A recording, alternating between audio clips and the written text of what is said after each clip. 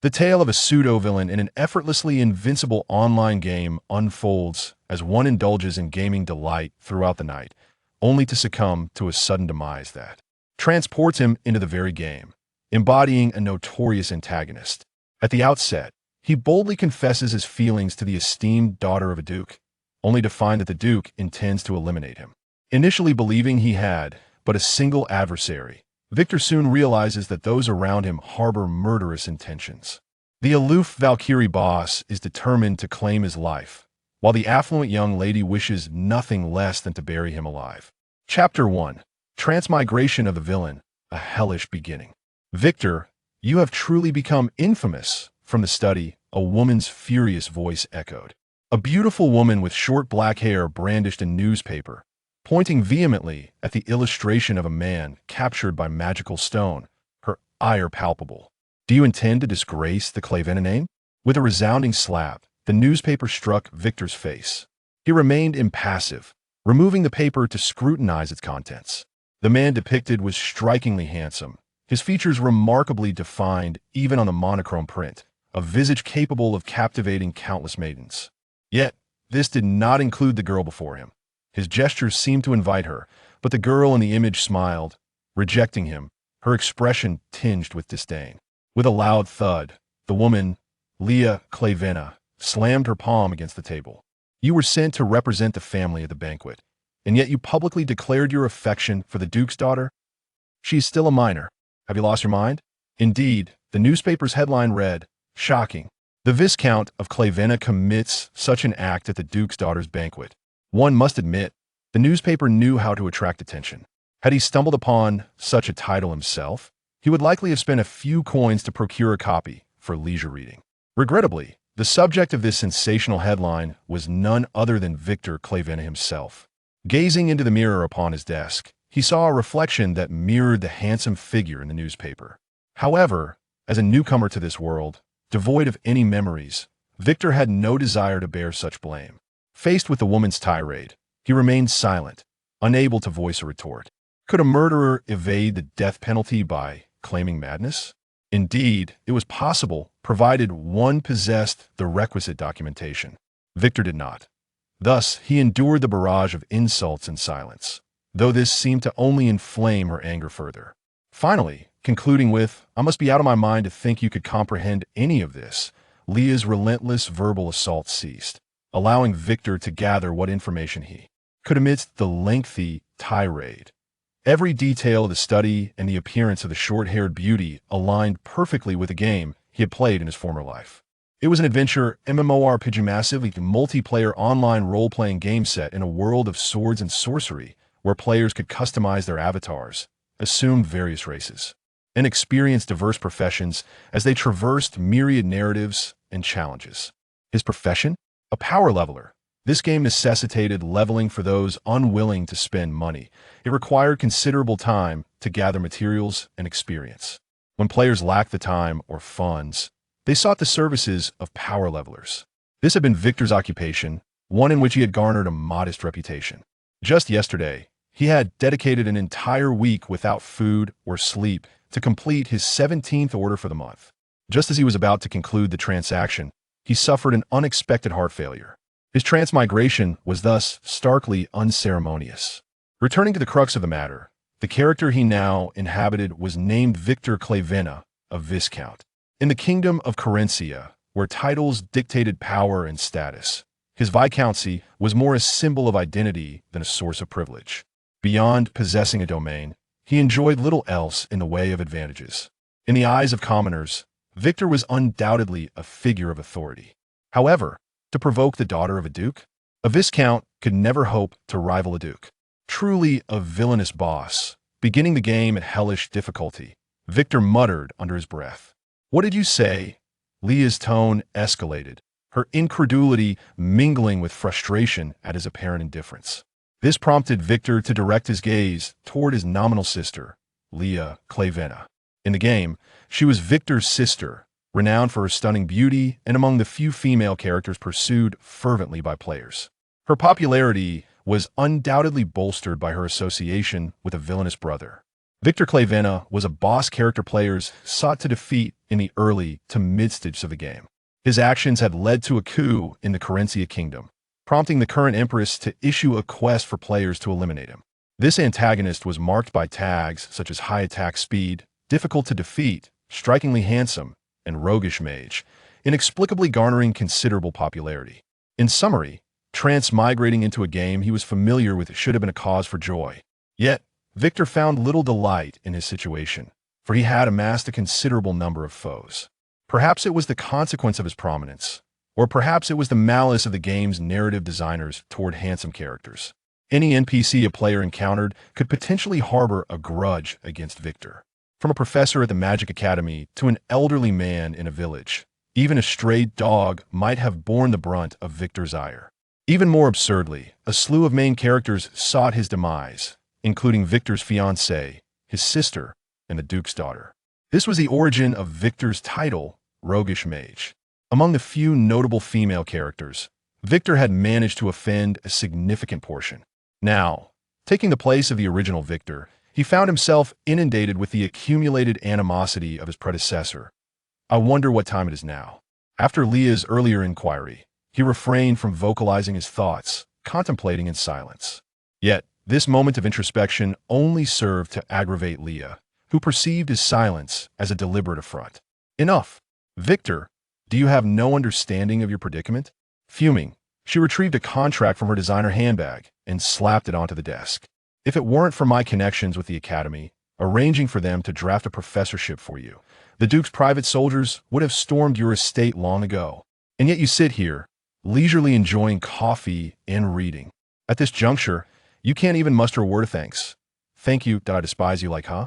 Leah's words faltered, her anger momentarily forgotten as she blinked in surprise. Seated at the table, Victor accepted the contract, perusing it as he spoke. I appreciate you handling this for me. I shall be more mindful of my words in the future. It seemed that Leah was taken aback by her notorious brother's sudden expression of gratitude, her finger restlessly twirling a lock of hair. Her emotions were somewhat tangled. In any case, my actions are merely to prevent our family from enduring disgrace. Furthermore, I can only resolve the immediate issue. You must personally apologize to the Duke. Additionally, don't just thank me, consider how to handle Miss Gwendoline? Indeed, my single nomination cannot persuade the Academy. Hence, I sought Miss Gwen's assistance. As she spoke, Leah's gaze turned colder, regarding Victor as if he were a mere insect, with a fiancé, yet still entertaining thoughts of infidelity. Truly, you are remarkable, Mr. Victor. Victor chose to disregard the latter remark. While I am uncertain if you have misunderstood something, I will extend my gratitude to her. Memories of this character flickered in his mind. Gwendoline, the second daughter of a knightly family guarding the northern borders. She was also Victor's fiancée within the game's narrative.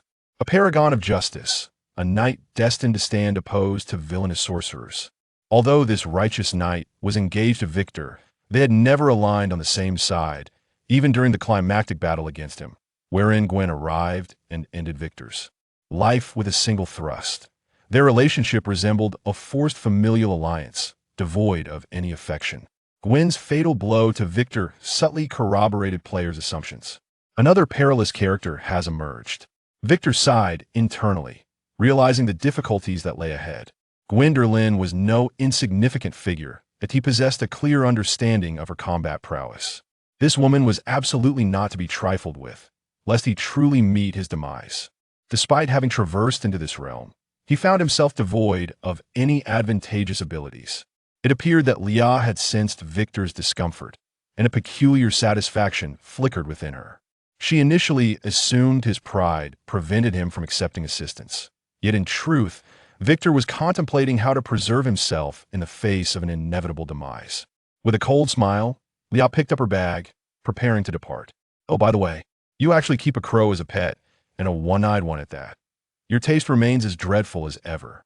Bang! The study door slammed shut. Outside, a maid's voice could be heard.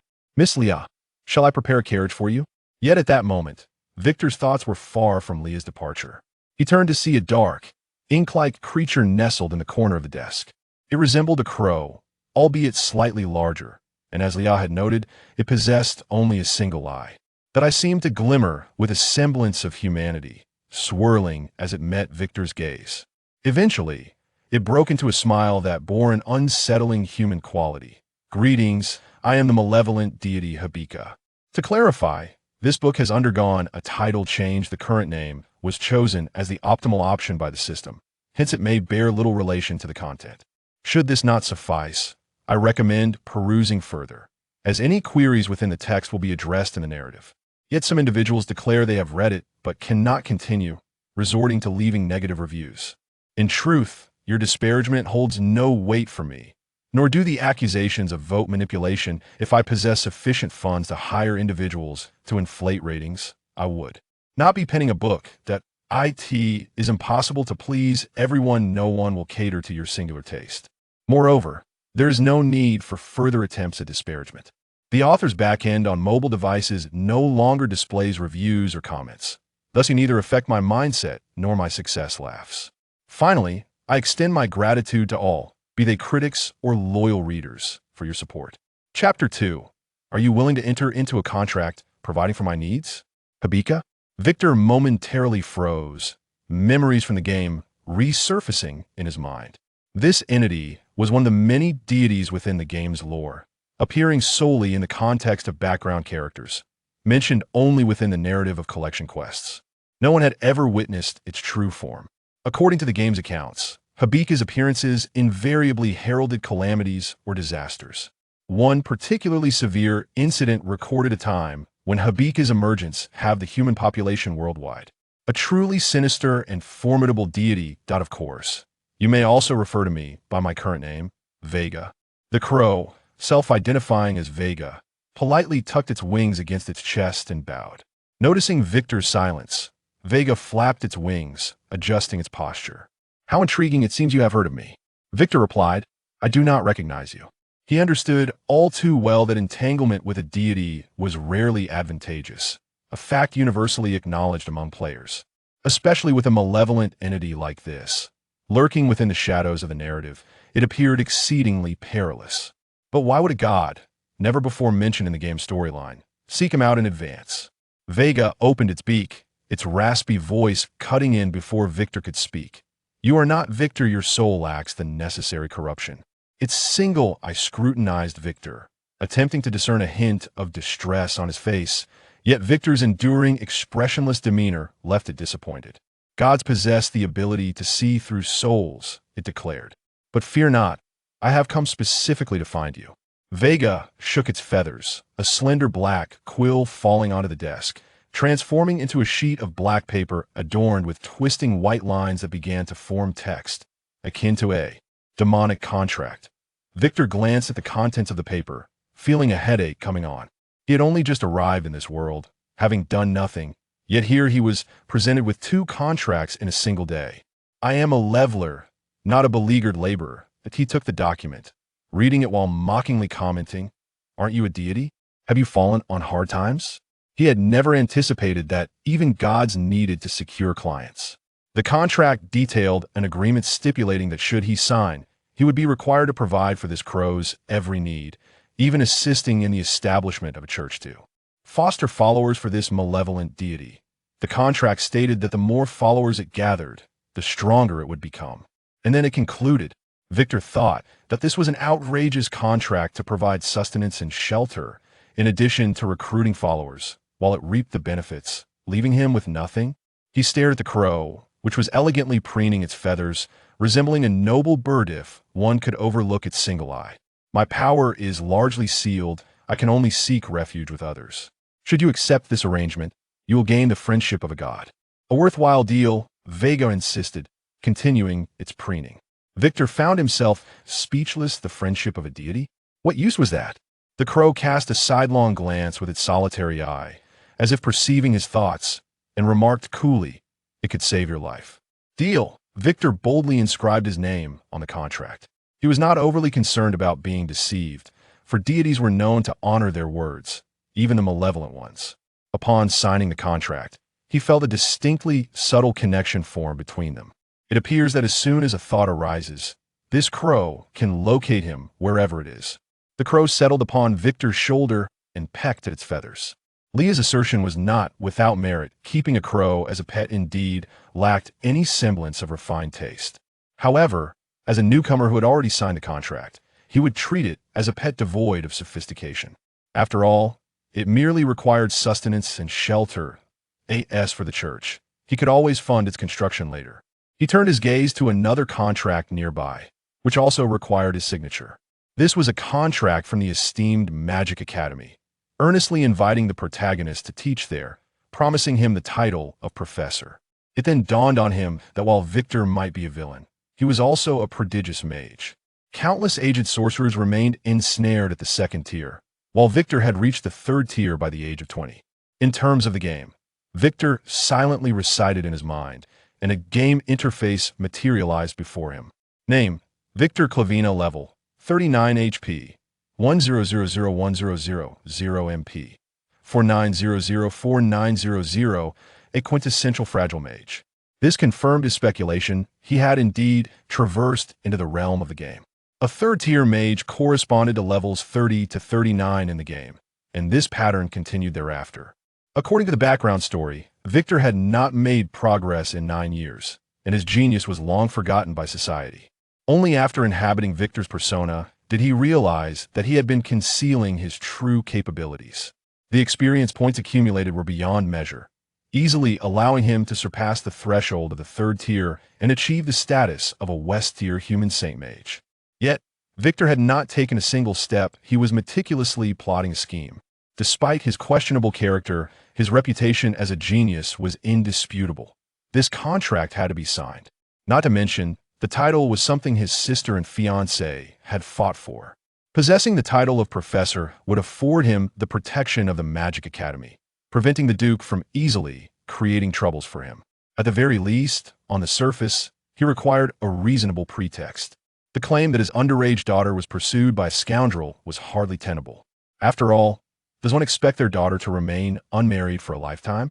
Victor took up his pen and inscribed his name upon the contract, instructing a servant to deliver it to the Magic Academy before rising and heading toward the rear courtyard of the mansion. Vega finally ceased pecking at its feathers and inquired about his intentions. Without turning his head, Victor replied, "Tomorrow, I shall teach at the academy and practice some magic to avoid becoming rusty." "Take me with you," Vega insisted, perched on his shoulder and chattering incessantly. Soon, they arrived at the training ground, where several colossal stone targets stood tall. Victor gazed up at these towering stone figures with a hint of astonishment. In the game, players' backyards also featured such magical monoliths to enhance skill proficiency. The stones displayed damage numbers, allowing players to discern the proficiency of their skills and the levels of their attributes. Now, witnessing similar structures in the backyard of his mansion, Victor could not help but feel a wave of nostalgia. Vega, observing him, paused momentarily, mistakenly believing that Victor's long absence from practice had rendered him awestruck by the targets. Then, like a true crow, it began to chatter away.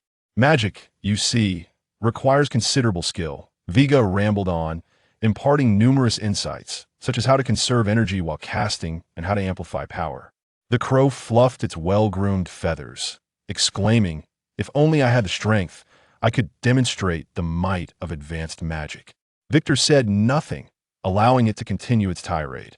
Glancing at his skill list, he felt a deep sense of satisfaction. The spells available to him were already second nature. As a seasoned player, Victor had mastered the skills thoroughly. When a boss raised a hand, he could predict the nature of the attack with ease. Vega continued to babble. There are many points to consider in magic. Drawing the magic circle, the speed of chanting. Before it could finish, Victor raised a hand, and with a resounding crack, a bolt of black lightning erupted forth. First tier spell, Black Lightning Spear. Victor's expression remained unchanged, as casting magic felt as effortless to him as eating, drinking, or using the restroom. Subsequently, a myriad of second and third tier spells erupted like fireworks, leaving a brilliant trail upon the stone. The entire courtyard shimmered with an astonishing radiance. Vega, perched upon Victor's shoulder, fell silent. Victor glanced at his dwindling MP and felt a tinge of dissatisfaction. The boss's form was weak, casting merely a few spells had drained his mana. If a player donned a full set of equipment, their mana would easily exceed 10,000. Why worry about conserving mana? Do you not require a magic circle to cast your spells? Vega asked. Victor chose to ignore it. The mage class among players was often referred to as the spell machine gun, as the game mechanics allowed players to forego manual operations for casting. They merely needed to click a shortcut key, perform a brief motion, and the spell would be unleashed in an instant. Yet for someone like him, who had played every class, mastering any skill was second nature. Casting a spell was merely a matter of course. Upon realizing his capability to execute skills flawlessly, Victor prepared to depart. Suddenly, Vega spoke up. Don't be hasty, I'm quite intrigued by your method of spell casting. Could you demonstrate a bit longer? Victor had no intention of indulging him. Did he think this was a fireworks display, to be cast at will? Just as this thought crossed his mind, he caught a glimpse of Vega's single eye glowing with a brilliant blue light, enveloping his body. He felt as if a tether had formed between him and the crow. Victor summoned the interface once more to check. MP 995099999999. He glanced down at Vega. I must report this. This creature is cheating. Chapter 3. You actually have skills? Several hours later, as Victor observed that his mana bar still retained 9/10 of its capacity, he ultimately relinquished the notion of exhausting his magical energy. At this moment, he genuinely believed that Wagia was indeed a deity. Wagia nodded in satisfaction, perhaps intrigued by Victor's display of skills. Truly fascinating. Perhaps I should allow you a few more hours to further ponder the mysteries of your spellcasting. Victor silently protested to Wagia. Upon noticing Victor's expressionless demeanor, Wagia relented. That is enough for now. What are your plans next? Do you intend to linger in this backyard for an entire day? Its profound gaze fixed upon Victor, seemingly eager to uncover more secrets hidden within him. I am headed to the market to procure some items. Victor replied nonchalantly, the crow still stubbornly perched upon his shoulder. I will continue to accompany you and observe what you choose to buy. After hearing this from Wagia, Victor exhaled, summoning a servant to prepare the carriage. Upon entering the shop, Victor gazed at the myriad of materials displayed and proceeded directly to a counter. What would you like to purchase? The shopkeeper, noticing a customer, promptly approached. Victor tapped the table and softly inquired. A bag each of lizardman tails, hobbit feathers, and beetle shells, totaling 30 distinct materials. Excellent. This customer is quite generous. The shopkeeper responded enthusiastically while tallying Victor's order. The combined total amounts to 30 bags. Would you like me to arrange for delivery to your residence? Victor waved his hand dismissively and rubbed the ring on his finger, causing all the materials to vanish instantly. The shopkeeper's smile widened even further. Ha! The customer is certainly in possession of treasures. Do visit again next time. Once Victor departed, a staff member approached the shopkeeper and asked, Boss, who is that person? The shopkeeper scolded him sharply, Don't ask. With such a high-grade storage ring, their identity must be extraordinary. Only Victor knew that he possessed no such storage ring. The ring on his finger was merely decorative. He had simply stored everything in a backpack designed for players, a maneuver that even Wagia failed to comprehend. Wagia flapped its wings, its raspy voice echoing in Victor's ear. Victor remained silent, wholly focused on the array of items he could craft. He had amassed a plethora of materials specifically to create the essential items required in the early stages of the game. According to the game's original settings, every player, regardless of their class, possessed an exceptionally rich and specialized crafting book, which Victor, as a player, could effortlessly summon. What do you intend to do? Wagia trembled upon Victor's shoulder, sensing that he was about to embark on something significant. The deity's intuition proved remarkably accurate, as Victor began to knead the various materials together, his palms emanating a continuous glow, while the crackling sounds grew louder. What are you doing? Stop immediately. Wagia felt as though it might go mad. What was he attempting to create in the basement? Gunpowder? Victor paid no heed to its words and instead intensified his efforts. After a blinding flash, the empty bottle on the table transformed, filling with a crimson liquid. Wagia gazed at the multitude of healing potions before it and could not help but complain, You truly are extraordinary.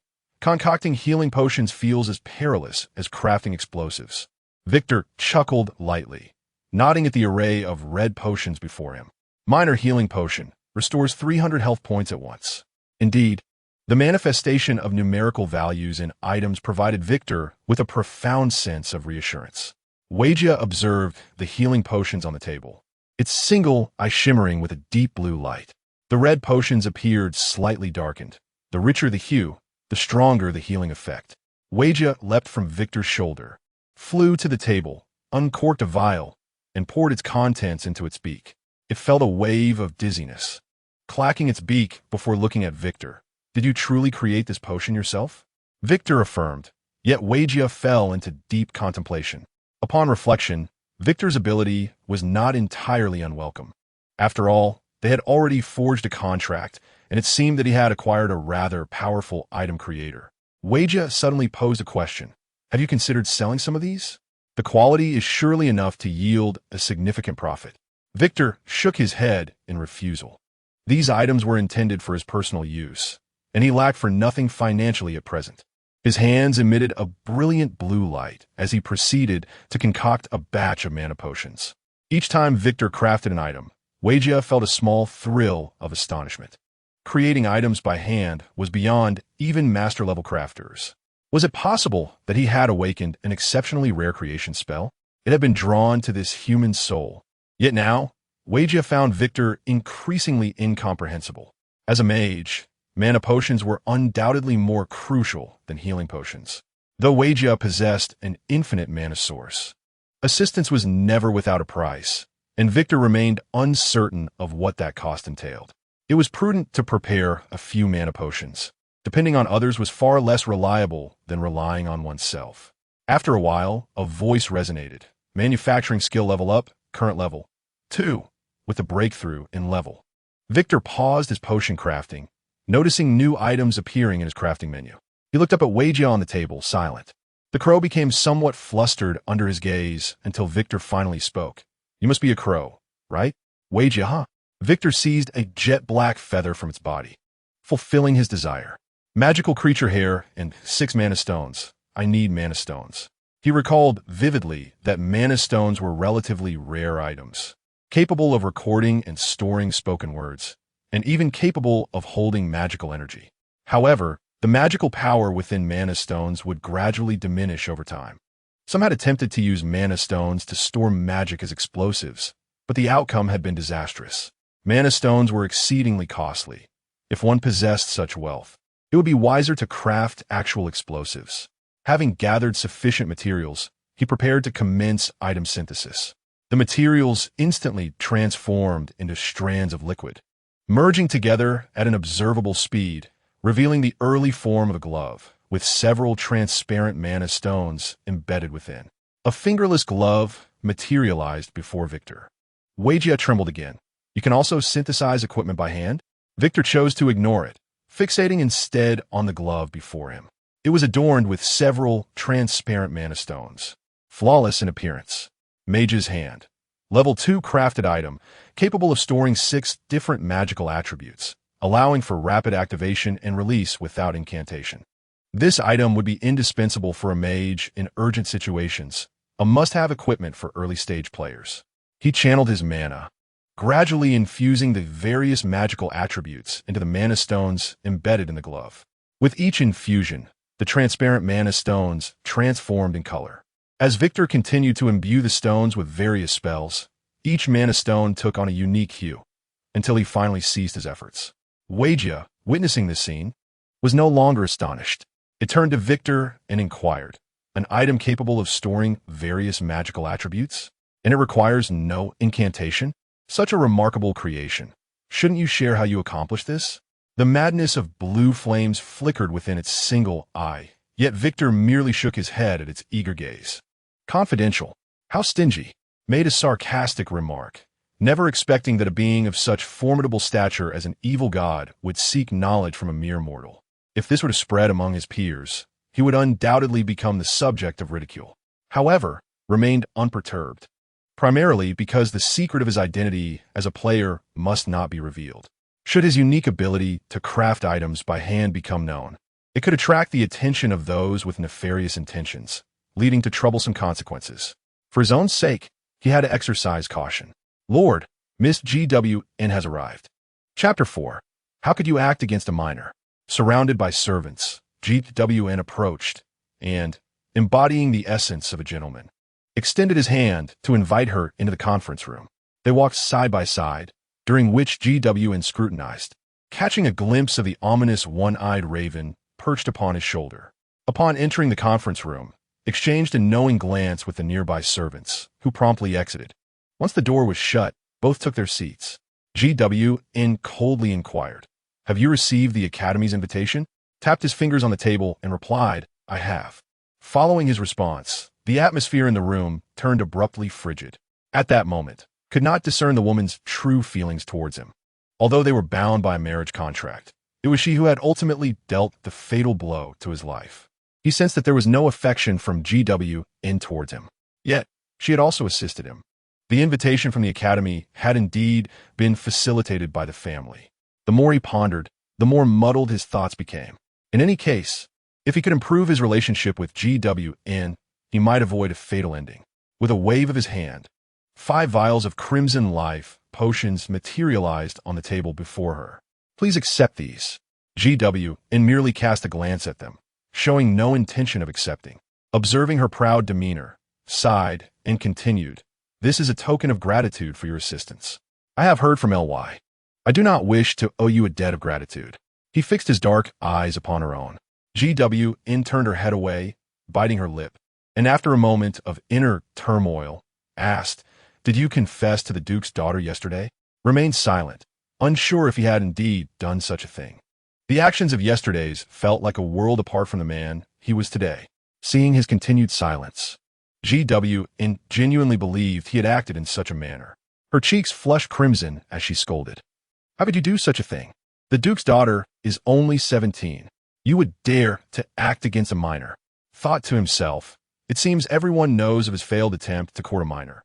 GWN, possessing an inherently just spirit, could not abide such impropriety.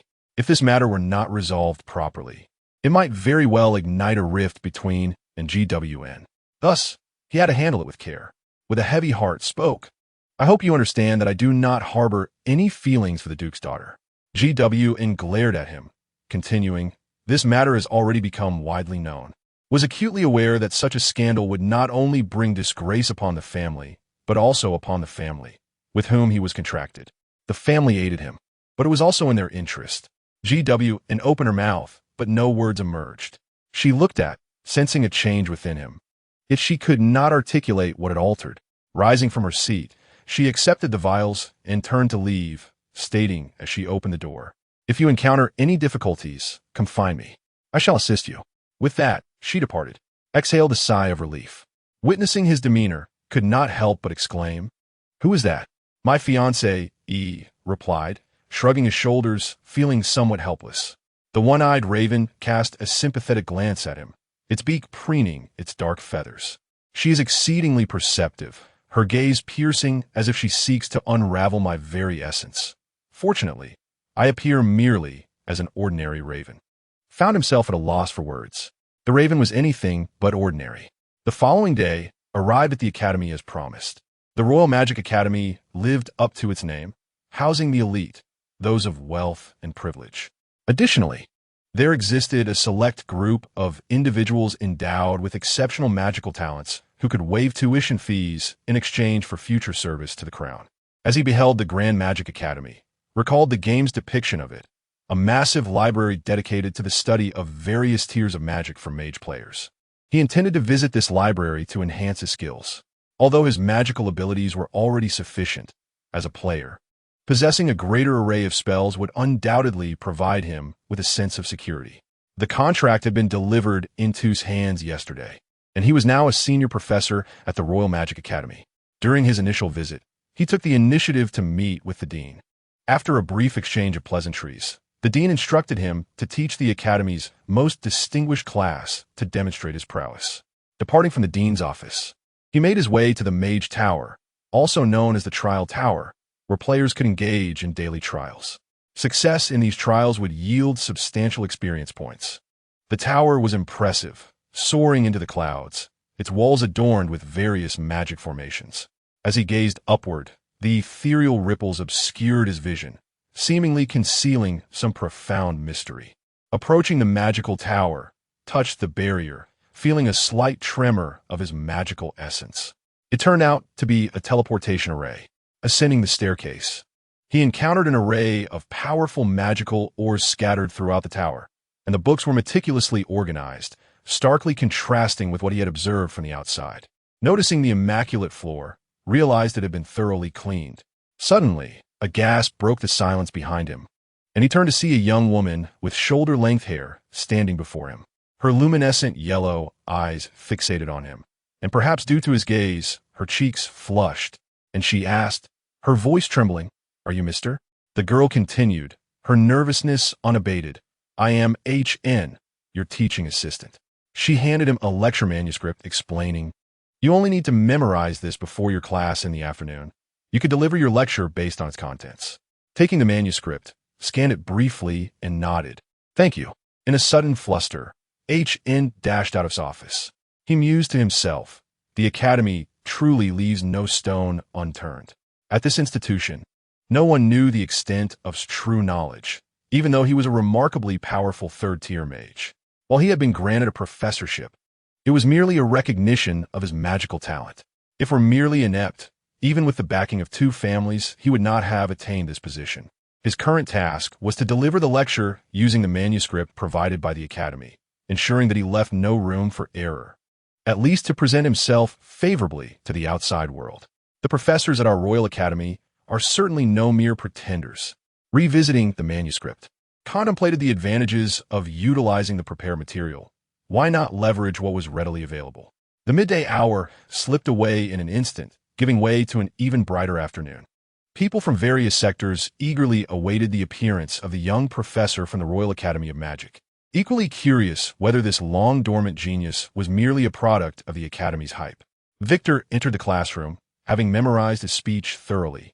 He believed he could easily navigate through it by discussing just a portion of the content. Initially, this was Victor's plan. However, upon surveying the classroom and catching sight of a stunning blonde in the front row, he swiftly reconsidered. At just 17 years of age, she was the most gifted student the Royal Academy of Magic had seen in recent years, hailing from an illustrious family, second only to a duke. She was none other than Ai Lika du Kuluo E. To his surprise, the person he had provoked just 2 days prior turned out to be one of her students.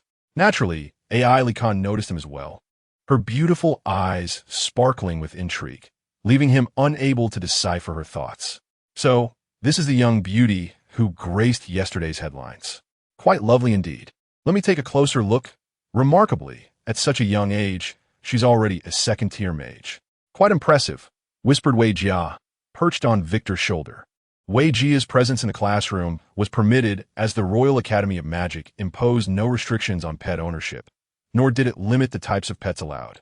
The headmaster himself kept a peculiar watermelon with eyes.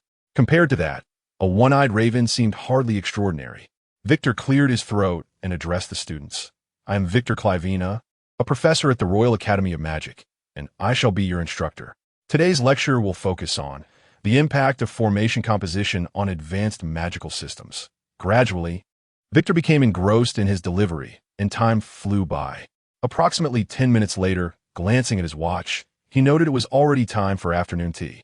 He waved his hand, signaling the end of the class. A wave of relief washed over him as he prepared to leave, but Ai Lika, seated in the front row, suddenly raised her hand, a smile adorning her face. "Professor, I have a question. Could you provide me with an answer?" Upon hearing her words, Victor's expression darkened. As anticipated, trouble had arrived. Chapter 5. Do you think you can morally coerce me? Ai Lika's challenge was entirely expected. Victor quickly realized he would not simply sit idly by. Just then, the bell rang, and Victor smiled at her. "How rude of me." He rubbed his forehead, sighing. In a gathering of industry professionals, his feud with Ai Lika had long been common knowledge. Everyone was aware of his flirtations with underage girls, and they seemed eager to witness the ensuing conflict. Perhaps, seizing this opportunity to engage with the material would result in tomorrow's headline news. Victor had no intention of allowing them to have their way. Otherwise, he would become the new laughingstock of the academy and society. Certainly, such a fate would not come to pass.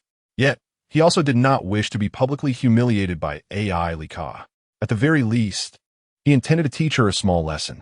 Unyielding in response to AI Lika's inquiry, Victor's expression turned grim as he pointed to the desk before him, articulating each word carefully. "This is my classroom, my rules.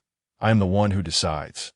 Furthermore, should you attempt to use your stature as a professor to morally coerce me, I advise you to abandon that notion immediately."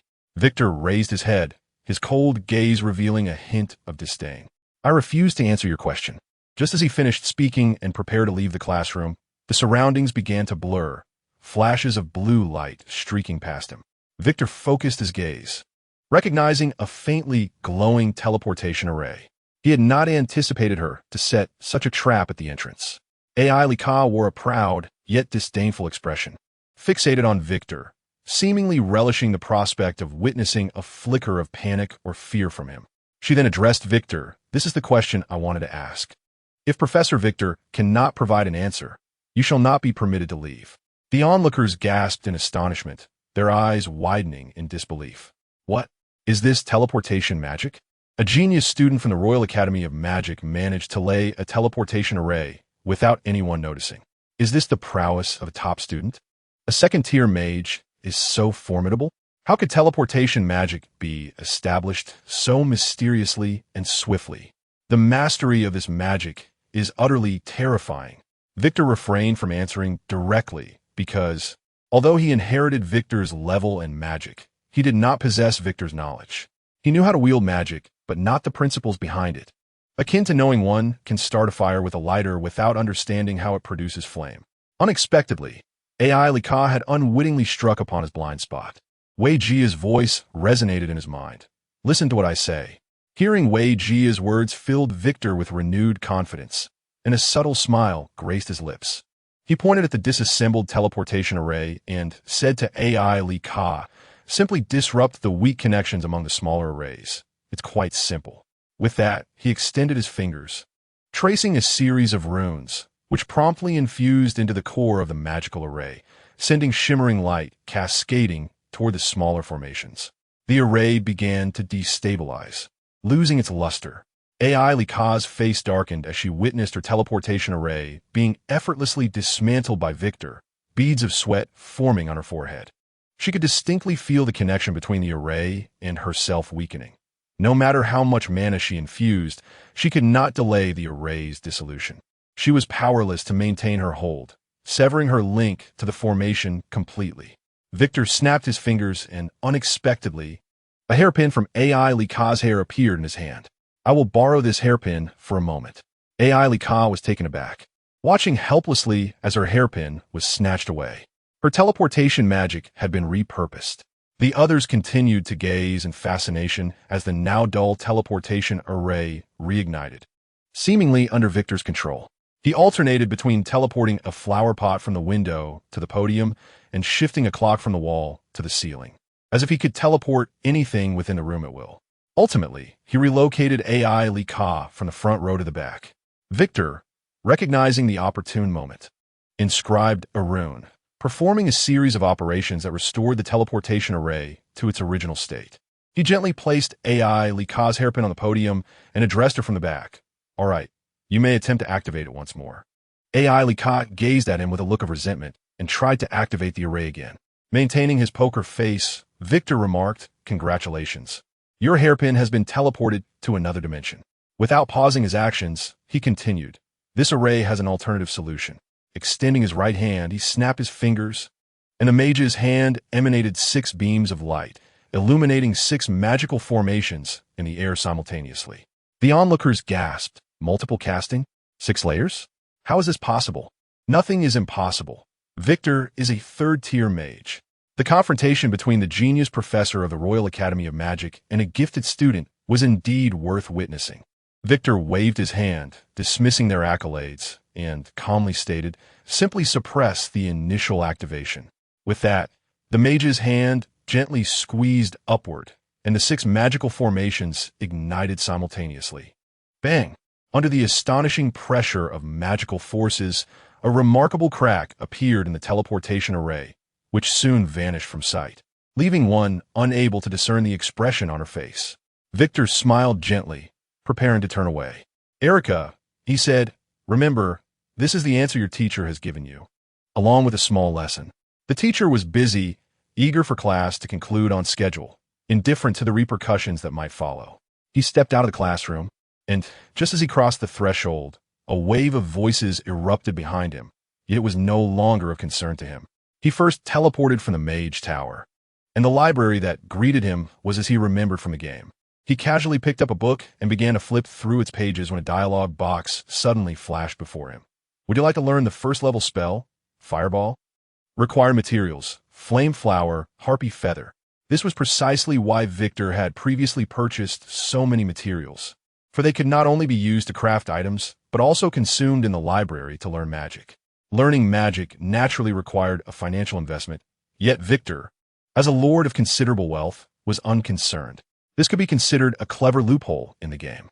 Such materials could only be obtained by defeating neutral monsters in the outside world, yet Victor could easily rely on his financial resources to make extravagant purchases in the shop.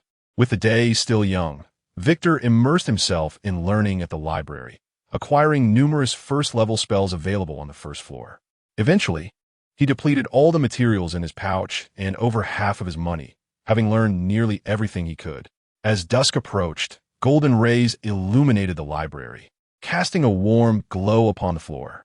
Although the day was waning, a discordant beam of light suddenly brightened the depths of the library. It seemed that he was not the only one striving to learn within its walls. Curious to discover the source of the light, Victor made his way toward it. Upon seeing the figure, he paused momentarily. Ernie?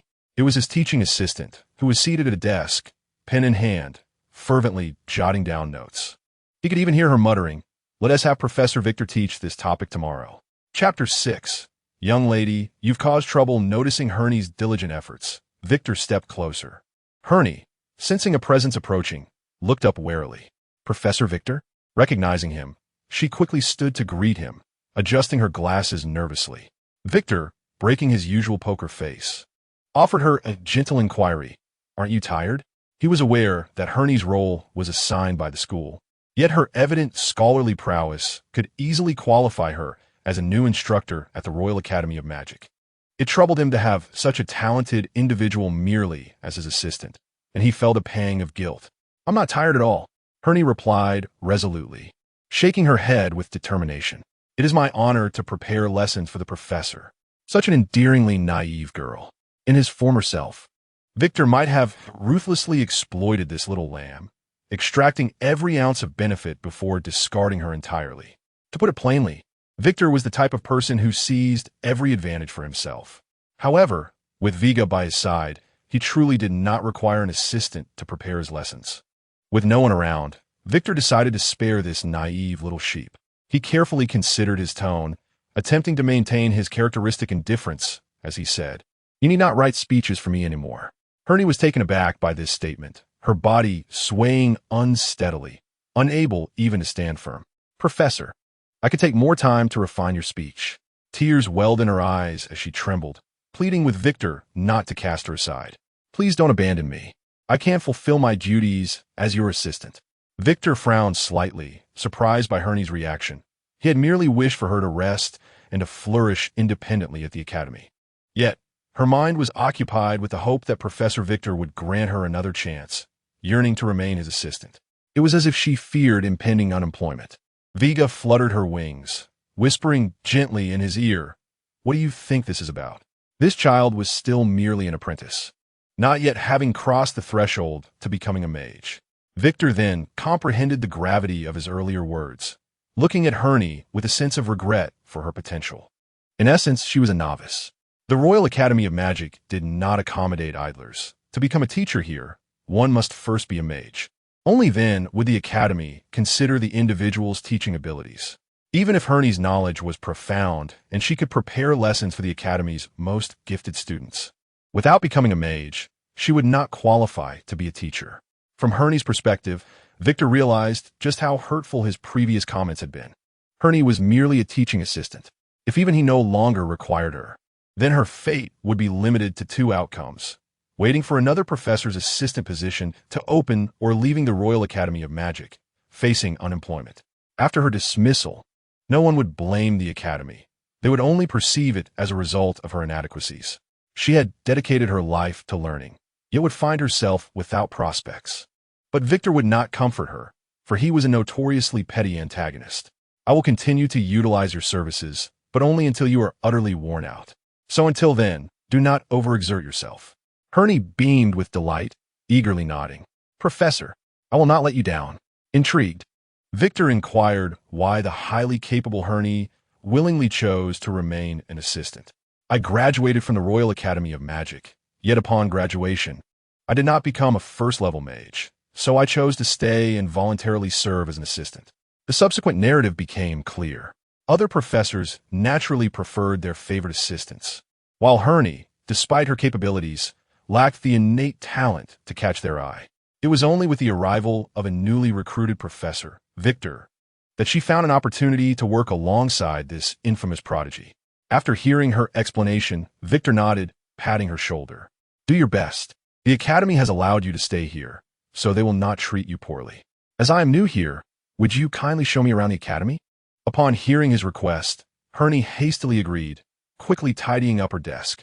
Having just arrived, she had not yet explored much of the place, and this was a perfect opportunity. While Victor spoke thus, he was acutely aware of the truth. He had traversed this realm countless times in the game, even knowing the secret garden behind the headmaster's office. His words were merely a pretext to prevent her from exhausting herself. Particularly, it felt morally ambiguous for him to have someone else prepare lessons for him, a task that was ostensibly his responsibility. Yet, amidst this moral conflict, there was a certain thrill to it. Who does not enjoy a bit of idleness? Herney guided him through the entire academy, tirelessly introducing various buildings, gardens, lawns, and training grounds. Victor nodded along, responding adequately, though he was thoroughly familiar with these places as if they were his own backyard. Upon reaching the front of the arcane hall, he paused. This was the arena where players engaged in duels and practiced their magical proficiency. However, at this moment, a cacophony of noise erupted from within, reminiscent of students embroiled in a quarrel. Victor furrowed his brow, suddenly comprehending the frustrations of that school principal who used to patrol the corridors, searching through one raucous classroom after another. Mischievous children require oversight, and unruly students even more so. Thus, he pushed the door open. Erica was in a state of utter dismay. In her attempt to teach Victor a lesson, she found herself on the receiving end of his admonishment. To make matters worse, her beloved hairpin was nowhere to be found. It was a cherished gift from her mother, which she had unwittingly sent into the crevice of the teleportation array. Yet clearly, she was unable to retrieve it. After the sound of yet another magical explosion resonated, she, in a fit of despair, tugged at her golden tresses. Frustration consumed her. Why had she failed again? As Erica continued to attempt the spell, her agitation grew, leading her to commit a grave mistake. During her practice, she neglected to cancel her teleportation magic, causing the portal to manifest in the center of the arcane hall. A student clad in uniform unwittingly stepped into her array. The array activated automatically, emitting a peculiar red light. Whoosh! In an instant, the student vanished. Jack, curse it! He had been teleported away. The faces of his accompanying friends paled in shock. Panic flickered in Erica's eyes. She had made a monumental blunder. Oh no! Had he been sent to another dimension? The scene mirrored the chaos that had unfolded in the lecture hall not long ago. At this moment, everyone's gaze fell upon Erica, whose frantic expression and incessantly operating magic drew their attention. The teleportation array pulsed with her magical essence, and today, it had just been revealed that Erica had mastered teleportation magic. In that instant, the students of the arcane hall erupted in fury. Erica, Chloe, you did this. You teleported Jack away. It was intentional. Within the academy, students were divided into two factions, the aristocrats and the commoners. These groups had always been at odds, viewing those who gained admission through examinations as mere subordinates to their families. Disputes between the commoners and aristocrats were frequent, yet as this was the Royal Academy of Magic, strength ultimately dictated everything. Thus, while conflicts existed, they rarely escalated into open hostility. Now, in the eyes of the commoners, Erica Ducloe, the chief prodigy of the aristocratic faction and the daughter of a duke, had publicly slapped them in the face with her actions. Only those with mediocre grades would persist in their studies in the arcane hall, striving to surpass the nobility through their magical prowess. This misstep had now ignited a major incident. No one cared about the truth anymore. The commoner students merely sought an outlet to vent their grievances. Erica, you must apologize for your actions. Erica stood alone, unable to defend herself amidst the crowd's accusations, her head bowed in silence. Yet, in the midst of the uproar, her mind grew increasingly chaotic, making it impossible for her to regain her composure. This only served to further infuriate the commoners. You caused our friend to disappear, yet you can't even muster an apology? Nobles are heartless. You have revealed your true predatory nature. What do you consider our lives to be? You treat us as mere pawns. Erica bit her lip, remaining silent. Her fists clenched slightly. A surge of indignation welled within her. Victor, what do you possess that I lack? I can accomplish what you do with ease. Deep down, she recognized that she should not harbor resentment towards others. But upon seeing Victor, she realized her inadequacy.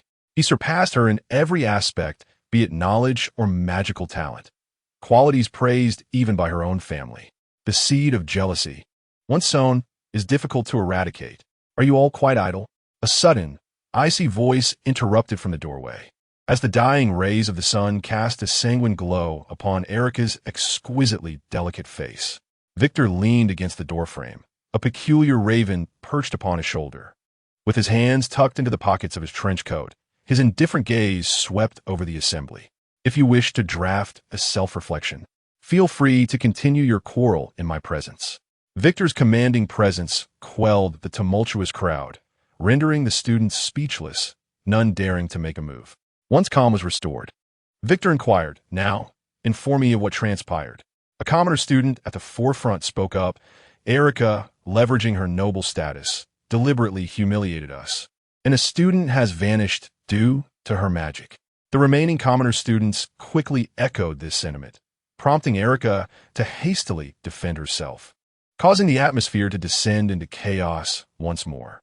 Silence. The ruckus subsided once again. Victor rubbed his temples. Indeed, no matter the realm, disputes are perpetually vexing. Is this true, Erica? Victor questioned impatiently. Gradually regaining her composure, Erica explained, I did not intend to insult them. I was practicing magic when that unfortunate soul stumbled into my flawed teleportation spell, causing their disappearance. The surrounding students were skeptical of her words, yet the professors remained silent, refraining from voicing any doubt. Viga whispered in Victor's ear, I have assessed the situation. The teleportation array sent him to another dimension. No matter, I shall intervene. A flicker of darkness emanated from Viga's wings. Victor understood and summoned his arcane power, manifesting 6 arrays in the air. Yet another instance of multicasting? Witnessing this, Erica was taken aback. She had not anticipated Victor's mastery over such complex spells. Viga gently inscribed additional runes upon his magical arrays, and the 6 strands of dark symbols gradually integrated into the formation, emanating a crimson glow. The combined radiance with the sunset illuminated the entire arcane hall, blinding the onlookers. As the brilliance faded, a sudden exclamation startled everyone present. The student gazed around in astonishment, tears of joy welling in their eyes. Erica stood frozen, astonished at how effortlessly Victor had reversed her error. Is this the prowess of a third-level mage? Erica murmured in disbelief. As Victor noted that the situation had been resolved, he turned his cold gaze towards her. Erica, apologize. Hearing this demand, Erica bristled with indignation. Her heart was already burdened with resentment. How could she acquiesce to Victor's request? On what grounds? While she acknowledged that Victor had salvaged her blunder, she was not at fault. It was that unfortunate soul who had carelessly wandered into her array. Furthermore, her innate status and upbringing dictated that no noble should ever apologize to a commoner.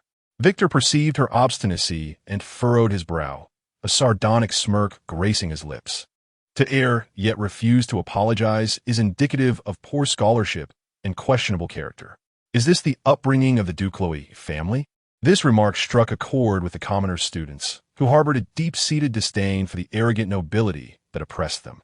As they witnessed the professor defending their cause, their eyes sparkled with renewed hope. This statement indeed ignited Rika's emotions, yet she understood that she should not let her anger surface. Just as W.2 had articulated, the fault lay with her. She ought not to disgrace her family due to her own troubles. Rika's chest heaved with a considerable rhythm as she took a deep breath to calm herself, then gracefully bowed to the unfortunate soul. I apologize for my irresponsibility. The students, witnessing the once proud noble lowering his head, found themselves at a loss for scornful words. Simply put, they were all peers. The unfortunate fellow, GK, also recovered from his shock and shyly accepted the apology. I share the blame. Had I been more attentive while walking, this incident could have been avoided. W2 raised an eyebrow, appearing somewhat satisfied. A sense of tranquility enveloped the scene, embodying the essence of a beautiful campus environment. Mere apologies would not suffice. Since a mistake had been made, one must lead by example. He cast a sidelong glance at Rika and calmly uttered, "Follow me to the office." Rika lowered her head in silence, but chose to follow him. The two departed slowly under the watchful eyes of their peers. Soon after, a buzz erupted among the students. "My goodness, that person is incredibly handsome. Do you know who he is? He seems to be a teacher, perhaps a new arrival. Oh my, he possesses multiple spells. 6 in total. That is the highest number I have ever encountered. How could he possibly be an ordinary teacher? He is our new professor, W2, who just taught us this afternoon. No wonder he is so formidable, yet he appears remarkably young. I wonder when Professor W2's lectures will begin. I must enroll." Unbeknownst to W2, who could not hear the student's chatter, Rika followed closely behind him, alongside his assistant, HN. The trio arrived at the Mage Tower, and after identity verification, they were transported to W2's office. With a gentle motion, W2 inscribed a magical diagram in the air, causing Rika's hairpin to materialize in his hand. He handed it to her, stating, "Take care of your belongings. Do not repeat such actions in the future." Rika bit her lip and accepted the hairpin with her head lowered. W2 naturally took a seat, while the defiant Rika stood before him, appearing as though she were about to receive a reprimand. W2 drummed his fingers on the desk and slowly began, "Listen, Rika, regardless of our previous conflicts, this is the Royal Magic Academy, not a place for your reckless behavior. I am the teacher, and you are the student. Adjust your attitude accordingly. Magic can be perilous. If you cannot control it perfectly, refrain from releasing it in public spaces." This time, it was merely a standard teleportation spell. What if you were practicing a powerful area of effect spell? Rika remained silent, but her slight tremors revealed her fear. If she truly lost control, it could lead to disaster. Meanwhile, W2 continued his admonition. "However, you must come to me sincerely seeking guidance, not to create difficulties." With that, he began demonstrating the principles of teleportation magic and its advanced upgrades before her. "Watch closely. I will only demonstrate once." After showcasing the spell, he assigned Rika a task. "Master this, write a report, and submit it to my assistant by tomorrow morning. She will forward it to me." Rika did not speak, but nodded in acquiescence as she exited the office. In the corner, HN observed the entire exchange, and after Rika left, she remarked, "Professor, you are truly kind, nothing like the rumors suggest. However, I do not like Rika." She had heard about the classroom incident and understood Rika's intent to create trouble. Fortunately, W2 had calmly defused the situation and countered Rika's actions. W2 did not look at her, but replied coolly, "If, while still a minor, you were courted by a man nearing 30, I suspect your grievances would mirror hers." HN gasped in surprise and asked, "Is that incident true?" W2 chuckled lightly, stood up, and patted her head, leaving her with a directive. "Tomorrow, deliver Rika's notes and presentation to me." With that, he turned and teleported away from the office. Rika alighted from the carriage, where a man awaited her at the gate. He shared her golden hair and eyes, embodying the same lineage. He was a proud father, Duke LWI. Time had left no discernible marks on his face. The Duke welcomed her with a smile, but upon noticing Rika's sullen demeanor, his expression gradually faded. "Rika, what has happened? Has someone bullied you at school? Tell father, and I shall make them pay." Rika quickly interjected, "It's all right, father. No one has bullied me. I simply encountered W2. He has become a professor and started today at the academy." Hearing this, LWI abruptly straightened, exclaiming fiercely, "That scoundrel! I shall have the Royal Magic Academy dismiss him tomorrow." Though he spoke in anger to comfort his daughter, LWI understood that W2 was exceptionally gifted, a third-tier mage, especially now that he had secured a position as a professor at the Royal Magic Academy. He had firmly allied himself with the royal family. Unless the king personally intervened, no one would dare act against him openly. However, Rika remained unaware of these complexities and hastily urged, "Please don't." She recounted the day's events, and LWI's expression softened somewhat. Rika continued, "I truly cannot compare to him." She refrained from mentioning the altercation with the commoners, focusing instead on the classroom dispute. LWI nodded in understanding and reassured her. In that case, study magic diligently under him. W2 became a third-tier mage at the age of 20. He undoubtedly possesses remarkable abilities. But you are my daughter, and I know your talents better than anyone. Learn from his strengths and then surpass him. I believe you can accomplish it. As his daughter departed, he sighed. Even if Rika faced numerous grievances at W2's hands, he could not intervene. Ultimately, he was a duke, and his actions should serve the nation. Occupying such a position, LWI could not afford to act childishly. The empire would not allow it, and a duke's stature certainly would not permit it. "I apologize.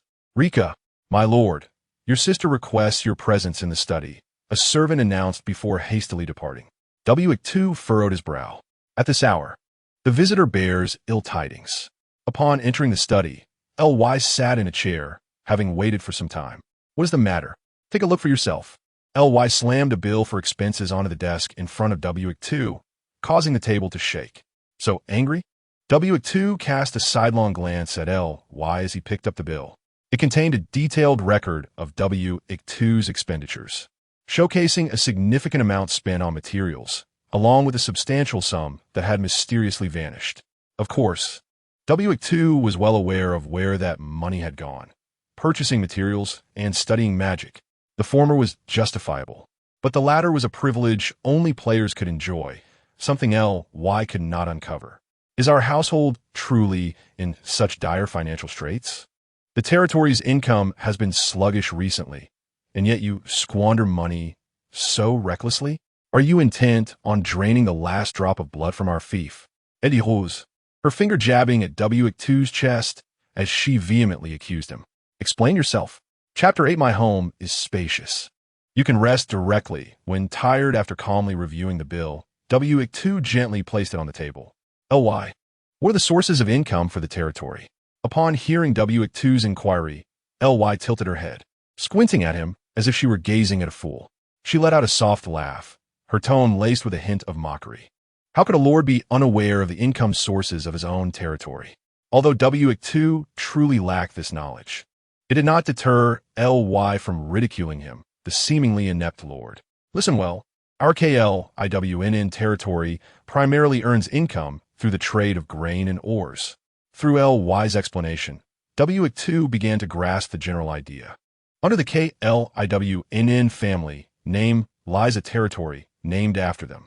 The land is fertile, surrounded by lush forests. The territory is located approximately 100 kilometers from the royal capital, allowing a horse-drawn carriage to reach it within a day. Hence, the second most prosperous town in the empire is situated here. The KLIWNN territory boasts a rich vein of minerals that could sustain extraction for over 50 years, even now. With its close proximity to the royal capital, fertile land, abundant harvests, and mineral wealth, it would be difficult for the KLIWNN family to face financial hardships. Facing Iketu, LY spoke with indignation. W2 nodded in response, his expression revealing no emotion, remaining remarkably composed. "Do you not feel any remorse?" LY gazed at W2 incredulously, aware that her brother was neglectful, but surely he could not be completely oblivious. Hire a few mages, then acquire a storefront in the most prosperous area of the royal capital to open a mage supply shop. Upon hearing W2's suggestion, LY immediately erupted in anger, exclaiming, "W2, Have you not heeded a single word of my advice? Do you believe such shops are rare in the royal capital? Even if you open a store, what difference would it make? Do you think your name alone can overshadow all other merchants? W2. Do you even know how to conduct business? Y's agitation grew with each word. She recalled how, after their parents' demise, she had dedicated herself to managing the territory, maintaining its stability for over a decade. Despite W2's reckless behavior, she had never voiced her grievances. Yet now, this ignorant W2 dared to meddle in the family business. What was he intending to do? As her words escalated, she felt increasingly wronged. Unable to calm Ly's emotions with words, W2 decided to remain silent, merely gesturing, and dozens of bottles of azure potions appeared before them on the table. Y was momentarily taken aback, her anger dissipating as she gazed at the ocean blue potions. What is this? She blinked in astonishment. In the present day, no one had ever witnessed such magical potions. While there existed items for restoring magical energy, they shared a common trait. They were scarce and exceedingly costly. The market had only seen healing potions, which differed greatly from the life potion used by players. One offered a gradual restoration akin to taking medicine, while the other instantly replenished health. This exemplified the disparity between reality and game items. In simpler terms, bringing game items into reality rendered them purely exceptional. Even a minor instant recovery potion could become a legendary artifact. Thus, W2 chose not to elaborate, as it would be too difficult to believe coming from his lips. Seeing is believing, he stated calmly. Find a few mages to exhaust themselves with spells. Then have them drink one of these potions, and you will understand what to do. Ly was filled with skepticism, yet she took all the potions. By the way, do you have any assistants? Hearing W2's question, Ly scoffed. Oh, our great lord has learned to show concern for his subordinates? W2 remained unfazed by her sarcastic remarks, recognizing that their strained sibling relationship stemmed from his own inaction. Thus, he simply reiterated his inquiry on a serious note. Has your caravan ever employed bodyguards or similar assistants? Ly huffed in response, No, I do not trust others. This indicated that all business within the KLIWNN territory was managed solely by Ly. What if you encounter danger along the way? Although the territory is not far from the royal capital, it still requires an entire day's journey. Ly was surprised that her unreliable brother actually showed concern for her well-being. Yet this concern made her feel somewhat uncomfortable. Leaning against the table, she twirled a strand of hair around her finger, awkwardly turning her face away. No, we have our own trade routes. If we encounter highwaymen, we merely need to display the KLIWNN family crest, and they will recognize and disperse. Generally, nothing has ever happened. After saying this, she averted her gaze from W2, instead examining one of the potions closely. W2 nodded, then removed the mage's hand from his right hand. Ly, listen carefully. This trip to the royal capital to open a store is extraordinary. Such precious items are easily coveted by others. Wear this. It will help you confront unforeseen circumstances. Ly looked at the gloves W2 offered, hesitating momentarily. Do not mind it. It is merely a mage's tool that will automatically adjust to the size of your hand. Ly thought to herself that her concern was not about the fit, yet she could not articulate her feelings, extending her hand to accept the fingerless gloves, which still bore the warmth of W2's hand. She touched the gemstones on the gloves, a wave of resentment rising within her. As a merchant, she understood the value of these items. Magic stones, capable of channeling spells, each worth a fortune. How could he dare install 6 on a single glove? Though her mind was filled with grievances, she surprisingly refrained from lashing out at W2. Ly donned the gloves, and, as W2 had stated, they automatically conformed to her hand. Open your palm towards me, and focus your thoughts on the gemstones of the gloves. Anyone will suffice. Following his instructions, she aimed her palm at W2. A green gemstone caught her eye, and she thought to herself how beautiful its color was. Is this all there is to it? A fleeting doubt crossed her mind when suddenly, the green gemstone emitted a faint glow, and then, with a resounding crack, a magical array rapidly formed in Ly's palm. In an instant, a fierce gale filled the study, causing papers to rustle violently. The hurricane grew larger above the magical array. W2 lightly tapped the desk, and the teleportation array swiftly took shape in the air. As the tempest expanded to a certain magnitude, it was drawn into the teleportation array, immediately calming the storm. A few moments later, a startling crack reverberated nearby. LY was left in a daze. What had just occurred? Second-tier magic, furious tempest, powerful enough to level a hill. Do not be so astonished. Observing LY's bewilderment, W2 tapped the desk as the magical array in the air dissipated. How could LY not be astonished? She was not a mage, only having witnessed others cast spells. Yet that magic had been unleashed from her own hands. She felt utterly dazed. So this is what it feels like to cast magic. W2 replenished the gloves with magic, continuing to address the shocked LY. Be cautious. This time, your task is not solely to grasp the technique, but, more importantly, to avoid mishaps. You have seen the magnitude of this item. Pay attention to the number of uses. Each gemstone can only be used once. LY understood the immense value of what W2 had given her. It was priceless. She had never encountered equipment that allowed ordinary individuals to wield magic. This was indeed something that could be used for self-preservation. Leah hesitated for a moment and awkwardly uttered a word of gratitude to Victor. Thank you. Subsequently, she hurriedly departed with a magical potion in hand. Once the study door closed, the raven perched on Victor's shoulder spoke up. Do you not feel any remorse giving that to someone else? It is merely a tool, easily crafted whenever desired, and I do not particularly require it. The mage's hand has limited utility, its significance only pronounced in specific circumstances, serving as an essential item for mages to secure an advantage or execute emergency defenses. Currently, it is of little necessity to me. Upon hearing Victor's remarks, Weigia ceased to comment further, his mind beginning to devise a strategy to persuade him to create one for his amusement. Early the next morning, having finished breakfast, Victor prepared to head to the academy. As he arranged his attire, a servant entered, announcing, My lord, there is a lady outside who claims to be your teaching assistant, here to deliver notes and a speech manuscript. Victor was surprised. Has Henny come? He had not requested her to bring anything to his doorstep. Nevertheless, he instructed the servant to invite her in. Upon entering, he was met with Henny's haggard face adorned with dark circles. What is this? Have you not rested well? Henny seemed startled, replying, No, Professor, I forgot to sleep last night while writing the manuscript. This excuse left Victor feeling somewhat exasperated. When Erica brought the notes later, I remembered you mentioned sending them here, so I brought the speech manuscript along as well. Observing Henny, who appeared drowsy, Victor found himself at a loss for reprimands. Should he call her foolish? After a moment of silence, he inquired, Have you eaten breakfast? Henny shook her head. She had rushed over in the early hours without rest or food. Victor waved his hand, instructing the servant to take her for breakfast and then arrange a room for her to rest properly. Henny, flustered, began to protest, but upon hearing Victor's firm tone, she acquiesced. Fill your stomach, then rest. Henny immediately wilted, too intimidated to defy Victor, lowering her head like a withered eggplant as the servant led her away. As for Victor, he had intended to go to the academy early, but upon encountering Henny, he changed his mind.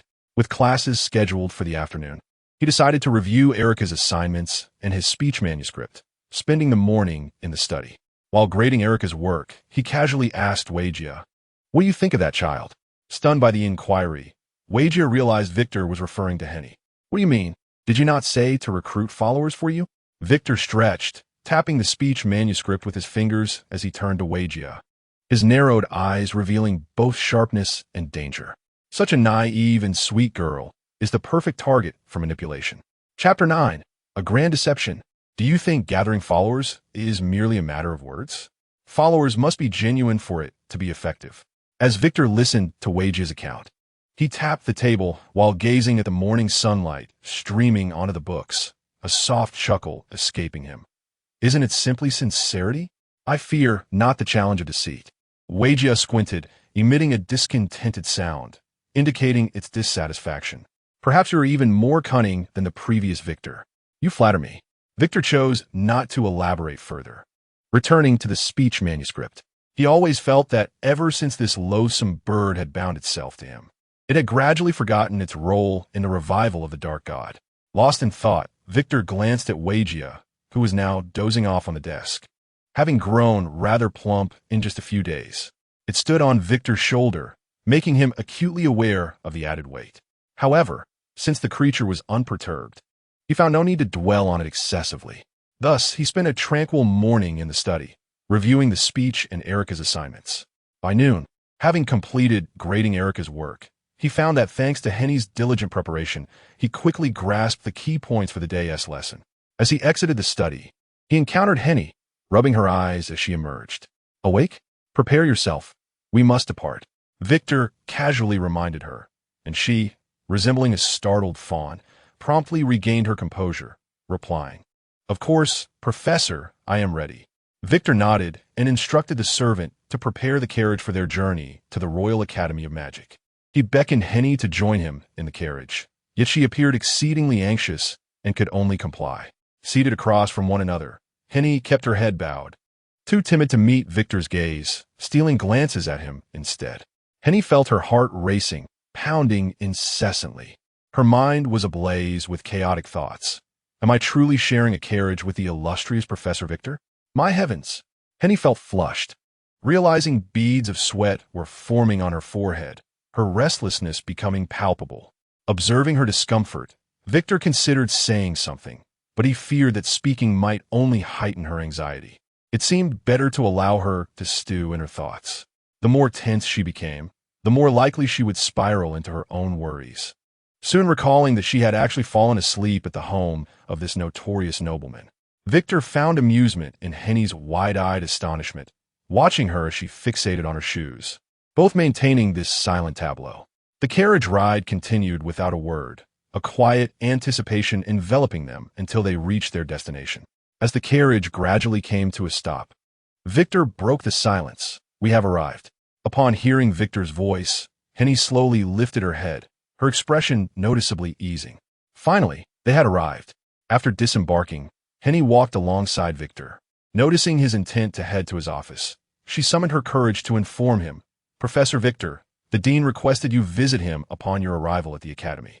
Victor nodded, then proceeded towards the dean's office, with Henny timidly trailing behind him.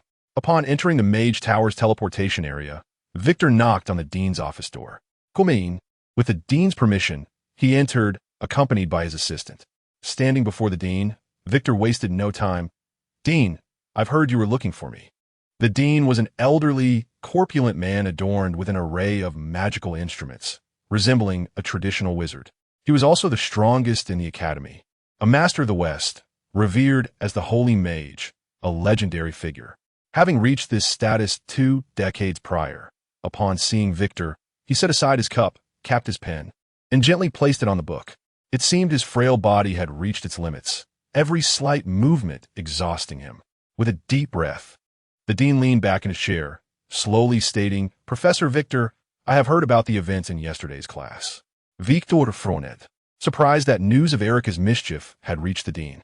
"You did quite well," the dean smiled at him, continuing, "but was it not a bit too harsh? As time passes, it is likely that dissatisfaction will arise among the students.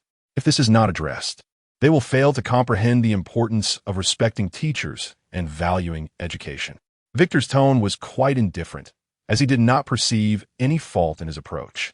Moreover, he was Victor, a man known for his relentless pursuit of vengeance.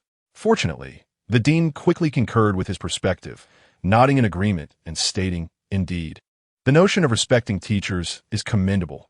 It is no surprise that you are hailed as a genius mage. By the way, the reason I summoned you today is this." The dean produced a piece of parchment from his desk and handed it to Victor. "This is the invitation for a lecture that our academy will issue externally. Please review it and see if there are any additions you deem necessary." Victor gently accepted the document and began to scrutinize its contents. "I trust you understand now." "Professor Victor," the dean remarked with a warm smile. "At our institution, lecturers holding the title of professor are required to conduct a lecture at least once a month. We intend to promote your upcoming lecture in a month's time, inviting various mages and industry professionals to attend. And we plan to record the event using a magical crystal to disseminate it widely." Upon hearing this, Victor grasped the implications. Thus, I hope you can refine the content of your lecture within this month. The Academy will provide you with a lecture hall capable of accommodating several thousand attendees. Professor Victor, do you have any suggestions? Listening to the dean's exposition, Victor recognized that the time for the Academy to recruit new students was approaching. The institution sought to attract students of exceptional talent, and prospective students would consider the caliber of the faculty. A young third-tier mage professor making an appearance at this juncture would undoubtedly serve as a powerful allure for new enrollees. Although Victor's reputation was less than stellar, his abilities were undeniable, and thus, no one would concern themselves with his public standing. Should he successfully deliver a captivating lecture, any negative rumors would be swiftly dispelled. Victor recalled the contents of a newspaper from a few days prior, as well as his promise to Gwen. No one would care about the romantic history of a formidable professor, even if he had indeed flirted with a duke's daughter. Moreover, if he successfully executed this endeavor, his professorship would be firmly linked to the Royal Academy. With such a connection, he would undoubtedly be able to accomplish more before the inevitable demise that loomed in the coming years. Consequently, Victor nodded in agreement. I have no objections. Everything shall proceed as the Academy desires. Observing Victor's acquiescence, the dean smiled and turned to his assistant, Henny. What do you think of this assistant? Are you satisfied with her performance? Having such a competent assistant is indeed my privilege. With that, Victor and Henny turned to leave. Henny followed closely behind Victor, her heart racing with excitement. The more she pondered the professor's earlier assessment of her in front of the dean, the more she felt her efforts had not gone unnoticed, prompting her to walk with a newfound lightness. This time, there were no industry professionals present. After yesterday's incident, no one expected to find amusement in Victor. Victor continued to impart knowledge, and the students diligently took notes, fully engaged in their studies. This time, Erica refrained from causing trouble, focusing intently on her notes and writing extensively. When the class bell rang, Victor organized his teaching materials. Class dismissed. Erica, remember to come to my office. Victor returned the graded notes to Erica, pointing out a few errors. At your current level, mastering teleportation magic is still a bit premature. However, your direction is not misguided. Victor instructed, and Erica listened attentively, their interaction harmonious, as if they had forgotten Victor's prior flirtation at her birthday party. He made no mention of it, and naturally, Erica chose to keep the incident to herself. After imparting his knowledge to Erica, Victor nodded and declared, "That will be all for today." Erica hesitantly asked, "If I have questions in the future, may I still seek your guidance?" Though she harbored a strong dislike for Victor, she could not deny his exceptional expertise. Even the private tutor her father had hired could not rival Victor's level of knowledge. Any difficulty became comprehensible under Victor's teachings. Little did Erica know that much of this knowledge had been relayed to him by Wagia, making the task of teaching seem effortless for him, a veritable walking encyclopedia. Victor considered her question and replied, "It depends on the circumstances. I have many responsibilities, but if time permits, then of course." Naturally, this was merely a formality. Victor was not one to linger beyond working hours. Just as he finished speaking, an idea crossed his mind. The mage's hand was activated. If Leia had employed the mage's hand spell, Victor, as the source of magic, would be able to sense it. Had she just used it after he had given it to her yesterday? What a remarkable coincidence. Victor felt no real concern for Leia. However, the magic source was not far from the capital, so he decided to investigate. He stood up and addressed Erica. "I have matters to attend to. Please remember to close the door when you leave." He then traced a teleportation circle and departed. Erica was left bewildered. Everyone at the academy knew that the mage's tower had no doors. All movement was facilitated through internal teleportation magic. In the outskirts, Leia gazed at the charred remains of a group of individuals, her expression momentarily frozen. A few mages trembled beside her, acutely aware that the powerful second-tier magic had been unleashed from this woman's hands. Such formidable magic was beyond the capabilities of mere first-tier mages like themselves. With such strength, why did she still seek assistance from other mages? "We are merely first-tier mages in her presence," Leia thought, scratching her head as she glanced at the carriage behind her. She bore the family crest of Clavina. Yet, why had they still been attacked? Forget it. She had already notified Miss Gwen, and it would not be long before they arrived. The group remained in place, awaiting the knight's arrival.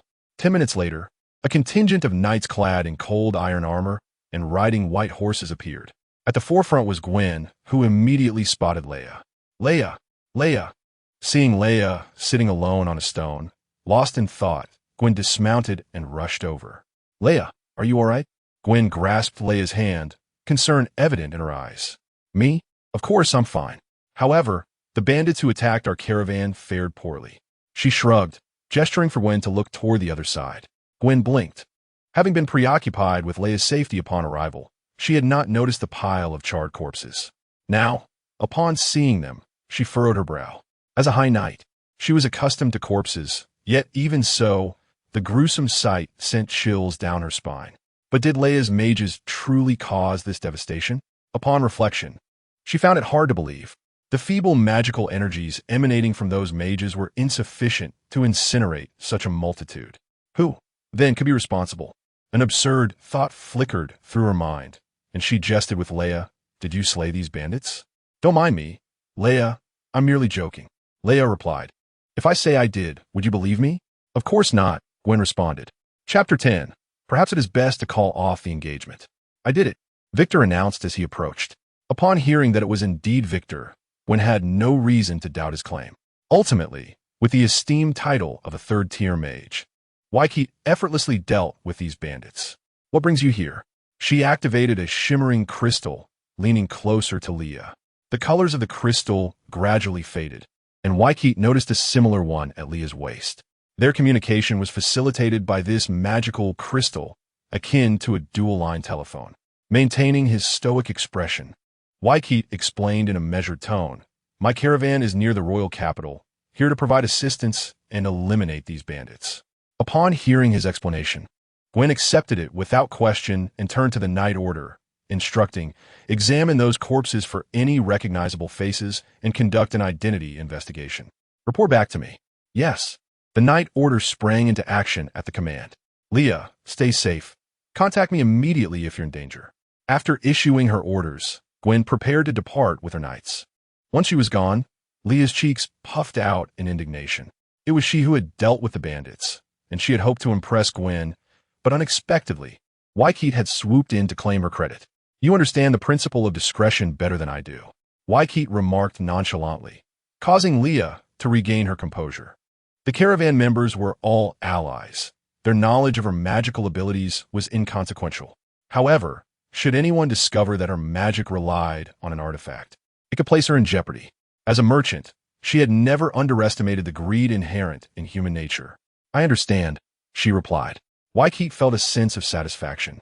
Having successfully imparted a lesson to Leia, a surge of brotherly pride swelling within him. He approached her and extended a finger. A dull gem flickered with a crimson light as he replenished its magical energy. Having completed this task, he prepared to depart. Yet, Leia shyly inquired, What brings you here? I can't believe what you just told Gwen. I sensed your use of magic and was curious to see, Wykeet answered. Leia's emotions became subtly complicated. In her entire life, she had never experienced Wykeet's concern. What had transpired today? Had his mindset shifted, suddenly awakened to his conscience? Her thoughts quickly found clarity as Wykeet continued to observe her, stating, The caravan's attack may be related to my enemies. However, I cannot pinpoint who they are, as my adversaries are numerous. Be cautious. So you are aware that you're not well liked. While she speculated about the origins of today's bandits, she refrained from sharing her thoughts with Wykeet. Have you tested the potion's effects? All the mages have tried it, and they all speak highly of it. Wykeet tossed this statement casually, and Leia nodded, her tone laced with surprise. Those exhausted mages had consumed a vial and instantly regained their vitality. Even though she was not a mage, she could comprehend the astonishing nature of such an effect. This caravan doesn't solely engage in or trading. I have already secured a shop in the royal capital. There are many adventurers, particularly mages, and such items will undoubtedly thrive in the bustling districts. Listening to Leia's account, Wykeet silently admired her execution capabilities. He did not express this admiration, as Wykeet was not one to offer compliments. In the royal capital, if you encounter difficulties that I cannot assist with, do not hesitate to contact Gwen. He gazed at her skeptically. You are unaware? Wykeet furrowed his brow, urging Leah not to speak in riddles. For someone who is her fiancé, you seem oblivious to this. Perhaps it would be best for her to prepare for an early marriage. Leah mocked Wykeet while discreetly observing his expression. Unbeknownst to him, he and Gwen had never maintained any contact, and truthfully, he could not clarify their relationship at present. Where is she headed? Leah hoped to see a reaction on Wykeet's face, but he inquired as if asking the whereabouts of a stranger. Feeling somewhat disenchanted, she lowered her gaze and fiddled with a magical artifact, casually responding that she was going to Mount Wiswi. Although it was an extinct volcano, locals reported unusual sounds emanating from it, prompting the Emperor to send her to investigate whether it might erupt and to formulate a contingency plan. Upon hearing the name, Wykeet paused momentarily, memories flooding his mind. That place was far from an extinct volcano. It was formidable. In the gaming world, it was a world-class challenge, accessible to players across the entire server, boasting high levels and substantial health points. Upon defeat, a dungeon would materialize for players to repeatedly challenge. If Wykeet recalled correctly, the creature would awaken in a year and a half. At that time, players generally had low levels, having only played for 6 months, typically around level 20. Yet, this creature boasted an astonishing level of 50. Players found it nearly impossible to break through its defenses. He vividly remembered that when it awakened from the volcano, it laid waste to all surrounding towns. The Empire dispatched knight orders to suppress it, but they were easily crushed. In a moment of desperation, the Empire had to seek help from players like adventurers. This world-class creature was ultimately vanquished after countless player deaths over 3 days, culminating in a final push that depleted its remaining health. Those who contributed to the battle received abundant rewards. Even though he later attempted to challenge that dungeon multiple times with various classes, the overwhelming despair he felt during that first encounter could never be replicated. Nonetheless, Wykeet was intrigued to witness what it would be like before it awakened. The Furnace Beast, as players had named it, instilled fear akin to a colossal inferno, leaving devastation in its wake. Its emergence had even turned the earth to ash. Wykeet resolved to visit Gwen that evening, hoping to glean insight into her mission. Observing Wykeet lost in thought after she finished speaking, Leah sensed he might be contemplating something unsettling and waved him off dismissively. "Are you so idle? A professor at the Magic Academy, yet you roam about idly?" Wykeet glanced at her without rejecting her words and nodded. A magical circle formed beneath his feet, and with a whoosh, he vanished. After Wykeet departed, Leah leaned her forehead against her hand and sighed. That guy. He truly leaves without a hint of hesitation. But if he chose to leave, she could attend to her own matters. She began directing her subordinates to inventory the goods. The few mages, huddled together, were dumbfounded as they watched Wykeet teleport in and out effortlessly. Is that the legendary head of the Klywena family? He can use teleportation magic at will. Even more formidable than my own employer. Before long, the inventory was completed without a single item missing, which relieved Leah. She beckoned one of her subordinates closer, whispering in their ear, "Contact our associates below and investigate the recent movements of the Duke Loy family." Her gaze turned icy. When did our Klywena caravan ever allow others to rob us on the road? She had long harbored suspicions about the Duke, as the only one who had recently incurred Wykeet's wrath was his young daughter. As for Victor's previous adversaries, those who should be buried will be buried, and those who should be exiled will be exiled. The ones that cannot be dealt with will not dare to approach her family's caravan. Aside from the Duke, she does not believe others are ignorant of the rules. It has always been the case that we collect protection fees from others, even upon reaching the capital. We cannot allow these locals to bully us. He instructed the servants to prepare the carriage for a visit to the Derlin estate. The servants promptly set about fulfilling his command. Meanwhile, Gwen had just completed a day's work. Upon returning home, she immediately removed her armor and shed her cumbersome garments. The maid had already prepared warm water for her, and Gwen luxuriated in the tub, stretching her limbs comfortably, savoring the rare moment of rest. A soft sound of contentment escaped her lips as she closed her eyes, allowing the gentle water to envelop her entire being. At that moment, a knock resounded at the bathroom door. "Miss, there is someone here to visit." Gwen, relishing her bath, let out a lazy sound and reluctantly surfaced. Her pristine back brushed against the edge of the tub, droplets cascading down her skin, creating ripples on the surface of the water. "Who is it?" Just as she yawned, the servant outside suddenly announced, "It is Mr. Victor." With a slip, Gwen fell entirely into the water. Chapter 11. The knight knocks at the lady's door. Victor sat in the carriage, awaiting word from the servants, while the low, incessant chatter of Vija reached his ears. "Are you interested in that dormant volcano?" The one-eyed raven was preening its glossy feathers. Perhaps due to its weight, it could no longer reach the back of its head. Victor glanced at Vija. "How'd you find out?" Vija tilted its head and confidently replied, "Otherwise, you wouldn't be here to seek your fiancée." Victor chose not to respond, tacitly acquiescing. Before long, Victor exhibited patience, yet Vija could no longer contain himself. "Why has no one come to call us inside yet?" The sound of turning pages ceased, and Victor closed the spell book, calmly stating, "Imagine if you were a beautiful woman, alone at home, and someone wished to see you late at night, someone who is your fiancé. What would you do?" Vija pondered for a moment and rasped, "I would dress beautifully and present myself in the most exquisite manner. I understand now. She is preparing herself for your arrival, and you are patiently waiting." Incorrect. She would perceive such behavior as madness and find it irritating. Victor flatly dismissed the notion, yet it was evident that the raven was unconvinced. "But I read about such scenarios in those novels. Is it that you do not understand women?" "It is you who does not understand, Gwen." Victor turned his gaze towards the grand entrance of the Derlin estate. This noble knight had never regarded himself as a woman.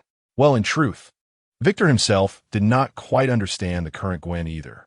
After all, no woman would favor a man who perpetually wore a sour expression, was petty, and had done nothing but mischief. The relationship of betrothed couples would likely become a lifelong blemish on Gwen's reputation. Thus, after Victor's demise, she remained unmarried for life. "Prepare yourself. We must enter," he reminded the raven perched on his shoulder. The raven promptly adjusted itself, adopting a posture of a mere pet, languidly remaining still. Shortly thereafter, a maid approached the carriage, respectfully informing him that Miss Gwen was ready and invited him inside. Victor disembarked, following the maid through the entrance into the meeting hall. Upon entering, he spotted Gwen seated on a plush sofa, unadorned, wrapped snugly in a bathrobe, revealing not a trace of skin. It appeared that she had just emerged from a bath. However, she required no embellishment. In Victor's eyes, even in her natural state, her exquisitely perfect visage was enough to captivate any man. "What brings you here at such a late hour?" Gwen's tone was neither warm nor cold, carrying a hint of detachment. Victor seated himself across from her without hesitation, his demeanor equally unflappable, diving straight into the matter at hand. Gwen did not inquire how he had come to know, simply nodding with sincerity. "Yes, we depart in a week. Can I accompany you?" Gwen's reaction to his request was somewhat nuanced. Initially puzzled, her brow furrowed in apparent disbelief as she leaned back, her expression gradually transforming into one of incredulity. She raised a hand to her forehead, bowing her head, and reiterated, "Please repeat what you just said. Can I accompany you?" Victor reiterated without a hint of hesitation. Gwen exhaled softly, feeling as though Victor had lost his senses. "What is your reasoning?" "Without a suitable rationale, I cannot take you along." Gwen did not lift her gaze, unsure whether she was weighing Victor's worth or simply indifferent. Victor considered offering further explanations to elevate his value in Gwen's eyes, but she preemptively stifled his words. "What I desire is the truth." Victor's eyes hardened slightly as he regarded Gwen, slowly declaring, "You have employed your ability against me. As a knight of innate righteousness, Gwendolen had long displayed her unique gifts. She possessed a heart of justice, allowing her to discern, whenever she wished, whether someone was lying. This ability was under her control. Thus, she refrained from using it unnecessarily. However, she had not trusted herself. Victor felt no profound anger. Rather, he found it somewhat expected, as it indicated the depth of Gwen's disdain for him. During their conversations, Gwen would even wield her heart of justice to assess whether he spoke the truth. "I do not trust you." Gwen was forthright, offering no further elaboration. Suddenly, Victor chuckled, a sense of relief washing over him. He pondered briefly before continuing. "There exists a creature within the Vesuvio volcano that produces a unique crystal. I require such material to craft magical artifacts." Upon uttering this, Victor's eyes gleamed with a potent desire. The first-tier spell, self-suggestion, would suffice to counter Gwen's heart of justice. He merely needed to speak the truth. Even if it were fabricated on the spot, as long as Victor himself believed it, it would be deemed the truth. Gwen finally raised her gaze to meet Victor's. It seems you truly understand that volcano. Otherwise, you would not articulate such words. To achieve your ends, you are willing to utilize even the royal knights as your escort. Truly, you are selfish, Victor.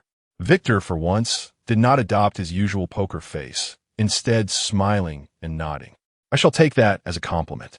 Gwen harbored no doubts regarding Victor's self-serving nature, for he was precisely that kind of individual. She understood that Victor would only become increasingly entangled with her to achieve his goals. Thus, she resolved that it would be better to acquiesce. I will request the need for an accompanying mage. You may meet with me on the day of departure. In the coming week, I will arrange everything, and there will be no need for further escort. With that, Victor rose to leave. Gwen nodded, watching him depart. Yet the image of Victor's flattering smile lingered in her mind. Had he ever smiled like that? Back in the carriage, Victor leaned back calmly against his seat, his obsidian eyes gazing into the void. Are you angry? The raven inquired, puzzled. Why would you think that? I simply perceived your poker face for too long, and that was my impression. If one does not harbor any profound emotions, one would not smile with the radiant brilliance of a chrysanthemum. Anger? Upon hearing those words, Victor pondered for a moment. Perhaps his upbringing instilled in him the desire to become a good person, yet the self-righteousness of the other party made him feel selfish. He could only masquerade as the person she envisioned to gain her approval. Anger was not the issue. It merely left him feeling somewhat nauseated. During these days, Victor taught at the academy by day and immersed himself in the basement, researching magical potions by night, provided he had sufficient materials. He could concoct around 100 bottles each day, all of which could be sold by Leah. Leah stated that when the shop was completed, these potions would be available for sale, and initially, they would only sell this one type of potion. It was essential to establish the shop's reputation before considering stocking other magical items. Victor understood that once these consumables hit the shelves, they would undoubtedly incite a frenzy.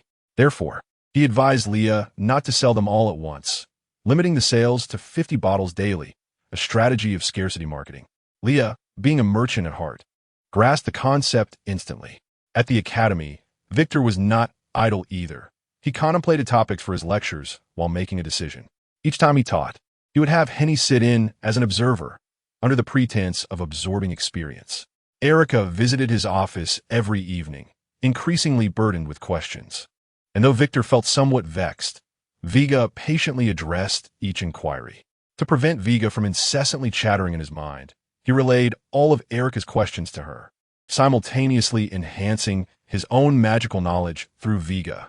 After secretly following Viga's teachings, he came to realize that Erica was indeed a prodigy. The intricate and convoluted topics presented by Viga were utterly beyond his comprehension, yet Erica grasped them effortlessly. Even at this level, she seemed to have an endless array of questions awaiting answers. Victor couldn't help but feel a sense of admiration. With a student as talented and diligent as Erica, how could she not rank first in examinations? Everything was proceeding smoothly, and soon it would be the 6th day of his agreement with Gwen. Henny quietly trailed behind Victor. Today, she would again follow Professor Victor to listen in. She was perplexed as to why Professor Victor would allow her to attend, given that it was she who had authored the course material. As the two reached the doorway, she finally comprehended Victor's intentions over these past few days. Today, I want you to step inside and use your knowledge to teach the students in this class. Henny. Chapter 12. Because I can make money, Professor Victor. I cannot do it. Henny quickly shook her head, eyes cast down, unable to meet Victor's gaze. Listen to me, Henny. The reason I've had you observe during lectures these past few days is to teach you how to conduct a proper class. Victor placed his hand on Henny's shoulder, feeling her petite frame tremble slightly. Henny lifted her gaze, her eyes betraying an indescribable worry. Professor, I fear that if I perform poorly, it will tarnish your reputation. Reputation? Did he even possess a reputation? While such a statement could be construed as self-deprecating, he truly did not place much value on the matter. Victor gently patted Henny's back, calming her quivering form. The reassurance had its desired effect, and he added, "Go on." He understood that no matter how much he spoke to Henny, this naturally timid little lamb would not acquiesce.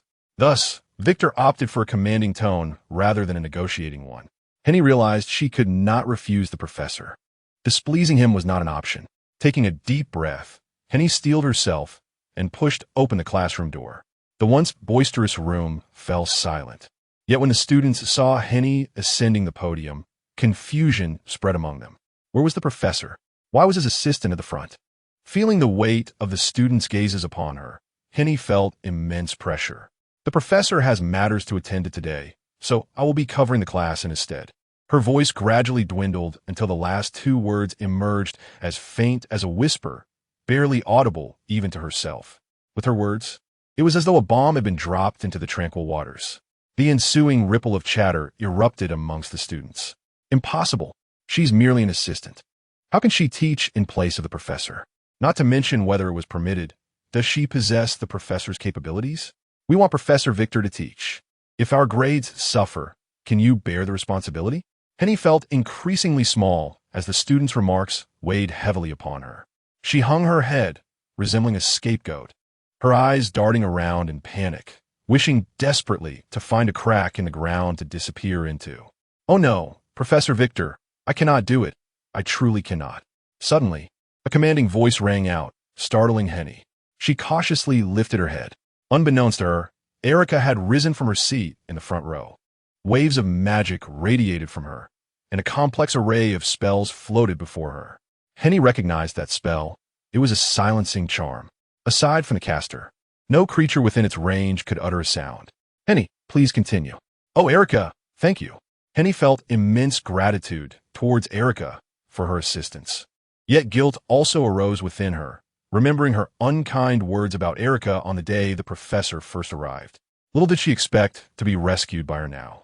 Next time, I will surely inform you of the exam topics in advance. Henny had already devised a plan to repay Erica's kindness. Indeed, Victor leaned against the door, fully aware of the proceedings inside. Erica's timely intervention surprised and pleased him, while Henny's fear was entirely foreseeable. He had hoped that the pressure from the students would expedite Henny's growth, yet it appeared that the opposite effect was occurring. However, having Henny teach was a necessary measure. He would be accompanying Gwen out of town the following day, for a duration of no less than a week and possibly as long as half a month. Regardless, he wished to retain his position as a professor, and thus he could not abandon this cohort's lessons. Hence, he turned to Henny. The course material was originally authored by her, so her capability was assured. The only concern was her timidity. He needed Henny to confront this challenge and realize that she possessed the ability to teach these students well. With Erica's assistance, the classroom settled into a tranquil environment. Henny took a deep breath, adjusting her emotions, and finally mustered the courage to begin her lecture. She spoke from the prepared notes she had memorized long ago. Victor, observing closely, nodded in approval. Henny undoubtedly possessed a gift for teaching.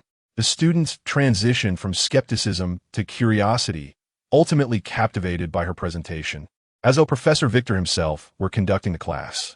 By the end, they were all wholly engrossed in Henny's lesson. In the classroom, only Henny's voice and the sound of pen on paper remained. As she continued her lecture, she suddenly paused. Second-tier magic, shattering stars. Given that Professor Victor was a formidable third-tier mage, she had prepared her lesson from his perspective. To her surprise, she had inadvertently tripped herself up. She was merely a magic apprentice. Despite understanding the theory behind this spell, she lacked the magical prowess to execute it. Though flustered, she quickly regained her composure. Erica, could you demonstrate this spell for everyone? She was aware that she was taking a gamble, wagering on whether ILK would assist her once more. Fortunately, her bet proved to be fortuitous.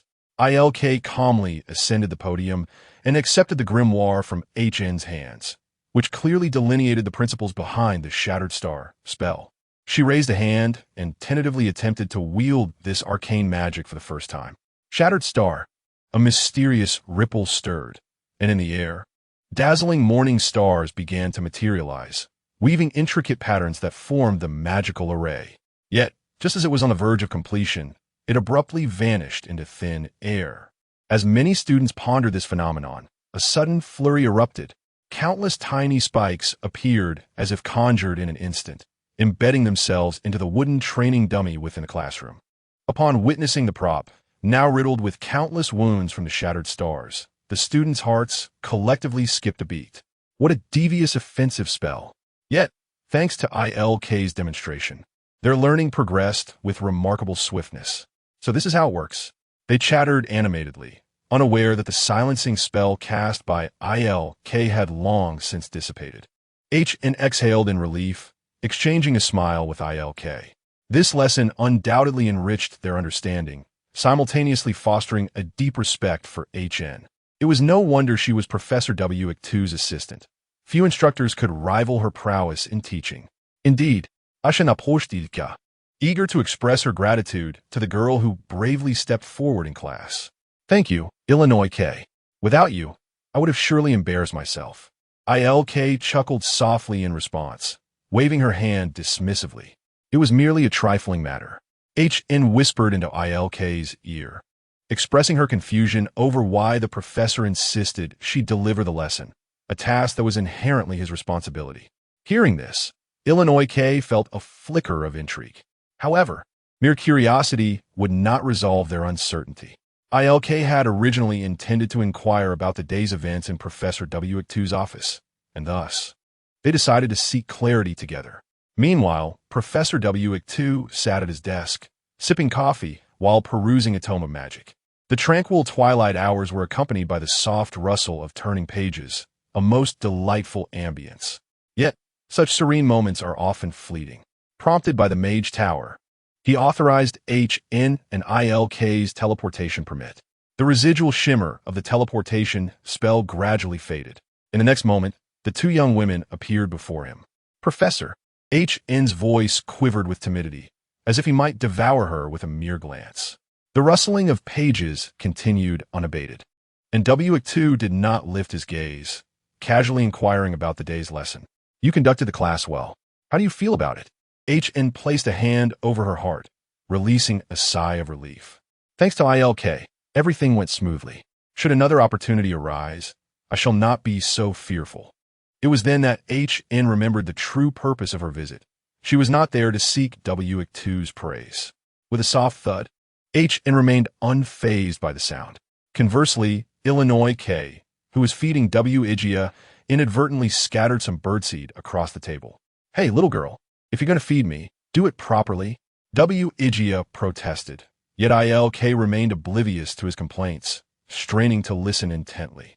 So, I wish to assess your capability to serve as our class instructor. HN stood frozen in astonishment. Professor, you're testing me? Though the corners of his mouth curled upward, the gesture was nearly imperceptible. You performed admirably. I am confident you will become an exceptional lecturer. Professor, sobi. Seemingly taken aback by this unexpected affirmation, HN could no longer contain her emotions and burst into tears. Meanwhile, Illinois K was still in a daze. For reasons unknown, upon hearing that W2 would be departing, she felt a pang of disappointment. In the quietude of this post-class twilight, she could glean much knowledge from W2. However, should he leave, she felt her purpose for being there would dissipate. Although W2 was not truly leaving, merely stepping out for a few days, her spirits dampened. Nevertheless, another voice within her stirred. How splendid! That scoundrel is departing. Good riddance. If he leaves, I shall not see him, out of sight, out of mind. She swiftly composed herself, shrugging off her melancholy. Even without W2's guidance, she remained a prodigious mage. By the way, W2 turned to glance at ILK. What questions do you bring today? Speak swiftly. Once I have taught you, I can conclude my workday. He even recalled that she would come to him with inquiries. It was as if, with a crack, that the psychological defenses ILK had painstakingly constructed began to falter. With her head bowed, she retrieved the question she had long prepared and approached W2. Yet, for reasons unbeknownst to her, her focus began to waver. That evening, L.Y. entered W2's study. The shop had been fully renovated. In recent days, L.Y. had been occupied with matters pertaining to the store in the capital. However, this place had once been her room. W2 closed his book, intending to discuss pricing with L.Y. 1,000 J, she stated. This price, while not exorbitant for consumables in the capital, was nevertheless quite reasonable. This potion is undoubtedly worth this cost. If 50 bottles can be sold in a day, the initial profit would reach 50,000 J. The cost was merely a single fruit, though uncommon. It would amount to no more than 10 J. Truly a lucrative venture. W2 nodded. This price fell within his expectations. If it were any higher, it would be unworthy. If lower, it would not match its extraordinary efficacy. By the way, remember to limit purchases to 2 bottles per person per day. Why? LY inquired, puzzled. Given that magic potions were already expensive, would there even be customers initially? Was he not concerned about stockpiling unsold goods? W2 explained, in the early stages, I would rather earn less to disseminate the effects of this potion. As awareness grows, so too will the profits. As LY absorbed his explanation, her eyes sparkled with intrigue, exclaiming in admiration, I now perceive you as more of a merchant than I. It was as if she was seeing W2 for the first time in the past decade.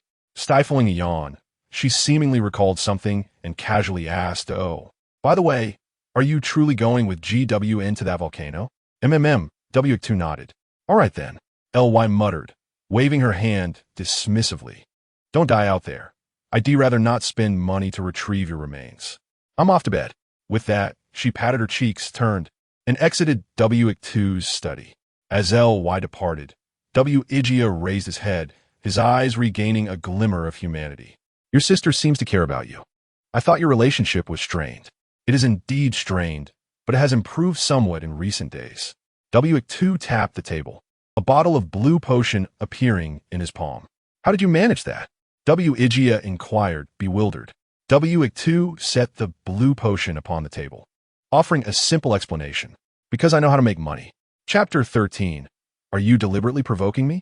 In the early morning, W2 idly leaned against the carriage, awaiting GWN's emergence from her home. As GWN pushed open the door, a slender silver sword in her grasp, she prepared for her morning exercises. Upon stepping outside, she lifted her gaze and spotted W2's carriage, momentarily taken aback. Meanwhile, leaning against the carriage, W2 nodded at her. GWN, you came so early? She felt that leaving him standing outside was rather impolite. After a moment's thought, she said to W2, care for some practice? I am a mage. GWN blushed deeply, turning her head away with a soft "oh." Come in then. With that, she hurried off to the training grounds to commence her morning exercises. W2, feeling somewhat bored, stood by the training area, watching her intently.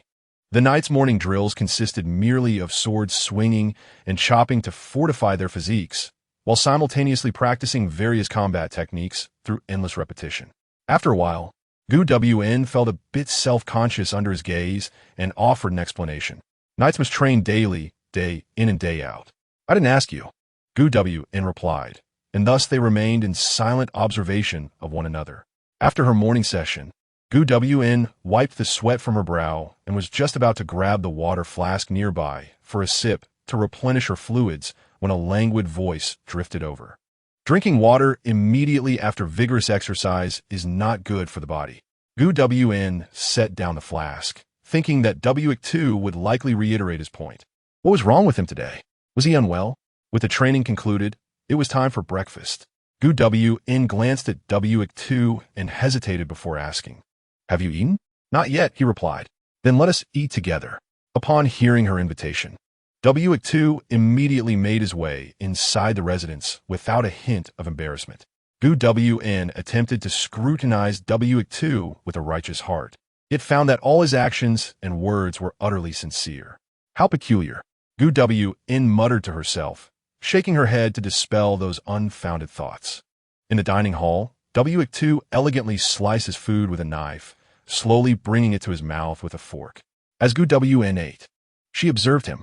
Though she was reluctant to admit it, W2 was indeed quite pleasing to the eye.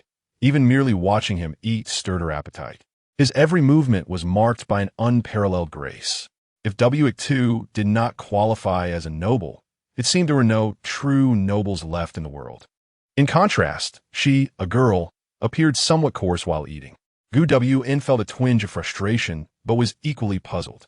How could such a dignified, noble engage in such thoughtless folly? Naturally, she referred to the immature daughter who dared to profess her feelings to the Duke. Never mind. It was none of her concern. W2 had assured her he would handle such matters. After they finished breakfast, Gu W donned the knight's armor. The silver-white armor accentuated her fair and delicate skin, bestowing upon her a demeanor of cold aloofness, akin to a Valkyrie emerging from ice. Vaik-te-yu, observing the white horse she held, inquired, "Must I ride as well?" Gu W suddenly remembered that W2 was a mage, and long journeys could not be undertaken on foot. How careless! She had failed to consider this aspect. In her memory, W2 had never ridden a horse before. What to do? Must they share one horse?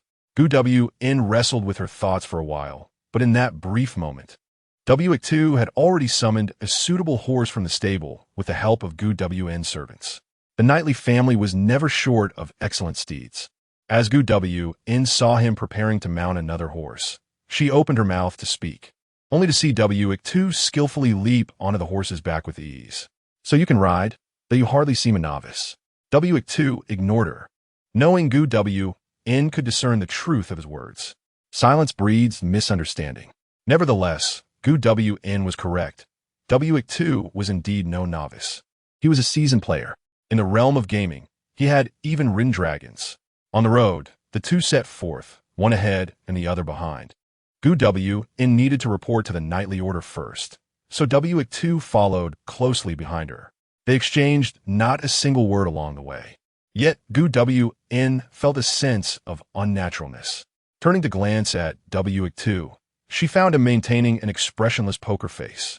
Upon sensing her gaze, he turned his eyes to meet hers. Once W2 noticed her divert her gaze, he resumed admiring the scenery along the path. Upon arriving at the knightly order, the knights preparing for the expedition were already in position, standing in a row, awaiting Gu Wn's commands. With their spirits high and an air of gallantry, Gu Wn allowed the knights to drill, as usual. After the practice, she stood upon a platform and addressed the knights. "The accompanying mage I requested last time has been found. I trust some of you are familiar with him." Gu Wn stepped back, gesturing for W2 to present himself. Accepting the invitation, W2 strolled leisurely to the platform. Vaik-te-liwn. At that moment, nearly every knight's mind flashed with that name. His notorious reputation was well known. Not a single self-proclaimed righteous knight was unaware of it. They all harbored deep-seated animosity towards this scoundrel, and if given the chance, they would gladly challenge W2 to a duel. Yet undeniably, upon encountering him in person, the knights felt a twinge of trepidation. Should violence erupt here, who could possibly stop him? Perhaps Gu Wn, the Grand Knight, could make an attempt. However, it was rumored that she was betrothed to him. This only deepened the knight's reverence for W2. W2 observed the knight's respect for him. Though his face betrayed no emotion, he felt a slight discomfort within. It seemed he had overthought the situation. As a figure that inspired dread, his mere presence commanded authority. After a moment of silence, WG, perched upon his shoulder, remarked, "Are you anticipating this absurd development? I merely seek a bit of amusement. Otherwise, it becomes too monotonous." Gu Wn recounted the number of knights once more, confirming there were no issues before preparing to announce their departure. Suddenly, a juvenile voice rang out. As a small boy, clearly youthful in both stature and age, clad in armor and clutching a sword, dashed over. "Gil Venge, you forgot your sword," he shouted while running. The sword was nearly the same size as he was, blocking his view. Consequently, he tripped over a stone, falling to the ground with a thud. The silver sword flew from his grasp, its tip aimed directly at W2. All the knights gasped. Such a projectile could prove fatal if one failed to evade. Just as they prepared to shout a warning, they saw W2 extend his hand. What was he doing? Was he about to employ magic? No, it possesses formidable magical resistance. Gu Wn cried out in alarm. Nevertheless, Vaik-te remained motionless. Under the terrified gaze of all present, he swiftly grasped the sword's hilt. In one fluid motion, he turned his body. The gracefulness of his action left the knights utterly astonished. With a flourish, W2 twirled the sword, leaving the knights in stunned silence. What? The Grand Knight's sword is being casually twirled in his hands? He truly is a mage? Gu W.N. stood frozen, her hand still extended from her earlier attempt to intervene. She blinked at W.2, rendered speechless for a prolonged moment. After toying with the sword for a while, W.2 returned the silver blade to Gu W.N., humbly offering an apology. I haven't handled this in a while. I just played with it for a moment. Gu W.N. gazed at W.2, suddenly recalling their conversation that morning, and with a hint of reproach, remarked, "You can wield a sword." Vik shrugged, his expression unchanged. "I'm a mage." Of course, he added silently in his mind, a full-time mage. Upon witnessing the collective shock among the members of the knightly order, Wei Jia turned to cast a glance at Wei Kutua, seemingly grasping his intentions. The exhilaration of the charade was palpable. Gwen seized the silver sword and sheathed it, disregarding him, as she issued commands to the knightly assembly. All knights, mount up, depart. Today marked the grand opening of the shop, and Leah was eagerly overseeing operations. She had also invited numerous industry professionals for promotion. However, the results were less than favorable. Sitting within the shop, she observed the passing mages. Some were tempted by the few vials of magical potions displayed outside, yet upon seeing the prices, they hesitated. So expensive was the common refrain among the passing mages. Leah remained unperturbed. She believed that as long as someone recognized the value of the potions, everything would fall into place. Yet, events did not unfold as she had hoped. Instead, they attracted unwelcome guests. "Is this the shop?" Leah turned towards a voice, spotting several burly men adorned with various tattoos outside the door. She stifled a yawn. Troublemakers were at it again. Leah touched the mage's glove on her hand. A gift from Wei Kuta.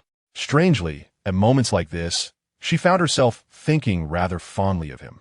After all, during business dealings in the territory, no one ever dared to covet the interests of the Clivena family. A cold female voice echoed behind her. "Do you need me to drive them away, Miss Leah?" "Please don't." Observing the approaching ruffians, a hint of amusement flickered across Leah's face. "If they're driven away, who will put our name on the map?" Outside, a voice rang out. "Start smashing." Chapter 14. Is your merchandise made of gold? The hulking man outside brandished his weapon and began to wreak havoc on Leah's shop, leaving even the magical potions at the entrance in ruin. The azure liquid flowed onto the ground, saturating the area with the scent of wealth. Leah watched their rampage with a calm demeanor, unfazed. "Miss Leah, should we not intervene?" The voice behind her grew urgent, aware of the potion's value. The loss of even one vial was considerable. Leah leisurely sat in her chair, observing the marauders with a composed demeanor. Let them smash. The more they break, the greater their compensation will be. Of course, she was well aware that these individuals were merely a band of thugs sent by someone else. They would never pay for their misdeeds. Sensing the time was ripe, she touched the mage's glove on her right hand and stood, preparing to step outside. "What are you doing?" A voice from outside commanded. Taken aback, Leah wondered if someone was intervening. She peered outside, spotting a golden-haired lady emanating an air of nobility, scolding the tattooed men fiercely. "Who is that?" Leah pondered, scrutinizing the familiar face of the blonde girl and arriving at her conclusion. The daughter of a duke? What brings her here? Merely passing by, or was it intentional? Daughter of the duke, Ai Lika, had been renowned since childhood for her exceptional talent, and her reputation remained illustrious to this day. Many believe she would surpass the once celebrated genius Wei Kutua in future achievements. If Wei Kutua had teased a girl from another family, it would hardly have made headlines. However, Ai Lika's public influence was immense. Leah mused, her presence here, driven by altruism, will surely ignite another wave of news. In truth, Ai Lika had not overthought the matter. Though today was a day of rest, she felt no inclination to study at the academy after Wei Kutuo's departure. The other teachers were simply unworthy of her time, lacking the caliber she possessed. Seizing the opportunity of a day off, she decided to stroll, seeking a respite. Upon overhearing a conversation among the household staff mentioning that the Clivena family had opened a shop in the east city of the capital, her interest piqued. Clivena, that was Wei Kutuo's surname. She certainly remembered. However, the east city was quite distant from her residence in the central district, which was populated with nobles akin to Ai Lika. The capital was vast. It would take her an entire day to explore the central district. Nevertheless, she resolved to see for herself what goods Wei Kutuo's family might offer. After spending the better part of half an hour in a carriage, she arrived only to find a group vandalizing the shop. The family crest of the Clivena hung above the establishment. Indeed, it was Wei Kutuo's enterprise. Though not very large, in comparison to more prosperous shops, this alone significantly detracted from its appeal. Yet, she was not there to critique. Witnessing the destruction stirred a primal anger within her. "What are you doing?" she exclaimed, descending from her carriage like a star surrounded by admirers. Many passers-by recognized her, gasping in awe. "It's Ai Lika du Kuluo E." In simple terms, there was no one unaware of this benevolent young lady. She was known for distributing food and coins to impoverished citizens, aiding them through hardships, and never yielding to malevolence. "It's the daughter of the Duke. Run!" The leading thug, upon seeing Ai Lika, shouted to his companions, who hastily retreated in fright. Leah exchanged a glance with the staff behind her, sensing a swift breeze pass by her side. After the commotion, she donned a smile and stepped outside to greet Ai Lika. "Miss Ai Lika, thank you for your assistance. As a mere woman, I truly feared what would happen if you hadn't arrived." As Ai Lika listened to Leah's lament, she scrutinized her. The woman before her was strikingly beautiful, tall and slender, with exquisitely perfect features. Particularly, the mature charm she exuded made Ai Lika, still in her youth, feel somewhat inadequate. Initially intending to downplay her own contributions, her gaze shifted downward, suddenly fixating on Leah's hands. "Is that Wei Kutuo's glove?" Ai Lika recalled vividly seeing it when Wei Kutuo first arrived, noting the numerous magical stones embedded within. This type of glove was only ever seen on Wei Kutuo's hand, and she had paid special attention to it. Since then, she had never encountered it again. Yet, this glove appeared on this woman's hand. Ai Lika could not ascertain if it was indeed the same pair, given their differing hand shapes. Did this imply she was a relative of Professor Wei Kutuo? Contemplating this, Ai Lika felt a pang of sympathy for the woman. Those ruffians must have sought trouble due to Wei Kutuo's notorious reputation. Yet it was this girl who bore the consequences.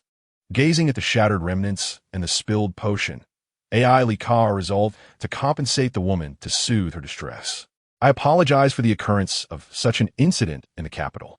I shall compensate you for all your losses today under the name of Duke Luo E. Please tally the losses of these goods, and should there be any remaining, I shall purchase them all." "Oh!" Upon hearing Ai Lika's generous offer, Leah placed one hand on her chest while the other caressed her face, a smile gracing her features. The inherent charm of the Duke Luo E family was indeed remarkable, reflective of the Duke's daughter, despite her tender age of 17. "Miss Ai Lika, I must confirm, are you truly willing to compensate my losses? You must understand that the prices are rather steep." Leah smiled as she announced the price, 1,000 geo. Such losses amount to 1,000 geo? To the average person, this would already seem exorbitantly priced. However, Erica found it reasonable and gestured for her maid to fetch the money. Yet, she was met with an additional remark from Leah. 1,000 geo per bottle. What? The maid's hand faltered momentarily. Erica felt as though she had misheard. Not only Erica, but even the bystanders found it utterly baffling. What kind of joke is this? A single vial of potion selling for 1,000 geo? Is the liquid within crafted from gold? The maid calculated the cost and paused, while Erica's expression soured. For Erica, this sum was merely a month's pocket money. Yet, such expenditure could not be made without clarity. At that moment, she began to understand why Victor was so widely resented. He was, without a doubt, a shrewd merchant. Such terms also existed. This was the first time Erica had heard of a limited sale for goods. Particularly when it came to compensation, the other party was unwilling to demand more. After a brief contemplation, she realized that the master mentioned must refer to Victor. However, the restriction of purchasing only 2 bottles piqued Erica's interest. Could this potion truly possess some extraordinary effect? Thus, she picked up an intact vial and inquired of Leah, "What is the effect of this potion?" Leah smiled and explained, "It is used to restore magical power." Erica found it hard to believe. She had never encountered an item capable of rejuvenating magical energy. However, she swiftly solidified her resolve. Words once spoken are akin to water poured out. Moreover, Victor had imparted much knowledge to her. If she were to spend this money on compensation today, it would merely serve to balance the scales with Victor. Consequently, she declared, I am a student of Professor Victor Calavena. Having witnessed the damage to his shop, I cannot remain indifferent. I shall compensate for the potion's cost plus the labor involved, but with one condition. Upon hearing Erica's words, Leah raised an eyebrow. I wish to purchase the remaining potions as well. When it comes to matters related to magic, she was more invested than anyone else. Only 10 bottles remained unscathed. Noticing this, she disregarded Victor's terms and nodded in agreement. Victor had stated that he was unafraid of anyone discovering the potion's composition, for no one other than himself could replicate it. Leah believed this was due to some special magic, and since the other party had said so, she naturally had no fears regarding any commercial secrets being divulged. Since Miss Erica is so generous, I shall not refuse. Therefore, accounting for labor and production costs, each broken potion shall be 300 geo, while the rest will be at the original price. Hearing this, Erica readily consented. It is a deal. Leah handed the 10 vials to Erica's maid, extending her hand to receive the compensation as well as the payment for the remaining potions. Observing Erica before her, Leah was astonished, spending lavishly simply because she was a student of Victor. One could only wonder what sort of enchantment that dark-hearted individual had cast upon this young lady. After Erica departed, Leah retrieved another 50 vials from the store, still priced at 1,000 geo, and continued selling. Passing mages, upon seeing her unveil another 50 vials, were nearly left in shock. So you still have stock? In an alley, the thuggish assailants who had previously vandalized the shop lay scattered in a corner, each one barely clinging to life. Their bodies bore various wounds, painting a grim tableau. Who instigated you? A cloaked figure, shrouded in darkness, revealed only the upper half of her face and her emerald green eyes. She brandished a wooden sword, pointing it at the head of the tattooed brute leading the group. He lay on the ground, his limbs broken. The pain threatened to render him unconscious. Yet, with the wooden sword hovering above him, he desperately shouted, It was Duke Li Wei. It was Duke Li Wei. Eager to divulge the identity of the mastermind in exchange for a glimmer of mercy, he cried out. Thud! The wooden sword struck his face, and the tattooed thug finally succumbed to unconsciousness. Subsequently, she dragged him by the feet, pulling him from the alley step by step. Chapter 15. Aren't you two a couple? Sharing a room shouldn't be a problem, right? Splash. Chilly water splashed onto the man's face, jolting him awake, his eyes widening in shock. He gasped for breath, attempting to move his body, only to find himself in excruciating pain, his limbs restrained on a rack. Immobilized was his state. The cloaked figure placed the basin of water on the ground and leaned against the wall, arms crossed. She maintained her disguise, enveloped in a cloak, revealing only her striking green eyes, which were quite unnerving. He vividly recalled how his comrades had been swiftly incapacitated by her agile skills. Awakened? Now that you're awake, we can have a chat. The man scanned his surroundings, seeking the source of the voice. This was a dim, damp basement, and soon enough, he spotted the woman seated in a chair. She toyed with her nails, a plethora of unapproved torture devices arrayed on the table before her. In a blur, he noticed a pair of uniquely designed gloves adorned with several gemstones on her hands. Though he couldn't count them all, there's a saying, those who recognize the times are wise. With the array of torture devices before me, I believe they will surely pry open your lips. Cold sweat drenched the man as panic surged through him. He thrashed about, attempting to escape his bindings, but to no avail. He cried out in desperation, I'll talk. I'll talk. I'll tell you everything. Slap. The cloaked figure suddenly struck him across the face. I haven't even asked you yet. What do you wish to say? Leah chuckled, playing with a pair of pliers in her hands. The sharp slap cleared away the haze from the man's mind, replacing it with fury. Do you even know what you are doing? Kidnapping. Using extrajudicial methods. You will be arrested. And so what? When you die like a wild dog in the street, who will care who killed you? Leah rose to her feet, her gaze icy, revealing that she had likely committed such acts countless times before. The man struggled with renewed fervor. Damn it! How dare you do this? On what grounds? Leah regarded him as though he were a fool. Because I have money. The man's response left him speechless. Having money makes you impressive? With money, you can. My brother is Victor. He is a noble and a third-tier mage. At this, the man fell silent. Leah rapped the table with the iron pliers and continued. Since you know you have provoked the Kellavena family, you should be prepared for the consequences. Speak. Who instigated this? It was the Duke. The Duke ordered us to do this. He maintained his previous testimony, seemingly eager to persuade Leah of his truthfulness, even offering an address. That is our stronghold. You can go there to investigate. The Duke paid us a hefty sum to demolish your family's shop today. I am not lying. You must believe me. Witnessing the man's frantic pleas, the cloaked figure leaned closer to Leah, lowering her voice. He said the same thing before. Could it truly be the Duke behind this? Leah clicked her tongue, seemingly indifferent. Were you not to say this, perhaps I would have harbored some doubts about the Duke, but your insistence only serves to diminish his suspicion. The man was momentarily taken aback, and in that fleeting instant, Ly detected his reaction. Unable to contain her amusement, she burst into laughter. As her melodious giggles gradually subsided, she placed a hand on her abdomen, lifted her alluring eyes, and said with a playful smile, "Do you truly believe that? I was merely deceiving you." The man opened his mouth, seemingly wanting to say more, but Ly waved her hand dismissively. "Enough, deal with him, LNG. Do not forget to remove his organs. They can fetch a good price. Oh, and ensure his accomplices are dealt with, leaving no one behind." Ly playfully patted the man's face, her laughter reminiscent of a devilish entity. The man's body trembled uncontrollably. Fear gripped him as he struggled, desperate to utter something. Yet, in the next moment, Ly gently flipped her palm, revealing a vial of potion.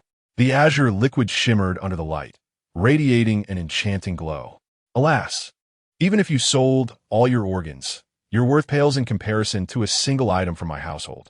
Indeed, that item valued at 1,000 geo is, in my eyes, no more than worthless, just like you.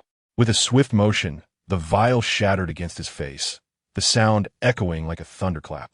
He felt a numbing sensation as liquid streamed down his face.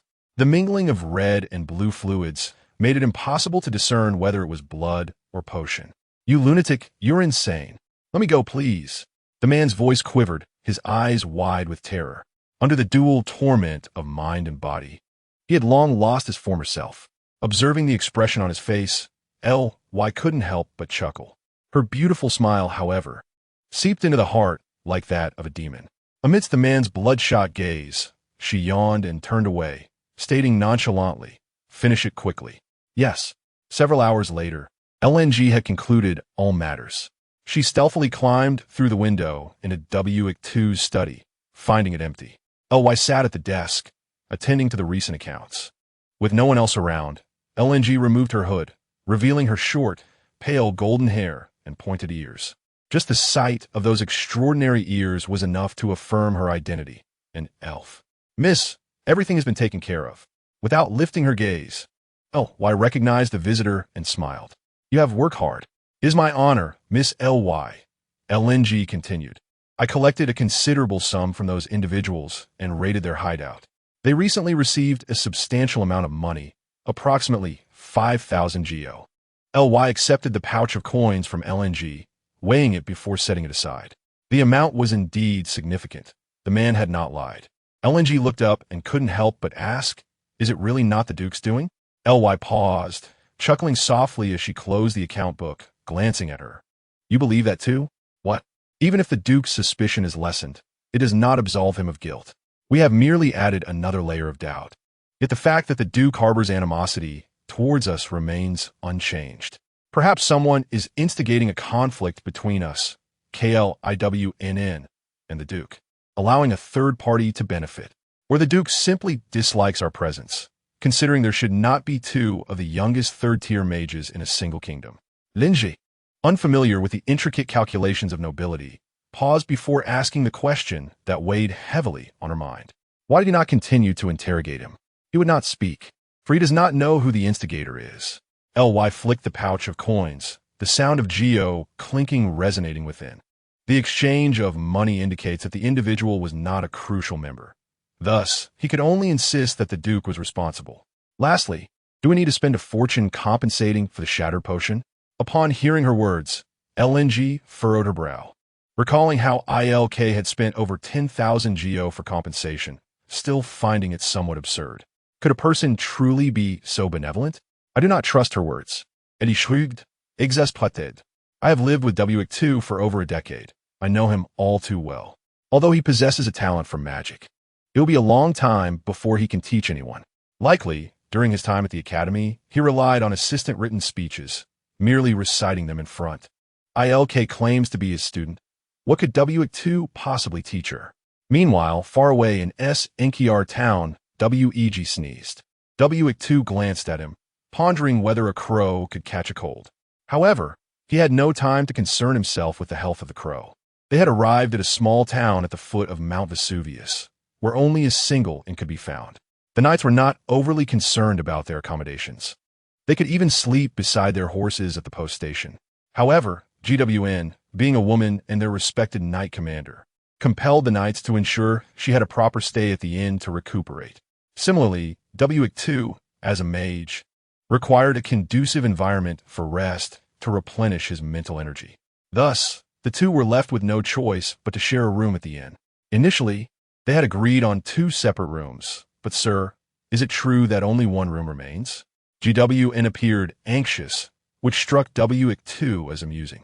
It was the first time he had witnessed her in such an unsteady state. At this moment, she wished she could construct a new dwelling on the spot. The innkeeper, equally helpless, replied, My lord knight, how could I dare deceive you? There truly remains only one room with a double bed. Besides, you two seem to be companions. It should be no issue sharing a room. GWN, still anxious, was about to say more when W2 interjected. This room will suffice. Upon hearing W2's words, GWN's eyes widened in disbelief as she stared at him. Chapter 16. Playing both father and mother. GWN and W2 stood at the door, gazing inside. Why did you agree to this? We should have asked more questions or waited longer. W2 cast a sidelong glance at her and replied, Remember your purpose for being here. You did not come for a vacation. Hearing W2's words, GWN shook her head, gradually calming herself. However, it was evident that sharing a room at night, alone together, was rather inappropriate, especially with only one large bed. After a moment of contemplation, GWN suggested, I can sleep on the floor. W2 nodded in agreement. That is acceptable. GWN was momentarily taken aback. Although, as a knight, she could sleep anywhere in her armor, W2's response made her feel somewhat displeased. GWN could not comprehend why. In her mind, there was no notion of yielding or not yielding. W2 was a mage, inherently weaker than her, and thus should be afforded the bed. However, after a long day of travel, GWN felt sticky within her armor. To be honest, she desired a bath. While she had endured lengthy missions before this time, with a man present in the room, she found herself preoccupied with thoughts of whether she might have an unpleasant odor. She slapped her cheeks, attempting to shake off such trivial thoughts. GWN was not one to impose on others. Given the size of the inn and the current hour, it was clear that she could not expect a hot bath. Yet, with all the sweat clinging to her, what if she truly did smell? She felt conflicted, even forgetting that she was clad in armor, every slight movement producing a clattering sound, while casting spells to assess his surroundings. Did not forget to establish a soundproof barrier at the door. Once he confirmed that all was well, he heard the sound of clanging armor and frowned, turning to find a visibly distressed Guin. She was biting her fingers, her face etched with worry. Why haven't you removed your armor yet? He inquired. Guin, hearing his words, became somewhat bashful, lowering her head, her cheeks slightly flushed. Are you suggesting you wish to take a bath in a place like this? He sat down, resting his forehead upon his hand. There were no partitions here, let alone a proper bathroom. The room was exceedingly sparse, containing only a large bed, 2 chairs, and a table. Under such conditions, Guin's desire for a bath seemed rather indulgent. Upon hearing his remark, Guin felt even more embarrassed, though she had merely mentioned it in passing.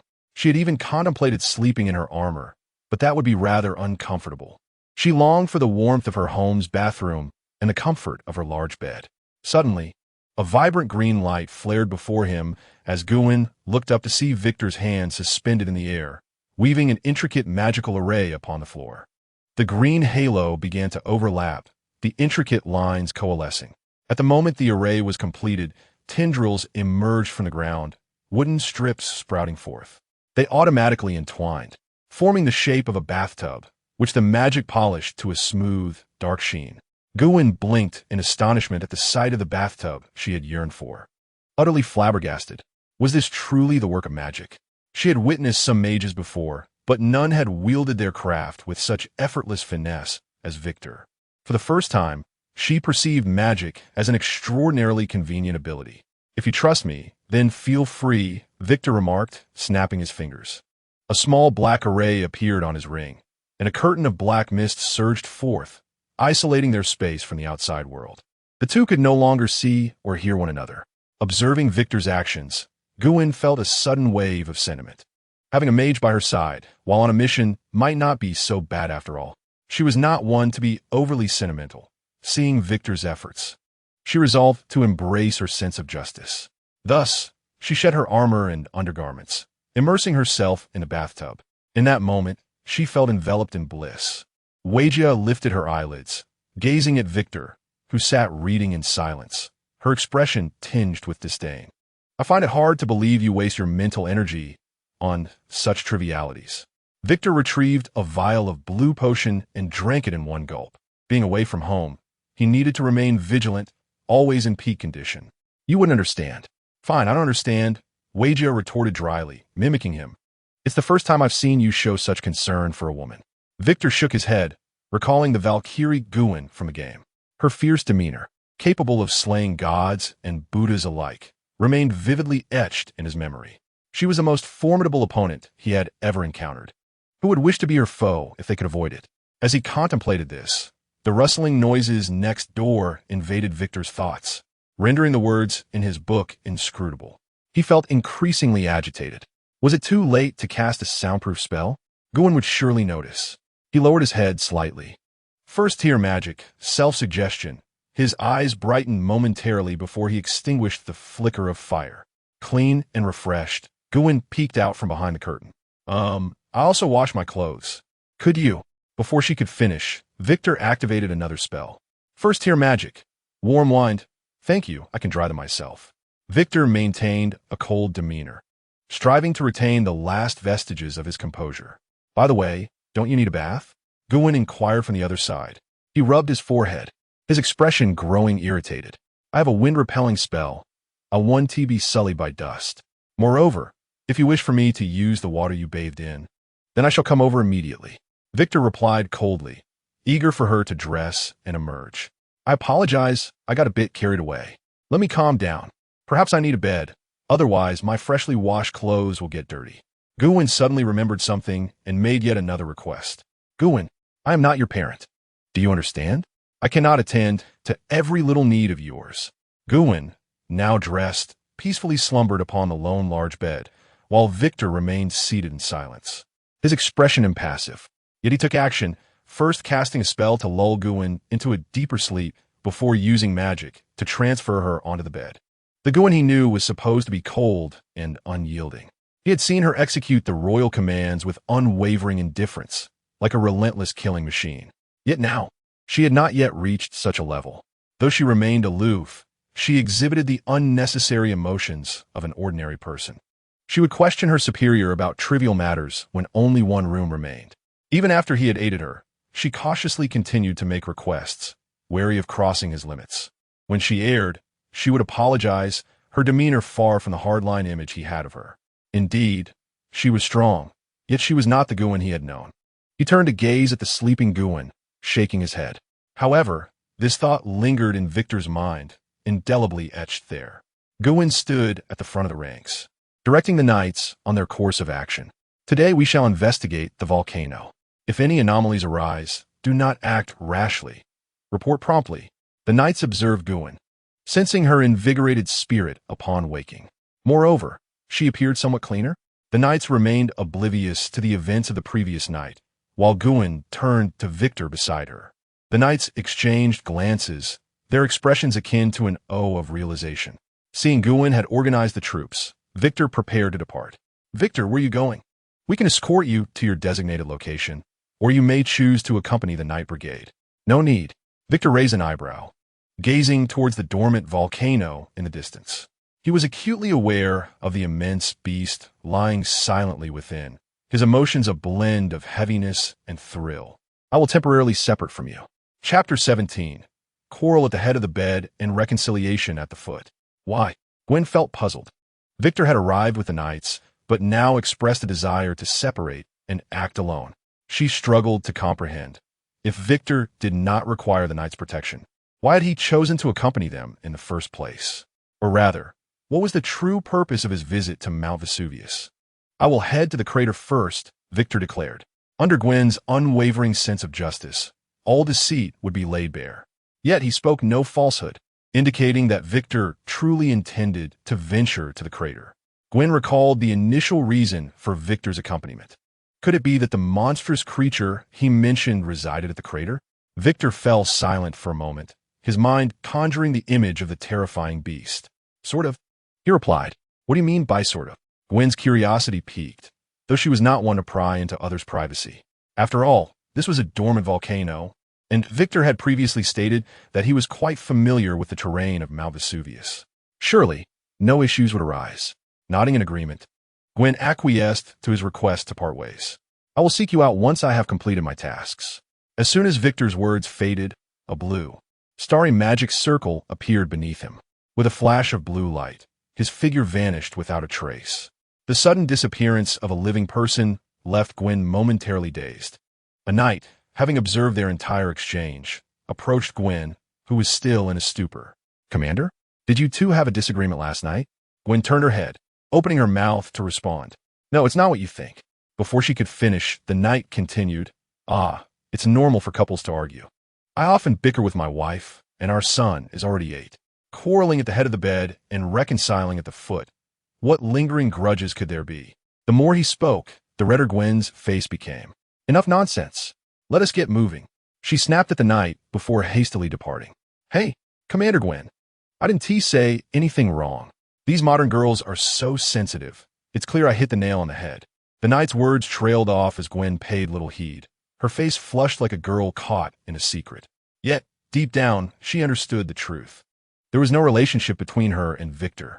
Just as she could never harbor feelings for him, he could never feel the same for her. As Gwyn mounted her white horse, a sense of gloom enveloped her. If nothing unforeseen occurred, she might ultimately marry Victor. After all, the betrothal between their families had long been established. Being the second daughter of her family, Gwyn had no choice but to comply with their decisions. Unable to alter her fate, she did not desire marriage, especially given how dreadful Victor had made her feel in the past. "How could I ever marry such a scoundrel?" she pondered. He seemed like an elegant nobleman, each of his movements akin to that of a gentleman. She even recalled how he had relinquished the only bed to her.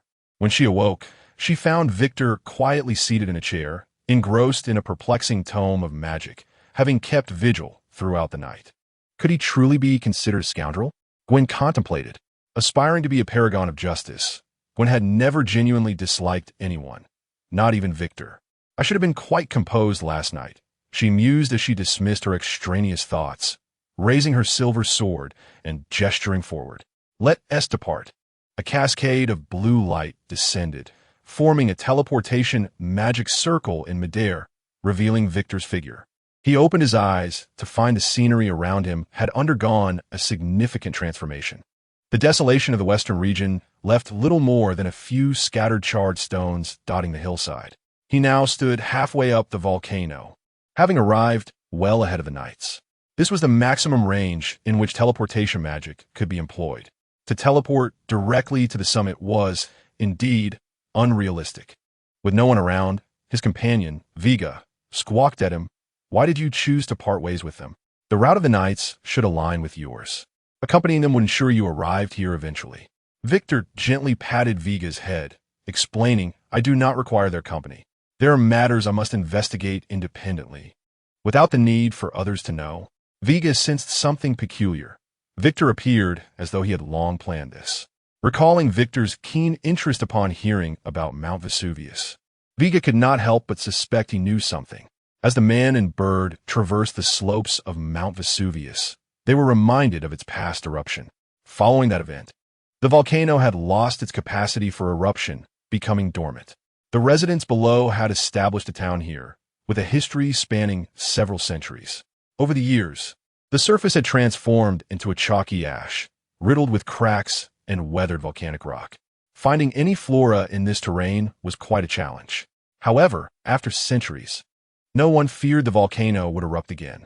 The closer they ascended, the more Victor could distinctly sense the intense presence of fire elements. Viga shared this sensation, casting a knowing glance at Victor. Interesting. I would love to pry open your mind to understand what brought you here. You discovered calamity. Victor's expression remained calm, and Viga comprehended that he had been aware of the presence all along. Calamity. More precisely, this referred to the specific name recorded in history for the furnace beast. There are 6 calamities in the world, each corresponding to one of the 6 magical elements: wind, wood, fire, earth, water, and lightning. The calamity sealed within Mount Vesuvius was the fire calamity, godlike. Its colossal form towered like a celestial being, engulfed in the flames of a furnace, resembling a deity of fire. They were termed calamities because their emergence would incite natural disasters and chaos upon the land, possessing a power that inspired dread. Their existence brought nothing but harm to all living beings.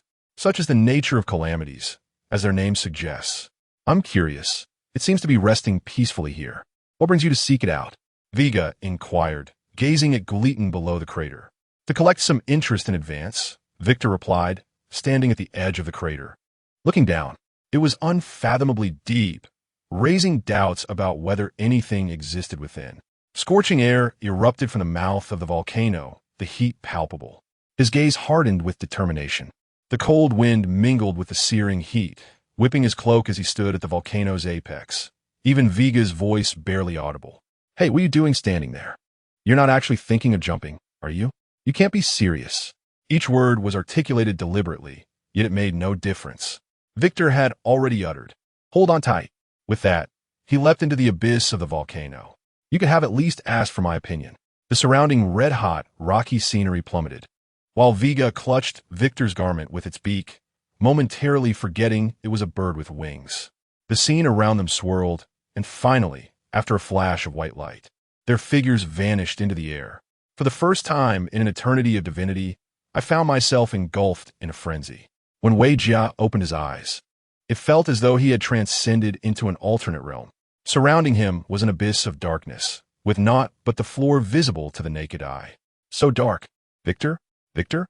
The figure of Victor loomed behind him, having roused the crow from slumber and gently placed it upon his shoulder. Just as Wei Jia intended to request Victor to conjure a flame for illumination, a thunderous snore erupted from the depths of the darkness before him, reverberating so violently that it threatened to deafen the crow. Damn it, who is snoring? Wei Jia fell silent. He beheld the source of the thunderous snoring, or rather, at that very moment, it lay before him, eyes closed in slumber. How could one even begin to describe it?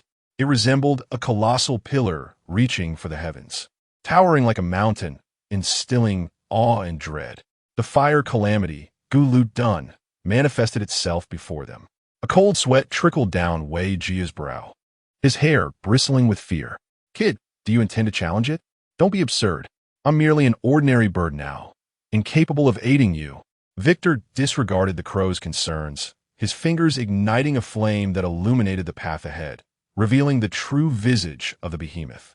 Do not speak so. You are my greatest asset in this endeavor.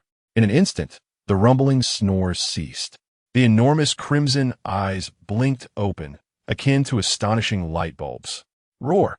It gazed down upon the 2 tiny figures, unleashing a roar that resonated through the entirety of Mount Vesuvius. Chapter 18. Dare to reveal your health bar before me? Scalding lava dripped from godlike, splattering several meters within the volcano. Its emergence shrouded the sky of the volcano in burning black clouds, while embers floated like ashes in the air. Enduring prolonged heat, its formidable armor gleamed a brilliant crimson. Countless fangs seemed poised to devour everything within the volcano.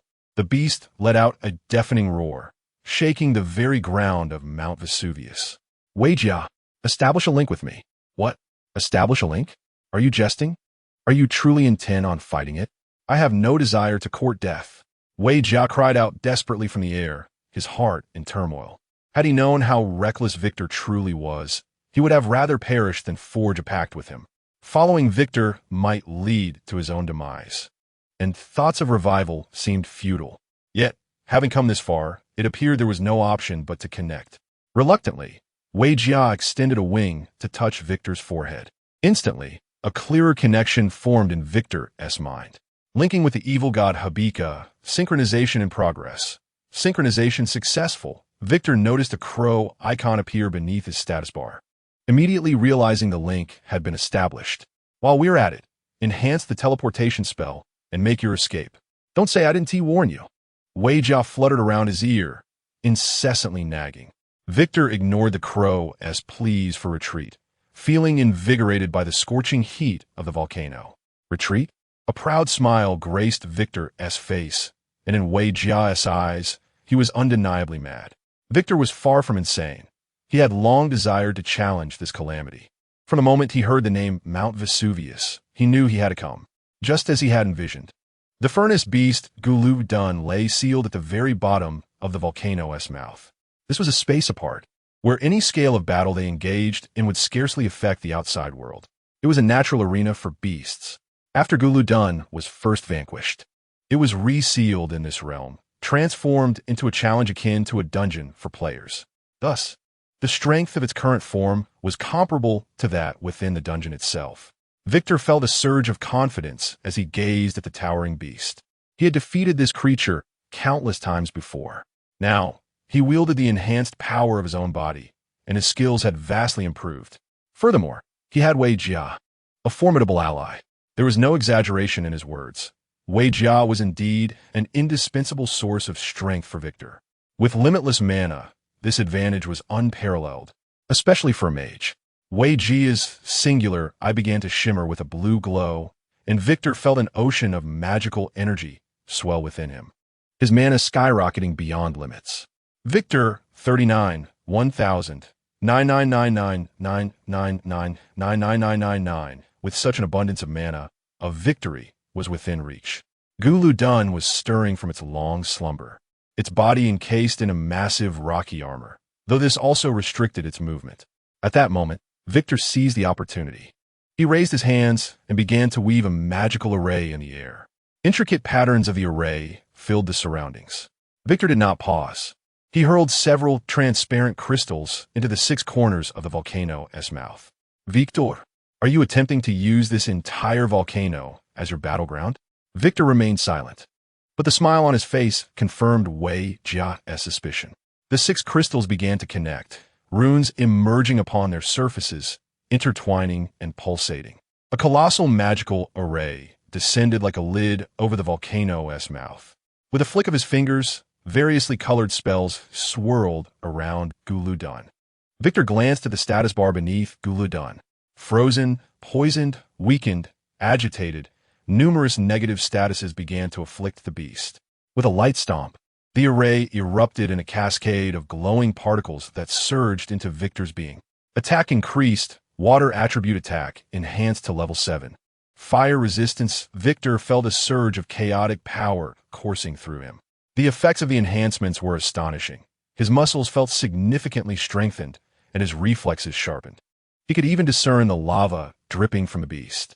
After completing his preparations, Victor raised his gaze. At that moment, Gulu Dun, already towering into the clouds, now bore a health bar above its head. Yet its length was enough to instill despair in an ordinary person, stretching over 100 meters. Enhanced perception allowed Victor to see the end of the health bar. 50. In the gaming world, a saying often echoed to commend the top players. As long as you dare to reveal your health bar, even if you are a god, I shall slay you. A crimson light flickered in Gulu Dun's eyes, illuminating the horizon. It charged forth. The air around them grew perilously heated, flames igniting sporadically in the air, and waves of heat swept across the volcano. This was the calamity summoned by Gulu Dun. The searing earth. The crow on Victor shoulder warned him. Victor was well aware of the impending danger, yet he nodded at Wei Jia in acknowledgement. 10 identical blue magical arrays appeared at his fingertips, and with a slight motion, a resplendent azure castle began to shimmer in mid-air, waves surging from its center, sweeping across the land. Third-tier magic, Tide Sanctum. Gwen and the knightly order ascended the mountain path, casually dispatching a monster along the way. Gwen glanced at the fallen monster's corpse, which bore a striking resemblance to a crab, encased in a searing rocky shell. Even in death, its 2 pincers continued to snap at the air rhythmically. Suddenly, the shell shattered, and a glowing red crystal rolled out. Quick as a flash, Gwen snatched up the luminescent red gem and examined it closely. She recalled that Victor had mentioned needing such crystals to craft magical artifacts, piquing her interest. Everyone, when encountering such monsters again, remembered to collect these crystals. She displayed the red gem to the knights, ensuring they would remember its appearance. Indeed, after all, Victor had helped her significantly the previous night, and she wished to repay him by gathering some items. A rumbling sound erupted from the mountaintop, resonating in the ears of every knight. Gwen abruptly lifted her head toward the volcano's mouth, where a plume of black smoke slowly rose. Suddenly, a thunderous roar echoed from the summit, reverberating through the heavens. She gazed solemnly at the peak and inquired, "Did you hear that? That tremendous roar?" Gwen, too, was uncertain, but it certainly sounded like a monstrous bellow. The knights exchanged glances, shaking their heads in confusion. "Commander, perhaps you misheard. It is likely just the noise of the volcano expelling ash." Gwen shook her head in disagreement, pondering, "Am I the only one able to hear it? What could it possibly be?" Suddenly, a flash of insight struck her. Victor had mentioned he was heading to the volcano's mouth. Had he discovered something there? "All knights, quickly proceed to the volcano's mouth. We must search for Victor." Upon receiving the command, the knights hastily organized themselves, marching in unison toward the volcano's entrance. However, upon reaching the summit, they found nothing after a thorough search. The knights informed Gwen that the surrounding heat was becoming increasingly unbearable, the temperature having risen to alarming levels. "Split up and search," Gwen ordered immediately, and the knights divided into 5 teams to commence their search for Victor. "Commander, we haven't spotted a single soul in any of the 5 teams. The horses can no longer withstand the heat and must rest on the mountainside." Gwen, drenched in sweat and feeling faint, pondered how the volcano had suddenly become so scorching. Was this dormant volcano truly on the verge of eruption? She shook her head, realizing she could not afford to dwell on such thoughts. Both the horses and knights were increasingly unable to endure the rising temperatures and could only descend to rest. Even though her specially crafted armor provided a level of fire resistance, it was still unbearably hot. Just as she was about to signal the knights to leave, a pillar of fire erupted from the volcano's mouth, surging toward her. "Everyone down." Upon hearing the command, the knights instinctively dropped to the ground, their horses obediently kneeling on the mountainside. As Gwen turned her head, the pillar of fire gradually dissipated, transforming into a shower of embers that landed on the ground. The astonishing heat causing everyone present to feel a suffocating pressure in their chests, as if their airways were ablaze. The volcano? How could it emit such a force? The more Gwen contemplated, the more perplexed she became. Yet there was no time for further reflection. The volcano was very likely to erupt. They must quickly evacuate the townsfolk below. With a wave of her hand, she issued the command, and the knights hastily descended the mountain toward the town. Gwen watched the increasingly agitated volcano with a heart full of worry. "Victor, where could you possibly be?" Chapter 19. That year. I had my hands in my pockets at that moment. Victor found himself at the very base of the volcano, within the sealed otherworld. With his hands tucked in his pockets, his cloak billowed in the heat. A phrase automatically flashed through his mind. That year, I had my hands in my pockets, unaware of what arrival was. A staggering pillar of fire surged toward him, but Victor calmly observed it as a barrier of magical runes rose beneath his feet, effortlessly thwarting the attack. Empowered by countless magical formations, he teleported with ease, the waves crashing down. The enormous creature before him appeared merely as a larger, more durable toy. Gul'dan gradually lifted its massive body, bearing the weight of a small mountain. Lava erupted from its form, sending a torrent of sand and stones cascading toward him. The debris pierced through his body, but felt as if it had struck a water curtain. A cascade of water fell, and Victor's original form vanished from sight. Second-tier magic, water mirage. In the next instant, the true Victor materialized behind the beast, wielding a tidal spear forged from water, aimed at Gul'dan's posterior.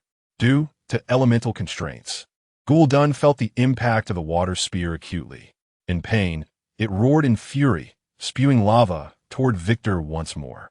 Observing the monster's increasingly violent attacks, Victor effortlessly evaded the lethal strikes with his unmatched agility. Whenever Gul'dan raised its hand, Victor instinctively knew what was to come. Gul'dan plunged its palms into the ground, unleashing a towering pillar of fire from beneath Victor's feet. Instinctively, Victor waved his hand. Second-tier magic, water barrier.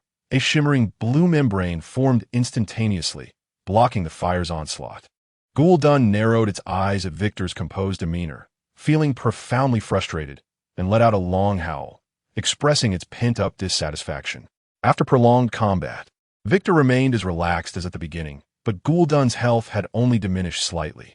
Vega, witnessing Victor handle the situation with such ease, fell into deep contemplation. Could this individual truly be human, capable of matching a calamity in battle? Unable to comprehend, it abandoned its thoughts and shouted at Victor, "Hey, it's been several hours. Are you planning to continue this fight?" Upon hearing Vega's words, Victor paused to reflect. The first time he encountered Gul'dan in the game, he had fought alongside a coalition of players for 3 days and nights. Then let us engage for another 3 days. Victor cracked his knuckles, eagerly anticipating this exhilarating battle. Second-tier magic, Galavis's Ice Storm. Second-tier magic, Death Ritual. Second-tier magic, Still Water. Countless spells erupted from Victor's fingertips, with magical formations illuminating the air like stars beneath a dark cloud. Vega, witnessing Victor unleash his spells, was utterly astounded. This guy was a monster. This was no mere third-tier mage's strength. Waves of colorful attacks relentlessly pounded the towering beast. The surrounding rocks crumbled beneath the overwhelming force. Gul'dan felt as though it were being pierced by countless sharp spikes. While not fatal, the pain was excruciating. It lashed its tail violently, cleaving half of the narrow volcano's mouth, thundering into the lava, and sending plumes of steam skyward. Victor, standing upon the black array, instantly vanished into the shadows, reappearing on the opposite side of the volcano's mouth, seizing the opportunity to continue his assault. Gul'dan bared its fangs, and a sun-like fireball began to coalesce in its throat. Boom! The fireball erupted, striking the mountainside nearby. Rocks shattered, and dust soared into the air. Victor grasped a magical formation, swapping places with an ice sentinel buried nearby. The ice sentinel absorbed the sudden fireball, transforming into steam, dispersing into the atmosphere. Second-tier magic, Ice Substitute. With his remaining long-distance teleportation spells cooling down, Victor had mastered the maximum evasion distance of the Ice Substitute perfectly. Sand and debris flew up, gently brushing against his garments. He suffered not a scratch, as the skill merely grazed him. With hands clasped together, W2 summoned a colossal door radiating with white light behind him. Third-level summoning, White Spirit Malediction. At W2's command, the immense white marble door slowly creaked open. A thick mist billowed forth, enveloping the entire volcano in an instant. VG, obscured by the white fog, shouted at the top of his lungs, W2, Veikte, I'm still here. Do not let your summoned entity attack me. With his experience, VG was well aware of the nature of W2's summoning. The White Spirit Malediction was indiscriminate towards friend and foe alike. GLDN found himself shrouded in the mist, thrashing about with his massive claws in a futile attempt to disperse it. The fog clung to him like a spider's web, resisting all efforts to break free. Slowly, a pair of emaciated, elongated, pale arms emerged, reaching for GLDN. The creature's head was seized by these hands, which relentlessly began to pull him towards the doorway. However, GLDN's immense weight rendered the white spirit powerless to drag him in. Thus, the white door began to tremble precariously. The first part of the white spirit that emerged was a head, or something resembling one. 7 eyes encircled its cranium, each gaze inducing a wave of dizziness in GLDN. Its body continued to emerge, the lower half coiling like 3 serpents entwined together, covering the molten lava beneath the volcano. It broke through the skin at the nape of its neck to reveal a third arm, which it used to slice through GLDN's rocky armor. Observing the collapse of the white door, W2 could only sigh in exasperation. This creature was as reckless as ever. The strength of the summoned entity was inferior to his own, its sole advantage being its resilience. Amidst the struggle with the white spirit, W2 extricated himself and unleashed a barrage of weakening spells upon the beast, preparing for the next round of magic. He rummaged through his backpack for materials, crafting magical artifacts on the spot and hurling them towards the fray. The effects were minimal, yet it was better than nothing. VG reassured himself. Soon, GLDN's health bar diminished by roughly 10%. The flames in GLDN's eyes flared vibrantly, and the lava cascading from its body accelerated rapidly. A ferocious blaze enveloped its hands, while rock spikes gradually formed at its tail. Weike to es ijsbreitend. A surge of heat coursing through him. This exhilaration caused his mind to race. In this form, GLDN's defenses greatly increased, as did its abilities. This was the true reason it was known as the Furnace Beast. Flames morphed into lava, covering the ground and leaving W2 with no place to stand. Even the white spirit screeched in pain from the enhanced environment.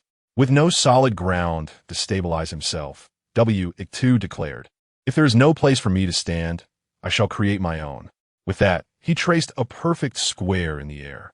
A snap of his fingers conjured a block of ice, vaporized from water, suspended in the air with exceptional density. The battle continued as W2 stood atop the ice, casting spells. Meanwhile, the external Vesuvius volcano exhibited alarming signs. The knights had already descended to the town at the foot of the mountain to evacuate the populace, leaving only GWN and a few other knights to retreat halfway up the slope, vigilantly observing for any unusual occurrences. Just as GWN had anticipated, something extraordinary indeed transpired.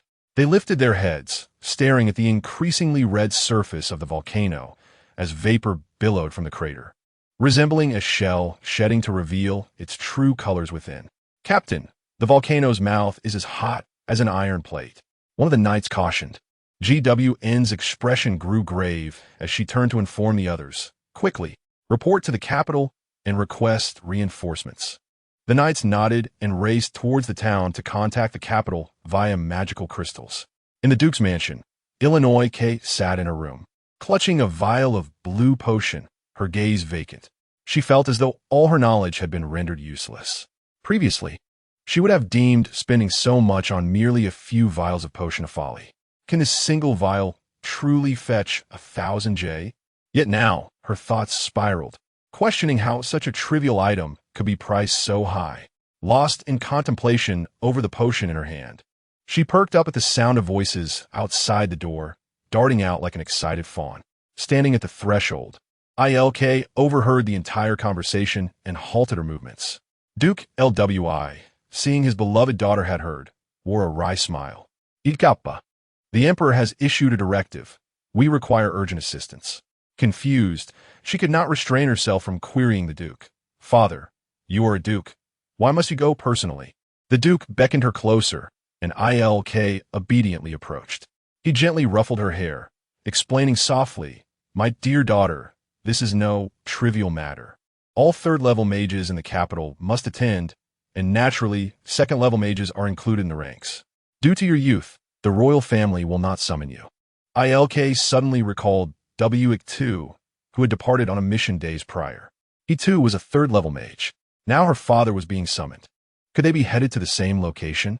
What calamity had occurred that required so many mages? Before the Duke could elaborate, Illinois K interjected, "I wish to go too." Hearing her insistence, Duke LWI's demeanor shifted to seriousness, promptly rejecting her plea. "No, you are still young, and you must continue your studies. I am not a child anymore. I am now a second-level mage. If all second and third-level mages in the capital are called away, surely the academy will follow suit." Should I seek the dean to personally instruct me? She understood that the dean would not easily abandon the capital, as he was the only West-tier Saint Mage within its borders, crucial for maintaining order and deterring hidden malefactors. As for the others, Illinois K confidently believed that, apart from W2, no one else could teach her. Even so, the Duke pondered for a moment, hesitating. Just as ILK asserted, she was no longer a mere child. At 17, she would soon reach adulthood. He could not keep her sheltered forever. She would remain a fledgling if he did. ILK harbored her own ambitions, and thus, when necessary, he must let her go. He could not allow his excessive paternal affection to clip her proud wings. Very well, ILK, I permit you to accompany me. Our destination is Vesuvius Volcano, where the Royal Knights have signaled for rescue. To be precise, Vesuvius Volcano may soon erupt. Chapter 20. The Dignity of the Celestial Era. 4,000 words. Such natural disasters as volcanic eruptions can only be thwarted by mages. Especially considering the anticipated magnitude of this eruption, it was indeed extraordinary for a column of fire hundreds of feet tall to erupt from the crater. A phenomenon not typical in any era. Should the molten lava flow for miles upon eruption, villages and crops could face devastation. The economic repercussions for the capital would be immense, and the safety of countless lives near the volcano would also be jeopardized. The capital took this matter with utmost seriousness, promptly summoning all mages capable of action within the city. The Imperial Army dispatched waves of mages, who gradually made their way to Vesuvius Volcano. Duke LW, I, and ILK were no exceptions. After nearly a full day of travel, the long trek had left everyone fatigued. At dawn, the group finally reached their destination, allowing everyone a moment to rest. Due to the collective evacuation of the Knight's Order, all the residents of Sanchier Town gathered outside the town. Even the livestock such as chickens, ducks, cattle, and sheep, as well as various cats and dogs, were not spared from being driven out. Outside the town, chaos reigned with chickens flying and dogs barking. The villagers watched as a large contingent of soldiers and mages entered the town, leaving everyone bewildered about the unfolding situation. At this moment, the atmosphere around the camp was taut with tension. Mage Li Wei was among the last groups to arrive, and, as he dismounted from the carriage, numerous mages from other noble families greeted him warmly, approaching him eagerly. It has been a long time, Duke Li Wei. An elderly nobleman leaning on a cane said as he approached Duke Li Wei, accompanied by other noble mages. Indeed, it has been quite a while, Mr. Baker. Since the last royal summons, we may not have seen each other again, the Duke replied, nodding and smiling. This must be your daughter. How graceful she is. You flatter me, she said, adjusting her glasses, and continued, it seems the rumors from the academy hold some truth. Erica understood that this was merely adult pleasantries. Yet it still brought her joy to hear such praise from renowned mages. No one dislikes compliments, and having grown up surrounded by admiration, Erica felt particularly delighted. Duke Li Wei looked at his daughter with pride. Haha, your daughter's magical talent truly makes us old men envious. The adults exchanged pleasantries, gradually calming down. In the realm of mages, it was rare not to know one another. Duke Li Wei was one of the few third-tier mages, and the remaining third-tier mages were also nobles. In the Kalenxia Empire, high-level mages were predominantly monopolized among the aristocracy, with commoners scarcely able to produce even a second-tier mage. At that moment, a silvery figure appeared before them. Duke Li Wei recognized her as the second daughter of the Dellen family, currently serving as the commander of the Royal Knights Order in the capital. Gwendolyn has come to report. The mages noticed Gwendolyn's somber expression as she approached, causing their hearts to tighten. Was the situation with the volcano truly dire? Esteemed mages, since the volcano exhibited unusual changes yesterday, it has remained relatively stable so far, Gwendolyn said, gripping her silver sword tightly, beads of sweat forming on her forehead. Upon hearing her news, the mages sighed in relief. The elderly mage patted his chest, and the grip on his cane loosened considerably. Thus, their presence here was merely precautionary rather than a strenuous effort to confront a natural disaster directly. At this moment, Erica stood quietly beside Duke Li Wei, observing everything. Father, who is this? Duke Li Wei whispered to Erica, this is the current commander of the Royal Knights Order. Erica nodded, astonished to see a female commander for the first time. She did not recognize Gwendolyn, nor did she know that Gwendolyn was Victor's fiancée. However, Gwendolyn was well aware of Erica, the nationally renowned magical prodigy, and the incident involving Victor had left a lasting impression on her. Gwendolyn gazed at the golden-haired girl before her, musing to herself, "Is this the daughter of Duke Liwei? She is truly beautiful." No wonder Victor was impulsive enough to confess. Having only seen Erica in newspapers before, Gwendolyn was taken aback by her captivating presence.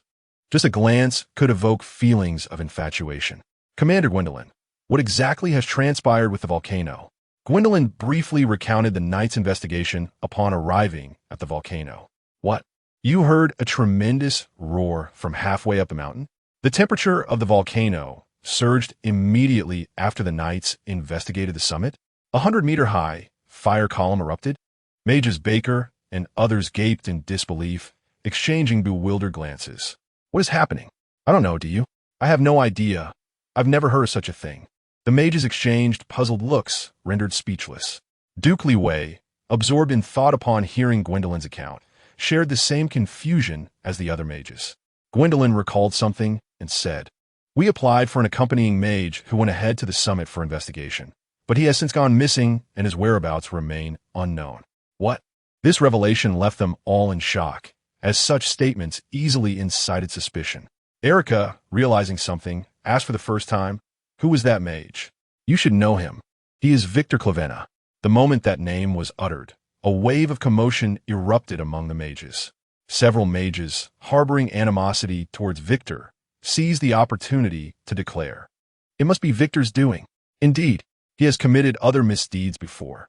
This time, it is certainly his handiwork." Everyone present was aware of Victor's notorious reputation, and when an opportunity arose to malign him, they spared no effort in doing so. Duke Liwei felt bewildered, yet he urged the other mages, "Everyone, let us not rush to conclusions. The most important matter now is to mitigate the risk of a volcanic eruption and minimize potential damage." Upon hearing the Duke speak, the mages ceased their arguments. As Duke Liwei stated, at this point, identifying the instigator was no longer of importance. What mattered most was to navigate the immediate crisis. Suddenly, a furious roar erupted from the volcano, startling everyone. The mages collectively turned their gaze toward the summit, rendered speechless. Was that sound the voice of a creature? "Madam, you cannot go there." The voice of the surrounding knights drew attention, and all turned to see an elderly woman attempting to push past the knights to enter the stronghold. "Someone has angered the volcano deity. It must be," she shouted across the guards. "All is lost. We are finished." The mages exchanged glances, and Duke Liwei waved his hand at the knights, saying, "Let her in." "Yes."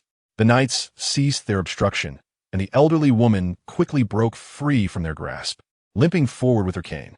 "Grandma, what is the volcano deity?" Duke Liwei asked kindly, but the surrounding mages began to murmur, having observed the woman's earlier erratic behavior. "What can this madwoman tell us? What volcano deity? I have never even heard of such a thing. She must be here to disrupt order. Duke Liwei, you should send her away quickly." Duke Liwei, however, disregarded the mage's counsel and kindly inquired, "Grandma, if you have anything to share, please tell me." The elderly woman scrutinized the Duke, her demeanor shifting from frantic to mysteriously solemn as she began, "Hundreds of years ago, someone sealed a burning flame demon beneath the volcano, and that sealing angered the volcano deity, causing the eruption. After that eruption, the volcano remained dormant for centuries. Now that the volcano has stirred again, it surely indicates that the slumbering volcano deity is enraged once more, poised to break free from its seal and incinerate both the sky and the earth." The many mages present were taken aback, rushing to respond. "Duke, there is no need to concern yourself. It is merely a collection of myths propagated by the populace." However, Duke Liwei's visage was etched with grave seriousness. Within the tale, he detected a familiar scent. At that moment, Ai Lika cast her gaze toward the mountain summit. She gently touched her chest, as if engaged in deep contemplation, then turned to Duke Liwei and spoke. "Father, I wish to ascend the mountain's peak. I sense that there is something there." "Absolutely not." Upon hearing Ai Lika's request, the Duke waved his hand, his demeanor resolute as he sternly declared, "Ai Lika, I may acquiesce to many of your desires, but this matter is non-negotiable. Unwilling to concede, AI Lika continued to implore her father's consent. Father, I am now a second-tier mage, capable of standing on my own. Unless your strength surpasses mine, I will not permit you to set foot near the volcano. Faced with Duke Li Wei's firm stance, AI Lika fell into silence. It was an unreasonable demand. Her father had immersed himself as a third-tier mage for over 30 years. It was widely believed that if a new Western Saint Mage were to emerge, it would undoubtedly be Li Wei du Kaluo E. AI Lika pondered how she could hardly surpass Wei Kuta. How could she possibly leap 2 tiers to reach the Western tier? Yet, a sense of unease enveloped her. In the wake of the Duke's furious outburst, she had heard a voice uttering, "It hurts." Meanwhile, Duke Li Wei had begun issuing commands to the mage battalion. The volcanic unrest grew increasingly apparent, and the third-tier mages arranged themselves in formation, while the second-tier mages provided auxiliary support, alternating their magical energy. They aimed to inscribe a magical array, intending to summon potent war magic to envelop the entirety of Mount Vesuvius before an eruption could occur. In doing so, they aimed to obliterate any lava or creatures that might emerge from the volcano. Have you finally been injured? Wei Jia gazed at Wei Kutuo with a dazed expression. Incredulous. His current state was far from favorable. Half of his cloak had been scorched away, and his body bore wounds that continued to ignite from the magma's assault.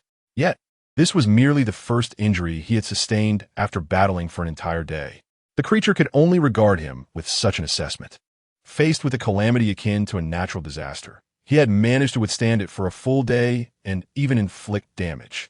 He had only suffered this one injury, and that was due to a momentary distraction that allowed a fierce pillar of flame to graze him. Had the pillar struck him fully, he might now be reduced to mere ashes. Perhaps he had indeed pushed himself too far. However, being wounded was hardly a favorable development, as it indicated a decline in Wei Kutuo's vitality, plunging him into fatigue. The relentless combat had gradually hindered his focus. Should he not consider retreating while he still possessed sufficient magical energy to teleport away? Wei Jiao whispered in his ear, knowing full well that Wei Kutuo was not one to surrender easily.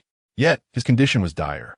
If I leave now, that beast will surge forth from Mount Vesuvius in an instant. That would spell true devastation. Wei Jia, do you understand? Wei Jia stood frozen. Once he had finished speaking, Wei Kutuo recalled that Wei Jia was an evil deity and continued, "My apologies, I forgot you might not care about such matters. But I do." Wei Kutuo discarded his tattered and utterly ruined cloak, allowing it to drift away with the wind and fall into the magma. The cloak transformed into flecks of embers in the air, dissipating completely. I do not wish to be a hero. However, I refuse to allow this unstoppable behemoth to break free from its prison, only to have the world label me as the harbinger of destruction. The creature known as Gulu Dun had already had its health diminished by a third, a testament to his formidable prowess. As long as he could breach the monster's defenses, there was nothing he could not slay. Wei Kutuo remained steadfast, gazing intently at the enraged Gulu Dun, his excitement intensifying. It was merely one injury. I have not yet lost, for this was a battle that tested his honor as a champion. Chapter 21. Duke, your daughter is remarkable. The mages summoned from the royal capital gathered at the slopes of the volcano, encircling it. They raised their arms, their surging magical energies intertwining, gradually forming a colossal magical array surrounding the volcano. The radiance shimmered brilliantly, stretching for miles. Numerous magical steel spikes embedded in the volcano responded to the array's influence, their magical chains beginning to clink and resonate, delving deeper into the mountain. Runes were inscribed upon the array, and the immense formation grew increasingly substantial, spreading outward for miles. The second-tier mages stood one tier below the third-tier mages, continuously channeling their magical energy to them. As the first batch of second-tier mages could no longer continue, a second group stepped forth. When the initial batch of second-tier mages had rested, they returned to the fray, one wave after another. A dozen third-tier mages focused their energies, chanting toward the heart of the array. God of the abyss, weep. Gather the world's chill. God of compassion, beseech. Sing the lamentations of the lower realms. Although Ai Lika was the Duke's daughter, she received no special treatment. She too was assigned to the ranks of second-tier mages. After the knights dispersed the populace, they stood guard nearby to protect the mages from any disturbances. Magic tends to attract monsters, so they safeguarded the mages, slaying any approaching creatures. This magical array that enveloped Mount Vesuvius grew stronger the longer it was maintained. Duke Li Wei, as a third-tier mage, exerted all his effort to refine the array, hoping to delay the eruption of the volcano. If they could allow the array a day to stabilize, they would undoubtedly be able to thwart the eruption entirely. Thus, they continued for an hour, with the first batch of second-tier mages descending, while another batch ascended. Ai Lika was among this group of mages. Standing behind Duke Li Wei, she began to softly chant, channeling her magical energy to her father. Duke Li Wei observed her every movement while inscribing the array, feeling a measure of comfort in Ai Lika's burgeoning independence. Ai Lika, you have grown. After the second round of mages descended, the third group was set to ascend, yet Ai Lika remained. She discreetly consumed a vial of blue potion purchased from Leah, instantly feeling her mental acuity rejuvenate. Duke Li Wei was astonished to see Ai Lika persisting, filled with joy. He had not anticipated that she possessed such an abundance of mental energy. At her age, I was nowhere near her level. An hour passed, and, as the third batch of mages had descended, the fourth batch had already arrived. Ai Lika remained within the array, continuing to channel energy to Duke Li Wei. She secretly drank another potion, restoring her mental state entirely. If Duke Li Wei had been merely surprised before, now he was utterly astounded. Ai Lika's talent was truly extraordinary. This remarkable mental capacity had surpassed many third-tier mages. As her father, he was only now realizing the extent of her strength. Soon, the fourth batch of mages depleted their energy and descended to rest. Ai Lika discreetly consumed another potion, continuing her support. The surrounding third-tier mages noticed Ai Lika's persistence. It had been over an hour. Where was she drawing such magical energy from? Could it be that within this talented young woman lay a vast ocean of magic? The mages could not help but inquire of the Duke Li Wei, is your daughter a monster? How can she possess such terrifying reserves of mental energy? Indeed, I have never witnessed a cattle that can toil in the fields for such an extended duration. Duke Li Wei began to harbor concerns. He feared that his daughter might be overexerting herself, risking irreversible damage to her health. He found it perplexing. After the passage of 5 hours, the first batch of mages from the second tier had descended the mountain to rest, while those who were supposed to join Ilika in a queue ascended the peak once more. To their astonishment, they beheld the Duke's daughter still standing within the magical formation beneath Duke Li Wei, radiating an astonishing brilliance akin to a luminous bulb, her entire being aglow with magical energy. Do you not require rest? Indeed, Ilika secretly consumed a vial of potion after each batch of mages departed, maintaining her magical energy at a relatively relaxed level. Ilika sensed the shock and amazement in their gazes, feeling an immense pride in her actions. Thanks to the potion crafted by Professor Waikatu, she could persist. Her father would surely regard her with newfound respect. Lost in her elation, she was abruptly jolted back to reality by the Duke's thunderous roar. Ilika, you must descend to rest. This was the first time Ilika had witnessed her father so furious, and she instinctively shrank back, lowering her head as she complied. Nevertheless, her reputation had already spread throughout the ranks of the second-tier mages. Have you heard of Duke Li Wei's daughter? I too have seen her. Her mental fortitude rivals that of a third-tier mage. Even that Waikatu might struggle to match her. Ilika, blessed with keen hearing, caught these whispered praises, swelling with pride at the comparisons drawn between her and Waikatu. Yet, she was acutely aware that without those potions, she could not have sustained herself for such a lengthy period. The miraculous elixir originated from the hands of Waikatu. Contemplating this, the flattering remarks suddenly appeared grotesque to her. Indeed, she could not compare to Professor Waikatu. It was likely that throughout her life, she would never catch a glimpse of his back. A thunderous roar erupted once more from the mouth of Mount Vesuvius, as rocks began to tumble and ash ascended towards the heavens. The black clouds above the volcano appeared as if shattered, revealing fiery fissures between the cracks. The mountain trembled and magma stirred restlessly within. Look, what is that? A knight pointed at the high-temperature droplets falling from the sky. Countless fiery raindrops struck near the volcano's mouth, causing rocks to explode like bombs upon contact. All the mages and knights stood on high alert, the mages swiftly inscribing a temporary formation to address the looming crisis, while the knights enchanted their armor and silver swords with magical enhancements. Was the volcano about to erupt? Suddenly, Ilika heard a voice resonating within her mind. It hurts. It hurts. That voice again. What was happening? She discerned that the voice emanated from the volcano's summit, and she yearned to witness it for herself. Perhaps Professor Waikatu was there. Ilika recalled the disparaging remarks made by the mages about Waikatu. She did not wish to cast him as the orchestrator behind the impending eruption.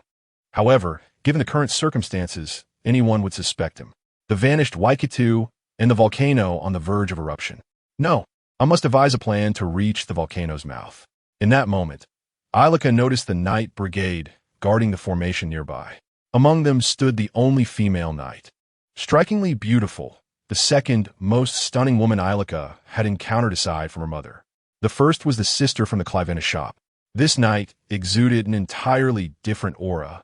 As though she had emerged from the ice, her demeanor frigid, instilling a sense of distance merely by her presence.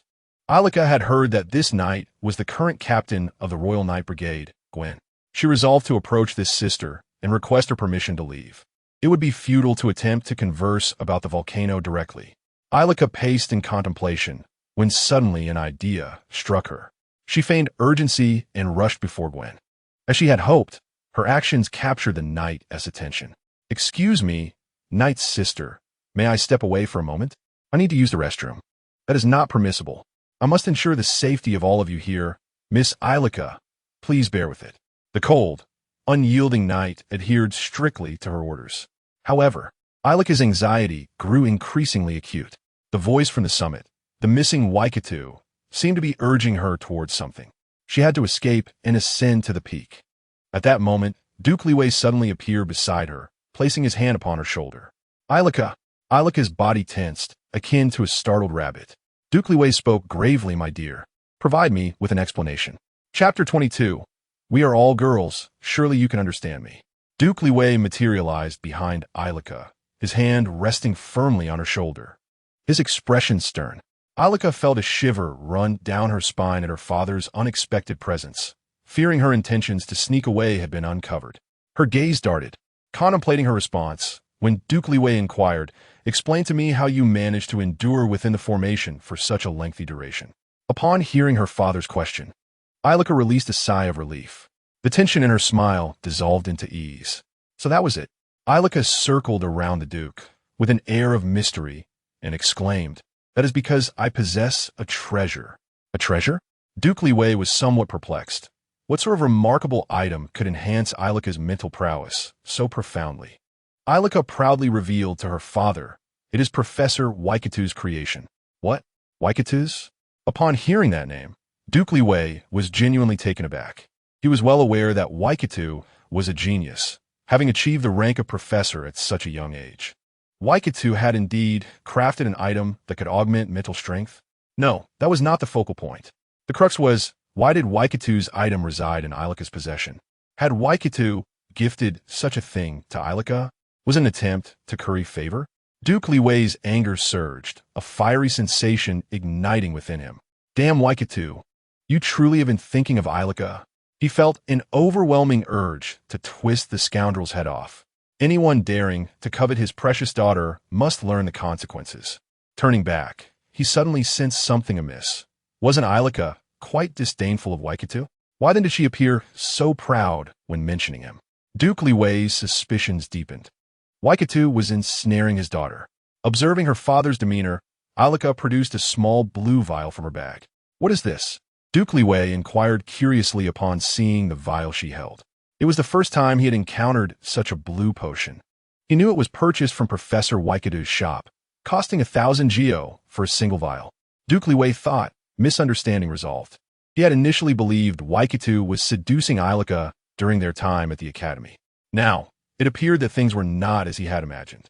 He gazed at the vial in Ilika's hand, suddenly struck with disbelief. Wait, Erica, how much does this item cost? Duke Liwei suspected whether his ears had betrayed him. 1,000 jiao must have been a mistake. Erica puffed out her chest and proudly reiterated, 1,000 jiao. Duke Liwei thought to himself, when did he raise such a prodigal daughter? Oh well, she's his own flesh and blood. Taking a deep breath to suppress his rising anger, he forced a smile that barely masked his discontent and remarked to Erica, it seems I never taught you to squander money. Upon hearing such words from her father, Erica quickly retorted, I am not frivolously spending. Your mental energy is insufficient to sustain the magic array any longer, is it not? Duke Liwei nodded in agreement. Indeed, as Erica had stated, despite the countless second-tier mages providing magical energy, his own mental stamina had been depleted significantly, necessitating a break. This was a predicament faced by all mages. Even with immense magical prowess, without adequate mental energy, one cannot summon magic, arrange formations, or carve runes. Spells remain uncast. If someone could cast spells continuously for 3 days and nights without collapsing, that would be absurd. Yet, despite this, Duke Liwei recalled Erica's impressive endurance. Channeling magic for 5 consecutive hours. Could it possibly relate to this item? Here, try this. Erica opened the vial and handed it to her father. Duke Liwei scrutinized the small bottle of blue potion with a furrowed brow, feeling a sense of reluctance. It did not appear to be of good quality. This liquid resembled industrial waste filled with dyes. Could it possibly be palatable? Hurry and drink it.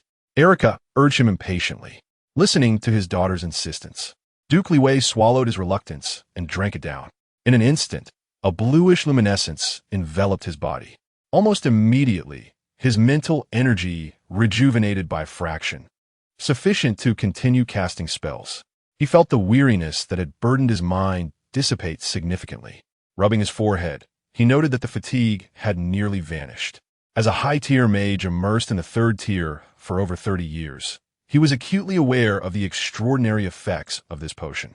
Seizing a moment of privacy, he discreetly tucked away the emptied vial, leaned down to shield Erica, and whispered in her ear, this must not be disclosed to anyone, at least not at this moment. Tell me, how many bottles do you have left? Erica began to count on her fingers.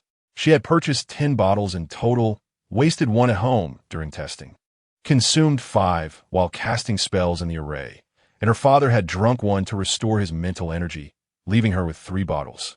Duke Liwei grasped Erica's shoulders, leaning down to speak earnestly. If this potion were to be made public, it could draw the covetous eyes of ill-intentioned individuals. This is something you cannot handle. Leave it to me, and I shall manage it. Hearing her father's words, Erica sighed and shook her head. No, I spent quite a bit of my allowance to purchase this. A deal, Erica thought to herself. After all, this was concocted by Professor Waikitu. When she sees him at the academy, she could simply ask him to make more. Professor Waikitu would surely oblige her, right?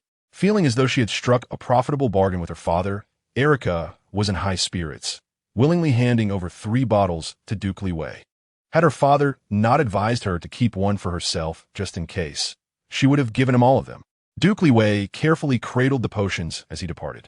Watching her father's somewhat comical demeanor, Erica couldn't help but chuckle. Several 3rd-tier mages still resting noticed Duke Liwei ascending the mountain again. Unable to restrain themselves, they inquired, Your Grace, do you not require rest?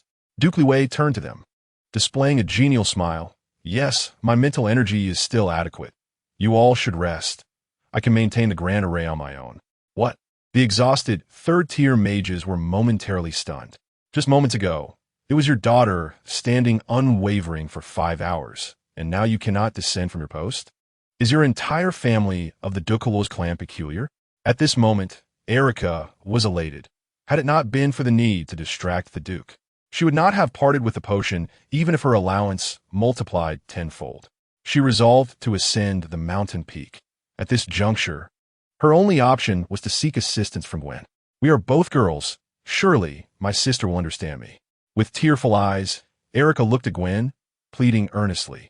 After a moment of contemplation, Gwen's face flushed slightly. It seemed she had an inkling of what Erica was referring to. However, was today not the day for her? This matter concerned a young lady's dignity, and after some consideration, Gwen reluctantly agreed to assist Erica.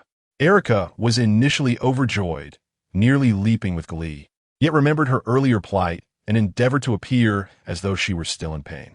Then Gwen declared, "For your safety, I shall accompany you." Erica immediately wilted.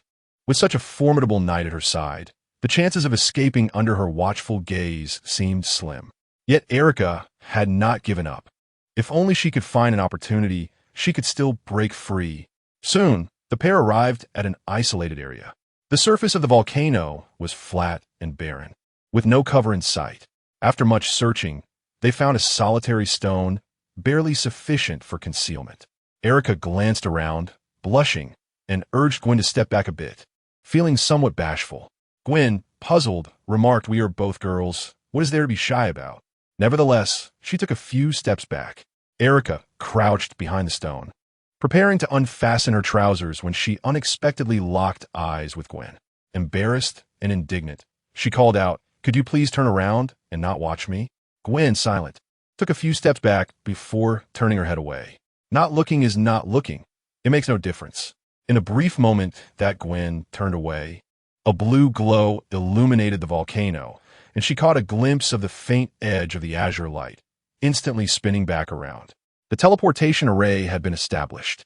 Erica stepped into it, beaming at Gwen and waving goodbye. Gwen dashed forward, reaching out to stop her, but the distance was too great. She was too late. In an instant, Erica vanished from sight. Gwen found herself grasping at emptiness, lowering her head to the ground, murmuring, "Teleportation magic? What could she have gone?" Gwen recalled Erica's earlier inquiry about the mage. Who was that mage? Waikato Clavenna. The name flashed in her mind, and her gaze swiftly turned to the mountain peak. In the next moment, a whirlwind seemed to rise beneath her, propelling her upward at remarkable speed toward the summit. Chapter 23. The Grand Unveiling. What? We have it too. Finally, Erica successfully escaped. She was overjoyed. To avoid being captured, she had begun preparing her teleportation magic well in advance. Fortunately, Professor Waikato had taught her the correct way to use teleportation magic during his first visit to the academy. Although she could not teleport dozens of kilometers away like a third-tier mage, a few kilometers was certainly within her capability. Perhaps Gwen still believes I will teleport to a far-off place. Erica did not teleport directly to the summit of the mountain, but instead traversed several kilometers at the mid-slope, effectively reaching the other side of the mountain. The surrounding scenery remained desolate, devoid of any significant change. As Erica commenced her ascent towards the volcano's peak, the rising temperature became increasingly palpable. It was not long before she found the heat unbearable. The rocks around her emanated steam, the moisture from the air evaporating due to the intense heat. Continuing her climb, she could even observe various fragments of rocks that had shattered due to the high temperatures. Gazing at the surroundings, Erica felt a sense of trepidation, yet she persevered against the sweltering heat and pressed onward. Simultaneously, she recalled the several heat-resistant spells she had cast upon herself. Being a mage, she understood that this phenomenon was a result of the abundant fire elements present on the volcano. It was evident to her that this was not a mere volcanic eruption. A typical eruption could hardly produce such an influx of magical elements. Erica affirmed her suspicions, realizing that only by ascending the mountain could she uncover more truths. Meanwhile, her father and the others only relied on magic to isolate everything, utterly failing to contemplate addressing the issue from its roots. Those stubborn old mages. She muttered under her breath, then recalled Victor, the youngest third-tier mage, whose record remained unbroken to this day. Could the volcanic disturbances truly be a consequence of Victor's actions? Just then, a sound of crunching stone echoed from behind her. What was that? A second-tier magical creature, a flame hedgehog.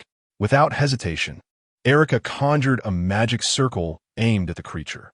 Second-tier magic, water cannon, as she spoke. A massive water orb began to swirl in her hand before erupting forth in an instant. The flame hedgehog was propelled several meters away, landing on its back.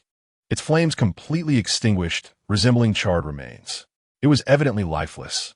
The strength of a second-tier magical creature was no match for an elite mage, honed through years of practice. The swift defeat was entirely expected. Such ease left Erica in disbelief. This was her first time vanquishing a magical creature in the wild. It turned out she was not weak after all. A sense of pride welled within her for her bravery. Mount Vesuvius was inherently a perilous place, with fire-type creatures exhibiting a wide variety. The further she ascended, the more numerous the creatures became. Moreover, their strength increased in direct proportion to their numbers. Initially, she could handle them with relative ease, but as she climbed higher, the encounters grew increasingly taxing. The closer she got to the summit, the more formidable the monsters became. Though she managed to fend them off, an unsettling feeling lingered, despite having recognized these creatures during her studies. Why did their power differ so drastically from what had been conveyed in class?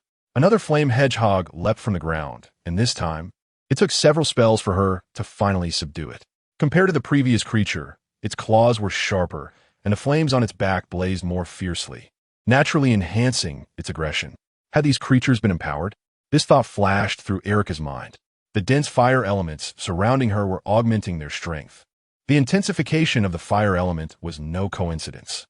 She felt compelled to continue her ascent, convinced that answers awaited her at the mountain's peak. Yet, the terrifying heat began to induce a sense of dizziness, and the increasingly powerful creatures made her hesitate. Even her spells began to falter against the searing temperatures. Resolute, Erica halted to gather her thoughts and devise a plan to reach the summit. Suddenly, she remembered the last vial of magical potion in her bag. She gazed at the potion, then lifted her eyes towards the peak. A flash of inspiration struck her. I have a plan.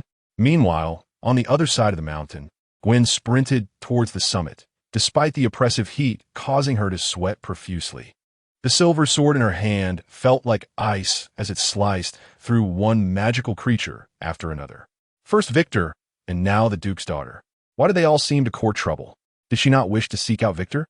No, she certainly did, to the point of near madness. She yearned to confront Victor and demand answers regarding the volcanic disturbances. Should he admit to being the cause, her fist would find its way to his face in the next heartbeat. However, Gwen was bound by her orders. She had to protect all the mages and the residents. Victor, wait for me. Swiftly, she severed the head of a creature blocking her path and continued her ascent as if traversing an uninhabited realm.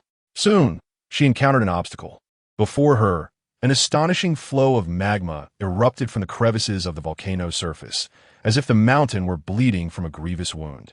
This rendered further progress impossible. The heat of her armor was unbearable, forcing her to retreat a few steps as she gazed at the summit, contemplating her next move. It was severely injured, undoubtedly gravely wounded. Vega pondered. Before it, the shell of the fire calamity shattered, revealing gaping wounds that flowed with an immense quantity of magma. This was the fire calamity, an overwhelming release of magma pouring forth from within. Truly a terrifying creature, Vega mused, referring to Victor. Third-tier magic, raining destruction, third-tier magic, sandstorm mudslide. Various formations swirled in the sky, 5 arrays continuously unleashing magic. Below, the volcano churned with magma, and the surrounding cliffs crumbled, releasing streams of lava. Victor relentlessly cast spells, applying various negative enhancements to Gulitin. As the damage accumulated to a critical point, Gulitin's movements slowed significantly, leaving it unable to even graze Victor. This battle was poised to alter Vega's understanding. Ignoring the flames consuming its feathers, it remained fixated, eyes unblinking. Could it be? Were they truly on the verge of victory? If Victor triumphed, Vega would gladly deem him the strongest human it had ever witnessed. Yet, that was not entirely accurate. Even if Victor did not achieve victory, his prowess had already surpassed imagination. To be precise, he did not wield an overwhelming strength. The disparity between Gulitin and Victor was akin to a chasm. Gulitin's immense form was powerful enough that a single successful strike could obliterate Victor. Yet, it cannot achieve this. Logically, it needed to defeat Victor countless times, while Victor only required one victory. Nevertheless, this stark disparity allowed Victor to transform the impossible into the possible with his own hands. After nearly 3 days and nights of battle, Gulitin had only managed to graze Victor once. In contrast, Victor appeared effortless in combat, moving with grace and ease. Gulitin's attacks seemed to have slowed to a crawl in his eyes, some unnecessary strikes he could evade simply by taking a few steps aside. The injuries he had sustained earlier seemed to invigorate his spirit rather than hinder him. At last, one opponent had succumbed to a state of weakness. It was not Victor who faltered, but godlike. A calamity that humanity could never hope to conquer was, for the first time, cornered by a human. Its health had plummeted to 30%, an unmistakable sign of vulnerability. Its shell no longer gleamed, and its power and speed had diminished considerably. Vega, stunned, could hardly comprehend that just moments ago it had failed to land a single blow on Victor. Now, godlike found itself in a weakened state. Did this not imply Victor was destined for victory? Vega looked towards Victor, only to find that he did not share this belief. Rather than relax, his expression remained grave and vigilant. The words lingered on his lips. The attack is coming. What attack? Which attack? Wei Jia was momentarily stunned. Then a deafening tremor resonated through the air, nearly causing him to lose his balance. The volcano swayed violently, and the ground itself began to tremble. The earth gradually began to fracture, and the molten lava ceased its flow as a colossal entity surged upward from beneath the layers of magma. The entire volcano seemed on the brink of collapse, and Gu Lu Dun's eyes radiated a scorching brilliance akin to twin suns. A pillar of fire erupted, piercing through the encasing lava, melting the rocks in its wake, overwhelming all in sight. Countless fiery stones, enveloped in lava, plummeted like meteors. The wrath of Yin Duan. Victor recognized it instantly and slowly uttered the name of Gu Lu Dun's final move. As Wei Jia dodged the rapidly descending fiery stones, he witnessed the pillar of fire about to break free from the volcano's mouth. Cursing the calamity of fire. How the hell can one evade this? Evade? Victor schnellte. He had never considered retreat. In a moment of dire urgency, Victor's eyes ignited with an astonishing azure glow. Terrifying magical elements enveloped the base of the volcano. In an instant, a colossal phantom castle appeared in the sky, seemingly intent on completely suppressing the mountainside. The castle illuminated with multiple grand magical arrays. Buzz, buzz, buzz, 1, 2, 3. 3 protective arrays rapidly began to form, interlinking with one another, the intricate patterns entwining to create an immense arc at the center of the colossal formation. Akin to a sacred tree, bud bursting open. An endless power allowed Wei Jia to sense the imminent danger even amidst the volcanic chaos. The sun-blocking magical array descended slowly, piercing through layers of ominous clouds, revealing a vast expanse of azure sky. A formidable pressure descended upon all beings except Victor. The massive Gu Lu Dun's feet sank into the ground, its head struggling to lift. Wei Jia was also overwhelmed by this oppressive force, fortuitously landing on Victor's shoulder. Vametchich. When on earth was this set up? Wei Jia gazed at the enormous magical array cascading from the sky. The fiery stones, carrying lava, vanished like mere pebbles before the might of the war magic. Once again perched on Victor's shoulder, he could not utter a single word, only internally lamenting. Isn't a war array supposed to require a multitude of mages? This freak can unleash it alone. Isn't that excessive? In the next moment, the pillar of fire, rising from the ground, collided with the arc in the sky. The two cataclysmic forces clashed, and Wei Jia could no longer hear the surrounding sounds. Only blinding waves of light and an overwhelming aura remained. The powerful attack clash even tore apart the sound, and the air surged, violently collapsing the mountainside. In a daze, he seemed to hear Victor's chant whispering in his ear. The fall of the capital of magic, the arc of apocalypse, zing! A blinding white light shot skyward, enveloping all. Chapter 24. I understand the logic, but why can crows speak?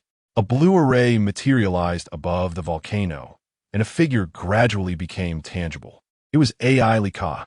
Without interrupting the magical array, she simultaneously extended its casting range. It must be said that this was indeed the most effective method she could conceive at this moment. The disparity between a second-tier mage and a third-tier mage when utilizing teleportation magic primarily lies in the difference in magical reserves. The amount of magic stored also determines the teleportation distance. AI Lika took a sip of potion to regain some magical energy, barely managing to conjure a sufficiently distant teleportation array. Now, she had reached the summit of the volcano. Before her lay the crater. The temperature at the peak was already unbearable for humans. As soon as AI Lika stood on the ground, the searing heat caused her head to spin. Had she not preemptively employed some anti-heat magic, she would likely have fainted under such astonishing temperatures. She patted her chest, glancing at her feet, appearing shaken. With her palms pressed together, a white magical array began to spin in her hands, emanating a chilling aura. She cast the magic upon herself, barely maintaining her body at a stable temperature. After accomplishing this, AI Lika turned her gaze to her surroundings. Nearby, there was nothing but the volcano's crater, as if it had just erupted, with the surrounding heated rocks glowing like red-hot metal. Under the oppressive heat, even the air twisted. AI Lika yearned to find answers at the summit, yet the scene before her did not unfold as she had hoped. The oppressive heat made her dizzy, and a sense of exhaustion spread throughout her body. No, perhaps I must leave this place. Her hands glowed faintly as the magical array began to take shape. Suddenly, AI Lika's art jolted violently. The nascent magical array dissipated in an instant. A low, sorrowful wail emanated from the volcano's mouth. The pain seemed to resonate within AI Lika's heart, and she knelt down, unable to bear the torment. Her knees were instantly burned by the scorching ground. AI Lika struggled to utter a few words, feeling as if her heart were being constricted by some unseen force. The mournful sound, audible only to her, continued unabated. In a haze, the volcano trembled, and a surge of magma erupted from its mouth. Watching the slow flow of the crimson lava, AI Lika perceived it as the blood spewing forth from the volcano in its agony. Soon, it would become the instrument of her demise. AI Lika gritted her teeth. In the face of life and death, she swiftly made a decision. The remnants of her magical power surged forth, forming a barrier to separate her from the encroaching lava. She did not wish to die, at least not in such an ambiguous and humiliating manner. However, the scant magical energy remaining was insufficient to sustain the barrier. The lava began to seep through the protective shield, creeping perilously close to AI Lika's legs. Her body trembled uncontrollably. Almost in the next moment, a beam of white light seemed to erupt from the volcano's mouth. AI Lika, momentarily forgetting the imminent crisis, fixated her gaze on the white light emanating from the crater. What could that be? In San Chia town, the mages and knights positioned halfway up the volcano noticed the intense disturbance occurring at that moment.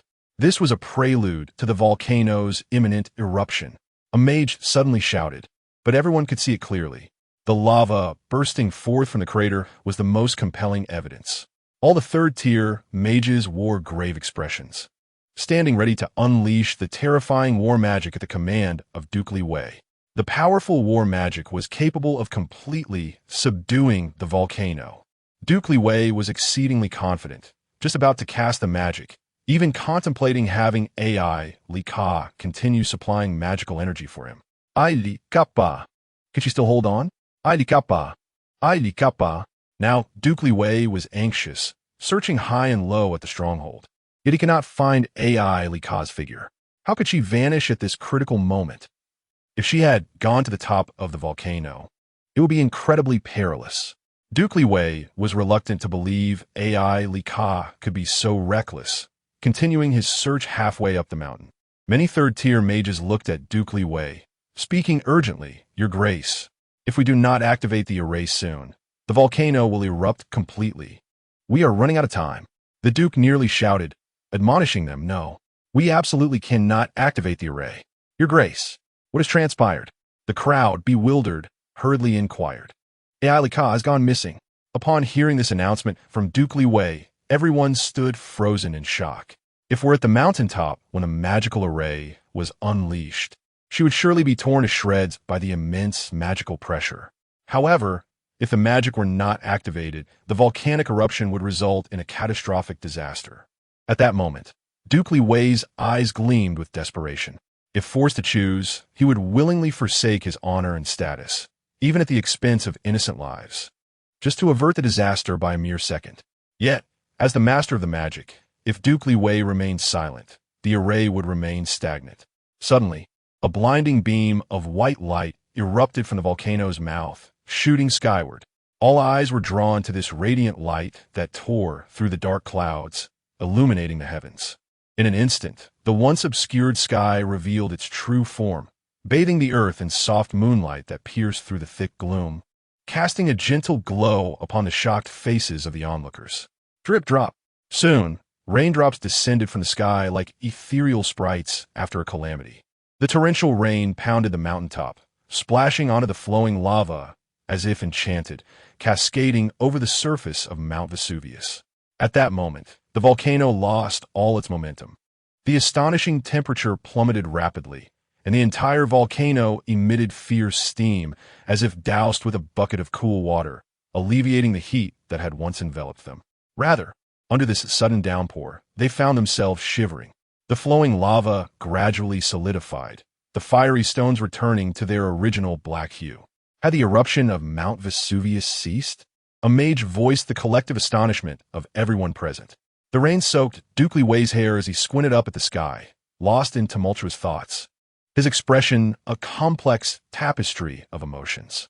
Close to the mountaintop, Gon Sho, the rain, raised her head to gaze at the moonlit sky, exhaling a sigh of relief. She had been perilously close to that white light, and had felt its terrifying power.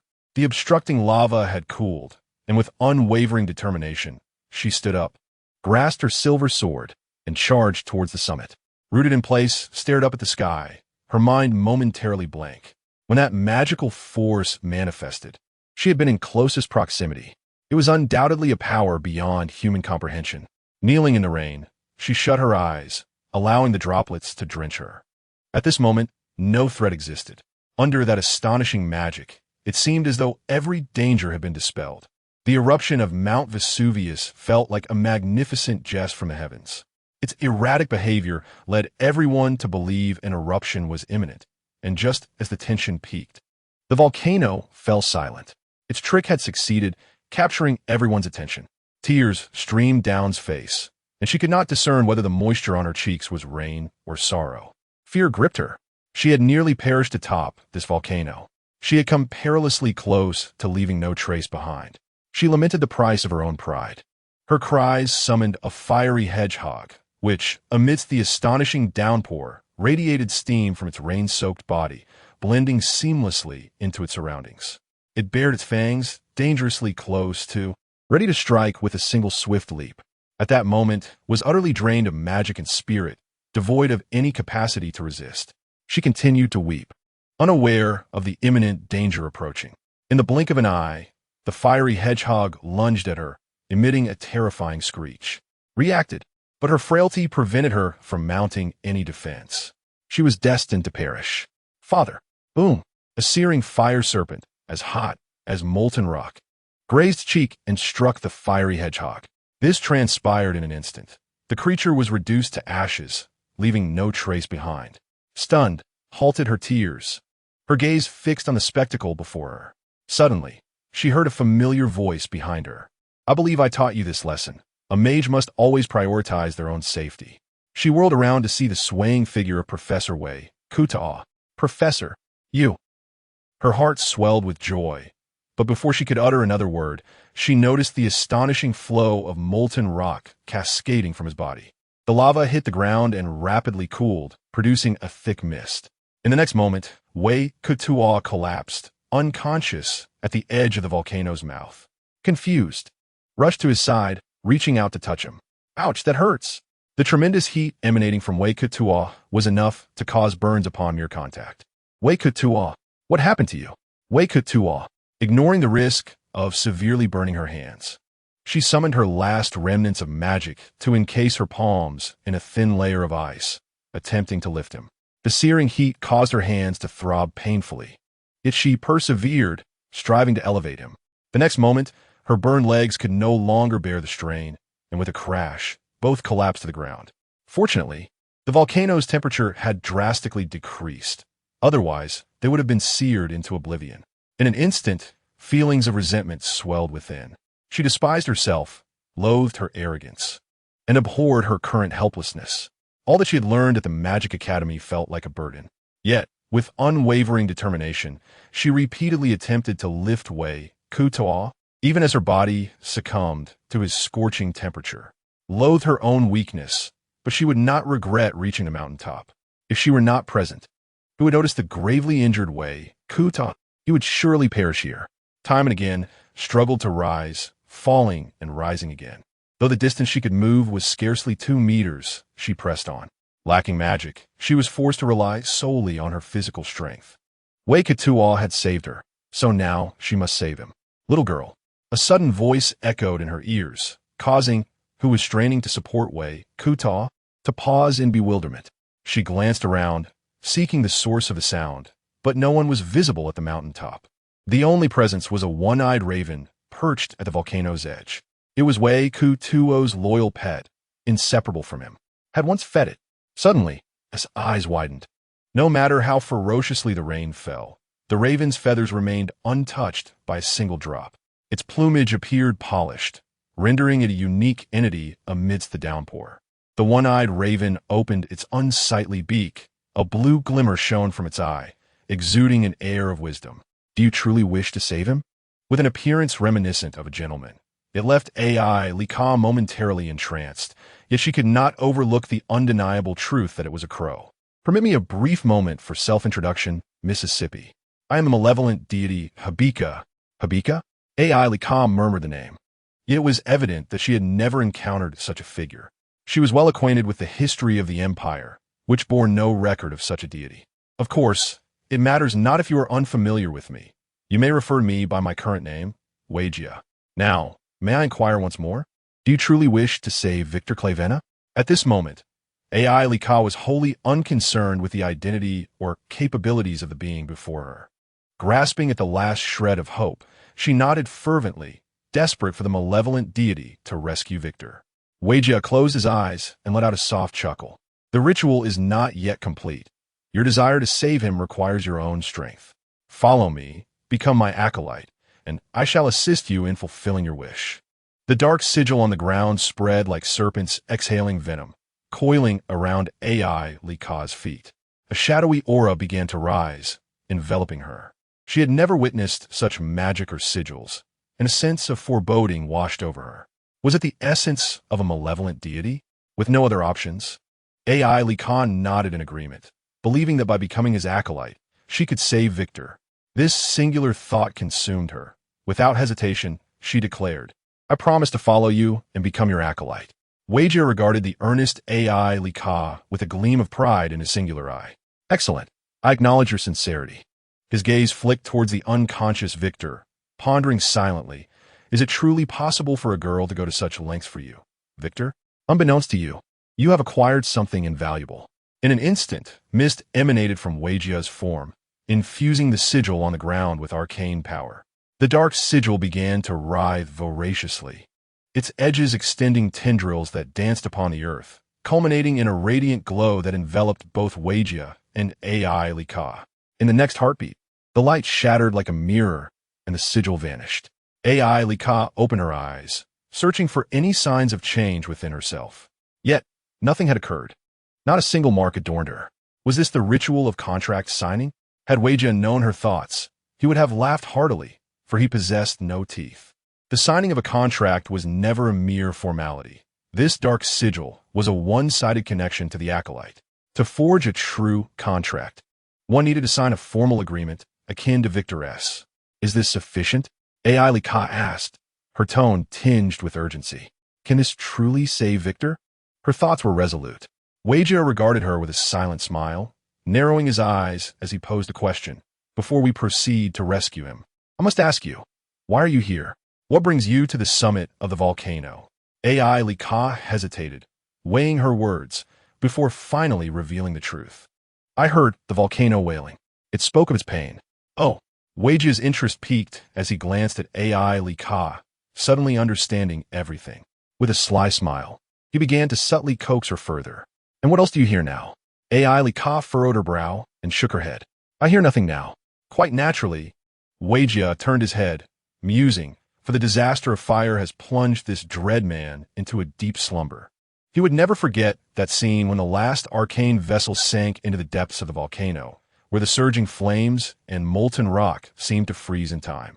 The vessel consumed all, including Gulitin. In truth, Gulitin had the power to withstand such an assault. In its prime, it would not have been harmed by that war magic at all. Yet at that time, Gulitin was gravely injured, its body flowing with magma, its once impenetrable defenses reduced to mere remnants.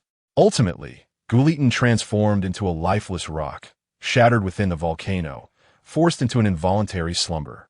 As for why it was a slumber and not death, it was because disaster cannot die. As long as magical elements exist in the world, disaster shall endure. Victor's current condition was not merely due to injury. Having witnessed his battle against the fire disaster, Weigia felt there was nothing that could truly harm Victor now. At this moment, he was ensnared in a state known as magical overload. Victor had borrowed magic from Weigia, engaging in relentless combat with Gulitin for 3 days and nights without burden. However, that power was ultimately not his own. The magic granted by Weigia was not infinite and was bound to a threshold. Under normal circumstances, the consumption would not reach that threshold. Yet, Victor was anything but normal. Thus, at the very last moment, when his magic was expended, the connection between them was forcibly severed. Yet, this was still insufficient to render Victor unconscious. Even more astonishing was that, before Gulitin fell in a slumber, he forcibly extracted a source of magical power from it and fused it with himself. This explained why Victor's body appeared to flow with magma. He was digesting Gulitin's magical source. Having depleted his own magical energy, Victor had forcibly accepted an astounding foreign source of power. If he did not faint, who would? Yet, it was not a grave matter. A few days of rest would suffice. At this moment, Weigia found himself more intrigued by the girl before him. How fascinating it was that a girl could converse with disaster. Perhaps she was unaware of her own extraordinary value. What a remarkable fortune this was. Is someone approaching? Weigia's eyes sparkled as he glanced towards the hillside, spotting a silver figure. He recognized the individual, but deemed it not yet time to reveal himself. To avoid entanglements for both himself and Victor, he flapped his wings and approached Victor. With his beak, he grasped Victor's collar. Yet his voice resonated in AI Lika's ears. You have saved Victor. I shall ensure he knows of this. Until we meet again, little one. As soon as these words left his lips, Weigia's form began to swell, transforming from a dark crow into a magnificent black-feathered giant eagle. He grasped Victor's collar and soared into the air, a gust of wind erupting that swept away the surrounding debris. In the blink of an eye, he vanished from AI Lika's sight. Victor's shadow, now diminished in the sky, grew smaller and more indistinct until it finally faded from her view. Gwen, arriving late to the scene, found herself at a loss, unable to seize Victor for a thorough inquiry. Instead, she gazed at the sky, with a receding dark figure weighed heavily upon her heart. Then, she noticed AI Lika, who bore numerous burn marks upon her skin. Kneeling on the ground, she strained to offer a smile, as if expending her last vestiges of strength. With a soft thud, she collapsed, unconscious. Gwen stepped forward and gently embraced Erica. As she looked up at the sky, only the relentless downpour remained. Chapter 26. I'm not a medicine god. The good news was that the volcano had not erupted. A villager stood still, quietly watching the large raindrops fall from the sky above Sankir town. The volcano did not erupt. How wonderful! No eruption. Among the crowd, an unexpected cheer erupted, igniting the villagers' joyous spirits. How wonderful! No disaster. Oh my! Oh my! The gods have blessed us! No, no, no. It was the mages from the royal capital who saved us. This rain was like a miracle, erasing all crises. Everyone fell silent, resembling a parade of marionettes. Yet, not a single mage could proudly utter the words, "No need to thank me," in their presence. They had not rescued these innocent residents. In fact, they themselves had nearly perished beneath the volcano. Yes, it was a near miss. The magical array ultimately did not activate. Had the volcano erupted completely at that moment, all the mages dispatched from the royal capital would have perished beneath the apocalyptic lava. As the last batch of mages departed, Count Baker glanced at Duke Rivy from a distance and shook his head. Farewell, Duke. He forced himself to utter this final phrase, his tone tinged with evident dissatisfaction, his hand trembling on the cane. Duke Rivy, I understand your deep concern for your beloved daughter. However, before acting recklessly, please consider your own position. With that, The noble mage boarded the carriage and departed under the protection of the army. The surrounding knights worried that Duke Rivi might fall ill in the downpour. For mages were not as robust as knights. They urged him, "My lord, please get into the carriage and wait. Knight Gwyn is searching for your daughter." His gaze was vacant and hollow. Suddenly, amidst the stormy night, a silvery figure appeared, like a dawn breaking through the darkness. She cradled the golden-haired girl in her arms. Upon seeing this, Duke Rivi's eyes sparkled with a glimmer of hope. Gwyn brought Erica before Duke Rivi and handed her over. "Duty fulfilled, my lord." Duke Rivi's trembling hands received Erica, cradling her in his embrace, his eyes filled with shock and sorrow. "Erica, Erica," he whispered, as if gently calling her name. This faint whisper seemed to awaken Erica, who slowly lifted her eyelids to see her most familiar father, managing a feeble smile. In that moment, this powerful man in the Calencia Empire shed tears. He had once stood tall, but could not protect his own daughter. Overwhelmed with shame, Duke Rivi held his daughter tightly, only to be met with her pained whimper. It was then he noticed the numerous burns on Erica's body. In a panic, he tried to use magic to heal her, but with little effect. Not all mages were like Victor, who had mastered hundreds of spells with remarkable proficiency. Duke Rivi's healing magic could only mend minor wounds, leaving him utterly helpless against Erica's severe burns. He anxiously scanned the surroundings, hoping to find a skilled healer, but aside from the knights standing by, there were no mages to be found.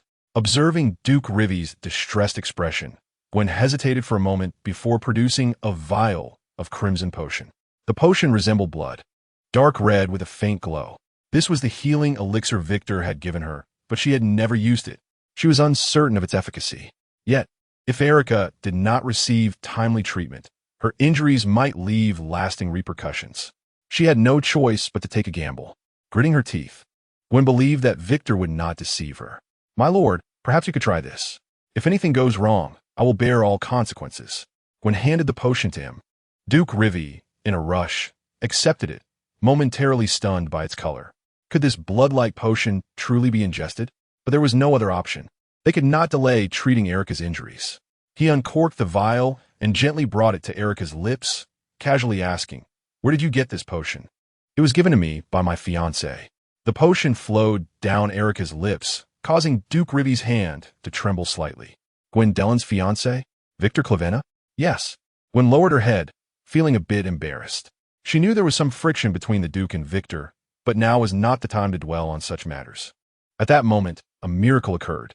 After drinking the potion, Erica seemed to be favored by the goddess of healing. Her burns began to heal at a visibly rapid pace, as if new flesh were sprouting, and her skin returned to its previous softness. Duke Rivi stood frozen in place. First, there was the blue potion, and now this crimson restorative elixir. Gwen's eyes widened in astonishment as she witnessed the transformation. She had never used that vial and had never imagined its effects could be so remarkable. Such a terrifying recovery capability could surely resurrect someone even if they had lost half their life. However, despite her injuries healing, Erica did not open her eyes. Her spirit was utterly depleted. Merely waking in her father's embrace was a miracle in itself. As the pain subsided, she finally fell into a peaceful slumber. Duke Rivi gently placed Erica in the carriage to rest, then stepped out and deeply bowed to Gwen. "I sincerely thank you, Knight Gwen." Hearing the Duke's words, Gwen was taken aback. She watched as the now composed Duke Rivi boarded the carriage, which slowly moved away, accompanied by the departing army. Taking a deep breath, Gwen turned to glance at the white horse in the stable that had no owner. It grazed quietly at the inn, completely unaware that Victor, who had ridden it, had vanished. "Victor, where have you gone?" The rain continued to pour, and she donned her helmet to shield herself from the elements before mounting her horse. Before leaving, she cast one last look at the lonely white horse. It would not perish, at least not before we meet again. She turned her horse around, leading her knights forward. After the torrential rain, rays of sunlight pierced through the clouds, revealing a clear sky. In a few days, the residents of Sankier Town resumed their normal lives. However, the scene at the inn was far from calm. "Hey, that white horse is stunning. Why not get it to me?" a burly man demanded, glaring at the innkeeper. They had had their eyes on the white horse for days, and with no one coming forward to claim it, they assumed it was abandoned. Yet, The innkeeper remained obstinate, refusing to agree to their rude demands. A knight has paid a significant sum for us to take good care of this horse. The burly man laughed heartily. Those people from the royal capital have been gone for 5 days. This horse has surely been abandoned. Exactly. Our boss certainly knows what he's doing. Several of his companions chimed in. If he can offer a higher price than he did, then I will agree. The innkeeper proposed, looking disdainfully at the ruffians. The burly man exchanged glances with his companions and asked, "How much did he pay you?" "This amount." The administrator waved a palm in front of them. 50? I'll offer 100. The administrator shook his head, and the burly man hesitated before continuing. 500? The administrator remained silent, his gaze fixed on them. "It's 5,000. Upon uttering this figure, the men erupted in fury. "What the hell? Are you really trying to sell us a horse for 5,000 geo? Are you trying to extort us?" After saying this, they rolled up their sleeves, ready to strike. But the administrator raised his hands in defense and stepped back. The punch did not land on him. Instead, a scream pierced the air. He opened his eyes wide in disbelief. A colossal hand encased in lava had lifted the leading man off the ground. The burly man suddenly found himself airborne, utterly bewildered, unsure of what had just transpired. His companions were filled with terror as they followed the giant hand's path to its owner, a man clad in a trench coat, accompanied by a peculiar one-eyed raven perched upon his shoulder, chattering incessantly. Behind him extended an arm seemingly forged from molten rock, and the black trench coat bore intricate red patterns as if lava coursed within. "That is my horse. Do you have any objections?" Chapter 27. Are you hiding someone? The man who had been lifted was yet to comprehend the situation when, almost instantaneously, he was hurled away by the giant hand. Thud! The sound of his landing reverberated, sending a shiver through everyone present. Before they could utter a word, Victor slightly raised his head, his cold gaze piercing like a steel needle into their hearts. "Leave." The moment the words escaped his lips, the lackeys fled in panic. Throughout the ordeal, they did not dare to resist. The astonishing arm seemed to dissolve back into Victor's trench coat, merging completely. Having done this, he turned to the trembling administrator and spoke in a chilling tone. "I'm here to retrieve my horse." The administrator instantly grasped Victor's intent, shakily rising from behind the counter to size up the man before him. How? How can you prove that this is your horse? Prove your identity." Victor regarded him with a look of appreciation, seemingly acknowledging his courage, and replied coolly, "Victor Clivena. Whoever left this horse should have left this name." Upon hearing this, the administrator swiftly checked the registry and nodded vigorously. "No problem. You may take it." Subsequently, he retrieved a pouch of coins from beneath the counter and handed it to Victor. "The knight stored 5,000 geo here. This is the remaining amount after deducting the upkeep. Take it." Victor accepted the pouch without hesitation, weighing it in his hands before stowing it away. 5,000 geo. One could say that Gwen had no concept of money. Spending such a sum to board a horse was enough for it to dine comfortably for a lifetime. Victor approached the stable and stroked the robust white horse, noting its favorable treatment over the past few days. The horse leaned its head against Victor's hand affectionately. After a brief moment of petting its soft coat, he let it out and skillfully mounted. Weija glanced down at Victor and whispered, "Why must you ride a horse?" Weija was not exaggerating. Victor now possessed the ability to teleport freely within 100 kilometers using magic. Having ascended to the rank of a holy mage at the age of 29, he pondered whether anyone in the Empire's history had ever achieved such a feat. In response to Weija's inquiry, Victor chuckled lightly. "This horse is not mine." Following his battle with the fire calamity, Victor had amassed a significant amount of experience. Although he had previously accumulated enough experience to become a Western-tier mage, he had been cautious, controlling his advancement. After his encounter with Guillerton, the experience gained was overwhelming, causing his experience bar to overflow. Victor Clivena, level 41 health, 2000 mana, 14800, 15000, having leveled up twice consecutively. His maximum mana had increased by 10,000 compared to before. Though these formidable attributes could easily lead to arrogance, Victor remained grounded. Level 10 in the Western tier was merely the beginning.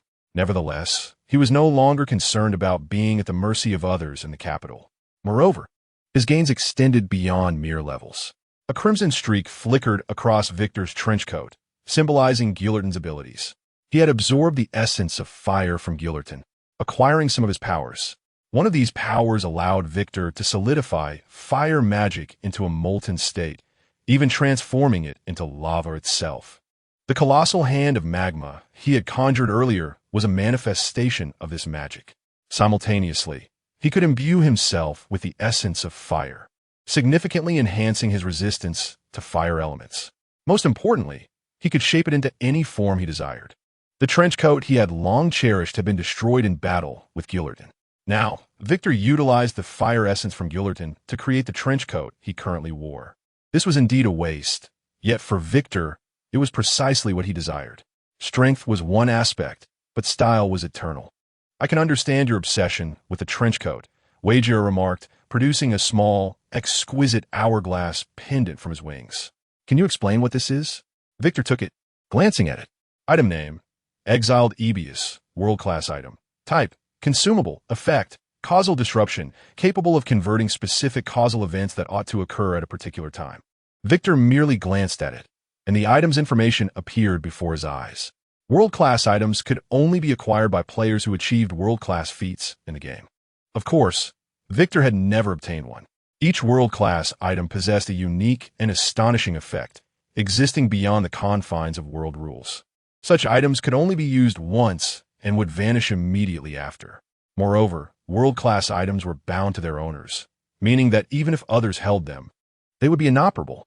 This was why Wagia could not comprehend it. Achieving the first kill of the world-level Guillotin in the game was undoubtedly a world-class accomplishment, especially since Victor had done so solo. It was only logical that the world would grant him a world-class item. After Victor awakened, this item automatically appeared in his player inventory. Intrigued, Wagia borrowed the pendant, claiming he wanted to study it. Yet evidently, he discovered nothing. Victor donned the hourglass pendant around his neck. "Did you already know what this was?" "No. To be honest, it envied Gwen's ability to discern truth from lies.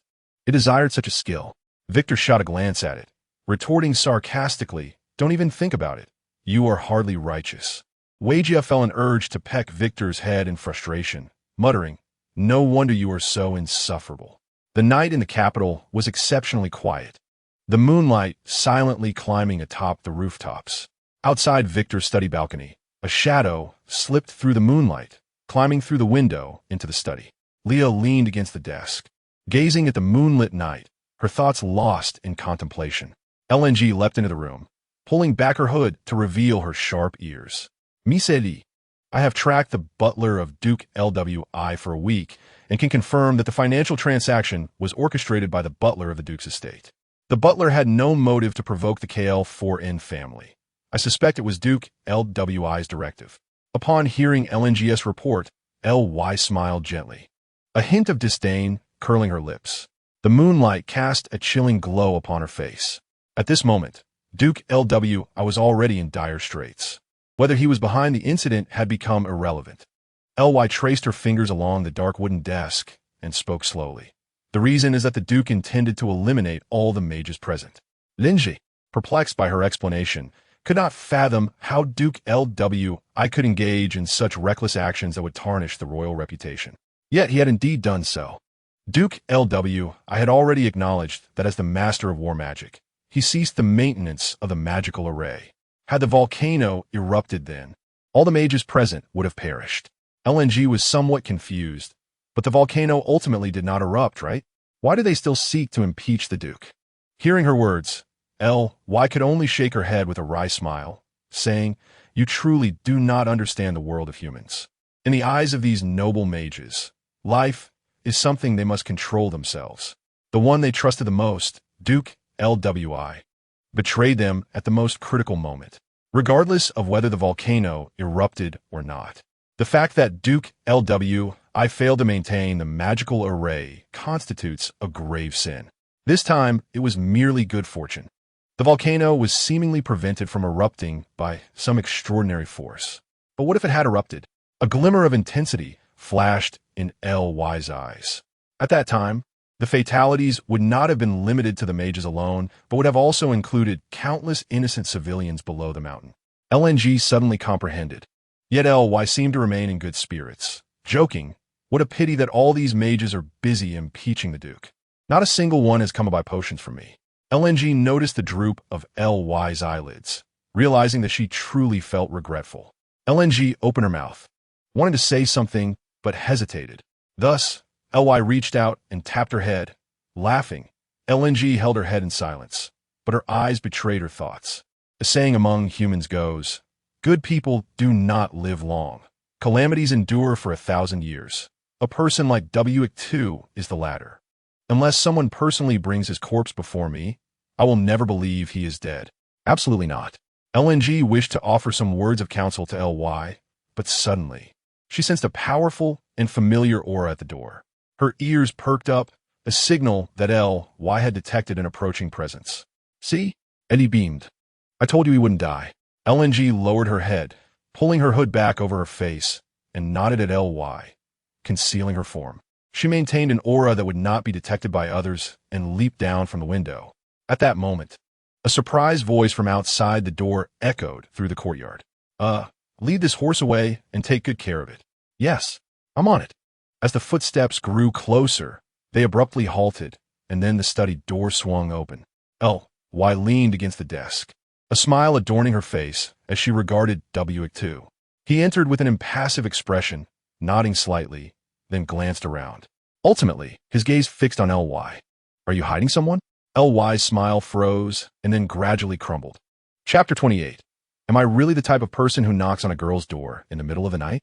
Do you really want to be scolded that badly? An enraged roar reverberated through the manor. The servants outside recoiled, startled. They whispered to each other, "Mr. W2 is arguing with the young lady again." It's been a while since such a dispute occurred. The two shook their heads, accustomed to this routine. As long as W2 was home, Miss LY would inevitably have a quarrel with him. What a narrow-minded person you must be to think of such things. W2 stood at the door, his expression still poker-faced, listening to LY's tirade without retorting. After venting her frustrations, LY sighed, contemplating that it would be fine not to explain, yet, inexplicably, she offered a further explanation. W2 nodded. "I understand." From the moment he entered the room, he had sensed a fragrant aroma wafting through. It was clearly not a scent associated with a man. He had intended to add a few words following the question of whether she was hiding someone to prevent LY from developing any unnecessary misunderstandings. Unfortunately, LY's speed in scolding was astonishing, a reflexive response that left him no time to react before receiving a verbal assault. And then, he allowed LY to continue her scolding. If it helped her vent her frustrations, W2 had no objection to a few reprimands. This had become their mode of communication, one to which he had long since grown accustomed. W2 resumed his seat at the desk without inquiring if LY had encountered any difficulties recently. He trusted LY to manage everything well. If there was an issue she could not resolve, she would bring it up herself. Indeed, although W2 did not ask, LY felt a bit embarrassed to broach the subject of the shop. The situation at the supply store is not very promising. As you might have expected, the explosive sales have not materialized. W2 tapped the desk, somewhat taken aback. He was interested to hear LY elaborate on the reasons behind this. LY detailed the financial performance of the supply store. After selling a few items on the first day, no customers were attracted in the following days. W2 felt puzzled. According to his marketing strategy, such an outcome should not have occurred. There would always be discerning customers interested in making purchases. LY recounted that they had sold potions on the first day. Word of mouth from those who used the potions should have generated a surge in interest. Were there issues with the players' potions? That was highly improbable. Was it a business operation issue? Also unlikely. If LY could not manage even such a store, she could not have developed her territory so successfully. Therefore, some unexpected situation must have arisen. So what happened? LY began to explain. On the first day of opening, the Duke's daughter purchased some potions. Upon hearing this title, W2's eyes narrowed slightly. Il qu'a dit qu'à lui? LY shot him a sidelong glance, scoffing. "Oh, still thinking about your little crush, are you? You remember her name so well. That joke isn't amusing. Please continue." W2 interjected, alting Elias moquerie. LY crossed her arms, pouting. "I thought that it wouldn't be long before Given ILK's reputation, the efficacy of the potions would spread quickly, and a flood of mages would naturally come seeking them. But then, the following day, Mount Vesuvius had its incident. At this point, Ly noticed W2's hand, which had been tapping on the desk, come to a halt. She gleaned some answers to her suspicions. Nevertheless, she continued patiently explaining to W2. A large number of mages rushed to the volcano, leaving only a few ordinary first-tier mages in the capital. Setting aside whether these individuals could afford the potions. Even if they could, such items were far too extravagant for them. Simply put, first-tier mages were unworthy of such luxuries. Even the Emperor personally intervened, summoning the Duke and those noble mages to reach a final conclusion. At this point, Ly sighed helplessly. The primary clientele of the apothecary is the mages. However, with the recent chaos in the royal capital, the mages have been preoccupied, leaving little time to patronize the shop. Victor listened to all this with an impassive expression. Engaged in combat with Galeton deep within the volcano, he was utterly unaware of the recent events. It was no wonder that upon emerging at the volcano's mouth after his battle with Galeton, his first sight was of Erica, leading him to believe he was hallucinating, especially since he had no recollection of what transpired afterward. When he regained consciousness, it was Vija who explained the cause of his fainting spell. Victor mused that he should minimize his reliance on Vija's abilities in the future. Following this battle, he had been unconscious for a full week, including 3 days of fighting Galeton. However, the repercussions of his confrontation with Galeton had affected the volcano in reality, which he had not anticipated. Although the volcano did not erupt, the ramifications of the event had indeed reached the royal capital.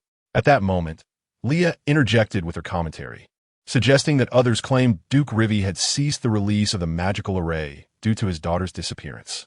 It was quite amusing. One could question whether the war magic might tear his daughter apart, and if the volcano were to erupt, would not Erica, still on the mountain, also perish? Victor remained silent, yet internally he concurred with Leah's assessment.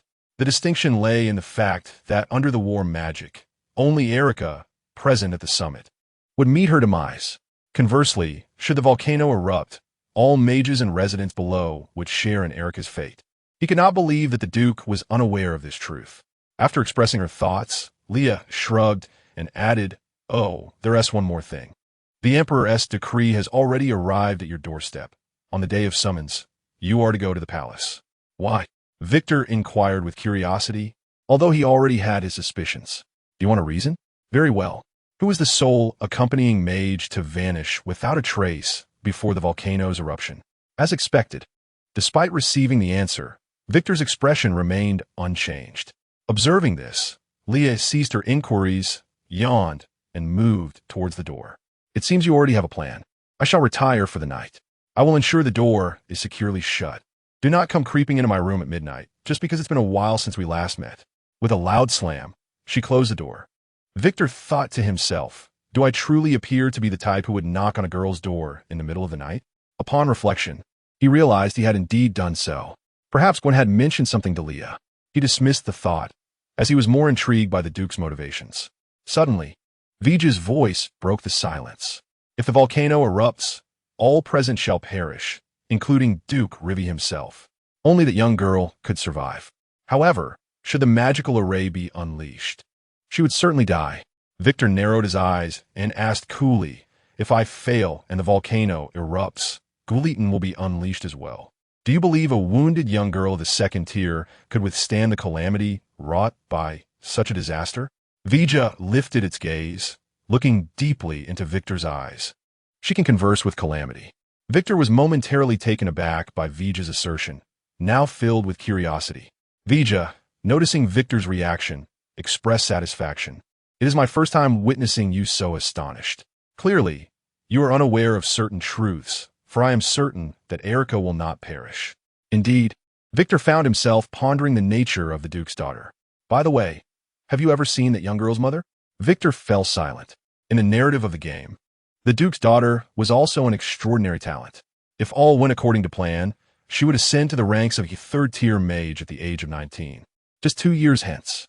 Following Victor's demise, she would shatter his record for genius, becoming the youngest third-tier mage in the history of the Empire. It was precisely for this reason that during the upheaval of the empire and the ascension of the new emperor, Erica Ducloe, due to her prodigious talent, safeguarded the Duke's family, who had supported the Grand Prince. For the time being, Victor could only recall these plot points. However, Vija's words led him to realize that despite her considerable reputation, no player had ever encountered her mother. Had she perished? Or was there something more? With Victor's information being so scant, he found it impossible to deduce. Vija observed Victor's contemplative demeanor with satisfaction. It seemed there were indeed aspects unknown to him. It then opened its beak and chirped. So what do you plan to do? The summons tomorrow will require not only the Duke's presence, but yours as well. Perhaps you should contemplate how to navigate this predicament, for no one will come to your aid. Victor gazed out the window, the moonlight casting a cold glow upon his handsome, yet forlorn face. It was a natural occurrence to gain support from the righteous and to lose it from the unjust. In any case, the Duke of Rivi was commendable in his role as a father.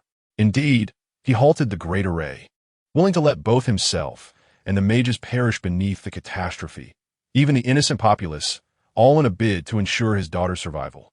Beyond this, the Duke's actions were undeniably infuriating. The Emperor would not allow his long-serving ministers to feel betrayed, yet he must also provide an explanation to all. The worst outcome would merely result in the stripping of titles and retiring from public life, especially without Victor's involvement. Upon hearing Victor's final remark, Vija expressed intrigue. You wish to assist him? That will be a timely favor indeed. Victor's eyes sparkled with a cunning gleam reminiscent of a merchant. Chapter 29. My Lord Duke. Surely you do not wish for your daughter at the break of dawn. The royal capital appeared somewhat chaotic, akin to a newborn babe stirring from slumber with soft whimpers.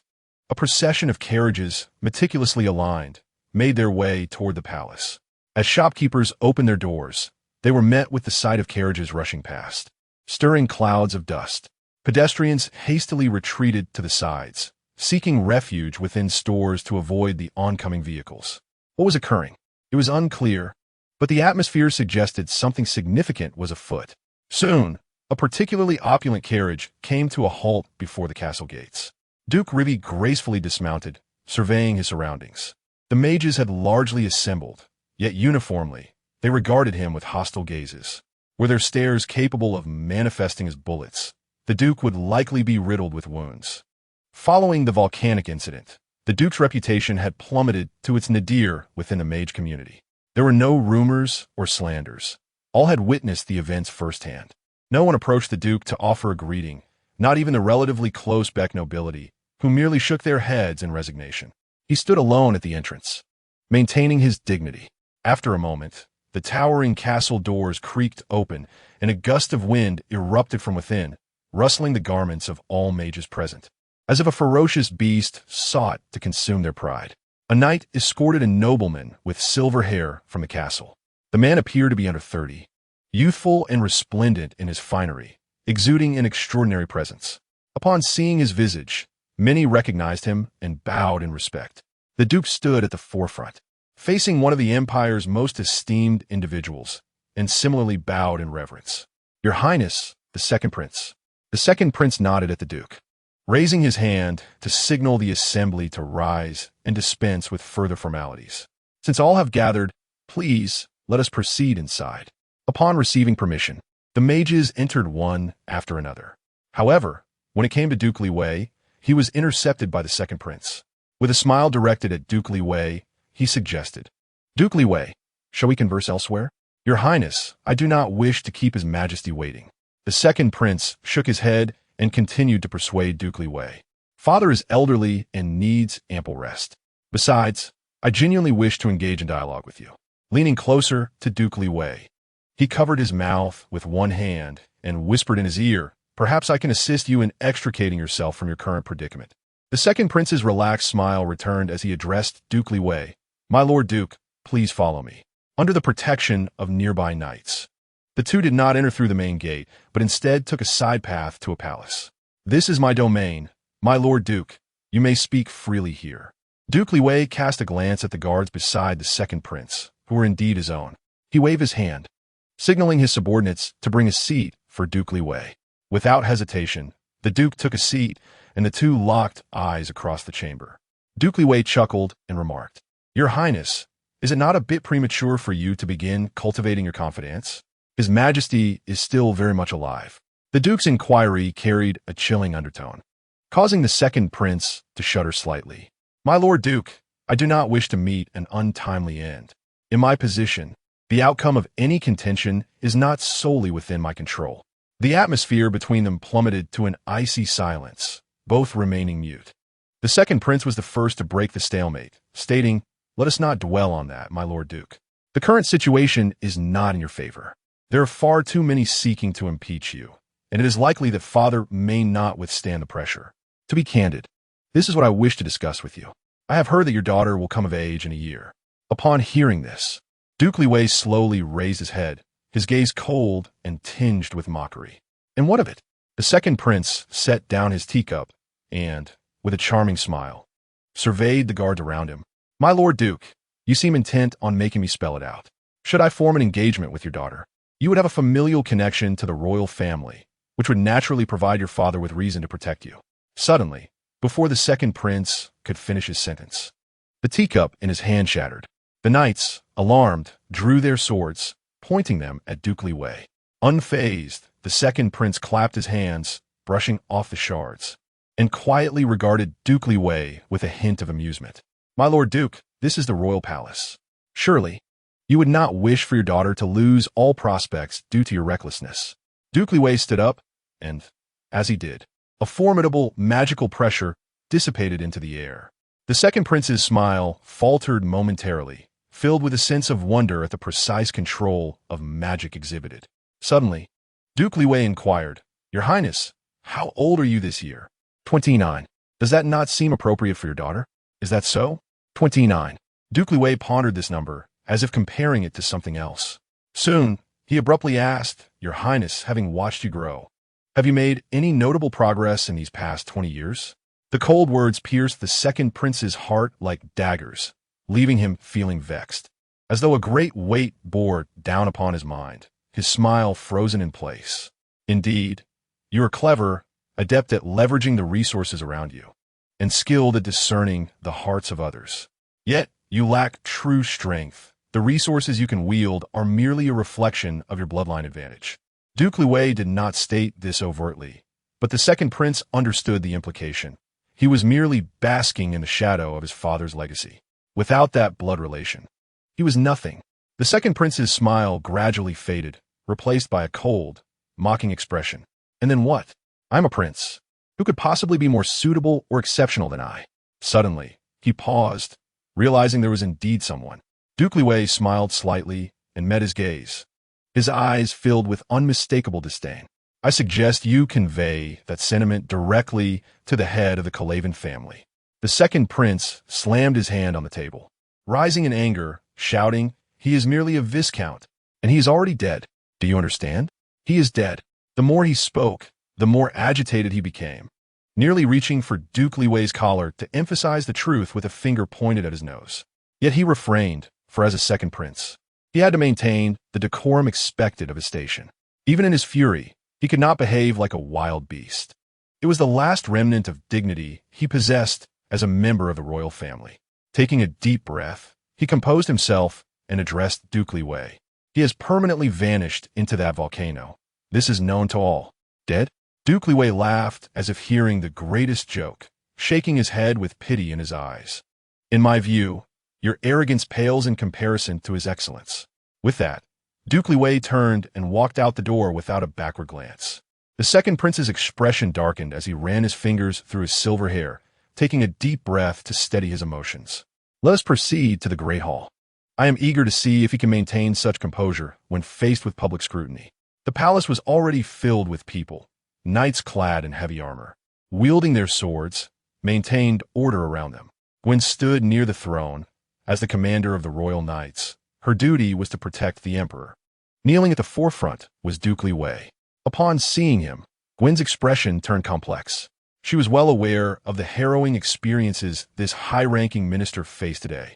It was undoubtedly far from pleasant. Yet, it must be said, he adored his daughter. Gwen quickly averted her gaze, scanning the crowd of mages. He was not present. No matter how hard she looked, she could not find Victor. For some reason, This stirred discomfort within her, perhaps because Victor was someone she had known since childhood. Suddenly, amidst the eunuch's announcement, the emperor took his seat on the throne, surrounded by his supporters. Oberly Sir, the 8th emperor of the Kalanxia Empire, appeared quite aged, his hair nearly white. Although this emperor was only 60 years old, he was not much younger than Duke Li Wei. All the mages present knelt on one knee, paying their utmost respect to the emperor. Emperor Oberly Sir waved his hand, allowing everyone to rise. Only Duke Li Wei remained unmoved, still kneeling in place. The aged king gazed at Duke Li Wei, closed his eyes, and sighed. He looked at him quietly and asked, "Li Wei, did you cease the magical array before the volcano erupted?" "Yes," Duke Li Wei answered without hesitation. The emperor inquired further, "Li Wei, they say you wish to eliminate all mages, including the residents below, to accompany your daughter in death. Do you have any explanation for this?" "Your Majesty, I have no explanation." The emperor silently regarded him, letting out a heavy sigh. He looked at Li Wei, his gaze filled with compassion. Once, they had been the best of friends and comrades. Now, Duke Li Wei still appeared youthful. While he had already taken the first step into the realm of mortality, he had intended to protect his longtime companions in the final years of his reign. However, Li Wei's actions jeopardized the royal family's credibility. Failure to impose severe consequences would only alienate others. "Li Wei, understand me, forgive me." He closed his eyes, preparing to deliver his final judgment on Duke Li Wei. Suddenly, all the knights outside drew their swords. A fiery vortex erupted from outside the hall, capturing the attention of all present. The intense heat rendered them unable to open their eyes, and as the warmth dissipated, the gathered mages slowly reopened them. A figure emerged from the light. Gun gazed intently, her eyes glimmering with recognition. "Victor." Victor appeared before the crowd, his crimson-striped coat billowing with the heat. He looked towards the emperor, not bowing low, but merely inclining his head in respect. "I apologize, Your Majesty. I am late." Chapter 30. You question my strength? Victor's entrance stirred astonishment among the onlookers, his deep red coat exuding an aura of danger. "Your Majesty, Victor Clavina has arrived," an eunuch reminded Emperor Aubrey from the side. The surrounding mages exchanged glances, questioning one another. Victor Clavina? The head of the Clavina family, is it not? Was it not said that Victor intended to instigate a volcanic eruption, ultimately perishing within the volcano? Suddenly, one mage spoke up, addressing Victor directly. "Victor, you sinner, how dare you come to the palace to see His Majesty?" Upon hearing this, Victor's voice turned cold. "Sinner? What crime have I committed?" His frigid gaze pierced the heart of the mage like an icy spear, plunging him into an abyss of dread. Yet soon after, a wave of searing rage engulfed him, as if he were suddenly standing at the base of Mount Vesuvius. The overwhelming heat made it difficult for him to breathe. Was this magic? How could anyone cultivate such an oppressive force of magic? Gasping, the mage clutched his throat, desperately seeking the gentler air. This was retribution, Victor's retribution. His heart raced with panic, drenched in sweat. Yet despite this, he felt compelled to confront Victor. "You, who nearly ignited a volcanic eruption, sinner." Victor merely smiled disdainfully, refusing to spare him another glance. "Do you possess more authority than His Majesty?" However, his objective had already been achieved. Some words would be spoken by others on his behalf. The other mages quickly seized the opportunity, their words dripping with hostility towards Victor. "Your Majesty, the head of the Clavina family, is merely causing a ruckus. He does not acknowledge his own crimes, and even slanders us and Your Majesty. We implore you to pass judgment." Emperor Aubrey waved his hand, prompting the surrounding eunuchs to cry out, "Silence." Within the hall, all present obediently closed their mouths. Yet their eyes still burned with hatred towards Victor, wishing to peel his skin and drain his blood. There was no avoiding it. He was Victor Clavina, inherently a figure of resentment. The second prince, amidst the crowd, shook his head. It was a pity that Victor had not been cornered into a desperate situation. Nonetheless, he had not perished within the volcano. The second prince recalled the accounts shared among the mages at the time. An astonishing energy had erupted from the volcano's mouth, instantaneously suppressing the impending eruption. If Victor had truly been within the volcano, attempting to incite an eruption, It was improbable that he could have survived such power. How unfortunate. The emperor beckoned Victor with his hand, and immediately the eunuchs announced, "Victor Clavina, step forward for questioning." Victor approached the emperor, awaiting his inquiry. The emperor fixed his gaze upon Victor and asked, "Did you provoke the eruption of Mount Vesuvius? Or rather, they hoped for Victor's clever evasion." Gun, too, was curious, longing for Victor to reveal the truth that distanced him from this incident. Gun stood beside the emperor not merely as a guard. Her role was crucial. With a heart of justice, she could easily discern truth from falsehood. Thus, as the emperor questioned Victor, Gun's gaze remained fixed upon him, her sense of justice already ignited. "The volcanic disturbance was indeed caused by me," Victor candidly admitted. A collective gasp echoed in response to this revelation, and Gun's heart sank. She could scarcely believe it, yet her sense of justice affirmed Victor's honesty. Gun spoke up, declaring Victor's truthfulness. This declaration ignited the emotions of all present. They erupted like a volcano, pointing at Victor and hurling accusations. "Scoundrel, do you realize what you've done? You, the murderer who nearly brought death to us all. The eruption of a volcano. Such a catastrophic disaster. Do you comprehend the weight of your responsibility?" Gun experienced an unbearable turmoil within. Victor had become the catalyst for the volcanic eruption, and she found it hardest to accept. Guilt washed over her. If disaster struck, she would be the greatest sinner. She had not rejected Victor's company, which had nearly led to catastrophe. Yet, it was also she who had prevented the eruption. Suddenly, Gun lifted her head, her eyes wide with shock. Victor had not lied. Duke Rivy, who had remained expressionless on the ground, suddenly lifted his head. Just as Victor had incited the fury of all, his next words silenced the crowd. Coupled with Gun's unwavering sense of justice, his statement fell like a millennia-old ice sealing the volcano, plunging everyone back into profound silence. All the mages present clearly recalled the moment when, just before the volcano erupted, a blinding white light shot into the sky, mercilessly suppressing the volcano. Such power was not possessed by mere mortals. And at that moment, Victor claimed that he had prevented the eruption. Such a statement was beyond belief. Yet, Gun had asserted that Victor had not lied. Emperor Aubrey observed the reactions of the crowd, then turned to Victor and inquired, "Victor, what was your reason for this action?" Victor understood that any deception would be uncovered by Gun. He opted for transparency, revealing the truth about the volcano. Honesty was his greatest weapon. "Your Majesty, beneath the volcano lies a terrifying beast known as Gulitan. If this beast is not dealt with now, in a year and a half, it will break free from its seal, resulting in a catastrophic eruption that could consume the world." The emperor narrowed his eyes, fixing Victor with a penetrating gaze. "So, you dealt with this beast?" Victor placed his hand over his heart and bowed slightly. "I fulfilled my duty." In that moment, even without Gun standing to affirm his truthfulness, the mages became agitated. "Your Majesty, do not believe Victor's lies. This is surely a fabrication to evade responsibility. Pures Länder. How could there possibly be a beast beneath the volcano? Even if there were, such a powerful creature could not possibly be handled by Victor alone. We witnessed the magic at that time.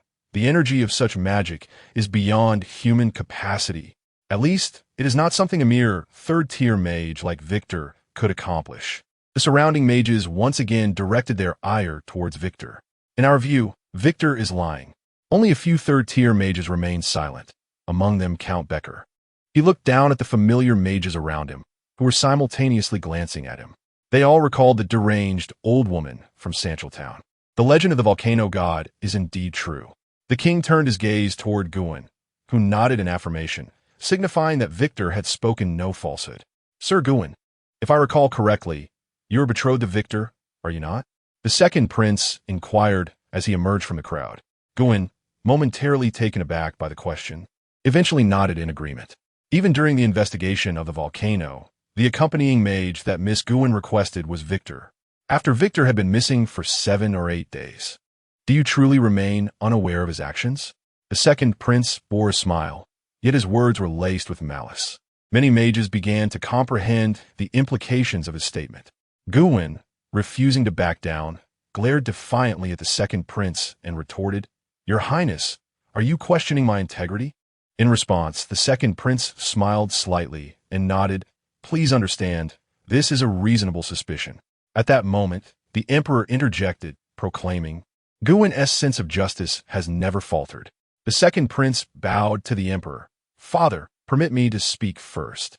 Indeed, a sense of justice can discern truth from falsehood in other statements. But who is able to discern the truth within Guwen's words? The other mages suddenly experienced a moment of clarity.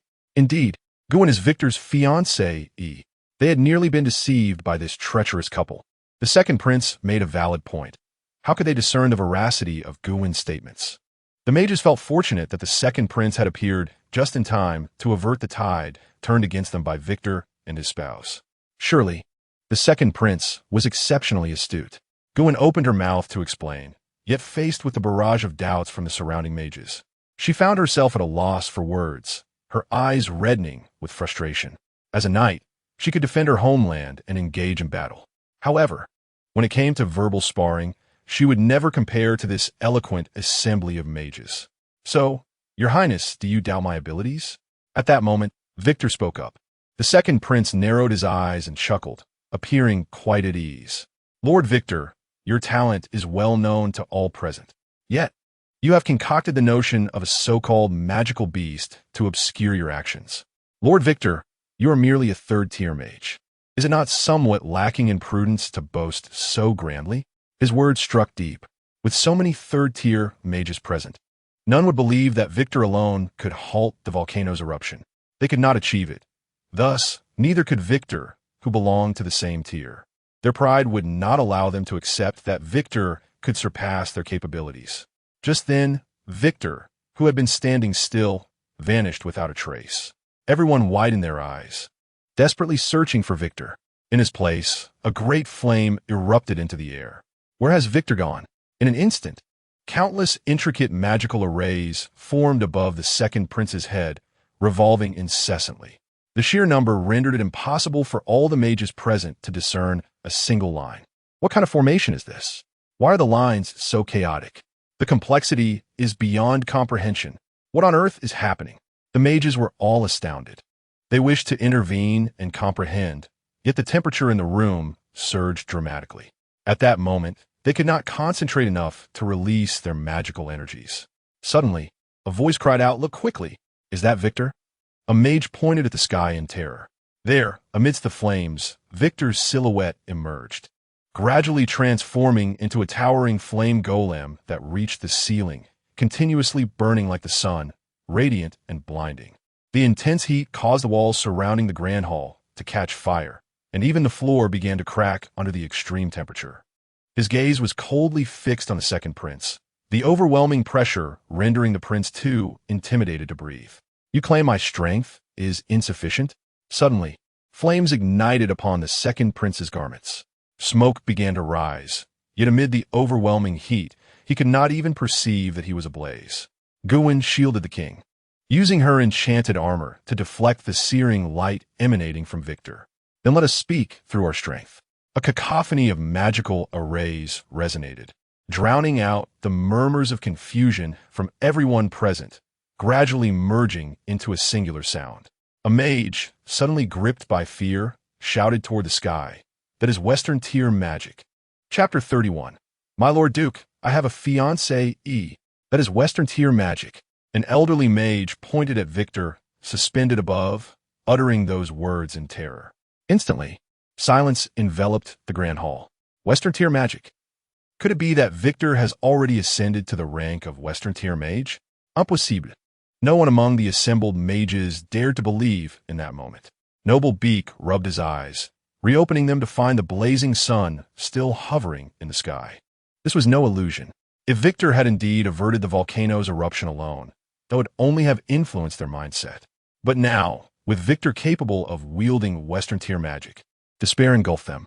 In the Empire's long history, no one had achieved such a feat at the age of 29, a Western-tier mage. The density of magical energy and the astonishing magical strength compelled them to accept this reality. Victor had become a Western-tier mage, a fact now undeniable. The second prince narrowed his eyes, gazing up at Victor, who appeared as a fiery deity, seemingly poised to consume him entirely in the next moment.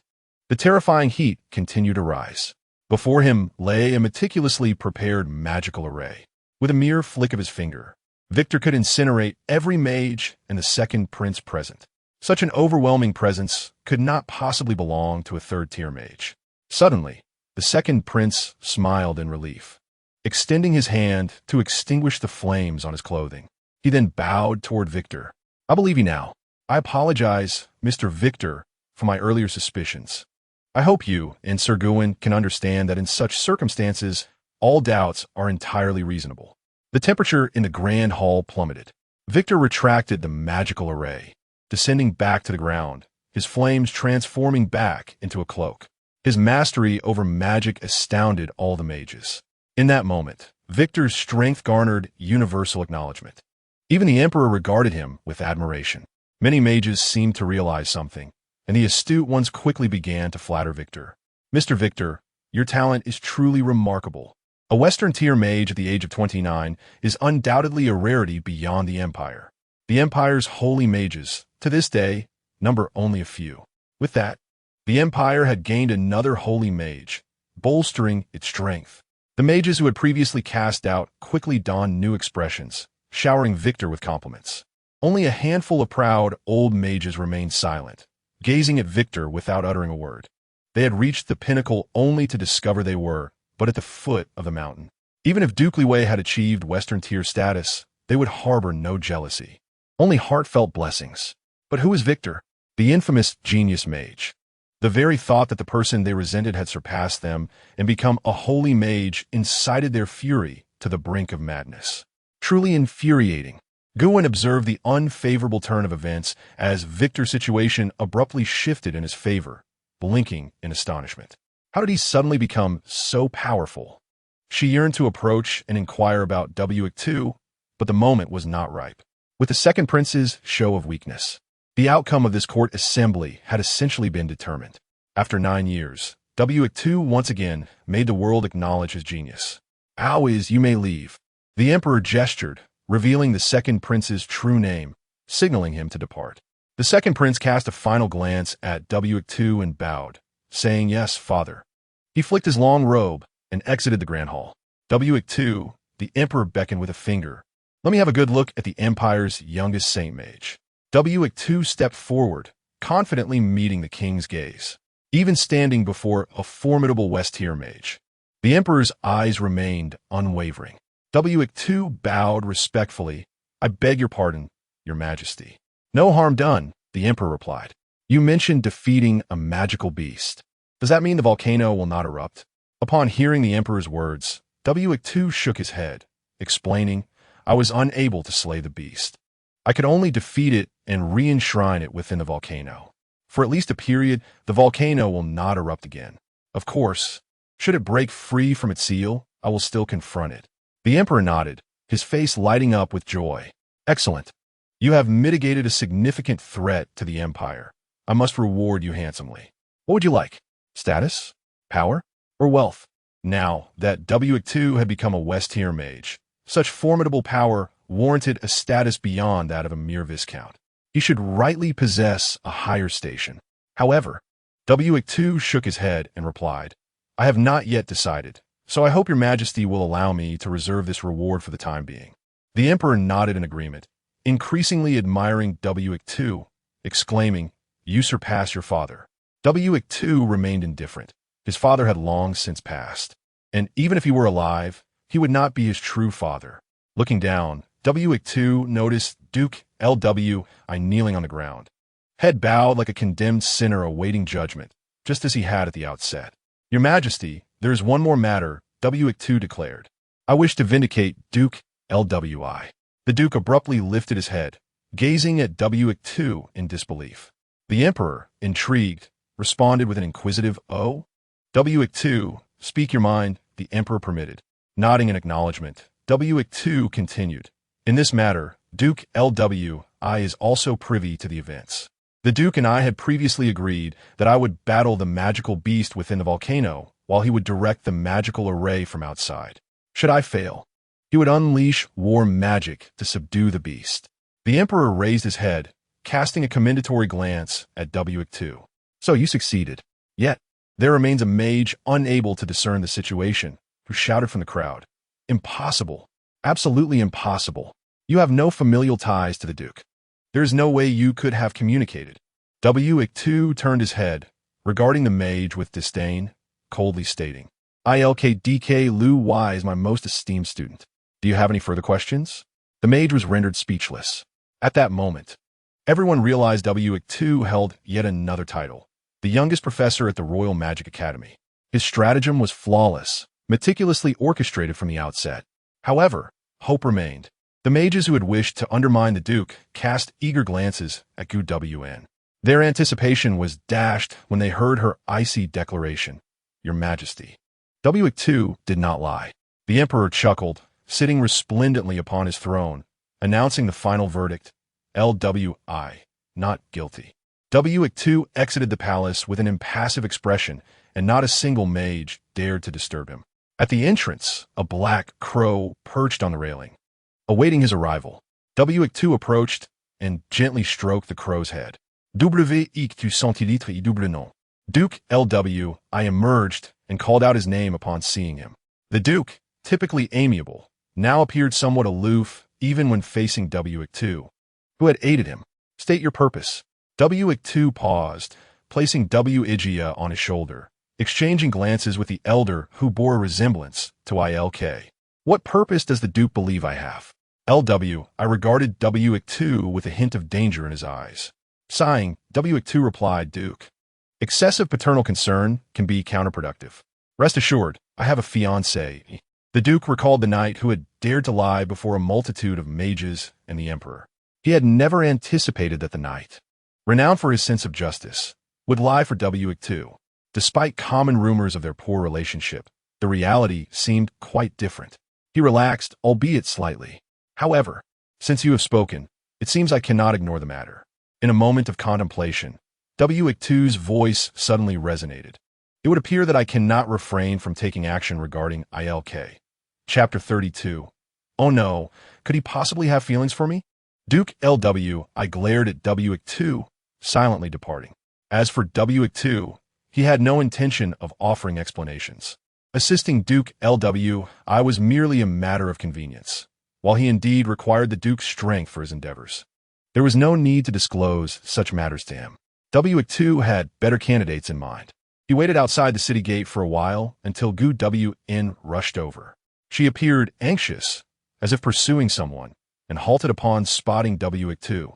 I have been waiting for you. As if he had anticipated her arrival, he addressed her. However, GUWN wore a displeased expression. Do you not have anything to explain to me? Noticing the many mages still present, W2 gestured for her to speak later. Let's discuss this privately. GUWN nodded in understanding. Come aboard my carriage. Very well, she consented without further thought. The two walked side by side to the carriage, where W2 extended his hand toward GUWN. She hesitated, puzzled by his gesture. Observing her confusion, W2 shook his head, explaining, This is a fundamental courtesy when inviting a lady. Such troublesome etiquette, GUWN complained. Yet she did not notice the peculiar glances cast around her as she placed her hand in his. Under W2's guidance, they boarded the carriage, which soon departed. He gazed out the window, feeling satisfaction at the myriad expressions displayed on the faces of onlookers. Subsequently, he drew the curtains.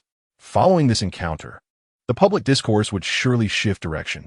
Turning his attention back to GUWN, he found her already retrieving a bag from her waist. This is what you requested, she said, handing the bag to W2. He received it, albeit with some confusion. Upon opening it, he discovered an assortment of red crystals, each uniquely shaped. He suddenly recalled the reasons discussed with GUWN earlier, was somewhat astonished, surprised that GUWN still recalled these matters. Indeed, he had a genuine need for such items to craft some rather unique magical artifacts, yet these were merely incidental. As he departed from the volcano, he felt a tinge of regret for not collecting some, but it was of little consequence now. To his astonishment, GUWN had actually gathered a portion for him. A warm feeling surged within him. However, he was not one to indulge in sentimentality, and he placed the bag into the player's backpack. Thank you. Gu Wn cast a somewhat amused glance at him, her tone laced with sarcasm. I never thought you would utter a thank you. Now, it's time for your explanation. Nodded and replied, I've already spoken before the Emperor.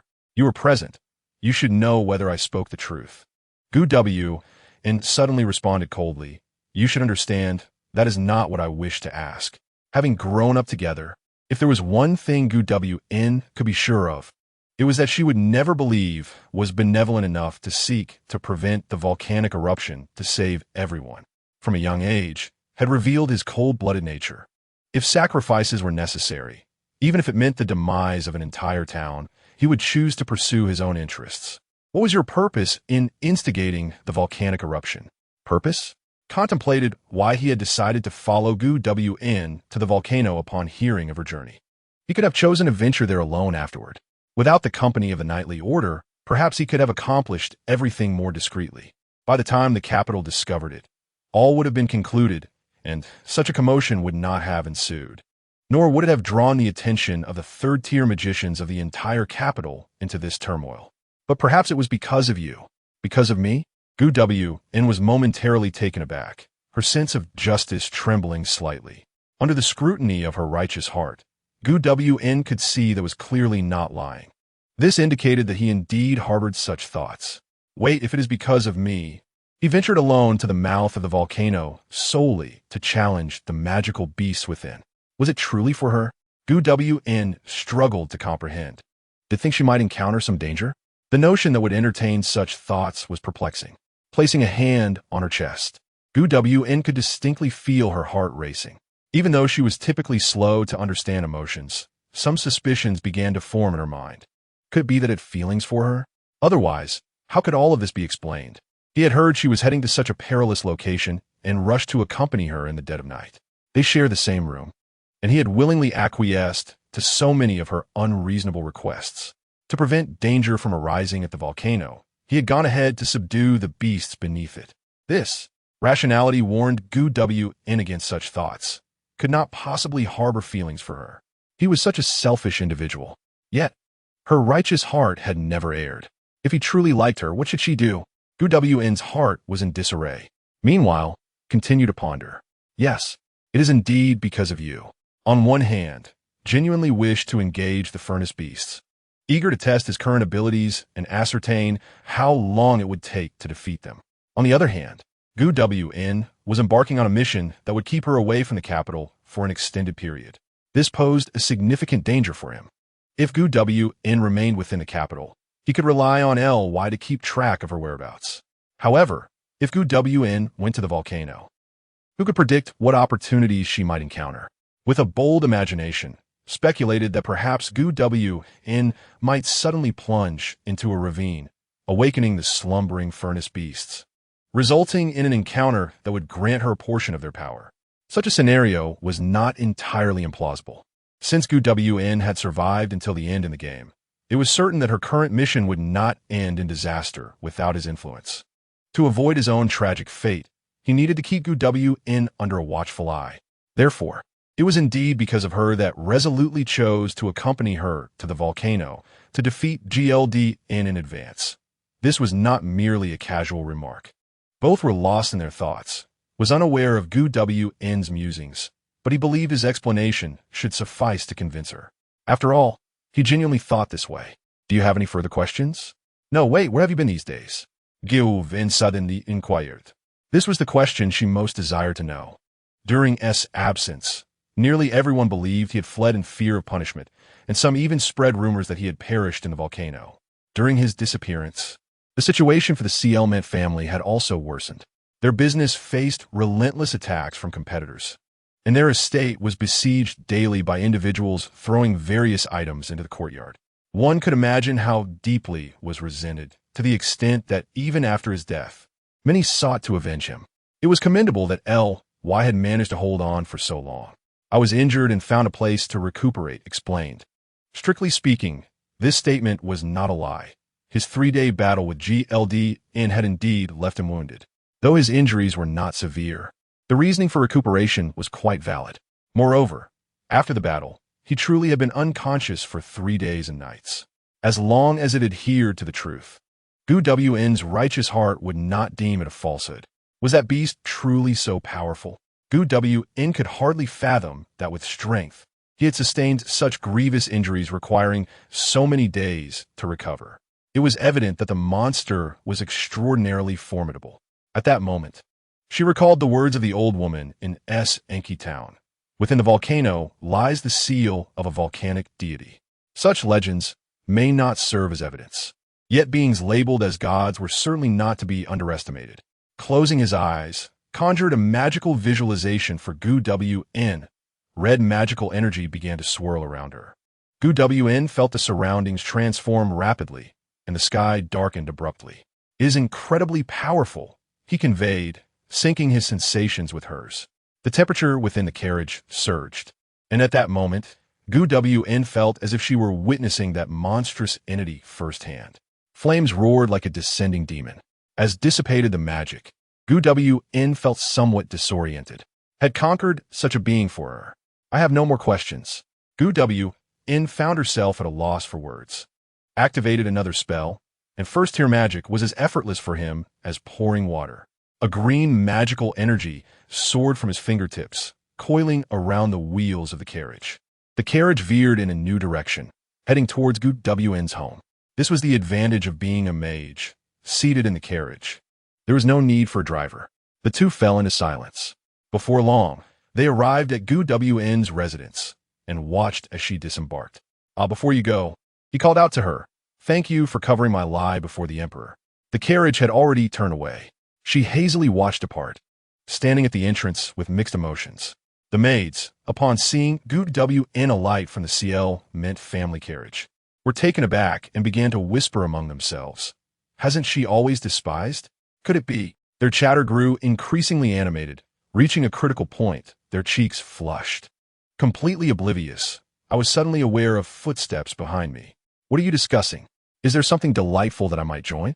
"Apologies, Mississippi." The woman stepped forward with a smile, remarking, one must not lose focus during work hours." "Very well, I must go to greet my long-lost sister." Chapter 33. Choose a fortuitous day to marry. Gwen, with her head bowed, walked hesitantly through the entrance, only to collide with a soft form. She froze for a moment, lifting her gaze. "Sister?" The cheerful woman before her was her elder sister, Kyphaladilin. She embodied a different kind of beauty than Gwen, with flowing lavender hair, striking features, rosy lips, and sparkling eyes that exuded grace and nobility, reminiscent of a noble violet. Gwen's impression of her sister lingered in the past, when Kyphala's hair had been the same silvery hue as her own. Had she dyed it? Gwen felt a tinge of curiosity. Yet, it was undeniable that despite the years apart, the bond between the sisters remained strong. Even after such a long separation, Gwen could hardly conceal her delight, her demeanor markedly transformed. "Are you not going to embrace your sister?" Kyphala extended her arms with a smile, reminiscent of the bright moon on a clear night, making anyone feel warmly welcomed. Blushing, Gwen nodded and enveloped her in a warm embrace. Kyphala, still beaming, inquired, "Sister?" Gwen stamped her foot in feigned annoyance. Recognizing her sister's mood, Kyphala nodded knowingly. "I understand without you saying. That was Victor earlier, wasn't it?" Gwen lowered her gaze, speechless. Her thoughts were muddled. She had just grasped Victor's feelings, and now her sister appeared out of nowhere to tease her. What on earth was happening today? Reflecting on it, she realized it had been quite some time since she last saw Victor. Was he still as arrogant as before? Perhaps she should find time to visit him. Kyphala mused out loud, prompting Gwen to curiously ask, "Sister, what brings you to the capital?" "Oh, of course, I miss my lovely sister." Kyphala embraced Gwen once more, playfully ruffling her hair. Gwen, slightly irritated, pushed her away. "You know I can discern truth from deception.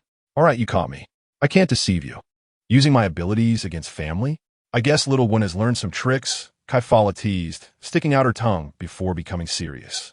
Although she had intended to visit the capital, she had heard from a friend that there had been some recent disturbances prompting her early arrival. "You haven't been affected, have you?" Gwen shook her head, replying, "It has had quite an impact, mainly concerning Duke Rivi and Victor." Kyphala tilted her head, a clear look of confusion crossing her features. "Huh? How is Victor involved with Duke Rivi? What? A volcano was nearly on the verge of eruption?" there was a volcanic deity hidden beneath? Victor managed to defeat such a formidable creature? How infuriating! If it weren't for family matters, I would have loved to partake in such exhilarating events. Be sure to include me next time. As Gwen recounted the events, Kaifala's eyes sparkled with excitement, clearly frustrated at not having been involved. Gwen felt a twinge of helplessness. Sister, events like that are unlikely to occur again. Even if they do, I wouldn't wish to endure it once more. Kaifala, adopting a serious tone, lectured her, "You don't understand, Gwen. This is a rare adventure. Although fraught with danger, it is also laden with opportunities." Upon hearing Kaifala's words, Gwen suddenly recalled Victor's impressive display of strength at the palace today. Opportunities? Yes, indeed, opportunities. Kaifala crossed her arms and nodded solemnly, stating, "If you wish to grow stronger, relying solely on basic training may be unrealistic. The slow pace may dissuade you." Kaifala continued speaking, but Gwen had already tuned out.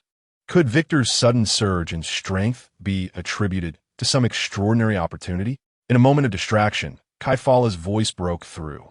"So, the Duke halted the war magic for his daughter? Perhaps I should express my gratitude to him." Gwen felt perplexed. From the perspective of the Empire's interests, if the volcano erupted, the losses would be unimaginable. This was contingent upon Victor's success. What if he had failed? Shouldn't her sister prioritize the family's and the capital's interests? Kaifala sensed Gwen's thoughts and sighed, playfully punching her on the head. Gwen winced, clutching her head as a few involuntary tears slipped down. "Sister, are you unaware of your own strength?" "My apologies. I simply couldn't help myself," Kaifala said, affectionately ruffling Gwen's hair. "But consider this, you were on that mountain too. If the Duke had unleashed the war magic, how would I have faced your grave?" Gwen froze, having never contemplated that scenario. At that moment, not only was Erica atop the mountain, but she too had pursued Erica there. As Kaifala had noted, it was fortunate that the magic array was led by the Duke, who chose to halt the war magic. Had it been released, she would have been unable to escape unscathed. At this moment, Gwen recalled Victor's words. He had defeated the volcanic deity for her sake, even without realizing it. Victor truly saved me. Gwen's emotions grew increasingly tumultuous, her expression evolving into a complex mix of feelings. "What troubles you? Are you lost in thought?" Kaifala gazed at Gwen, her eyes roaming over her sister's head. She shouldn't have exerted too much force. She should be uninjured." Gwen shook her head. Having accepted another's kindness, there was no reason to avoid reciprocation. Once she came to this realization, her inner turmoil began to dissipate. Kaifala smiled and nodded as if struck by sudden thought. Since little Gwen hasn't removed her armor, would you like to spar with your sister? It has been years since we last dueled." Gwen looked at Kaifala, astonished and somewhat doubtful. "Sister? You?" Before she could voice any further objections, Kaifala grasped Gwen's hand and led her towards the training ground. "Come along. Let us head to the training area. Do we not need to wear protective gear?" "Not at all, not at all." Gwen knelt on one knee, barely supporting herself with her sword, on the verge of collapse. She was drenched in sweat, her energy almost depleted. In stark contrast, Kaifala held only a standard knight sword. Wearing no protective gear, appearing utterly unfazed, as though she had not exerted herself at all, Gwen forced herself to stand and suddenly asked, "Sister, why did you choose to abandon the path of knight?" It was likely out of necessity. After all, the family requires my talents." Gwen's heart sank. Her sister, Kaifala, as the eldest daughter, was exceptionally gifted and powerful, having possessed strength comparable to that of the royal knight commander a decade prior. However, the elder sister chose to abandon her martial skills. She redirected her ambitions towards a political career, diligently honing her social abilities as she navigated the corridors of power. This was a reluctant choice. As a member of the formidable Delin family, known for their military prowess within the Empire, they required a leader capable of establishing a strong foothold in the political arena to steer the family clear of crises. Despite their father's numerous disciples scattered across the land, there were still those who viewed the Delin family as a thorn in their side. On the other hand, Kaifala possessed a cheerful disposition, exceptional emotional intelligence, and remarkable social skills, making her a beloved beauty. In stark contrast, Jianshou represented a different case. Thus, Kaifala Delin, laid aside her cherished weapons, and became a sacrificial figure for the sake of her family. Beneath her joyous exterior, there might lurk an unspeakable anguish. However, things took an unexpected turn, dear Gwen. She blinked, puzzled. Kaifala gazed at her, troubled, and confessed, to be honest, I've been somewhat intrigued by your abilities since my arrival in the capital. It seems you have made no progress whatsoever. Upon hearing her sister's words, Gwen tightened her grip on her sword. Indeed, she could not surpass her elder sister, even after the latter had forsaken the path of knighthood for many years. Yet, the notion that her own skills had stagnated in recent years was unacceptable to her. Suddenly, Kaifala exclaimed, her eyes darting around as she observed Gwen's expression. A spark of inspiration ignited. Gwen lifted her gaze to Kaifala. With apparent delight, Kaifala proposed, why not find an auspicious day to hastily marry Victor? That way, Father would surely allow you to remain here. Gwen blinked in confusion. Huh? Chapter 34. Behave, let me see. Kaifala continued explaining. Once you marry Victor, you will officially belong to the Clivina family. Gwen interjected, while considering the age, it is indeed high time for you to settle down. It should not have been delayed this long. Finally, unable to contain herself, Gwen exclaimed, Sister, I have no intention of marrying yet. Kaifala retorted, What? Does Victor not like you? That cannot be true. Gwen lowered her head, her voice growing softer. Well, then that is settled. Kaifala laughed heartily and patted Gwen's shoulder. Wearing a beaming smile, Gwen felt a lingering sense of mischief in Kaifala's words. However, she truly did not wish to entertain the notion. Thoughts of her strict father and her detestable elder brother flooded her mind. In this household, only her mother and sister mattered to her. As Gwen gradually fell silent, Kaifala stepped back, chuckling gently. All right, I was just teasing you. Gwen looked up, puzzled by Kaifala's demeanor. Kaifala appeared lost in thought, and as Gwen listened to her sister's whimsical suggestion, her cheeks flushed with embarrassment. She was about to retort, but realizing that Kaifala was genuinely trying to assist her and struggling to conjure a suitable argument, she resignedly pressed her lips together. Her sister was completely oblivious. The relationship between her and Victor was anything but harmonious. Oh, by the way, Kaifala leaned closer to Gwen with a grin. It seems that your rapport with Victor is rather pleasant, so I would like to ask you to request a favor from him. A favor? Gwen was taken aback. What could possibly require Victor's assistance? Well, he is a mage, and from what you've mentioned, a remarkably powerful one. So please relay my message to him. Suddenly, Kaifala's demeanor shifted, her previous levity replaced by a serious air, as if she had transformed into a tranquil violet, deep and enigmatic. Be on the lookout for any unsavory elements that have infiltrated the capital. In short, just remind him, if he can locate that entity, it would be a tremendous help. Gwen was curious about the nature of this unsavory element that warranted enlisting the help of someone like Victor, a mage. However, before she could inquire further, a hand began to inappropriately explore the gaps in her armor at her waist. Gwen felt a warmth envelop her waist, her face instantly turning crimson as Kaifala's voice rang in her ears. You must be quite sweaty, little Gwen. Would you like to join me for a warm bath? I could check if you are developing properly. With a flushed face, Gwen firmly declined. Sister, I have long since reached the age where I have stopped developing. Behave. Let me see. Do you desire power? The pages of the book twisted and revealed several black letters, exuding a demonic allure. Yet, he and I could only feel a sense of frustration. This was the 6th time such text had appeared today. Since morning, these peculiar black letters had inexplicably surrounded her, on her desk, on the walls, even as she walked through the campus past the flower beds. She could only assume it was a prank. Indeed, she had initially dismissed it as a mere jest. After all, who would take such bizarre and old-fashioned nonsense seriously? The first few times, he and I had tolerated it, believing the prankster would eventually tire of it. Yet, she never anticipated that the torment would be relentless. At last, she could no longer endure it. Seated at her desk in the library, preparing for her day's lessons, the text had emerged, obscuring the notes she had just written. Infuriated, she could only stew in silence.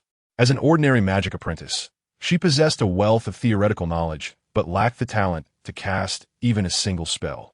Her innate limitations condemned her to watch helplessly as this vexing prank ensnared her. Thus, she inscribed a few words on that page. "Sorry, I refuse." After completing this act, she tore the now-filled page from the book and discarded it in the nearby trash bin, gathering her belongings before departing the library. Although she could remember the material, her cautious nature dictated that she felt far more secure writing it down on paper. Before leaving, Victor had granted her access to the office, allowing her to freely enter the Mage Tower. As she made her way to the tower, the familiar black letters resurfaced along the roadside. "Do you desire power?" "Sorry, I do not. Please cease bothering me." Soon, she arrived at the Mage Tower, panting and exhausted. After catching her breath, she reached out to touch the tower. Upon a voice resonating, the teleportation array activated swiftly. In the next moment, she found herself within Victor's office. The air inside was fresh, immaculate, and the windowsill boasted a vibrant little flower she had gifted to Professor Victor. He was somewhat fastidious and preferred a clean and organized environment. He and I had committed this to memory, ensuring she tidied up his office daily. Rather than sit in Victor's chair, she moved a separate chair to the desk before taking her seat. Once she set her book down, she began to write fervently. He and I was acutely aware of her lack of talent. Thus, she resolved to focus on her scholarly pursuits. After an hour, the pages were filled with notes from that day's lessons. The troublesome letters had not reappeared. Indeed, it was a prank. He and I felt a swell of pride in her cleverness. Only those with authorization could enter the Mage Tower, let alone freely access Victor's office. The absence of the letters confirmed her suspicions. Such a prank would not even fool a 10-year-old child. He and I calculated the time and realized it was nearly time for class. She gathered her filled book, casting one last glance at Victor's chair before departing. Henny set aside her book and cautiously approached the chair before her. She extended her arms, embracing the chair, as if lost in a reverie. A faint blush graced her cheeks as she greedily inhaled the lingering scent that clung to the seat. Moments later, she released her hold, straightened her attire, and her gaze turned resolute. "Professor, I shall not betray your expectations." With that declaration, she clutched her book once more and hurriedly departed the Mage Tower. As she traversed the corridor, Henny regained her spirits, joyfully cradling the book as she walked. However, upon reaching a corner of the academy, her eyes caught a glimpse of garment. Henny intended to step back immediately, but there was no time. With a resounding thud, she collided with the individual in front of her. Pain shot through her as she fell to the ground, yet she clung to her textbook without letting go. Before her stood a stout man with a small mustache, his expression dark as he glared down at Henny. Quickly, Henny rose to her feet, neglecting to brush off the dust from her clothes, and bowed her head in apology. "I am truly sorry, Professor Dewin. I was not paying attention." "You certainly weren't," he retorted. "Had you seen me, would you have crashed into me?" The man, referred to as Professor Dewin, appeared to be in a foul mood, delicately stroking his mustache while chastising her. "You are nothing but a filthy wretch. I cannot fathom why you remain in this academy." Henny lowered her head in silence. Indeed, she had noticed him at the corner. She had intended to step aside to allow him passage. However, his ample girth had rendered her efforts futile, resulting in her being knocked to the ground. Why should she apologize when it was his fault? Enduring the insults, she refrained from retorting, as such occurrences were not uncommon. She merely needed to endure. She could not trouble Professor Victor. Suddenly, Dewin's gaze fell upon the textbook in Henny's hands, and he smirked coldly. "Are you off to teach a class again, little assistant?" Chapter 35, Pain. Clutching her book, Henny patiently explained to Professor Dewin, "This is permitted by Professor Victor. He is currently absent from the academy and has asked me to substitute for him."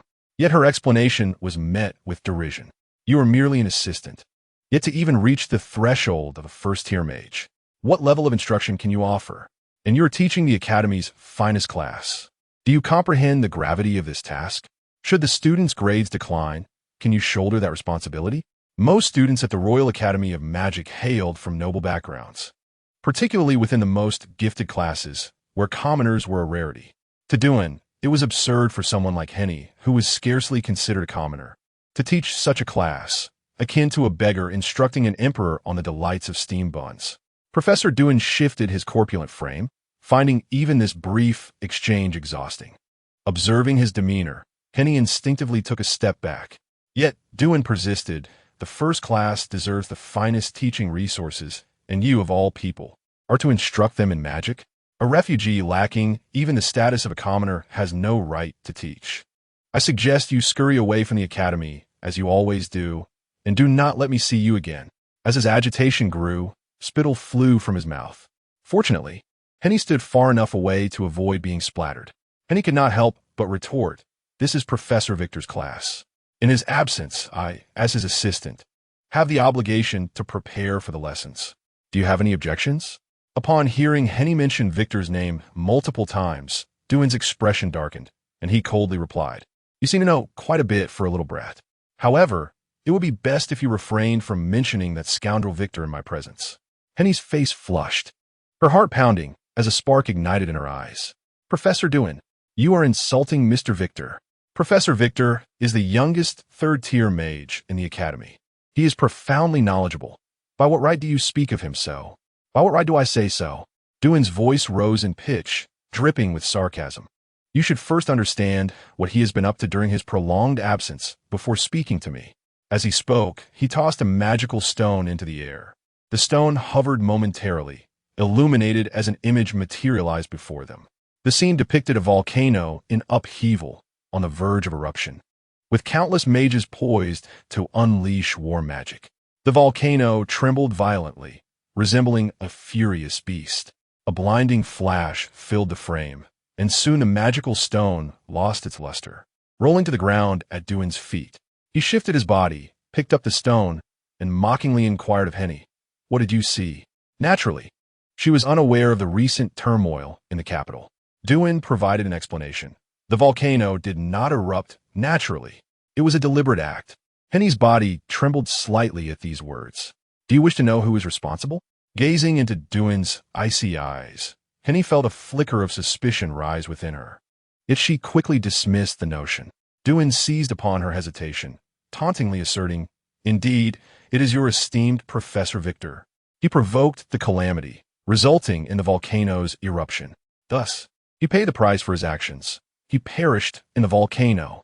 Shaking her head in disbelief, Henny fervently countered, "Impossible. How could the professor do such a thing? He is so powerful. How could he die in a volcano?" Duan disdainfully shook his head, continuing, "Refugees are indeed refugees. He nearly sparked an uncontrollable disaster. Yet you're more concerned with whether he is alive or dead. Trash should remain in the trash heap, not come to the Magic Academy to pollute the environment." Henny stood in a daze, repeating the word impossible over and over. Duan, unfazed by her shock, continued, "This is a universally acknowledged truth among mages. Soon, the Emperor will pronounce Victor's guilt, so he has not seen it with his own eyes." Henny asked, her voice trembling, "So you did not truly witness Professor Victor's death, did you? And what of it? His transgressions are irredeemable. Even if he is not dead, he has no face to remain in the capital." Duan's excitement grew at the thought of Victor's downfall, beads of sweat forming on his brow, soaking his thin garment. "Ha! I shall petition the dean, and tomorrow, Victor's classes will be entrusted to me. As for you, pack your belongings and leave the academy." Professor Duan strutted away, exuding an air of superiority. Henny was left standing alone at the corner, clutching her book in silence. Her mind was a tumult of confusion, instinctively directing her steps toward the classroom. Upon entering Class 1, the previously subdued murmurs fell silent. Recognizing the familiar assistant, the students did not react beyond their usual acknowledgement. In the days following Professor Victor's departure, Henny's teaching abilities had garnered widespread acceptance among the students. However, today, the assistant seemed somewhat out of sorts. The ease and warmth she usually exuded were replaced by distraction and a furrowed brow. Henny ascended the podium with a heavy heart, placing a thick tome upon its surface. Her gaze swept over the students below, intentionally lingering on the foremost seat. That was Erica's place, now eerily vacant. Like Professor Victor, who had also not been seen since the mages departed from the capital, Erica had not graced the school with her presence for an extended period. It seemed as though they had vanished in unison, leaving Henny without a single person to converse with. She yearned to uncover the truth, including whether Victor was indeed deceased. However, with Erica absent and no sources of information at her disposal, Henny was left to don a strained smile as she commenced her lecture. Regardless, the student's education could not be neglected. Before long, Henny found her rhythm, and the students below began to listen intently. Everything appeared to be proceeding smoothly. Midway through the class, as Henny was engrossed in reading, she suddenly froze. The text on the page was obscured by a line of black letters, writhing as if animated upon the parchment. Startled, Henny let the book crash heavily onto the podium. The black letters extended their tendrils toward Shijo, as if they were poised to ensnare Henny in the next moment. The scattered words upon the pages grew increasingly frantic, desperately yearning for something. The words remained unchanged. Do you desire power? Henny could no longer endure it. Suddenly, she slammed her palm on the lectern and exclaimed furiously, I do not require this. At this moment, the classroom was enveloped in an eerie silence, with students rendered motionless.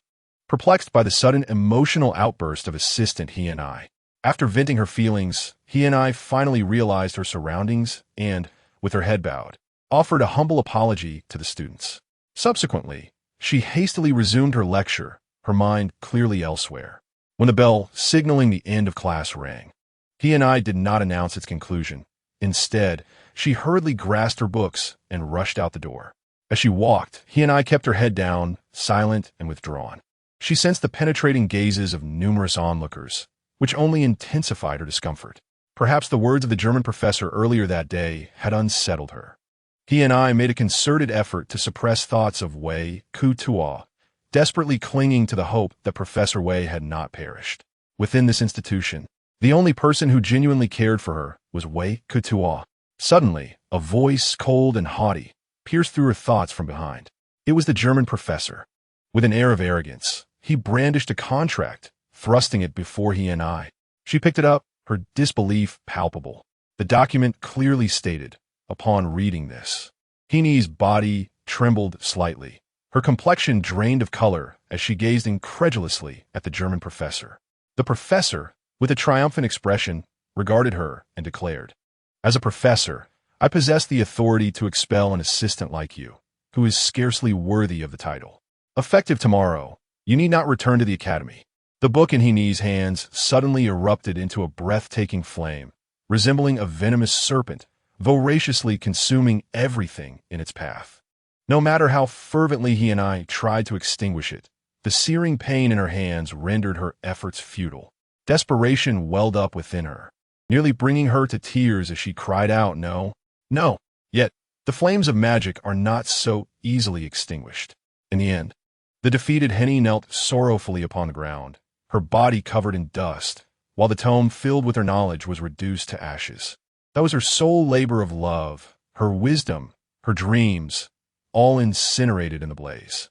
The crowd gathered along the roadside grew increasingly larger. Yet no one stepped forward to offer solace. No one cared for a mere teaching assistant, especially one who appeared so disheveled. Professor Devon publicly humiliated her and departed with satisfaction, having never regarded Henny with any respect. This exemplifies the animosity others felt towards Victor. After Henny became Victor's teaching assistant, their hostility towards him was redirected at her, despite her innocence as a mere aide. In the eyes of others, Henny was plainly a scapegoat. When they bullied her, they bore no moral burden. At that moment, the ground seemed bewitched, once again rising with those ominous black letters, dark and profound.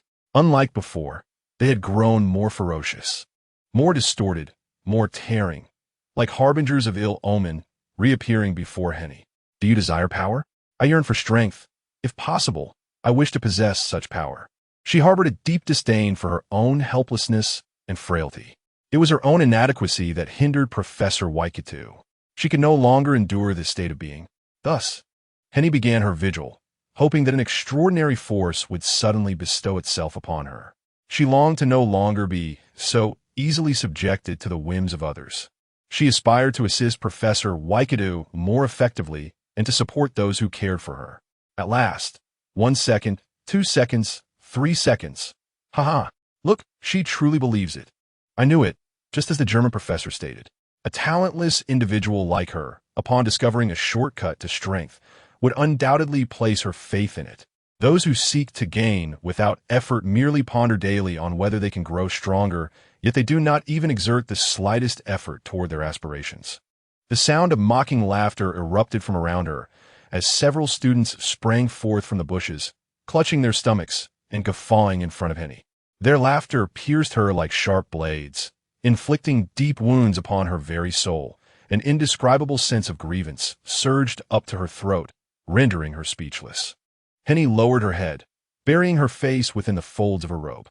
"Do not cry," the onlookers urged, their derisive laughter echoing around her, each bout feeling like another cut from a knife. She felt no physical pain, yet it seemed as though her heart bled. "Do not cry, Henny. Do not cry." A solitary tear, long restrained, can no longer be contained. The tears fall like exquisite pearls, cascading to the ground. They saturate the ashes and dampen the robe. It seems as though one wishes to sever the indifference of scornful laughter completely. Chapter 36. Victor, it is time for you to go to work. Victor, did you not attend the academy today? What happened? Victor sat at his desk, leisurely holding a tome of advanced magic for his amusement. I have entrusted my affairs to my assistant, who is quite capable of handling them. Leah, observing his relaxed demeanor, felt an overwhelming sense of frustration as she supported her forehead and sighed. Take a look for yourself. She extracted a letter filled with writing from her pocket and tossed it onto the desk before Victor. He glanced at the somewhat exasperated Leah and slowly closed the book, picking up the letter. After a careful perusal, Victor's brow furrowed. Professor Victor, you have been absent from the academy for over 7 days. Have you encountered any difficulties? Do you find the vocation of teaching and nurturing students to be excessively monotonous? The Royal Academy of Magic, La Sierra-Lawn, is presided over by its esteemed dean, whose name it bears. As the sole Saint Mage of the Western Order within the royal capital, or rather one of only two, the dean devotes all his energies to the construction and advancement of the institution. The official correspondence, characterized by its formal envelope, is automatically dispatched through the dean's own formidable abilities. Tion Ran K is a spell of his own invention. This natural sparrow is crafted from the elements present in the air, taking the form of either a leaf or a speck of dust. These manifestations of nature, imbued with the dean's will, serve as his instruments. The dean, naturally, did not have the time or energy to comprehend the myriad of events that had recently transpired regarding Victor. He could only sense that Victor Kalivna had not attended classes at the academy for the past 7 or 8 days. Consequently, the natural sparrow automatically activated, delivering an official letter to him as a clear reminder. Victor, it is time for you to return to work. Leah stood nearby, observing Victor's impassive expression, which remained unchanged.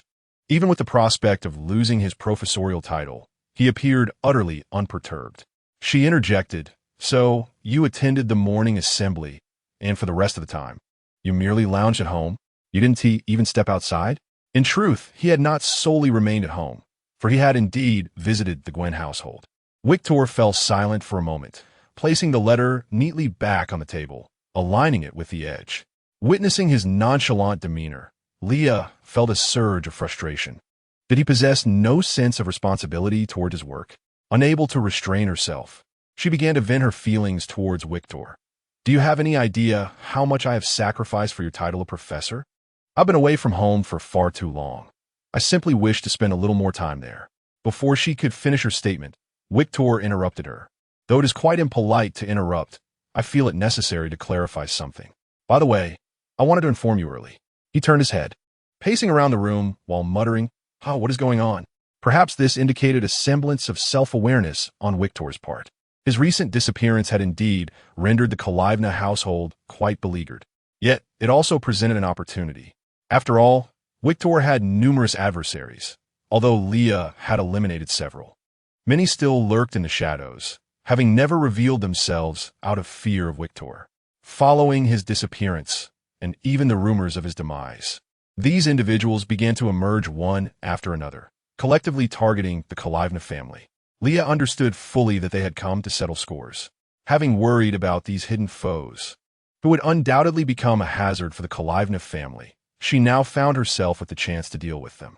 With Leon's assistance, they discreetly dismantled an unknown number of shops, thus acquiring a wealth of valuable goods. In conclusion, the Kalivna family had managed to make a modest profit recently, filling the void left by Victor's absence. Of course, there were still visible struggles. Many merchants had seized the opportunity to undermine the Kalivna family's business, a reality that could not be denied. Such overt attacks were not easy for Leon and the others to counteract, as they involved significant repercussions. Especially concerning the newly opened prop shop, which had already been struggling, the situation had worsened, with no customers in sight.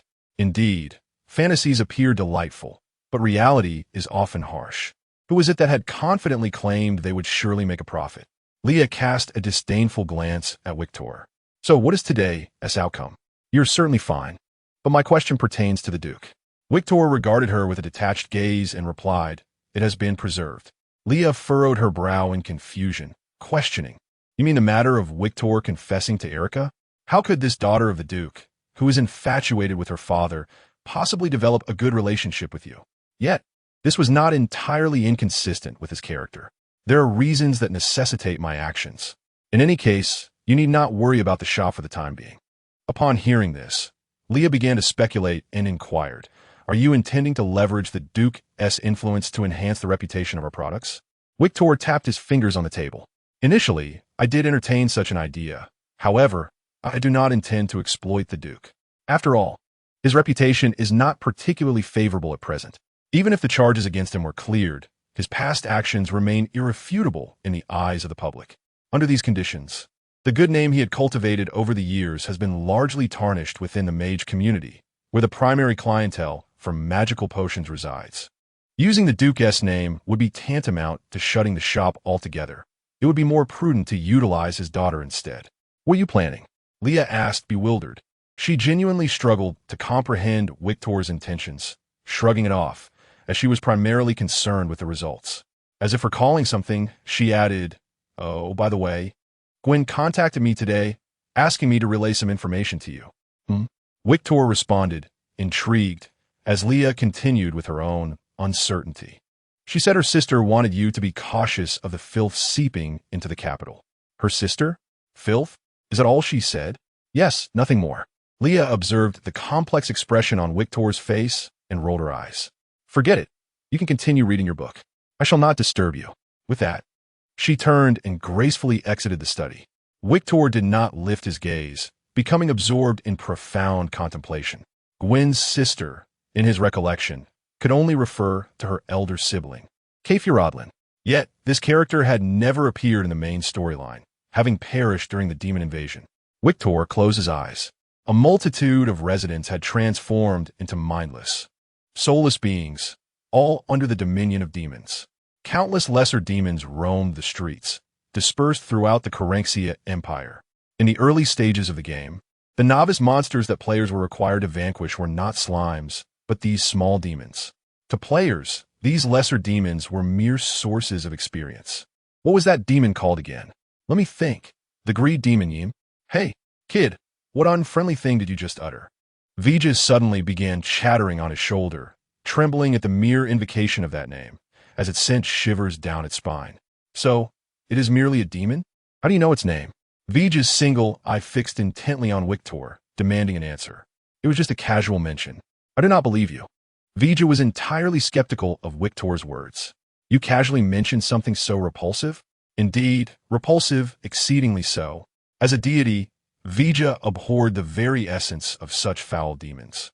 Victor cast a curious glance at Vijay.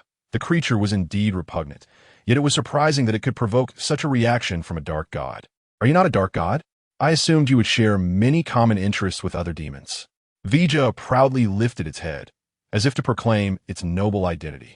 "I, a god, demand tribute. So, that little girl referred to this thing as filth?" Vijay expressed its disdain, suggesting, "Why not confine me to a cage, deal with it, and then release me?" Victor shook his head at Vijay's suggestion. In Vijay's eyes, since Victor had uttered the demon's name, it signified that he possessed some knowledge. "I'm not yet certain."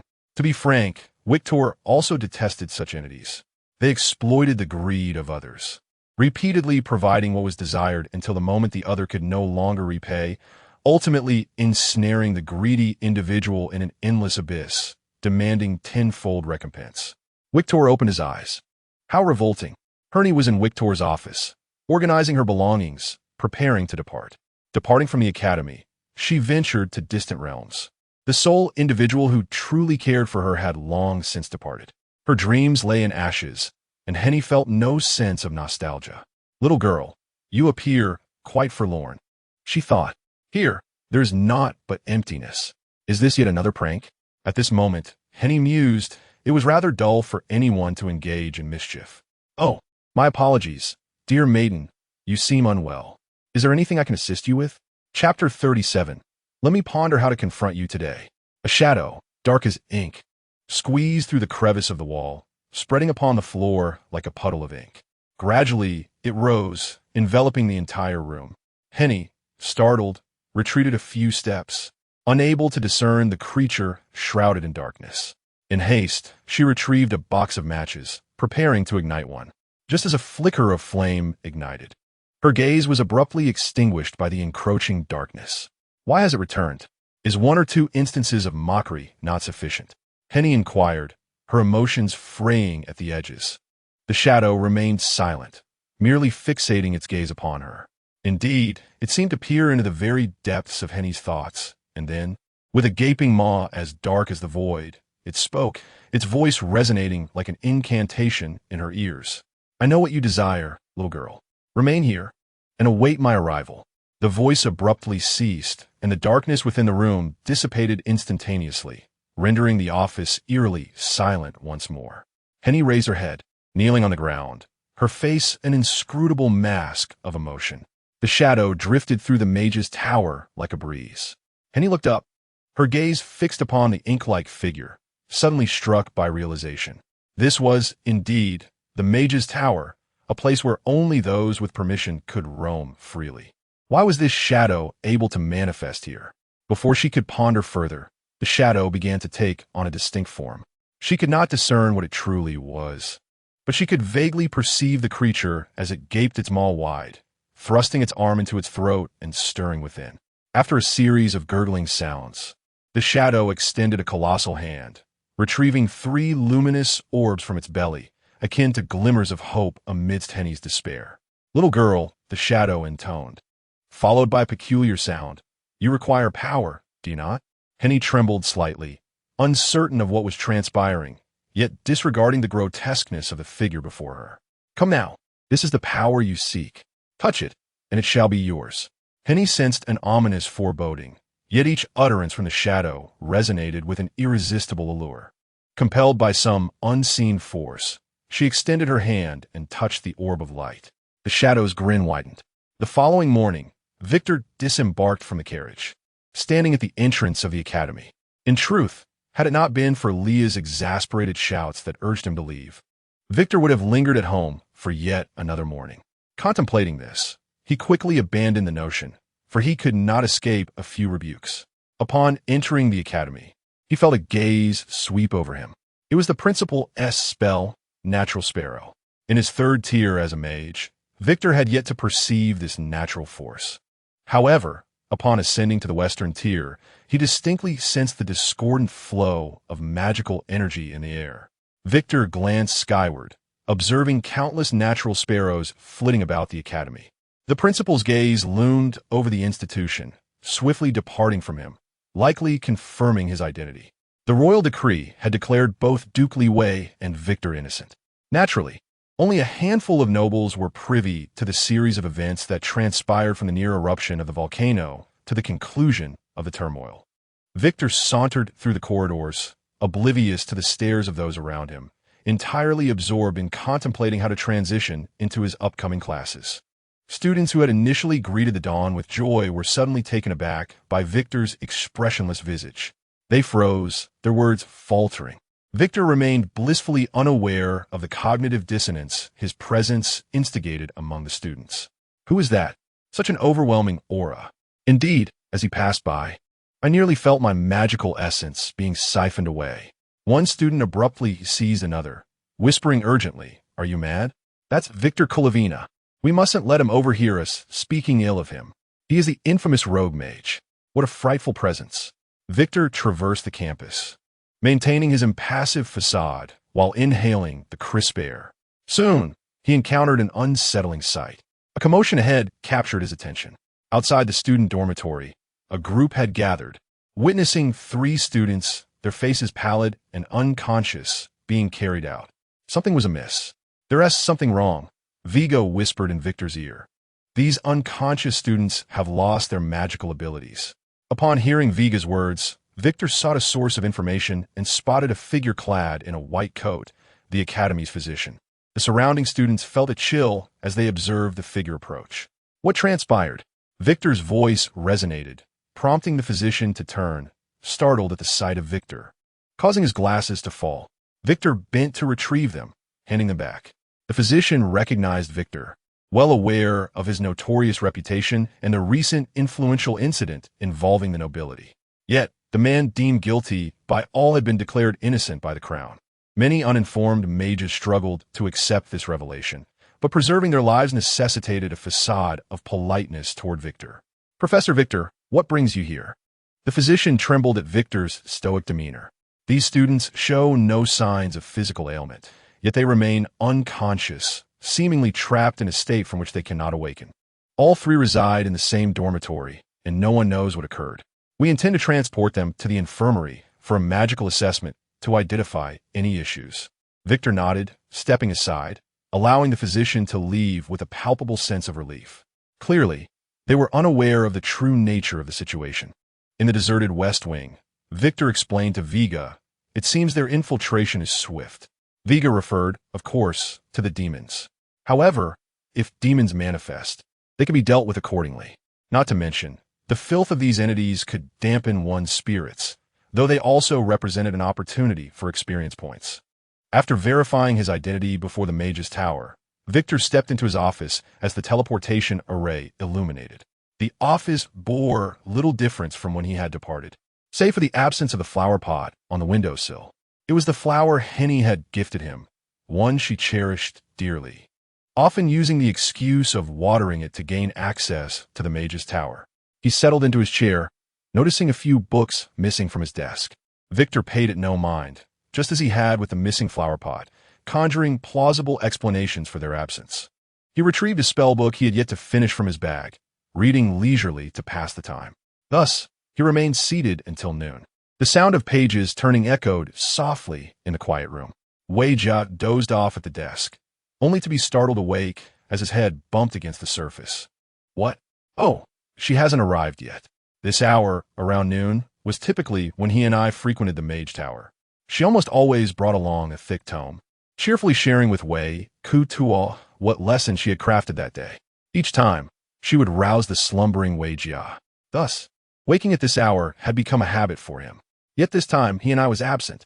Wei Jia glanced at Wei Kutuo, who remained engrossed in his reading, seemingly lost in his own world. Indifferent to the moment, he felt drowsiness wash over him once more and succumbed to sleep. Time passed remarkably swiftly in slumber. In the afternoon, the sun's gentle rays streamed through the window, elongating shadows across the floor. Wei Jia, it's time to go. Huh? Where to? The awakened crow blinked, groggily noticing Wei Kutuo closing his book. It was time for class. Oh. Wei Jia flapped his wings, perching atop Wei Kutuo's shoulder. Truthfully, he was rather eager for the afternoon's events. What reaction would the timid girl display upon seeing Wei Kutuo? Would she flee in fright like a startled fawn? Or shyly avert her gaze? Perhaps she would exuberantly gather around him, joyfully bouncing and exclaiming. Regardless of her response, Wei Jia found the possibilities quite amusing. The teleportation array enveloped Wei Kutuo, and they vanished from the mage tower. When they reappeared, they stood in the corridor of the teaching building. The corridor was deserted, with only the distant sounds of lessons from other classes occasionally breaking the silence. Wei Kutuo's footsteps rang out clearly in this environment. Top, top, top. Now, based on this array Suddenly, Wei Kutuo halted, his gaze penetrating as he looked ahead. There lay the classroom, and the familiar sound of the professor's lecture resonated within. Wei Jia, too, remained focused, one eye fixed forward, his tone devoid of emotion. This is truly troublesome. Tap, tap, tap. The footsteps resumed, yet this time they bore a heavier weight. At last, Wei Kutuo arrived at the classroom door. The sounds within grew clearer. He pushed the door open. Instantly, silence enveloped the room. Who dares to enter without knocking during class? The abrupt cessation of sound was as jarring as a duck's quack suddenly cut short. Wei Kutuo turned to the source of the voice, his gaze locking onto the figure standing at the lectern. He resembles a pig, Wei Jiang muttered in his ear.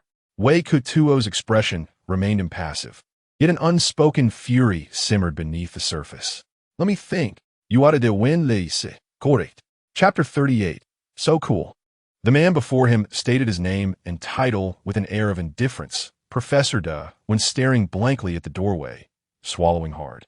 He was aware that the royal decree proclaimed Wei Kutuo innocent, meaning he had not perished. What is the matter, Wei Kutuo? He deliberately invoked the title of the dean, looking smugly at Wei Kutuo.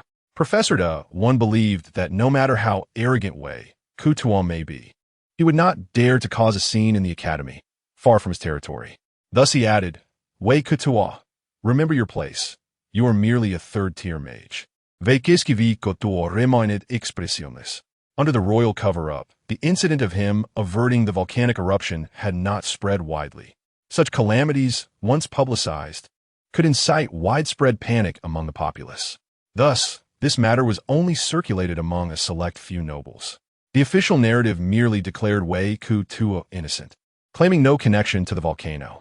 Under this media influence, aside from the mages present at the time, few were aware that Wei Kutuo had ascended to the rank of West-tier mage. Naturally, Professor Da, one was among the unaware. Regarding your disruption of my class, I will formally appeal to the dean. The students below brightened at this, all thinking in unison. Finally, we won't have to endure this pig's teaching. His lectures are dreadfully dull, and he even makes mistakes. Is he that dim-witted? Let one teach. Don't be ridiculous. I could do it. In the minds of these talented students, though one and Wei Kutuo were worlds apart, one utterly worthless, the other supreme. Professor Da Win's expression soured, and he hissed in frustration. He had no means to thwart Wei Kutuo. Wei Kutuo extended 2 fingers in front of him. Now for the second matter.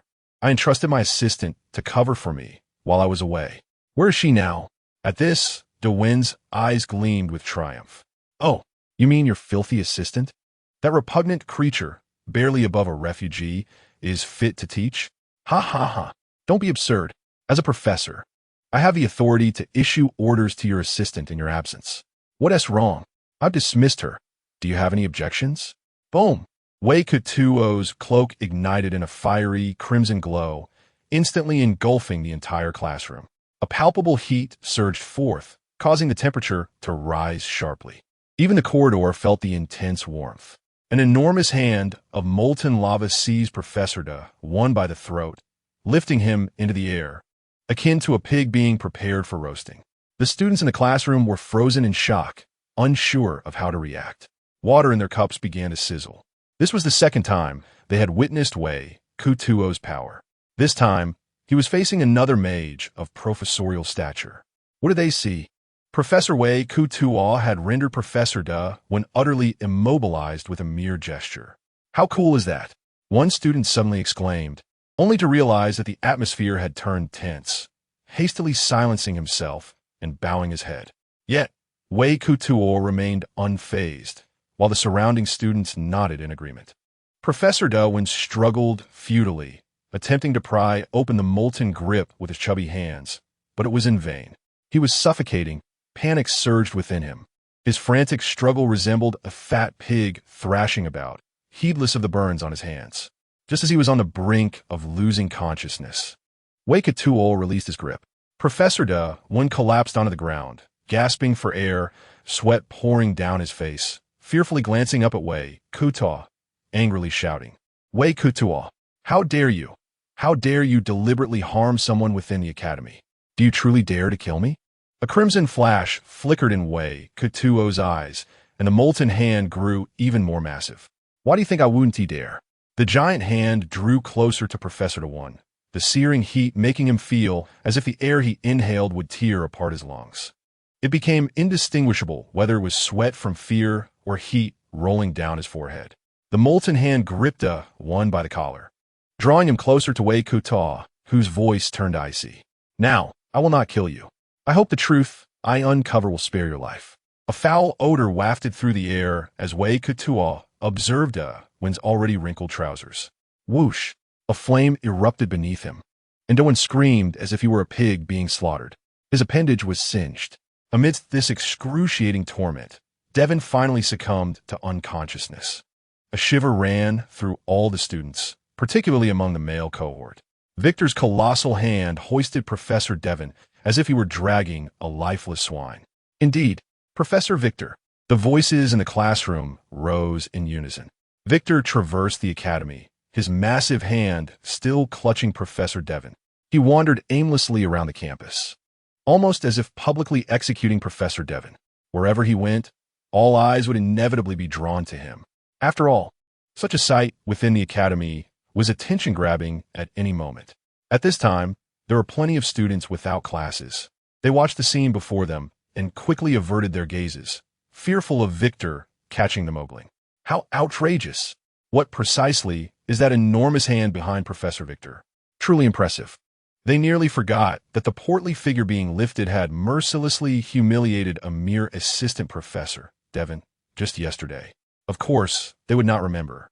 No one cares for a lowly assistant. Even if such an incident occurred yesterday, it would merely serve as fodder for their evening banter. During idle moments, they would discuss the pitiful fate of the dismissed assistant professor, recounting the humiliation he suffered. They might even callously lament that if it were they in his position, they would probably no longer wish to reside in this country. Victor wandered for about half an hour, nearly traversing half the academy. Suddenly, a voice pierced the air. "Professor Victor, you have crossed the line." The magical ripples in the atmosphere made Victor acutely aware. This was the dean's natural sparrow. Through the natural sparrow, the dean initiated communication with Victor. Victor did not engage verbally. Instead, he established a magical link amidst the ripples in the air, proactively connecting to the natural sparrow. This was his due punishment. "I hold you in high regard, Dean. Thus I kindly request that you do not interfere with my actions."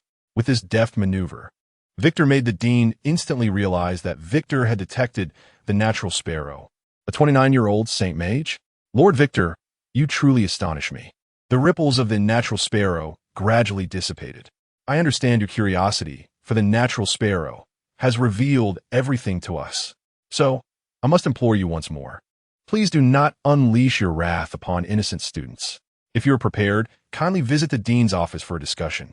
The ripples in the air returned to tranquility. Vega cast a glance at Victor. Did you already anticipate that old man would seek you out? You deliberately employed this method to ascertain the whereabouts of that girl from him. What would you do if you witnessed something that incited your anger?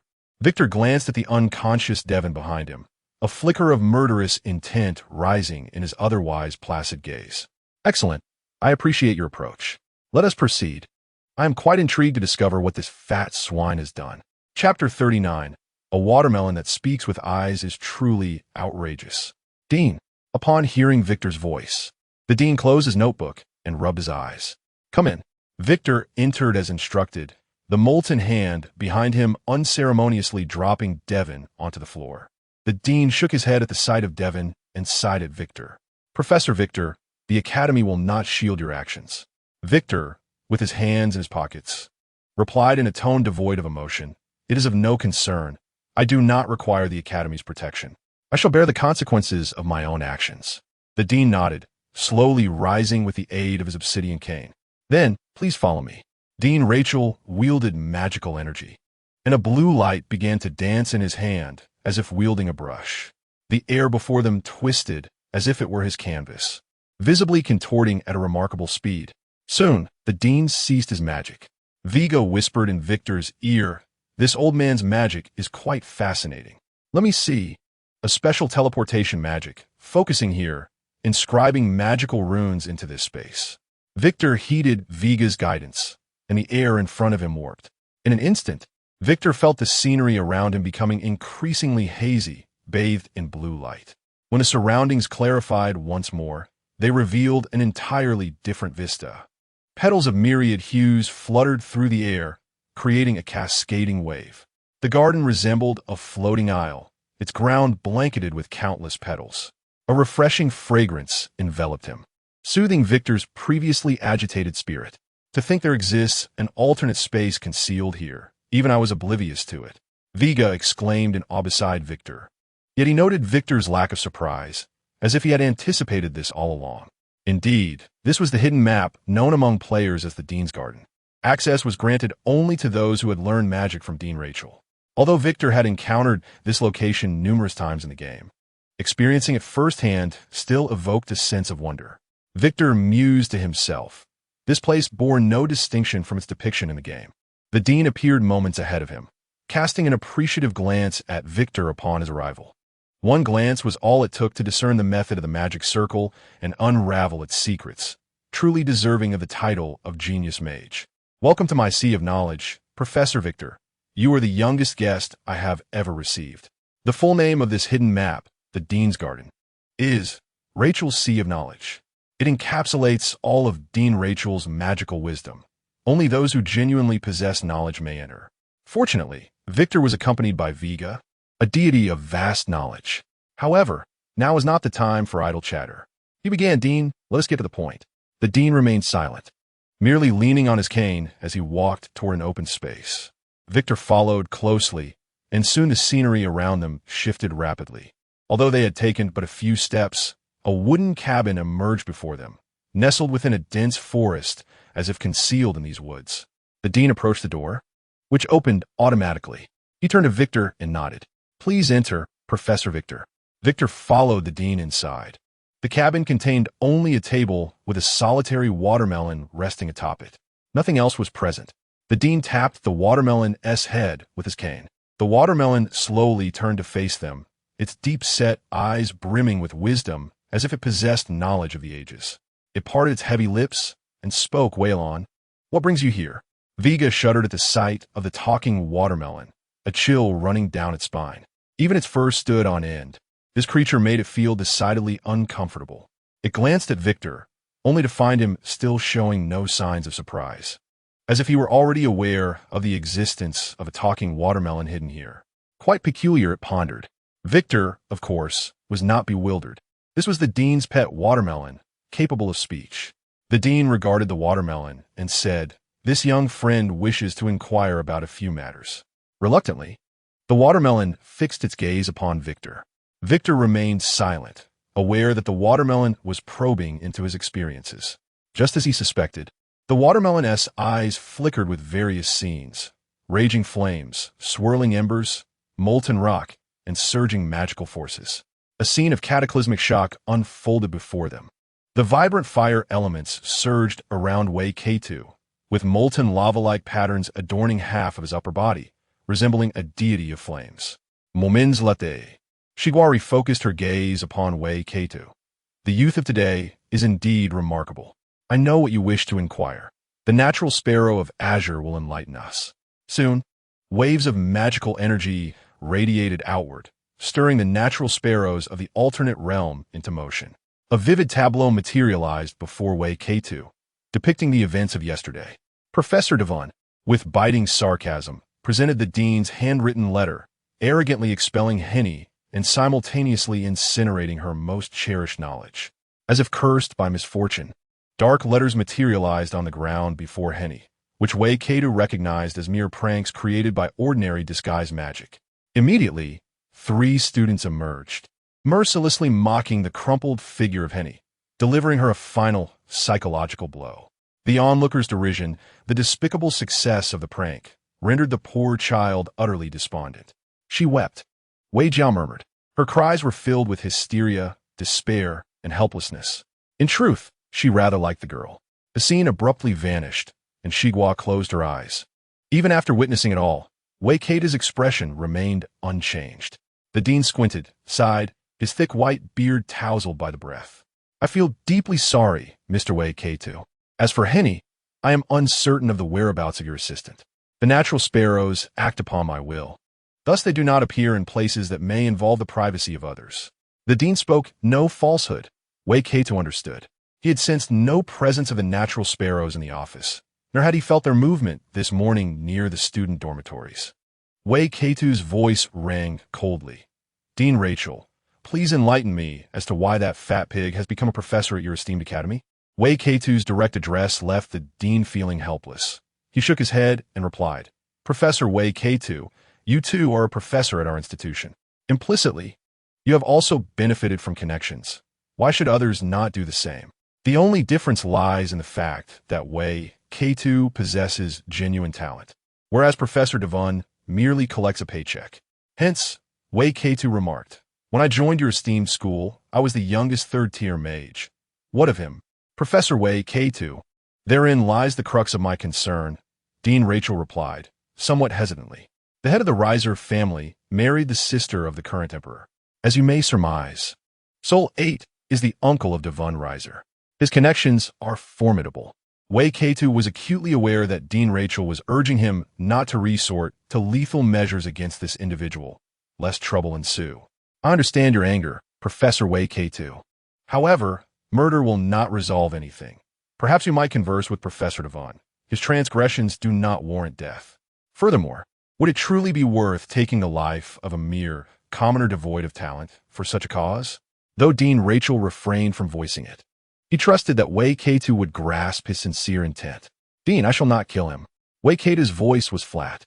Dean Rachel breathed a sigh of relief, believing his counsel had made an impact. But soon, Wei K2 squinted, his tone calm. "Yet whether he will perish at the hands of a demon is beyond my control." He spoke as if recounting the most mundane of matters. Dean Rachel's heart shuddered. He could not comprehend Wei K2's meaning. A demon? What connection could this have with the current situation? However, Wei Jiao bowed her head upon hearing these words. "Do you think that vile creature has targeted Henny?" Wei K2's expression remained unchanged. Just as Wei Jiao had suggested, he had seen 3 mischievous students in the vision, identical to the 3 who had fainted today. Their state could only mean their powers had been stolen by a demon. But why would a demon steal the powers of these 3 individuals? And to whom would these powers be granted? Wei K2 could only think of the missing Henny. "Professor Wei K2, I trust you have discerned the truth. The being before you is not my true self. I am participating in the annual conference of the Mage Capital. At this moment, I am meeting you in the guise of Natural Sparrow. Therefore, I deeply regret my failure to prevent such occurrences in a timely manner, which has allowed matters to escalate. The Natural Sparrow can only act according to Dean Rachel's will, driven by instinct." The Natural Sparrow deemed that Wei K2 had not attended class for several days and thus transferred the lessons to Professor Devon, which aligned with its understanding. Moreover, a professor expelling a magical apprentice is also within the Natural Sparrow's cognitive framework. However, this does not meet the critical standards of humanity. This is a dereliction of duty on Dean Rachel's part, resulting in irreparable consequences. After the incident, Dean Rachel felt no significant repercussions. One was a noble, the other a talentless magical apprentice. Even a fool could predict the outcome. However, the error lay in his ignorance of how protective Wei K2 was. Furthermore, the latter was on par with him as a fellow high-tier mage. Thus, the dean preemptively apologized, lowering his stance and affording Wei K2 the respect he deserved. "Professor Wei K2, please remember your promise to me. Whatever you choose to do not involve the students. They are innocent." A heavy sigh escaped Dean Rachel's lips, and his form gradually dissipated, merging into the air like scattered starlight. On a mountaintop behind the academy, a robed figure gazed down at the valley below. The valley housed the academy, the source of her despair. From this vantage point, she could survey the entire institution. The innocence and hope in her eyes had vanished. Having endured a profound agony, Henny's once placid gaze now bore the weight of vengeance. A swirl of dark energy coiled around her like a fish in water, the inky tendrils transforming into a robe that ascended to her hair, culminating in a hood. "My dear girl, is this power truly sufficient? If you're willing to wait, I can bestow upon you even greater strength, more and more." Its voice bore a terrifying allure, akin to an unfathomable abyss. Yet Henny remained unmoved. "No more," she replied, her tone chillingly calm. "The professor often remarked that I can be weak at times, unable to learn decisiveness. But now, I shall no longer be weak." The magic within her surged abundantly, to the extent that she herself was unaware of how much power she had drawn from this entity. Strictly speaking, Henny was still not a mage. However, possessing such an abundance of magic became an exceedingly terrifying matter. Henny was finally able to manifest all the knowledge she had acquired. She was thoroughly prepared. She began to chant. The god of ethereal dance took flight. As Henny slowly intoned her incantation, advanced magical formations materialized, with dozens of smaller arrays merging into a grand one. The city of delusional magic. Several magical wheels encircled the academy multiple times, inscribed with countless runes. The intricate patterns between the formations became increasingly complex. The exquisite arrays operated with the precision of a masterful machine. This had already surpassed the analytical capabilities of a third-tier mage. Soon, Henny swept the formations across the entire academy, embedding them deep within the earth.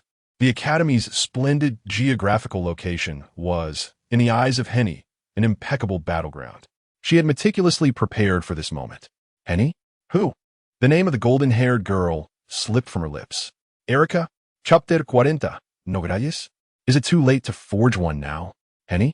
It truly is you. What brings you here? Erica was pleasantly surprised to find a familiar face on the academy's remote hillside. However, she was also curious about Henny's purpose for being at this desolate peak. Oh, it's nothing. I merely came here for a stroll. Erica remained unaware of Henny's expulsion, and Henny had no intention of divulging that information. She did not wish to cause her friend undue concern. Nevertheless, Erica's unexpected presence intrigued her, prompting the question, "What brings you here? Why haven't you been at the academy?" Upon hearing Henny's inquiry, Erica, suddenly irked, explained, "Yesterday was outrageous. They inexplicably decided to hire several private tutors for me. Under the royal decree, both parties were found innocent. However, she could not share this with Henny. Thus, in a moment of frustration, Erica kicked a stone at the summit, sending it tumbling down the cliff with a crisp sound. I could no longer contain myself today. While my father was away, I sneaked out to see if Professor Victor was present." Erica had intended to stealthily enter the academy from the back mountain, only to encounter Henny unexpectedly. Upon hearing Victor's name, Henny felt a pang in her heart. She recalled the words of the German professor. It was very likely that Professor Victor had perished in the volcano. Henny thought this, but refrained from sharing it with Erica, who appeared oblivious to the matter and was determined to keep it that way. Observing Erica inhale the fresh mountaintop air, Henny spoke calmly. Upon hearing this, Erica felt a wave of disappointment. She yearned to learn what had transpired on that fateful day at the volcano from Victor. Yet, after making the effort to sneak out, Victor had not shown up for work. Resigned, Erica accepted the reality. If my father discovers I sneaked out, he will surely confine me at home, not allowing me to step outside. Henny was about to speak, but noticed Erica hesitate before continuing. Henny nodded, indicating her agreement. She saw Erica's joy and anticipation in her eyes before hurriedly turning away. How wonderful it is! Henny's gaze brimmed with envy. She envied Erica for her illustrious lineage, remarkable talent, and exquisite beauty. Erica could live carefree, filled with hope for the future. As for Henny, she spent her days on edge, enduring a seemingly hopeless existence. It truly seemed as if the professor's words rang true. Trash deserves to dwell among the refuse. In a daze, she glanced once more in the direction Erica had departed, yet she could no longer see her radiant silhouette. Henny shook her head, emitting a bitter laugh at her own misfortune. Tomorrow, perhaps, is fine. She need not anticipate the future any longer. Everything, including herself, would come to a conclusion tomorrow. A sudden blaze erupted at the feet of Professor German, the intense heat jolting him awake. He felt an excruciating burning pain coursing through his body. He instantly regained consciousness, the agony prompting a scream. Soon after, he became acutely aware that he was bound, his body swaying precariously from the ceiling. As the flames dissipated, his vision cleared considerably. The first thing he saw was Victor, sitting in a chair, exuding an air of indifference. In an instant, fear crept into German's eyes. "Victor, what are you planning to do? Are you truly willing to kill me over a teaching assistant? Have you lost your mind? Do you genuinely wish to become enemies with the Leeser family?" Victor remained seated, coldly observing him, and asked with a hint of disdain, "Have we not been enemies before?" German's voice faltered as he hurriedly replied, "No, we have not had any prior enmity. Trust me, Victor, there is no hatred between us. Then why, knowing Henny is mine, would you act so?" German's eyes widened. "You already know?" "No, believe me, Victor, I merely found you displeasing initially, but I never intended to vent my frustration on that girl." Boom! A fireball, fierce as a tiger, surged forth, crashing into the wall behind German. Terrified, he trembled and quickly exclaimed, "Henny! I remember now. It was Henny. That little girl is quite charming indeed." Victor looked at him devoid of emotion. Is it merely out of jealousy? How ugly. Yes, yes, I am ugly, I know it. Please, Victor, spare me. We harbor no hatred. German resembled a pig desperately struggling at a slaughterhouse, his ludicrous demeanor eliciting only laughter from onlookers. As if making a promise, he insisted, "I shall apologize. I will make amends to that little girl. I can offer her much compensation. I can elevate her to a noble title, a young baroness. How does that sound? The Leeser family possesses such capabilities." An expression of eager anticipation spread across German's grotesque face. Victor's chilling voice broke the silence. "What did you say initially?" German paused, hesitantly replying, "You're insane to kill me over a teaching assistant?" Victor nodded appreciatively. "Good memory. What about the second part? Do you truly wish to become enemies with the Leeser family?" German was not foolish. He seemed to grasp something profound in that moment. At that instant, he forsook his identity entirely, pleading desperately with Victor. "Please, Victor." That was merely a moment of impulse. Victor stood, his coat shimmering with a dangerous crimson glow. "Your disdain for me stems from understanding me. Since you know me, you ought to remember what kind of person Victor Clavina is." German began to tremble, fear taking root within him. "A madman. Victor is a madman. Victor. No, no. Boom." A scream akin to a slaughtered pig erupted from German's mouth, accompanied by the sickening sound of shattering bones. He felt the excruciating pain as his limbs splintered. He remained conscious, for Victor had placed numerous magical restraints upon him, ensuring he felt every twinge of agony without succumbing to unconsciousness. "You claim we share no enmity. That is of little consequence." Victor suddenly smiled, a radiant and sinister grin. He leaned close to German's ear, his voice a mere whisper, akin to a devil's murmur. "Now we are enemies. Kill me, Victor, in my life." German wished for nothing more than to die immediately rather than endure such torment and humiliation while remaining conscious. Yet now, he could not even manage to take his own life. "Perhaps someone will take your life, but that person is not me." Victor wiped his hands with a handkerchief. Despite not having touched German, he felt as though his hands had been sullied. After cleaning, he tossed the handkerchief onto German's face, covering his tear-streaked visage. Upon removing German's restraints, he instantly fell into unconsciousness. At last, the world grew quiet. Victor squinted as he departed the mage tower. With a flash of teleportation magic, Victor found himself outside the academy, gazing at the darkening sky. He inhaled deeply. The surrounding magical elements seemed somewhat chaotic. At that moment, Wei Jia's voice echoed in Victor's ears. Beneath the academy, a magical array had been deliberately concealed, perhaps the work of a demon.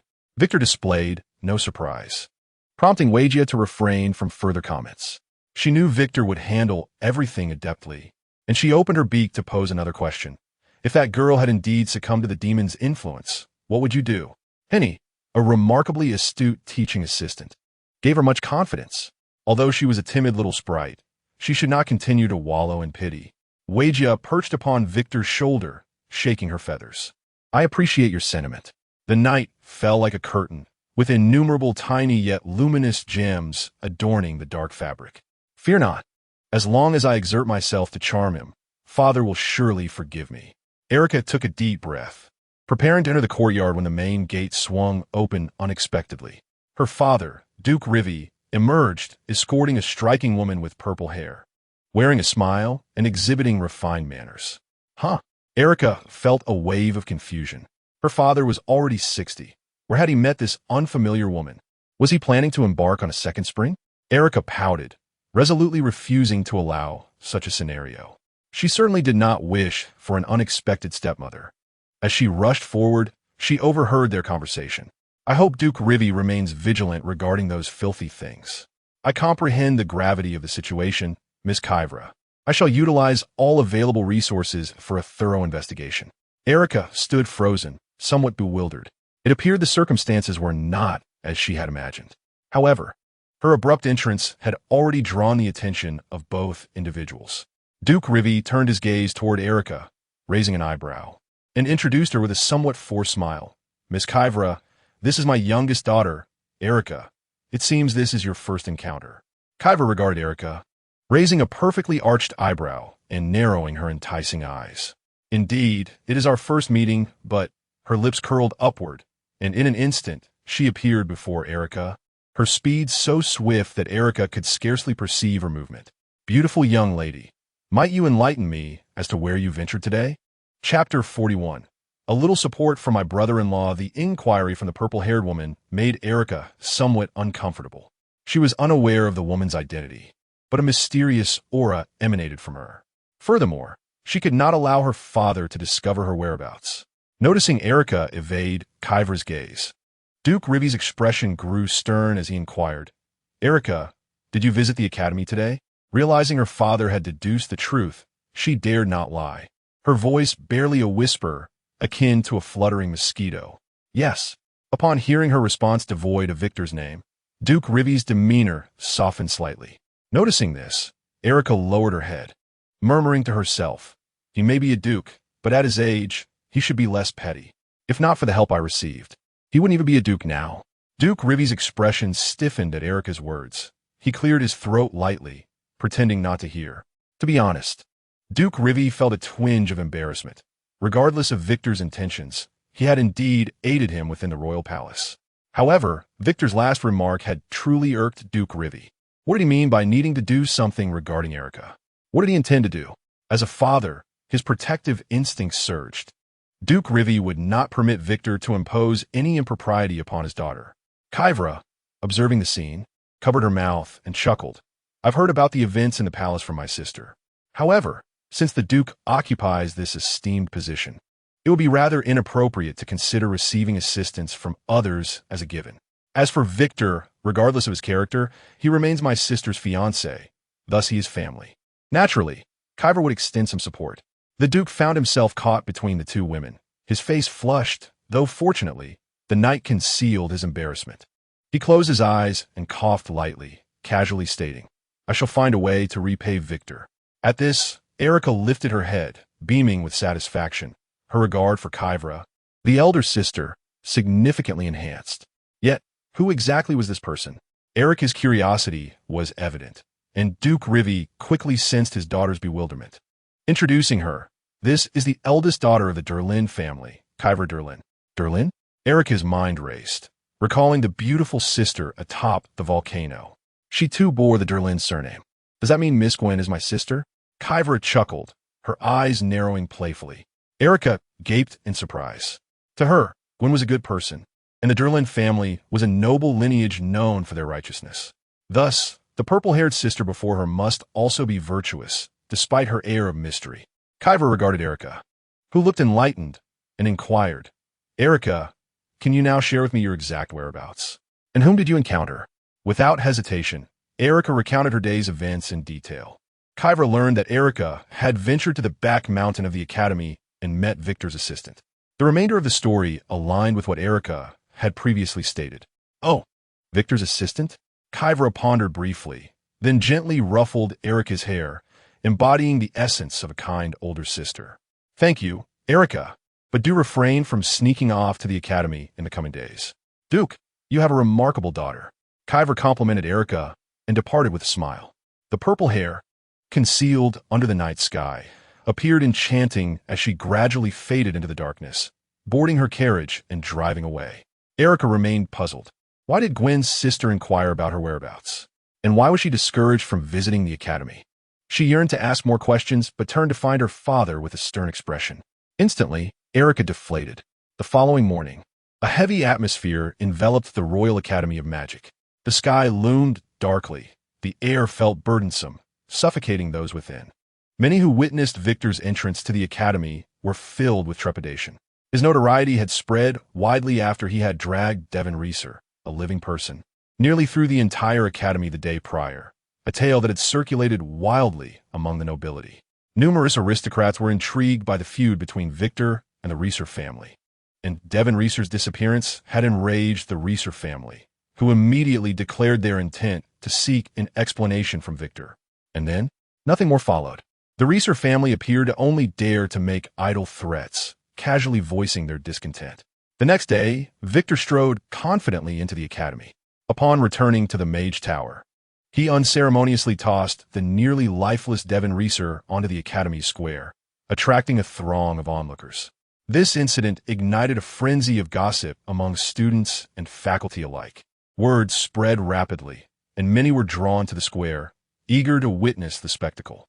Soon, the square became congested, as those who had not seen the events the day before were eager to ascertain the truth.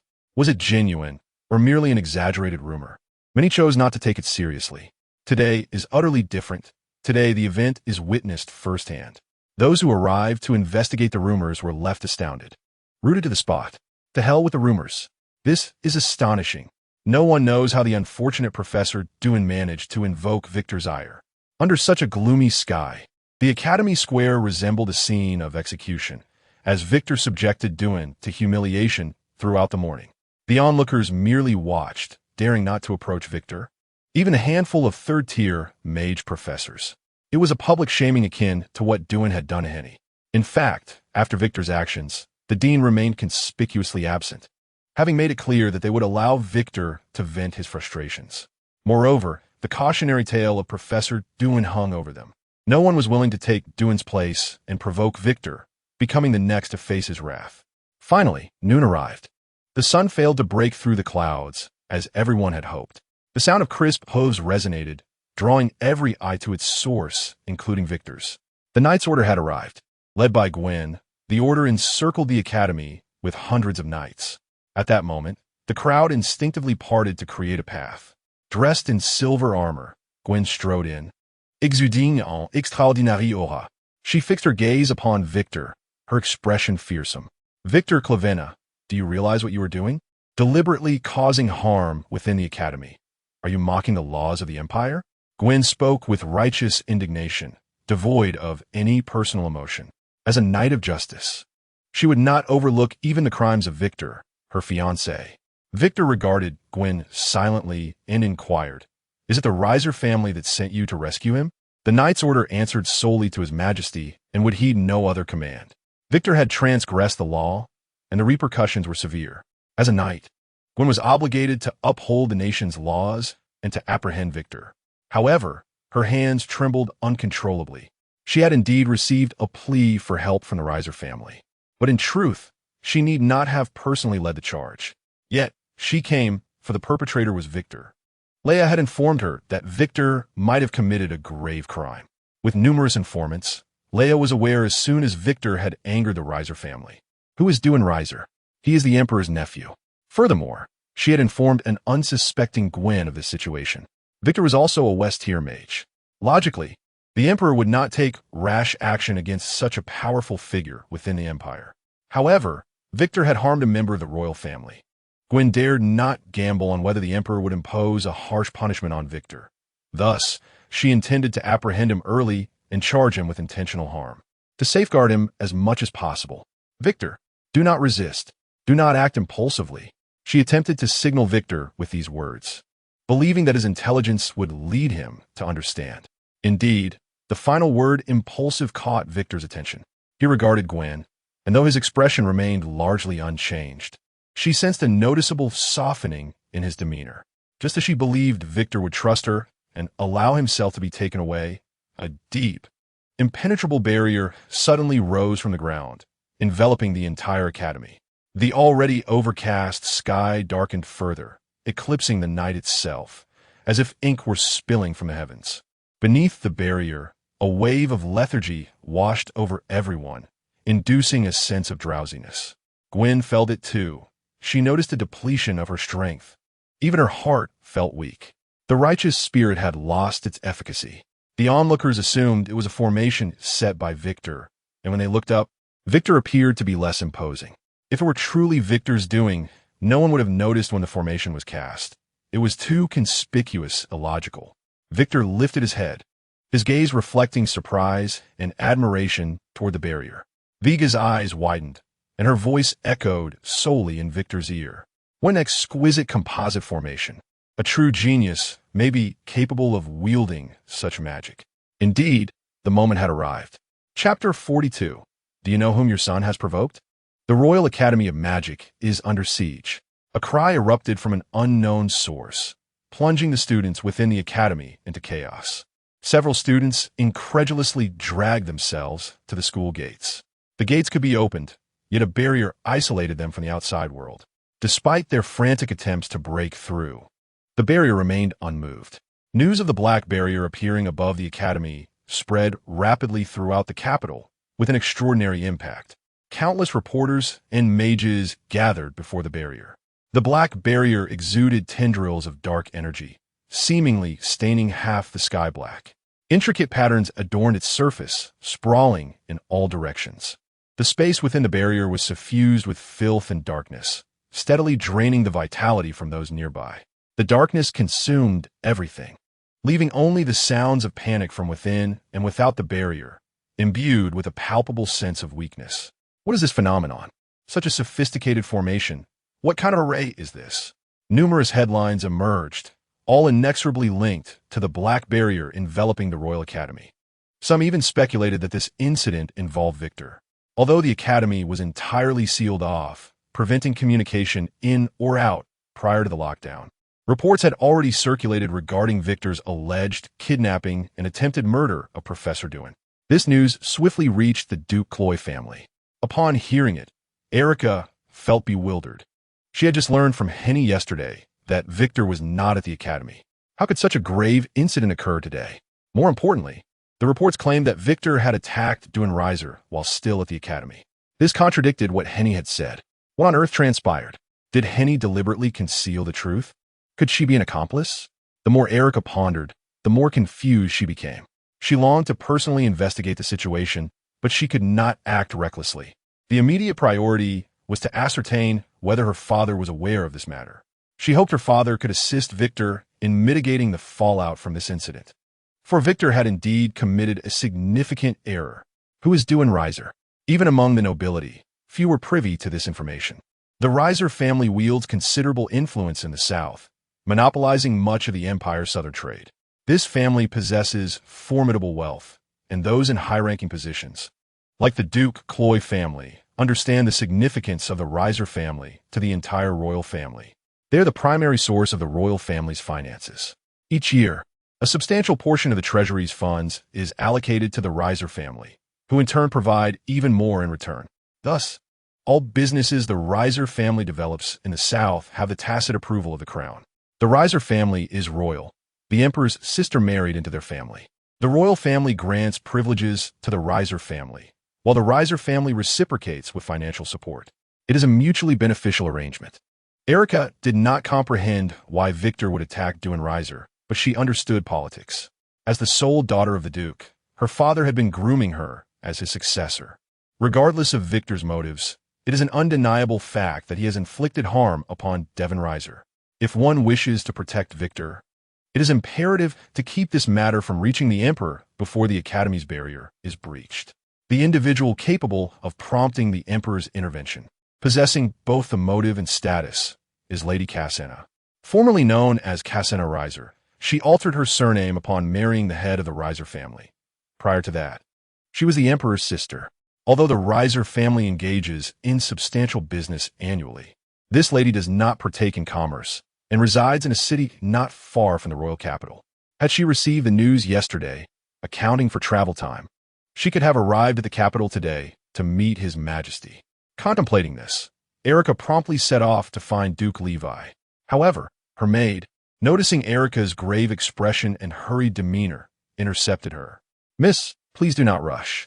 The Duke specifically instructed me to inform you that if you wish to seek him, he has already arrived at the city gates." At the city gates? Erica paused, a hint of confusion crossing her face. What could her father be doing there ahead of time? Had he known all along? Anxiety swirled within her in that moment. She felt as though she were the only one left in the dark. Eager to uncover the truth, she suddenly thought of someone connected to this matter, who might be deliberately concealing information. Only Henny. She must know something. Erica resolved, instructing her maid, "Prepare the carriage. We must leave immediately for the Academy's back mountain." She recalled the spot where she had conversed with Henny the previous day, promising to return. If Henny had not reneged on her word, she would likely be waiting for her.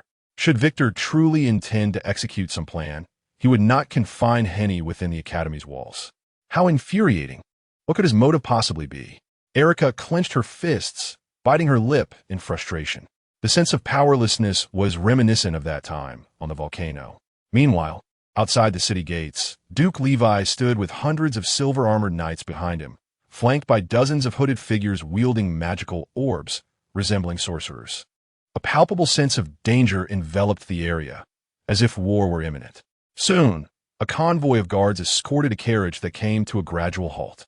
A knight opened the carriage door, extending a footstool to the ground, from which a woman dressed in elegant finery gracefully descended. She was strikingly beautiful, well-preserved, yet faint traces of age were discernible. Nevertheless, this did not detract from her regal air. Upon disembarking, she glared at Levi, demanding, "Levi, what is the meaning of this? You dare to block my entry to the capital with your private soldiers and magicians? What audacity!" Duke Levi smiled amiably, nodding in acknowledgement. "Lady Cassena, I trust you are well. I have brought this entourage merely to request that you remain here a while longer. I will allow you entry into the city, but not at this moment." Although Levi maintained a friendly demeanor, a palpable tension lingered between them. "Levi, do not forget my identity." "I have not forgotten, Lady Cassena. Ever since you coerced me into marrying you under the pretense of your status, it has been etched into my memory." Beneath Levi's congenial facade lay a recounting of explosive past events, almost akin to royal secrets, casually revealed. The guards surrounding Lady Cassena exchanged astonished glances, unsure if they should continue listening. Yet upon hearing Levi mention this matter, Lady Cassena became incensed, shouting, "What do you mean by bringing this up now? Is it merely to humiliate me? I only wish to reminisce and remind you that you no longer bear the name Soul." Levi replied, gesturing. A magician approached, channeling magic into his orb. As magical energy swirled chaotically within, a table and 2 chairs materialized from thin air. "Please have a seat." Levi gestured for her to sit, taking a seat himself. Observing the magician, Lady Cassana's agitation lessened slightly. The magicians, while not sorcerers, are a profession requiring immense dedication and resources to master magic. Supported by costly magical tools while simultaneously honing formidable physical prowess. The cost of training a magician is beyond the means of ordinary nobles, and only Duke Levi possesses the financial capacity and status to cultivate such a force under the Emperor's watchful eye. In essence, should Lady Cassena attempt to force her way in, she would find it futile. "I am aware of your purpose in the capital, Lady Cassena. You wish to seek audience with His Majesty." The knights behind Levi had prepared tea, which was now presented before Lady Cassena and Levi. Only Duke Levi could engage in such hospitality at the city gates. Lady Cassena elegantly lifted her teacup, calmly stating, "Devon is my son, and his connection to His Majesty is undeniable. He will not stand idly by in the face of such events." "Do not act rashly, my lady," Duke Levi continued, his years in politics rendering him adept at soothing her rising emotions. "First, you must understand who your son has crossed. Victor Clivener, you must have heard of this name." Upon hearing it, Lady Cassana's expression shifted, revealing her inner turmoil. A mother knows her child best. She was acutely aware of the extent of her son's arrogance. Yet Victor was merely a viscount. He is now a West-tier mage. Lady Cassana's eyes widened in disbelief. "No, that cannot be. Even you." Duke Levi shook his head, offering a rueful smile. The truth was indeed as stated. If Victor has erred, the Emperor would undoubtedly punish him severely. However, if the one at fault is Devon Riser, I must warn you to prepare for the possibility of losing him. Chapter 43. A turn of events. It turns out Victor is the good guy. Lady Cassena struggled to accept this outcome. "I must see His Majesty. I must see His Majesty." "Levi, I warn you, even if I no longer bear the name Soul, I remain the Emperor's sister." Clearly agitated, Lady Cassena continued, "You have no justification for preventing my entry into the capital. I will find a way to meet His Majesty. And should you not permit me passage at once, I shall bring forth a complaint before His Majesty. Why are you obstructing me? What are your true intentions?" Hearing Lady Cassana's accusations, Duke Levi merely smiled, resembling a cunning old fox, responding in a tone that suggested concern for her well-being. Lady Cassandra, the capital is fraught with danger. My refusal to grant you passage is for your safety. Even if you were to lodge a complaint later, His Majesty will discern the gravity of the situation and will not indiscriminately blame me. In the presence of such a shrewd politician, every word from Lady Cassandra seemed powerless. Danger? My son is in peril. His very life is at stake. Her voice rose several octaves, a blend of anger and urgency. Despite this, she could only sit and await Duke Levi's decision to grant her passage. Yet, in the next moment, Duke Levi's words left her momentarily stunned. Her eyes widened, and she fell silent. Madam K.S.N., I'm not jesting with you. There have been demonic activities within the academy. Your son, Duan Leeser, has likely come into contact with a demon. You are referring to a demon? Last night, Victor casually conversed with Lai in the study. The foul entity that Kaifula mentioned is precisely that. Lai listened to Victor's words, struggling to believe, standing there in silence. She had encountered the depiction of demons in books, foul odors, viscous skin, and bulging eyes, with countless sharp teeth hidden within their tongues. They were like shadows of ink, driven by insatiable greed. They resembled walking cesspools, causing ordinary folk to steer clear. Yet, following that, people in the town began to vanish one after another. No one could trace their whereabouts, and the once glorious town fell into desolation and ruin, ultimately fading into history. Of course, whether in appearance or deeds. All that remained were mere records in history books. It is common for those in power to distort facts to consolidate their positions. This also underscores the unpopularity of demons. Have you found it? Lai inquired tentatively. She was astonished. Victor had only received news from Gwen yesterday, yet today he had already traced its presence. Was Victor truly this efficient? Victor nodded expressionlessly. The entity resides within the academy. Lai, intrigued, asked, Do you have confidence in capturing or killing that thing? Victor replied, straightforwardly and honestly, not necessarily. If that demon is as Victor suspects, as an early game demon, its fully realized form may indeed not be a match for the West Mage. He reiterated, if the stats aren't sufficient, then one must rely on skill. Victor Clivena's stats could not compare to it. However, Victor Clivena would certainly be capable of defeating it. If all else fails, he had his means. Nevertheless, I need to lure that foul creature out, ensuring I personally deliver the killing blow, Victor stated to Lai. However, Lai found it somewhat peculiar. Did he not say, not necessarily? Why then? Even if the success rate is 99%, I cannot be overly confident, Victor's voice rang out plainly.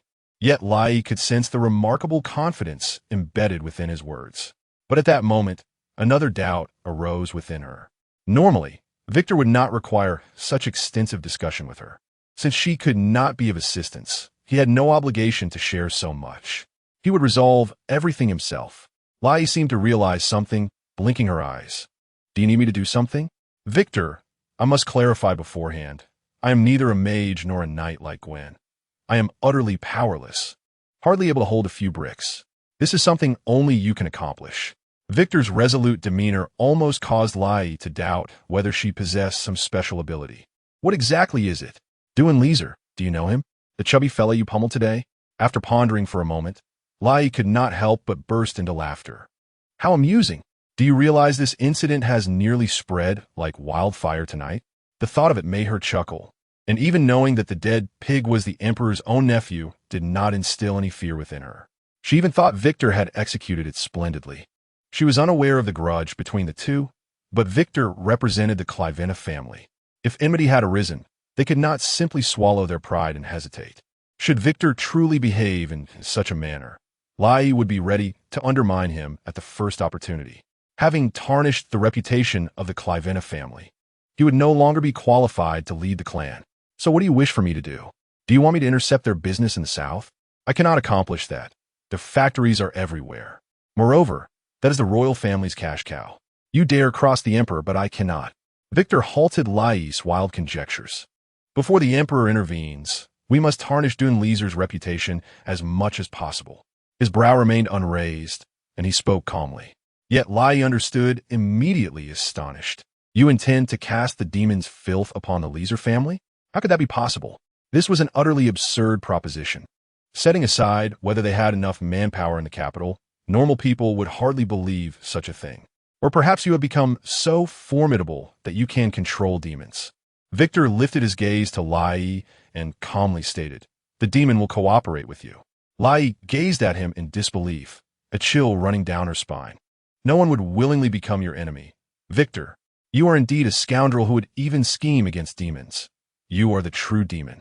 Victor stood up, and Vija flapped its wings, taking flight from the desk to perch on his shoulder. If manpower is insufficient, we may borrow from the Duke.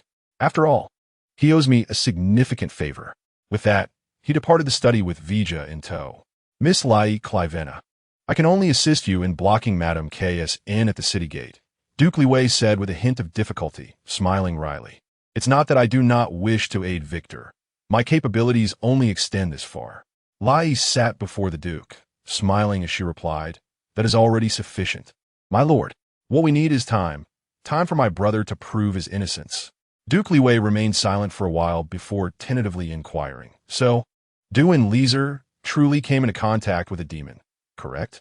Hearing the Duke's question, Lai felt somewhat helpless. My lord, I do not wish to deceive you, but consider this. How could my brother possibly have attacked an ordinary second-tier mage without reason? Utilizing the valuable information at hand, Lai elegantly wove her narrative. Duke Liwei resembled a prey entangled in a spider's web, ensnared by her intricate deception. Let's not forget, Duke Liwei, that our Clivena family has a unique relationship with the Dralin family. Miss Kaifula is, after all, akin to my sister. Duke Liwei nodded.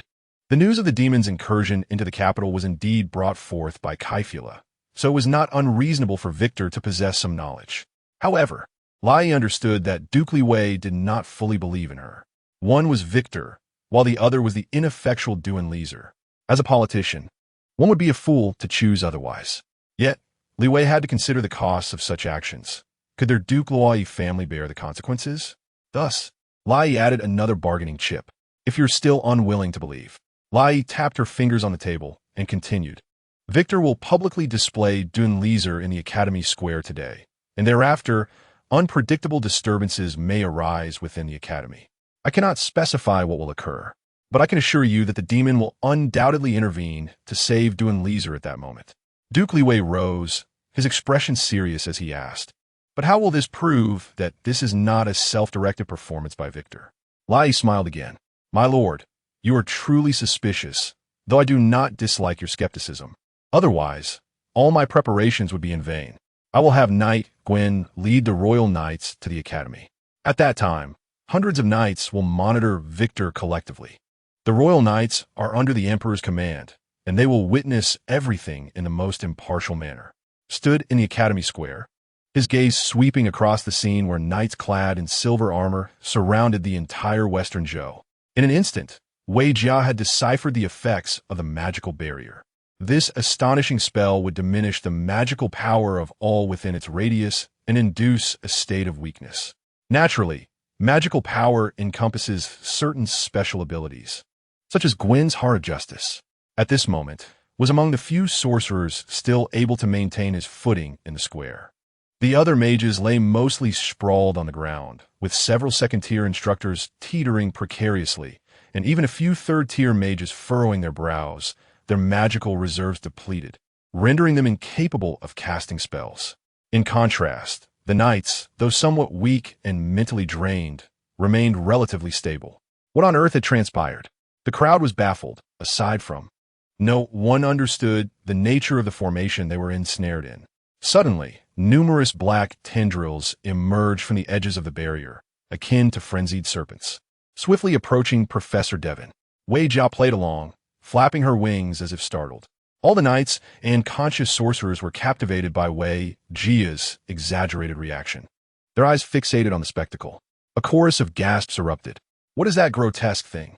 Extended his still mobile molten hand, engaging in a struggle with the countless chaotic tendrils, both sides vying for possession of Professor Devon. The tendrils gradually ensnared his molten hand, the darkness licking at him like ravenous tongues, attempting to engulf him. Despite his weakened state, continued to resist, as if battling a horde of venomous serpents. Alas, he ultimately succumbed, his grip slackened, and Professor Devon was lifted into the air by the tendrils. The dark barrier transformed into a gaping maw, swallowing Professor Devon, and he vanished without a trace. In that moment, countless individuals were engulfed in terror. S' expression darkened ominously, his voice tinged with evident frailty. The filthy demon has still not prevented you from saving him. Those who heard his words froze, akin to lost lambs, bewildered and helpless. What? A demon? Save Devon Leeser? Do you even hear yourself? Chapter 44. Please refrain from embracing your fiancé, E, at this moment. Gwen stared intently at her heart racing as the failure of the heart of justice rendered her unable to discern the truth of his words. How could this matter possibly be linked to demons? Demons? What even are demons? Many present had never even heard of such creatures, their minds still reeling from the chaos that had just unfolded. Yet they had witnessed Professor Devon's abduction with their own eyes. Had no time to explain to these people. He merely needed to sow doubt regarding Devon's connection to those entities. Do you know the location? Communicated with Wei Jia in his mind. Not far, just behind the Academy's back mountain. Understood that if he and I had indeed been seduced and influenced by demons, she would certainly not spare Devon Leeser.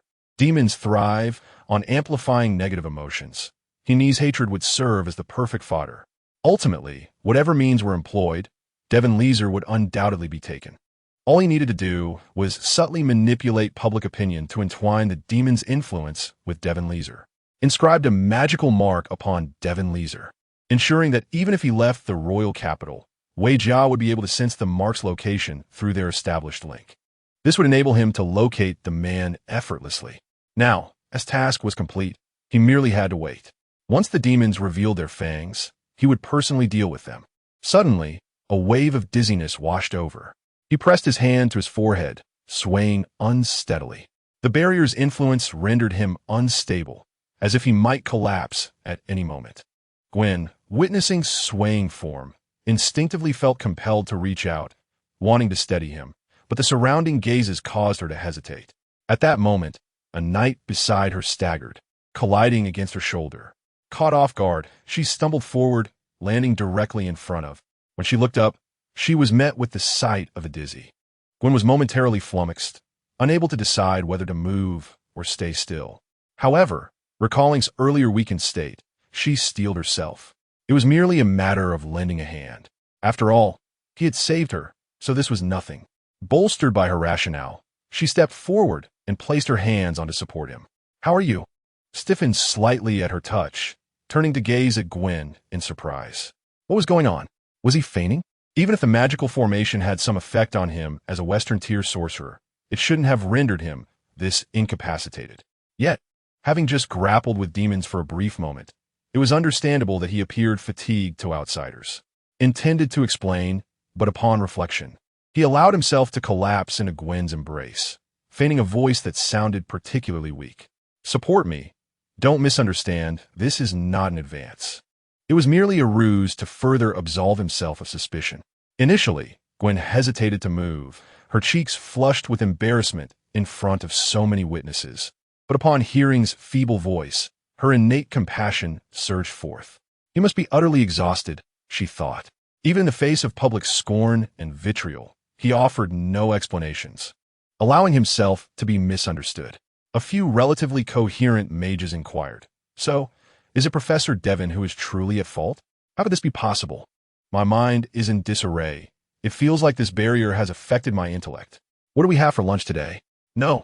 Why are Gwen a knight and embracing in public? Gwen, silence." A knight shouted, commanding the mages to hush. Gwen knelt down, cradling in her arms, attempting to make him as comfortable as possible. Then, she addressed the mages before her. "Now, please remain quiet and await rescue within the academy. Moreover, allow some time to rest." The mages fell silent. Some noble individuals, aware that the two were engaged, were left perplexed. They had heard that, and Gwen had a troubled relationship. How could this display of affection be indicative of a poor relationship? Who spread such rumors? It was sheer nonsense. Wei Jia stood on the ground, observing the feigned unconsciousness with a sense of exasperation. Life is but a performance, dependent on skillful acting. I wonder how you plan to exit this stage. Suddenly, Wei Jia lifted its gaze, squinting as if sensing something. The faint blue glow from its single eye flickered as it surveyed the surroundings. Do not sleep yet. That girl from the Duke's family is approaching that entity. As the first of Wei Jia's followers to contribute power, it shared a clear one-way connection with AI Li Ka. Wei Jia could sense AI Li Ka's location at any time, but she remained unaware of Wei Jia's existence. With this one-way connection, it quickly realized that AI Li Ka was moving toward the back mountain. That girl was currently my only follower. Ensure that she does not perish. Was well aware of the implications of Wei Jia's exposure in front of AI Li Ka, and he had used his own rescue as a pretext to acquire this follower. Truly a source of worry. Gwen, extend your hand. Gwen was bewildered, her face flushed crimson, and her words became disjointed. Vivek, what are you saying? Inside the trench coat is my potion. Bang! It was as if a colossal bomb had detonated, and Gwen's mind plunged into a void. Only then did she realize her misunderstanding, hurriedly closing her mouth and reaching into Victor's trench coat to feel around for a moment. With a flick of his thought, Victor transmitted a blue potion from the player's backpack into his coat. Gwen quickly found it and pulled out a small blue vial. Is this it? She glanced at Victor, noticing that the design resembled the potions he had gifted her before, albeit in a different hue. Just as she intended to hand it to Victor, she realized he was now so weak that he could not lift his arm. She swiftly brought the potion to his lips. Victor, open your mouth. Victor complied, and Gwen slowly poured the potion into his mouth. After completing this task, she breathed a sigh of relief, only to find countless eyes fixed upon her, including those of her knightly subordinates. Gwen blinked and asked the knights around her, "Why are you all staring at me?" "And no, it's nothing, Commander," a knight replied awkwardly. "It's just that, Lord Victor, he seems truly fortunate." At that moment, Gwen realized the absurdity of her actions. However, Victor stirred in her arms. Gwen had no time to ponder further, her gaze widening in amazement as Victor pushed himself up from the ground, seemingly revitalized. "Vivek, are you all right?" "Thank you, Gwen." He stood up and adjusted his trench coat. Everyone stood frozen in place once more. Just moments ago, he was on the brink of death. How had he suddenly recovered? What potion did you drink? This is outrageous. Even if it were an act, one should at least maintain appearances. Suddenly, Victor called out several names. Professor Nail, Professor Dissong, Professor Gaia. The individuals named were among the few third-tier mages in the academy. The professors exchanged glances with Victor. "Professor Victor, is there something you need?" Victor simply explained, "As you can see, the academy has been enveloped by demonic forces. It will not be long before our strength completely dissipates, and at that point, each of you will become food for the demons." The mages shuddered at his words, and the professors called out hastily, stood up. "If you do not wish to sit idly by, join me in breaking the formation." Upon hearing Victor's words, the professors exchanged glances, some reluctantly saying, "Professor Victor, our magical energy is being drained. We cannot recover. We are willing but powerless." As soon as the words left their lips, Victor pulled several vials identical to the one he had just consumed from his trench coat and accurately tossed them to the mages. They hurriedly caught them, and before they could discern the color of the glass vials, Victor instructed, "Drink it." The professors hesitated for a moment, recalling Victor's earlier consumption, and then, in unison, tilted their heads back and drank. Soon, what the hell? The reactions of the mages were strikingly similar, without exception. They gazed in astonishment at their bodies glowing with a radiant blue light. It's a potion. Initially, they had doubted Victor's sincerity. An act? Nonsense. He needed no pretense. Authenticity was his greatest weapon. As the mages reveled in this extraordinary sensation, Victor's voice resonated. 1 vial for 1,000 geos. The knights are watching, so do not attempt to cheat. The group of mages stood in stunned silence. How much? 1,000 geos? At this declaration, many students and mages present displayed expressions of concern. Yet the professors who had consumed the potion exclaimed in unison, "This is far too cheap. Professor Victor, sell me a few more vials. No, 10 vials. 20 vials, if you please. Professor, wherever you say to go, I shall not waver. If you instruct me to catch a dog, I shall not chase a chicken. I have long found that pig doing intolerable. No more words, Professor. Regardless of whether it is a demon or not, I am with you. watching the professors become animated as if invigorated by a potent elixir. The awakened onlookers were left bewildered. Gwen remained kneeling on the ground, momentarily at a loss for words. After a long pause, she tilted her head and blinked. Chapter 45. If you do not kill him, I will help you kill. Duin Leeser slowly opened his eyes. As the darkness faded, he beheld a gray sky. Much like his current predicament, devoid of light. He was outside the academy. You are awake. A voice resonated behind him, and upon careful scrutiny, he realized it did not belong to Victor. Startled, he attempted to escape this desolate place, only to find himself still bound. His sluggish body momentarily dulled the sensation of pain. Upon looking down, he saw himself ensnared by a substance as dark as ink. It was this viscous liquid that had completely enveloped him. How does it feel to be imprisoned? Henny's voice echoed beside him, her expression neutral. Duin looked up at her. Shock etched across his face. Who are you? Henny. She casually conjured a magical array, causing the surface of the water to levitate, reflecting her countenance like a mirror. Mysterious, muddy patterns coiled from her neck, winding toward her forehead, intricately adorned with delicate runes. The patterns and runes swayed as if alive. Even Henny nearly failed to recognize herself. No wonder that repulsive pig could not identify her. Hith. Professor Duin, you are a person of status. So it is normal to forget someone as insignificant as me. Would you like to see more clearly? Henny fully removed her inky hood, meeting Duin's gaze, her eyes flickering with countless memories. Duin stood there, his recollections suddenly sharpening. Burning books, malicious taunts, a girl enduring yet gradually losing her voice to tears, and the ugly figure of himself striding away in triumph. It's you? Victor's damned assistant. You and Victor, do you both wish to torment me to death? Henny paid no heed to Duin's words. She had already concluded that his animosity toward Victor was long-standing.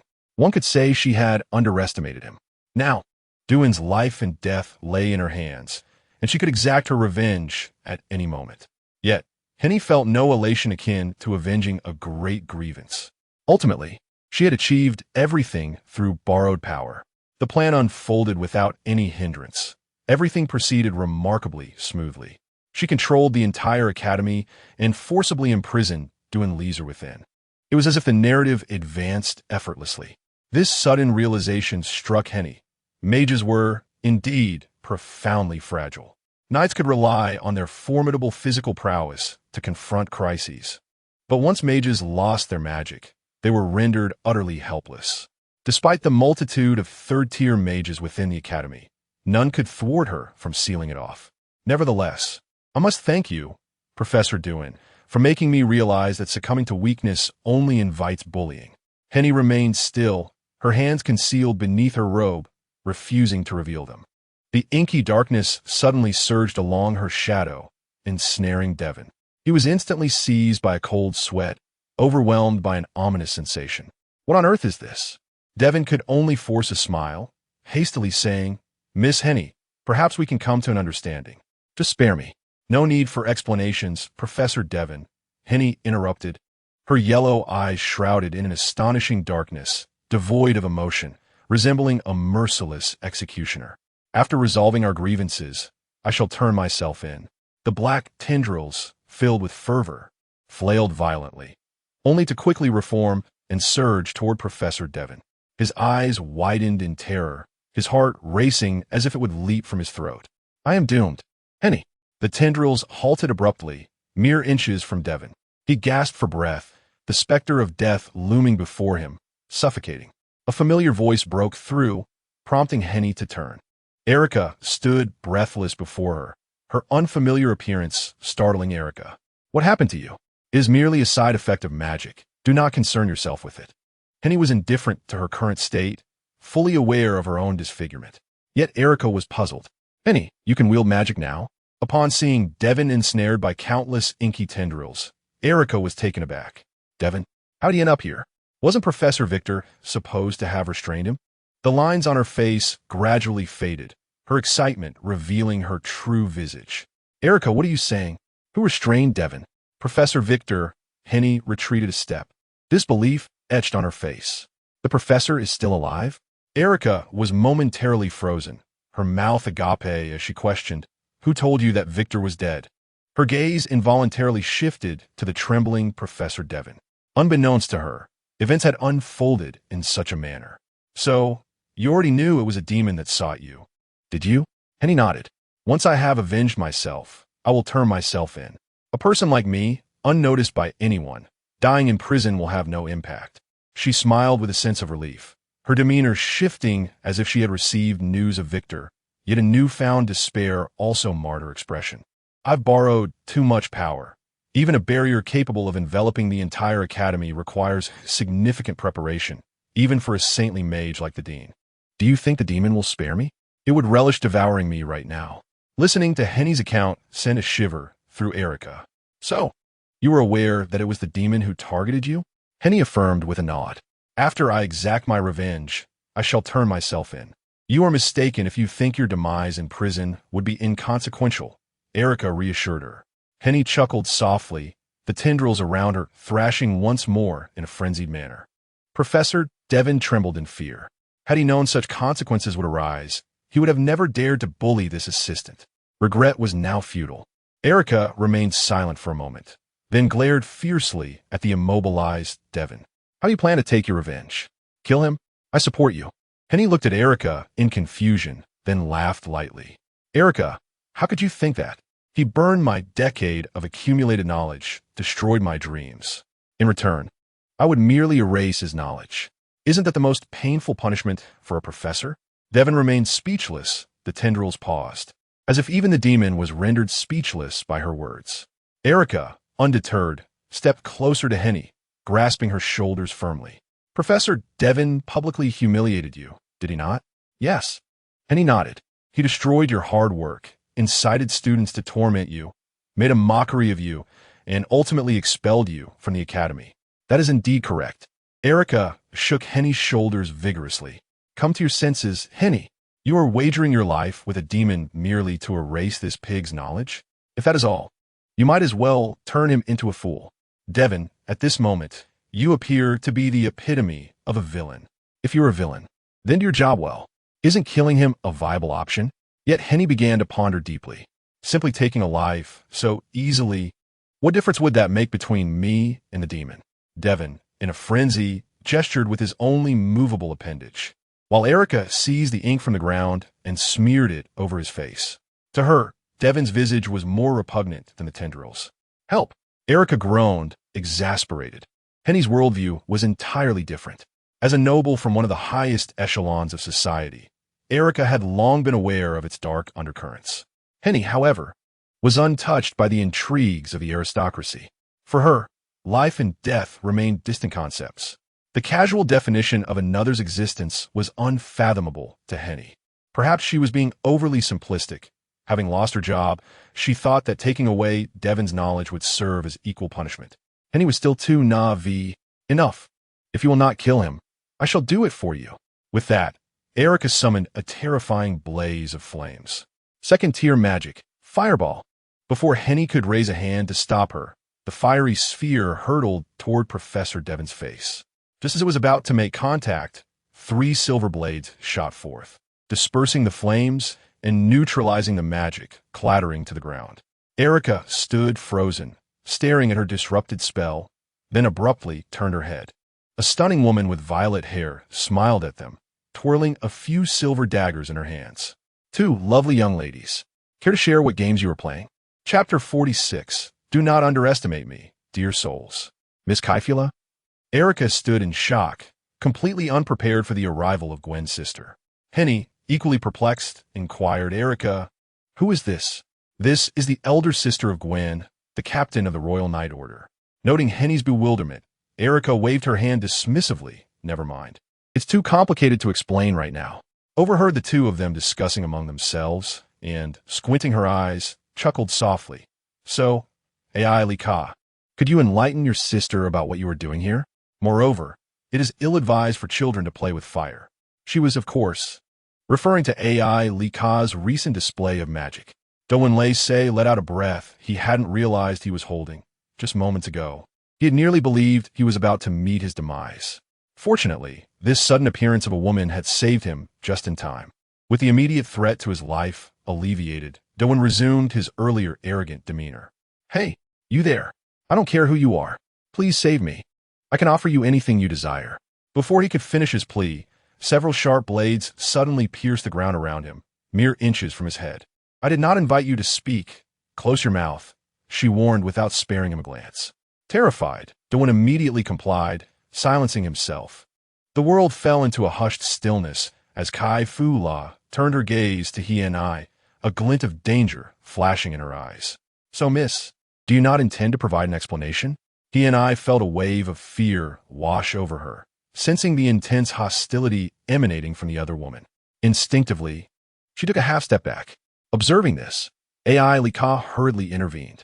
It was Dawen Lei who first insulted he and I. He has committed numerous excessive acts. Such a menace must not remain within the academy. However, before she could finish her sentence, Kai Fu La interrupted her. Enough, Ai Lika. No need to elaborate further. In truth, the fate of that fat pig is of no concern to me. Upon hearing this, De Win's anxiety heightened. The implication of her words suggested that he might still face death, yet no one seemed to care about his plight. Kai Fu La's expression turned grave as she addressed Ai Lika. This matter should be handled by others, not you, Ai Lika. Your father's position is precarious, especially after the last incident. Should you err this time, Victor will not come to your aid again. Ai Lika felt a surge of panic at Kai Fu La's words. She did not wish to bring trouble to her father, nor did she want to be reliant on Victor for everything. Thus, she quickly offered an explanation. We can easily pin his cause of death on a demon. The instant demons were mentioned, Kai Fu La's demeanor shifted. It became cold and piercing. It appears you indeed know something. Ai Lika se body stiffened, every hair on her skin standing on end as danger loomed. Even during the volcanic incident, she had not felt such an intense sense of peril. This was the oppressive aura emanating from Kai Fu La. She was terrifying, as if shedding her usual facade. The true Kai Fu La resembled a fearsome hunter. Did she intend to kill me? No, that was not right. This palpable intent to kill was not directed at her. It was as if it merely brushed past her. The lethal intent locked onto the individual behind her. He and I, almost simultaneously, he and I seemed to lose her senses. The tendrils surrounding her began to thrash wildly, as if reacting to the overwhelming aura of death. Indeed, she was a vessel for a demon. Kai Fu La's expression grew increasingly frenzied. She had detected the scent of the demon on Ai Lika since yesterday, a foul odor that only demons exuded. It was unique and difficult to discern. Yet, as a seasoned demon hunter, Kai Fu La had slain countless demons and their hosts. Bathed in the blood of demons, she understood that under such palpable intent to kill, a demon vessel would become agitated, losing its sanity. Hini's current state confirmed everything. At that moment, Ai Lika grasped the reason for Kai Fu La's presence. So, you inquired about my whereabouts yesterday for this demon, did you not? She opened her mouth, yearning for answers from Kai Fu La. With her violet hair shimmering with an ethereal glow, Kai Fu La licked her lips, a manifestation of excitement in the face of prey. However, she did not forget to caution Ai Lika. Ai Lika, keep your distance from her. It required no further elaboration. Anyone could perceive that Hini's condition was far from normal. The inky shadows on the ground responded to his summons, swiftly gathering to envelop he and I. Soon, a pitch-black silhouette entirely shrouded her, though her face remained vaguely visible. In an instant, several silvery daggers on the ground connected, creating ripples that confined her in the center. An exquisite silver magic circle materialized before them. Kai Fu La had been pursuing this demon for quite some time, having chased it from distant lands to the royal city. Now, she had finally cornered it. She would not allow it to escape again. He and I cried out in pain as the magic circle generated waves of energy, summoning magic from the air around her. Her survival instinct kicked in, prompting her to resist instinctively. Ai Lika was utterly unprepared for the sudden escalation of events. Anxiously, she watched the confrontation, stamping her foot. Professor Victor, please come quickly. In the next moment, Kai Fu La and he and I collided. Countless tendrils lashed out like whips armed with barbed tips, slicing through the air with ferocity. They tore through layers of atmosphere, aiming for Kai Fu La. With lightning speed, her silver dual blades met the assault, yet her fists could not prevail against the multitude of tendrils. Two tendrils slipped through the gaps in her defense. Kai Fu La felt a sharp pain in her abdomen and looked down to find her body torn open by the tendrils. They attempted to invade her, threatening to eviscerate her completely. Seizing the moment when he and I was momentarily sluggish, Kai Fu La retreated, spinning her blades to sever the two tendrils. The wounded tendrils fell to the ground in puddles of liquid. Kai Fu La hastily retrieved a crimson potion and took a swig, replenishing her strength, then swiftly bandaged her wounds. Kai Fu La, Ai Li Ka cried out in concern, but given the circumstances, she could not intervene. Kai Fu La surged upward again, but the dark tendrils surrounding he and I lunged at her once more. A glint of cold light flickered in Kai Fu La's eyes. In an instant, she moved like a meteor, darting behind he and I. The silver daggers seemed to possess a unique power, effortlessly slicing through the dark membrane enveloping He-Ni's body. Two gashes opened, blood trickling from her back.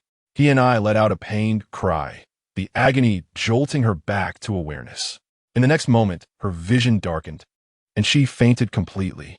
He and I, Ai Li Ka gasped in alarm, sensing something was terribly amiss with He-Ni's unconsciousness. Meanwhile, Kai Fu La executed a somersault, distancing herself from he and I, landing gracefully on the ground. Such poor combat skills, attempting to employ the same tactic twice.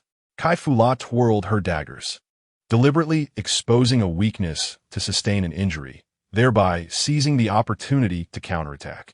Indeed, he and I fell for it. Kai Fu La ripped off her crimson bandages, revealing her waist.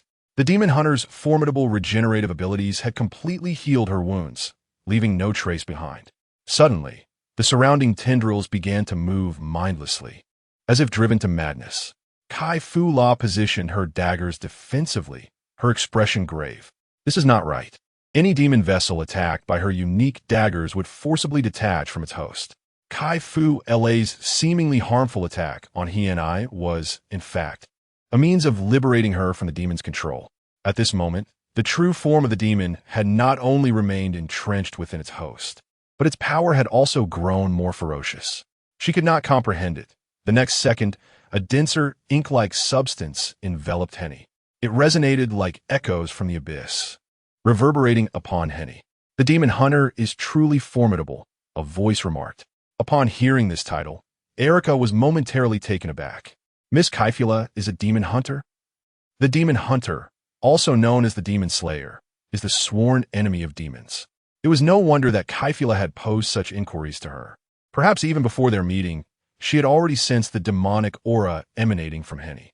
Upon recognizing each other's identities, Kaifula displayed no surprise, though a savage glint flickered uncontrollably in her violet eyes.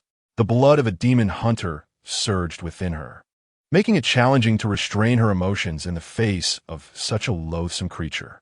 It was the instinct to hunt demons. If she had managed to maintain her composure before, now, with the demon's true form manifesting, she began to lose her sanity.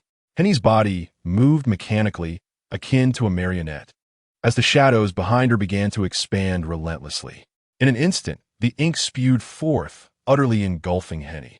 Erica stood frozen in disbelief at the unfolding events. A dark and colossal figure began to rise slowly from the ink. Henny's diminutive shadow was evidently insufficient to reveal the demon's true form. Thus, it extended a massive maw, devouring the edges of the shadow. Instantly, the shadow exaggeratedly enlarged. What emerged was a head adorned with twin horns, devoid of eyes and nose, featuring a gargantuan visage with a tongue stretching 100 meters long. It expelled a stream of ink towards the sky, shrouding the already gloomy heavens in an endless darkness. Its body seemed to be squeezed from the black clouds, as blobs of liquid-like flesh began to rise from the shadows, forming a small mountain. The frantically expanding body compelled Erica and Kaifula to retreat several dozen meters. They gazed at the monstrous behemoth before them. Kaifula grew increasingly exhilarated. Her body trembled like that of a wild beast. Erica, witnessing the colossal hand blotting out the sky along with the frenzied Kaifula, found her mind momentarily blank. This was an entity far beyond their capacity to conquer. The demon's bloated form suddenly tore open a vertical slit, wide open. Thousands of sharp teeth, accompanied by a foul, viscous slime laden with the corpses of various creatures, emerged. These were the trophies of the demon. Kyphula could no longer contain herself. A demon hunter fears no demon. This inevitably leads to only two outcomes for demon hunters. 1, to never encounter a demon in their lifetime, or 2, to be slain by a powerful demon while hunting. Fearlessly, she transformed into a streak of white light, launching herself at the demon. However, she underestimated the demon. The moment she stepped onto its form, a powerful, shadowy hand seized Kyphula by the neck. Observing the agony on her face, the demon laughed. Its laughter was piercing, reminiscent of a panic that delved into the abyss, agonizing Kyphula's eardrums. You fought quite splendidly just now, little one. Now, it's my turn to strike. Chapter 47. The battle begins. The sky above the royal capital was engulfed in darkness, resembling a deep, reversed abyss. What transpired? The crowd watched as the spreading ink gradually cloaked the sky, devouring their hopes. Within the academy, some mages attempted to conjure sparks to illuminate their surroundings. Yet no matter their efforts, not a single spark emerged. This is bad. Magical disturbance. One mage suddenly cried out. A more terrifying wave of intense negativity surged towards the mages. Those who had previously stood firm now faltered one by one. An unease began to grow within Gwen's heart. Her instincts warned her that perhaps the academy was not the only one facing peril. The entire royal capital might be on the brink of disaster. Look, what is that? Several students exclaimed, pointing towards the back mountain of the academy. A wave of terror sweeping through the crowd. The increasingly transparent barrier allowed them to glimpse the outside world. But the sight that met their eyes would be etched into their memories forever. The demon's form began to swell rapidly, consuming everything it touched. The back mountain of the academy could not withstand the violent pressure and began to crumble, yet the rocks did not fall. Instead, they were ensnared by the demon's tongue and drawn into its unfathomable maw. Even the sky was gnawed upon, fracturing like shattered glass, emitting a haunting sound. Is it the demon? The one that rescued Professor Devon? Panic-stricken voices spread throughout the academy. Even the outside world bore witness to this calamity. The royal family finally took heed of this disaster. The military mobilized, and a multitude of mages hastened to the academy in horse-drawn carriages for support. In an instant, cries of alarm, the sounds of carriages, and the rumbling of collapsing mountains filled the royal capital. Kyphula was hurled like a kite with its string cut, crashing through several sturdy trees before falling silent. The demon gazed at the fallen demon hunter and its own ever-expanding body, cackling. Thanks to you, little girl. Though it may not be quite enough, I mustn't be too greedy. The little girl in the demon's words was, of course, Henny. It had never anticipated that an ordinary individual it had randomly chosen would possess such profound magical knowledge. This was an immense boon for the demon. Under its influence, Henny had borrowed immense power from it and established a magical absorption array within the human academy, one that even the demon could not have envisaged.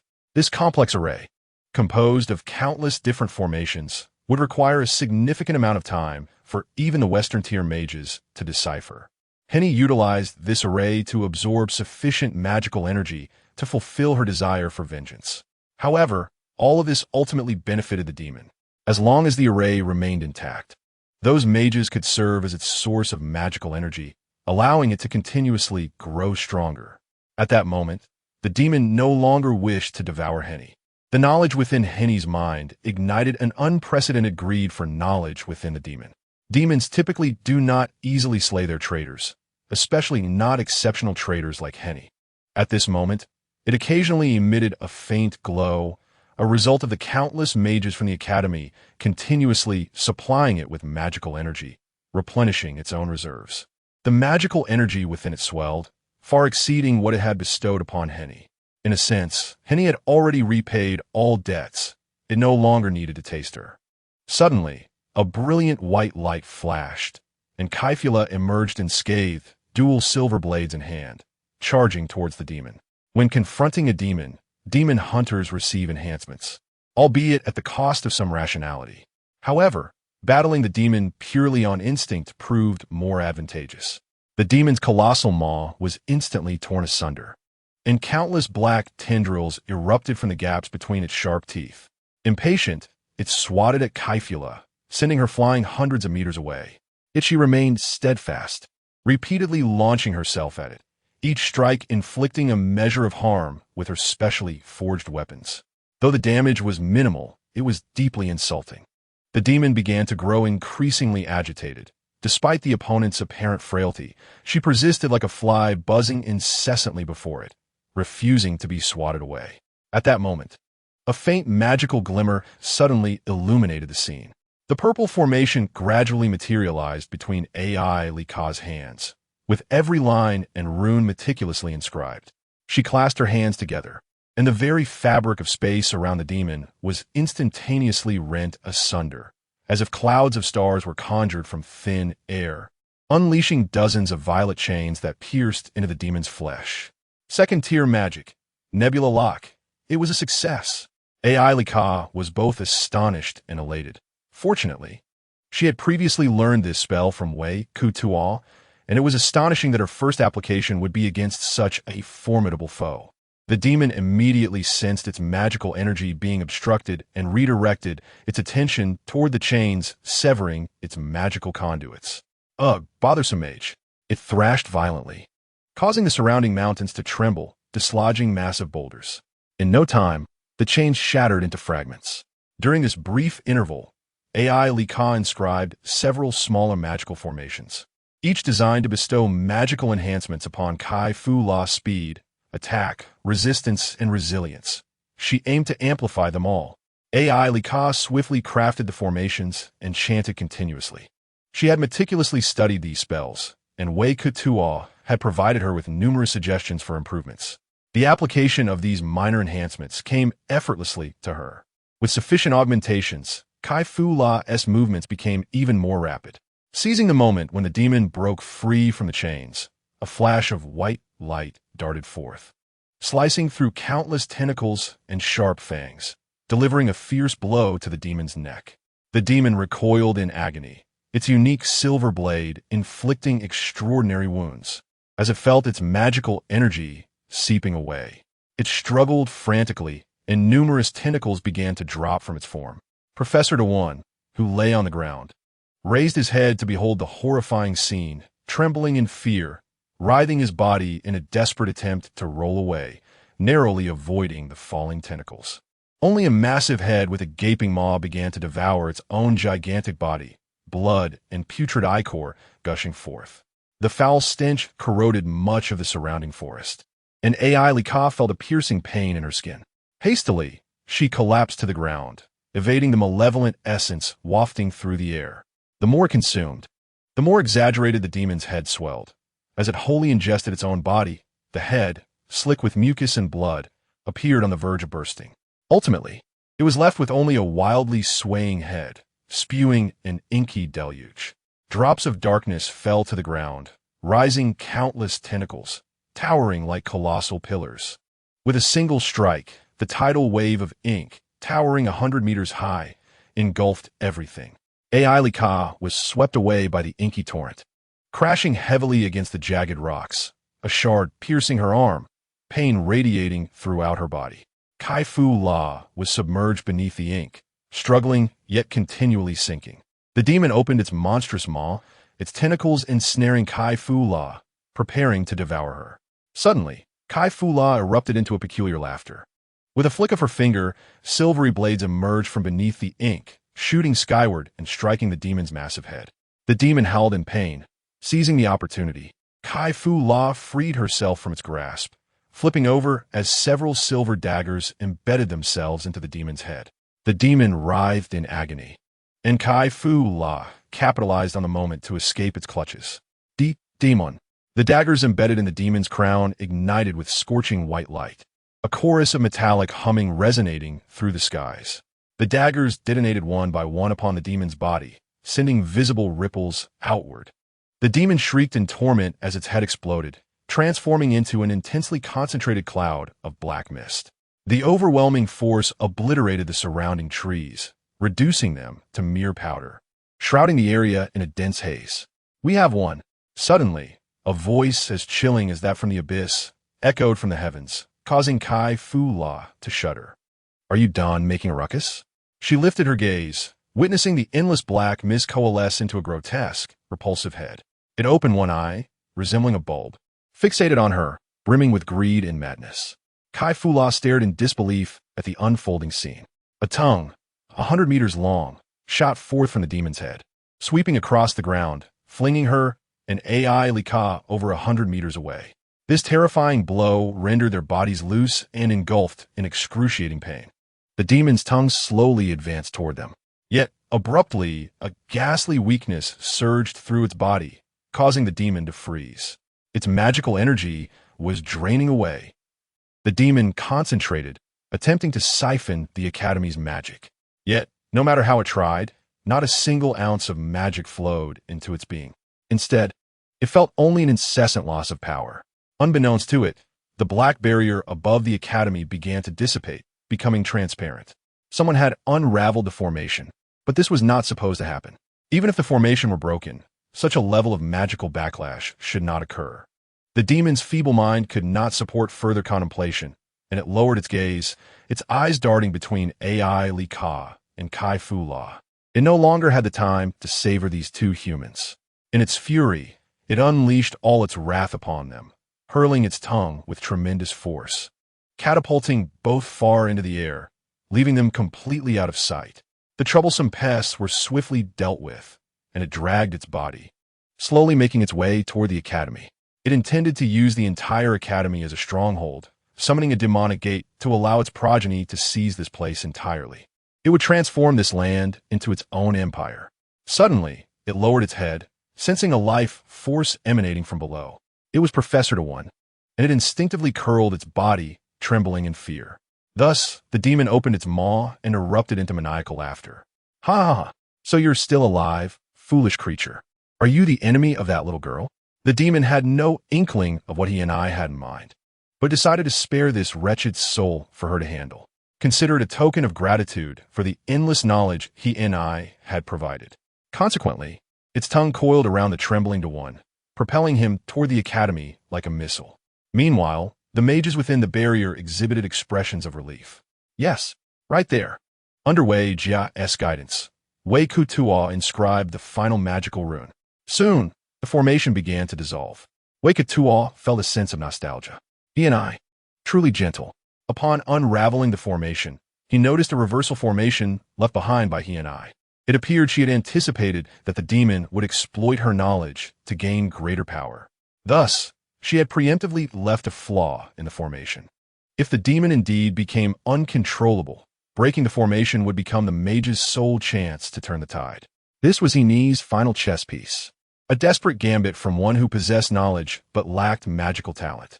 They praised and expressed gratitude to Wei Kuta, yet remained oblivious to a mass of shadows converging ominously from the western horizon. The Academy's stone slabs began to fracture, and countless structures were left teetering on the brink of collapse. Several mage towers swayed precariously under the demon's gathering might before exploding violently. The towering academic buildings crumbled as if made of mere clay, collapsing with a thunderous roar. Within mere seconds, the Academy underwent a cataclysmic transformation. The once resplendent institution instantly succumbed to ruin. Countless individuals instinctively lifted their gazes towards the towering figure, reminiscent of a giant. Alas, a demon. It seemed to emanate an endless aura of terror, casting a shadow over everyone present. With its elongated tongue, it flung Professor Duin to the ground as though discarding a lifeless canine. In that moment, a wave of unmitigated horror engulfed the crowd. The sinister presence echoed the recently vanished dread from atop the mountain, heralding impending doom. The demon had arrived at the Academy, salivating with insatiable greed, as if intent on devouring everything within its grasp. At that juncture, a massive azure law formation ascended from the ground, enveloping all in its radiant glow. Third-tier magic, realm of arcane energy effect, significantly restores magical power within range, greatly amplifying magical damage. Victor's calm voice resonated nearby. It is time to unite our forces. Chapter 48. No matter, I will strike. The instant the barrier dissipated, everyone present beheld the grotesque form of the demon.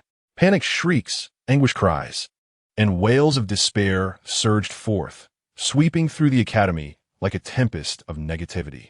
Several reckless reporters, driven by their ambition, continued to document every moment with their magical stones. Duke Rivi received word from a nearby mage and gestured for a mage to approach, presenting him with a shimmering magical stone.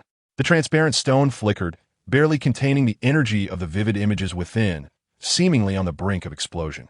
He accepted it with a smile, placing it on the table before Lady Cassandra. "Madam, I shall refrain from unnecessary words.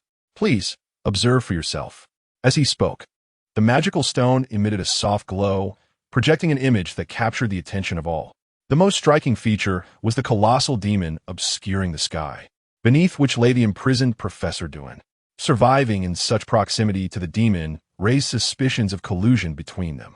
He appeared to be seeking refuge beneath the demon, surrounded by fully armored knights and mages, including a figure clad in a long coat, Victor Clavena. Lady Cassandra opened her mouth to speak, but was preempted by Duke Rivi. "Lady Cassandra, this is a live broadcast. Should you be interested, you may enter the city at any time and visit any news agency. I believe this scene has already spread throughout the capital." Lady Cassandra, biting her lip, retorted, "What do you mean? Now you are willing to let me into the city?" "Of course," Rivi replied, standing and bowing slightly. "With the capital in peril, it is my duty as a duke to offer assistance." He nodded towards Lady Cassandra, preparing to depart, only to be halted by her voice. A flicker of indecision crossed her eyes. Can Duin truly not be saved? Duke Rivi maintained a facade of a smile, while internally sighing. She was wavering. As Lady Cassandra hesitated, it signified her contemplation of whether the Ray's family should sacrifice too much for a mere Duin, to abandon the lesser for the greater, to sever a limb for survival. Moreover, Duin Rays held little significance within the Rays family, rather being deemed a burdensome parasite. Otherwise, Lady Cassandra would not have sent him to the academy in the capital to adorn him with false prestige. Thus, Rivi elucidated the pros and cons to Lady Cassandra. "I implore you to consider, madam, your son's association with a demon is no trivial matter. I believe that His Majesty's close ties with the Rays family cannot absolve the crime of colluding with a demon to incite rebellion. I urge you to think carefully." With that, he turned away, gesturing a farewell to Lady Cassandra.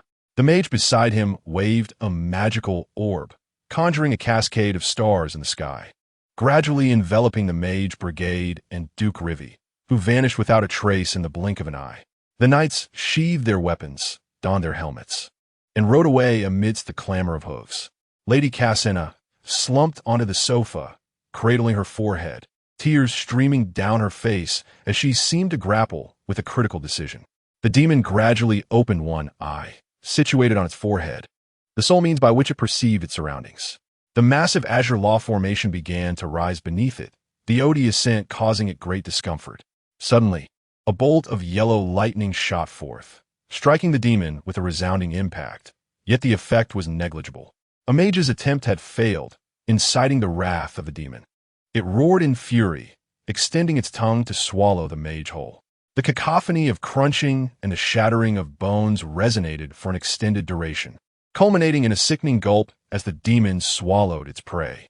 The mages, having never witnessed such brutality, were paralyzed with terror, many of them screaming in horror. Even the self-proclaimed righteous knights nearly lost their grip on their weapons and shields. Many voices cried out in fear, "What on earth is this creature?" The onlookers recognized it as a demon, yet when confronted with the reality of its existence, they found themselves unable to acknowledge it. It diverged entirely from their preconceived notions of a demon, resembling more a world-ending fiend. A third-tier mage stepped forward, proclaiming, "Do not panic. Stand within the formation. Our strength is gradually returning. With so many present, surely they could vanquish this malevolent demon." However, the mages showed no response, their demeanor unchanged from moments prior. The demon, observing their impotence, erupted in laughter. "Cobarde humans, do you believe yourselves capable of defeating me?" Suddenly, a figure leapt into the air like a shooting star, capturing the attention of all. In contrast to the demon, She appeared diminutive, yet ignited a flicker of courage within many hearts. It was Night Gwen. Some recognized her, exclaiming in astonishment. The silver sword in Gwen's grasp seemed to awaken a latent power, radiating white light, dazzling like a blade cleaving through mountains. With a mighty swing, she inflicted a significant white gash upon the demon. The demon recoiled in agony, turning its gaze towards Gwen. "Ah, you are impressive." It growled menacingly, as if recognizing her. "Just moments ago, I dispatched a person strikingly similar to you. It appears you two are exceedingly vexing." Gwen's expression shifted dramatically upon hearing this. Instinctively believing the demon referred to Kyphula, her body consumed by rage. Yet, in the next moment, the demon's colossal hand swung down towards her. Gwen did not flinch, seemingly bereft of reason, transforming her sword into a radiant white blade spanning dozens of meters, cleaving towards the demon. With a resounding crash, the demon swatted Gwen aside, as one would a mere insect. She was thrust into the ground, rendered unconscious and unable to resist. Night Gwen. Many knights expressed their concern, while even Victor, who maintained the formation, furrowed his brow. The demon's laughter echoed once more. "It seems you are far weaker than her, perhaps even less than a mere fly." However, Gwen's actions had granted the mages precious time. Not all would be entranced by the demon's display of power. A multitude of law formations gradually ascended from the air, various colors coalescing as a commanding voice rang out. "As we practiced in the academy, all fire!" With a single command, a flurry of elemental magic arrows surged forth towards the demon. Like the crackling of fireworks, the infernal creature merely extended its tentacles, effortlessly deflecting the barrage of magic. Not a single mark marred its resilient appendages. The assembly of mages, witnessing its unscathed form, could not help but marvel at the demon's formidable defenses.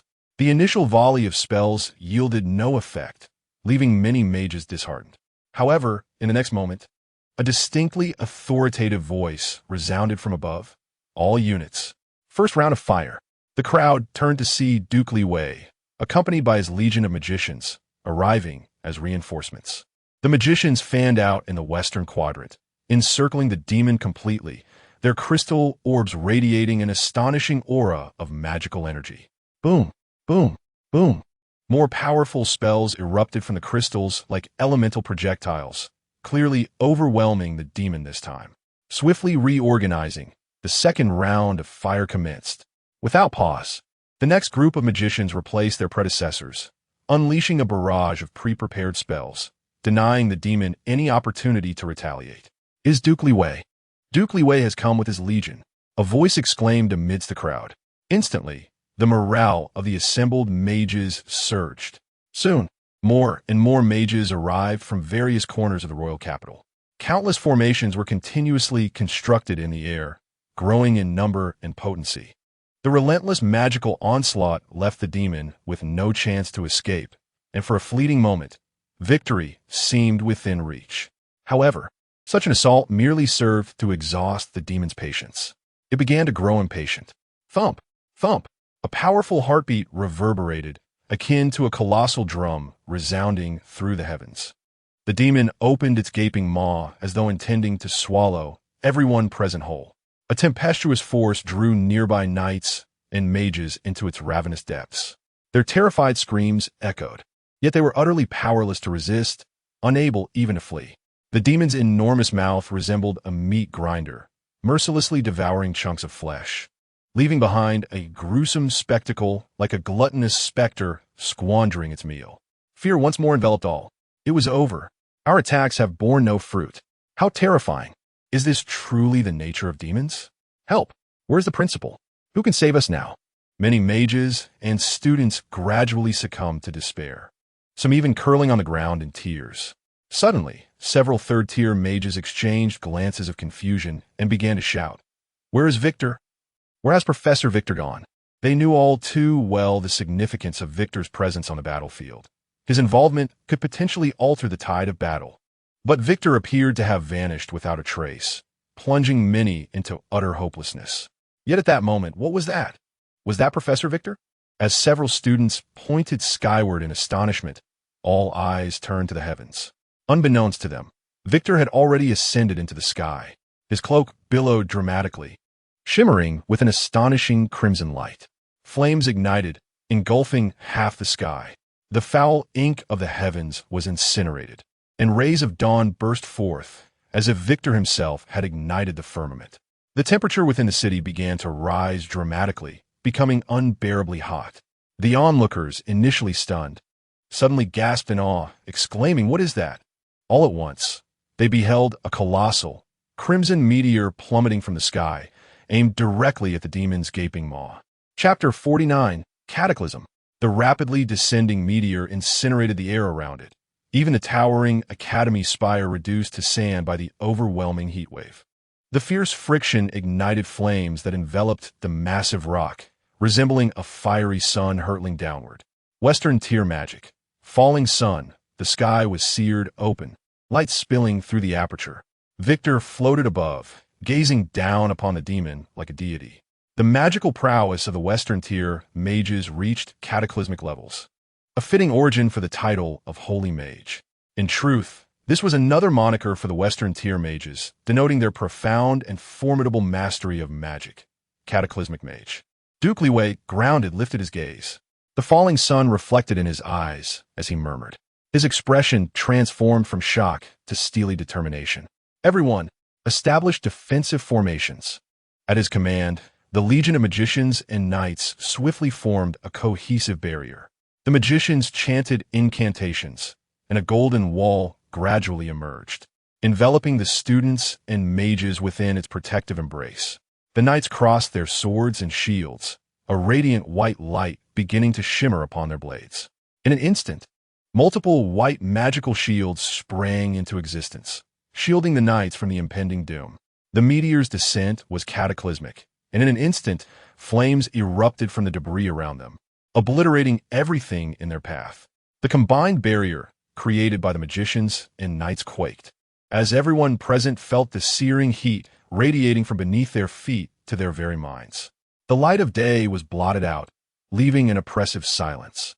The scents and sounds of the world seemed to vanish, leaving them to grasp that they were still alive beneath the overwhelming might of the cataclysmic magic, struggling to comprehend their survival.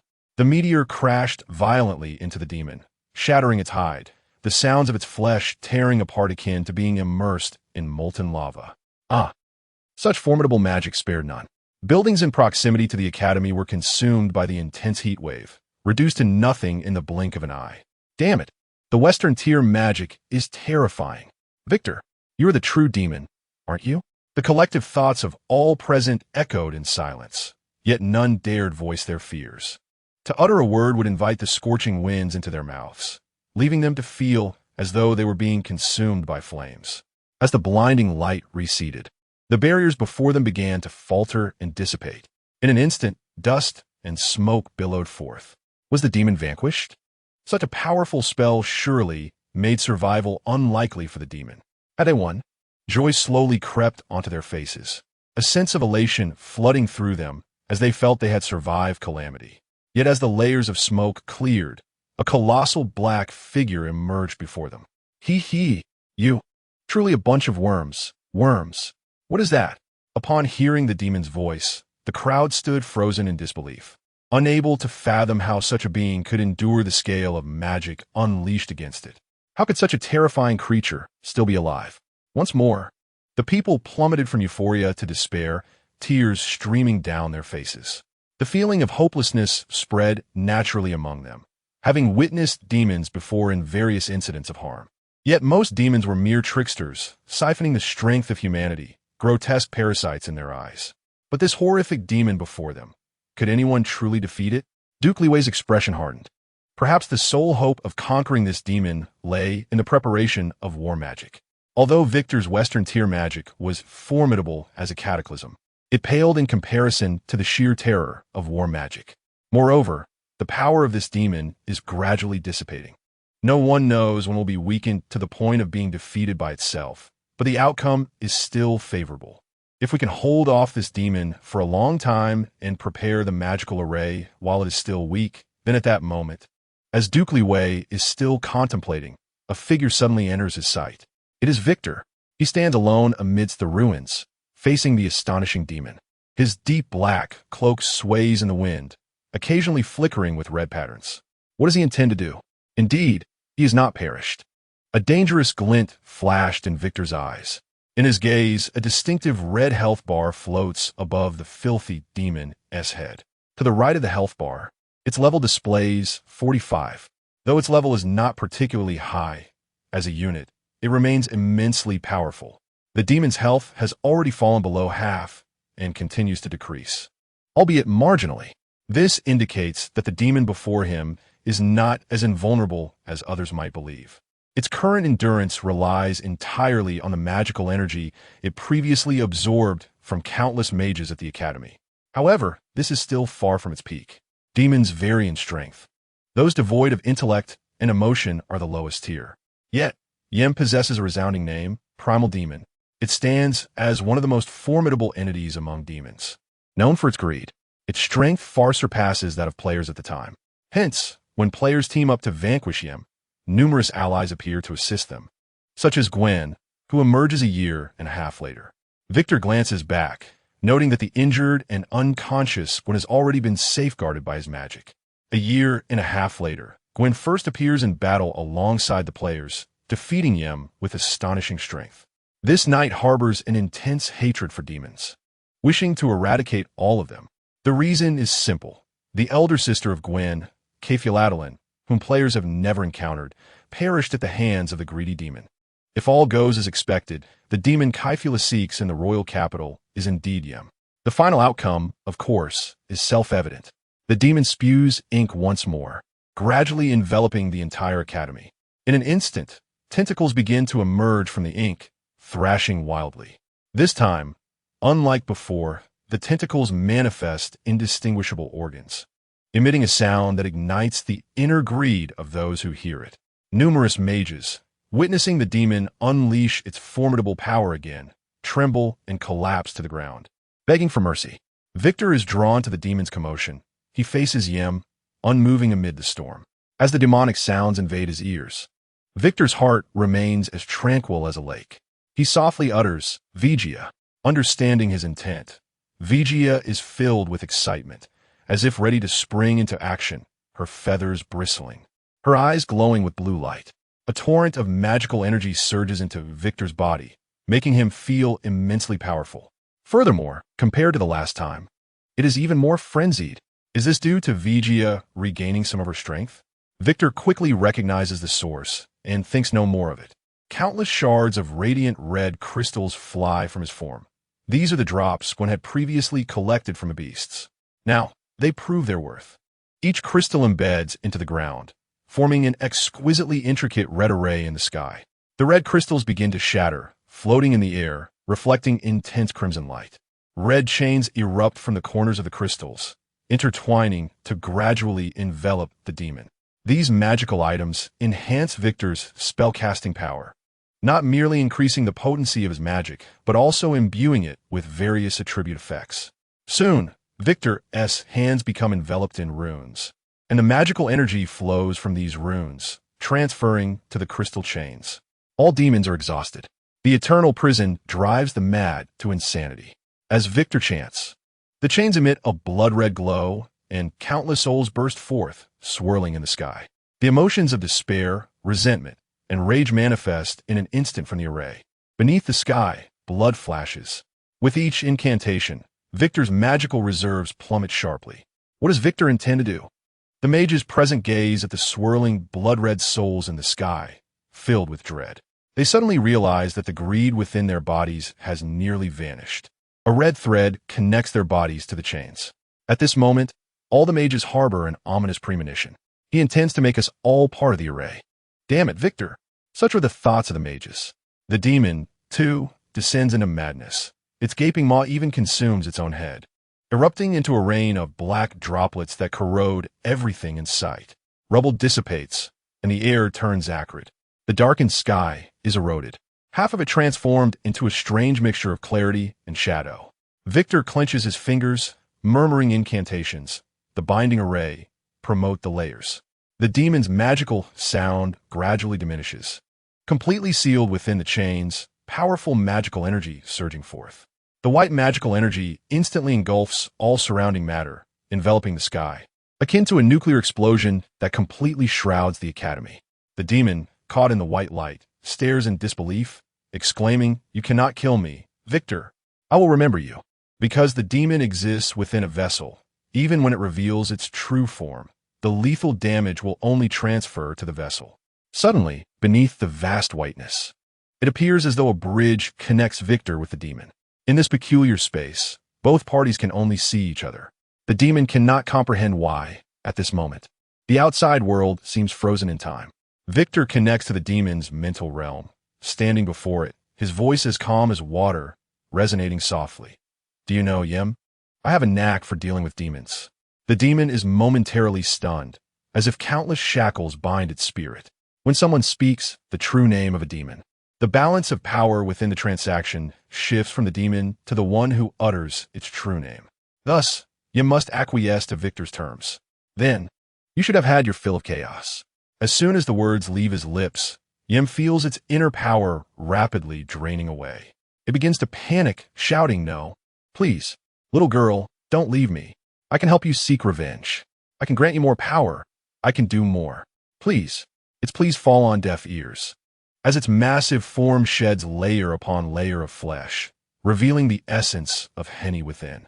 Her yellow eyes seem to glisten with tears, as if she has lost all strength, collapsing from Yem's body.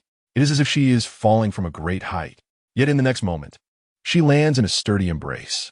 Henny wishes to hold tightly to the other, even in this fleeting moment of clarity. A brilliant white light erupts, seemingly tearing apart the very fabric of space, and the surrounding chaotic forces threaten to obliterate everything in sight. It devoured Yemu, consuming everything within its reach.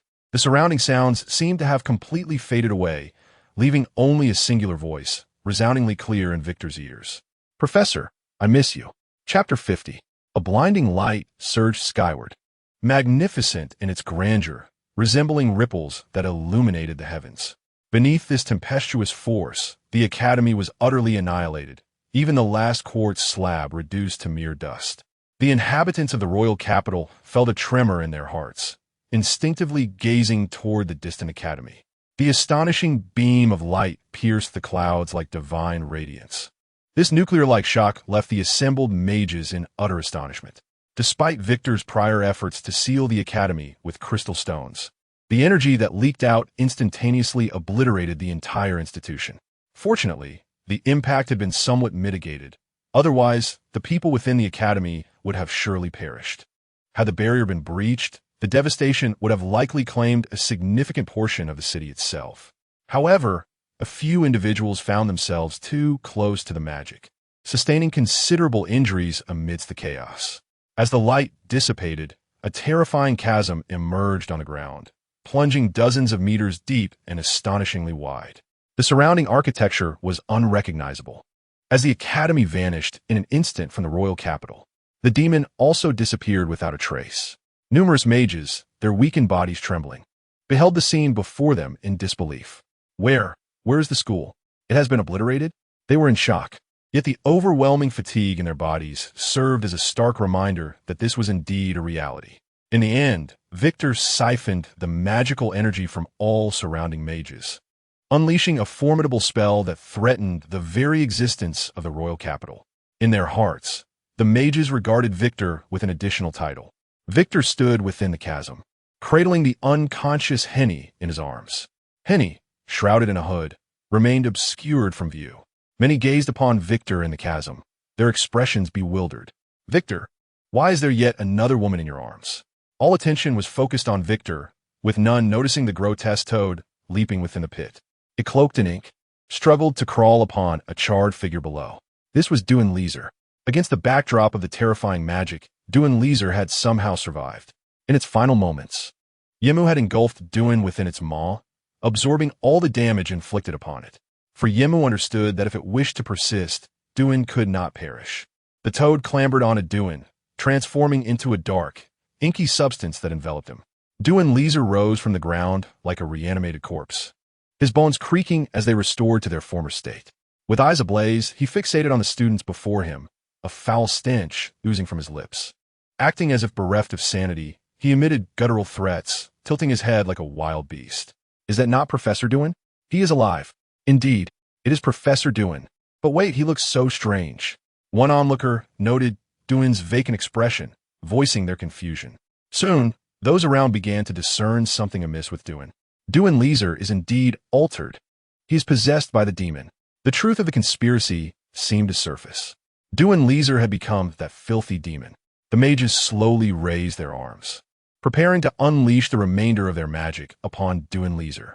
To their astonishment, Dewin merely twisted his head menacingly toward Victor, uttering a chilling threat. I shall remember all of you. A sudden surge of black ink rippled beneath his feet, engulfing Dewin Leeser in darkness as he vanished. The mages shivered at his words, the sensation of being targeted by a demon akin to a long iron spear piercing their hearts.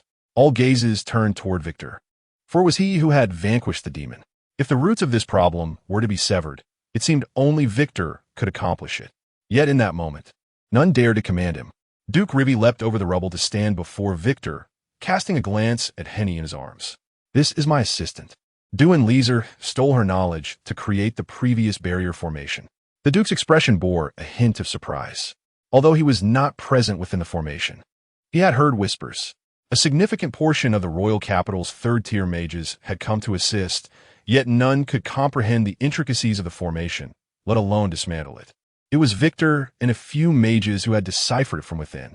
Your assistant is a rare genius. Victor turned away, disregarding the Duke's flattery. After this battle against the demon, the Duke's hostility toward Victor had diminished considerably. Regardless, Victor had once again intervened to protect the royal capital. During the initial volcanic eruption, none knew what Victor had done, and the majority of mages harbored doubts about him. However, this time, the mages of the royal capital bore witness. They admired Victor, their skepticism toward his prowess dissipating. Victor was terrifyingly powerful, despite his youth. Duke Rivy sighed. Without Erica, perhaps he could have navigated his relationship with Victor more adeptly. Contemplating this, the Duke shook his head, unwilling to dwell on it further. His daughter remained his final bastion. Thus, he addressed Victor. After this incident, Dewin Leeser's crimes will be firmly established, even if he is the Emperor's nephew. The implication was clear. Victor need not worry about being charged for harming royal kin. Even if it meant the destruction of the entire academy, he would be regarded as a hero. Had the demon not been stopped, the consequences would have extended far beyond a mere academy. However, the Emperor would not dare touch the Leeser family. Victor was not surprised. The Leeser family served as the royal treasury's machinery, with the Emperor's sister as their matriarch. As long as they were willing to abandon Dewin, the Leeser family would incur no loss, at most being labeled as negligent guardians. Victor understood that Duke Rivy was cautioning him. Regardless of the outcome, he had already forged enmity with the Leesers. My Lord Duke, I have enough grudges as it is. A multitude of enemies weighs heavily. Embracing Henny, Victor turned to depart. As he prepared to leave, Duke Rivy reached out to stop him. By the way, Victor, the demon did not perish. It escaped. Should we be concerned? He voiced his worries about the demon's potential return, but Victor reassured him. It will not die. It is a part of this world. Duke Rivy paused, seemingly grasping something, yet refraining from voicing it. Does it resemble a catastrophe? A catastrophe is a part of the world's elements, hence it too cannot die. Duke Rivy maintained a stoic expression, replying coolly, catastrophe? I do not comprehend your words. His reaction pleased Victor, as if confirming something. Victor smiled faintly at Duke Rivy, the mirth gradually resonating in the Duke's ears. I can only tell you that this demon is unlike any you have encountered before. It is the embodiment of greed. As long as there exist intelligent beings in this world, as long as they harbor greed, that entity shall never perish. Even if one is obliterated, another will swiftly resurrect and reappear. Duke Liwei felt a shiver run down his spine upon hearing this. You should be grateful that it is not dead, but rather rendered incapacitated. Victor left such a remark while embracing he and I, teleporting away from the abyss. Duke Liwei, somewhat dazed, gazed at Victor's vanishing silhouette, suddenly filled with doubt. Where had that crow perched upon Victor's shoulder gone? Outside the forest, Devon Lyser was running incessantly. It had already fled the royal capital, moving further away from it. It had to continue its flight, for it did not wish to vanish. Greed would not disappear, yet following Yimu's demise. A new Yimu would inevitably emerge to take its place. Consequently, memories, powers, and everything else were no longer what he once was. Cursed! Cursed! Cursed! What manner of being was that mage? How could he possibly know my name? How could it be? Possessing Devon Lyser. Yimu's speech and actions seemed to transform entirely into those of Devon Lyser. Were it not for the instinct to survive, it would not have possessed such a wretched vessel. Yet now, it began to feel a sense of relief for not having devoured this plump swine. This swine similarly possessed enough greed, a greed that could serve as its sustenance, allowing it to move with great effort. Suddenly, Devon Lyser stood frozen in place. A chilling dread surged from its feet to the crown of its head, rendering it immobile. The forest lay in utter silence, save for the rustling of leaves. A black feather fell before it, and Devon Lyser gazed forward in shock.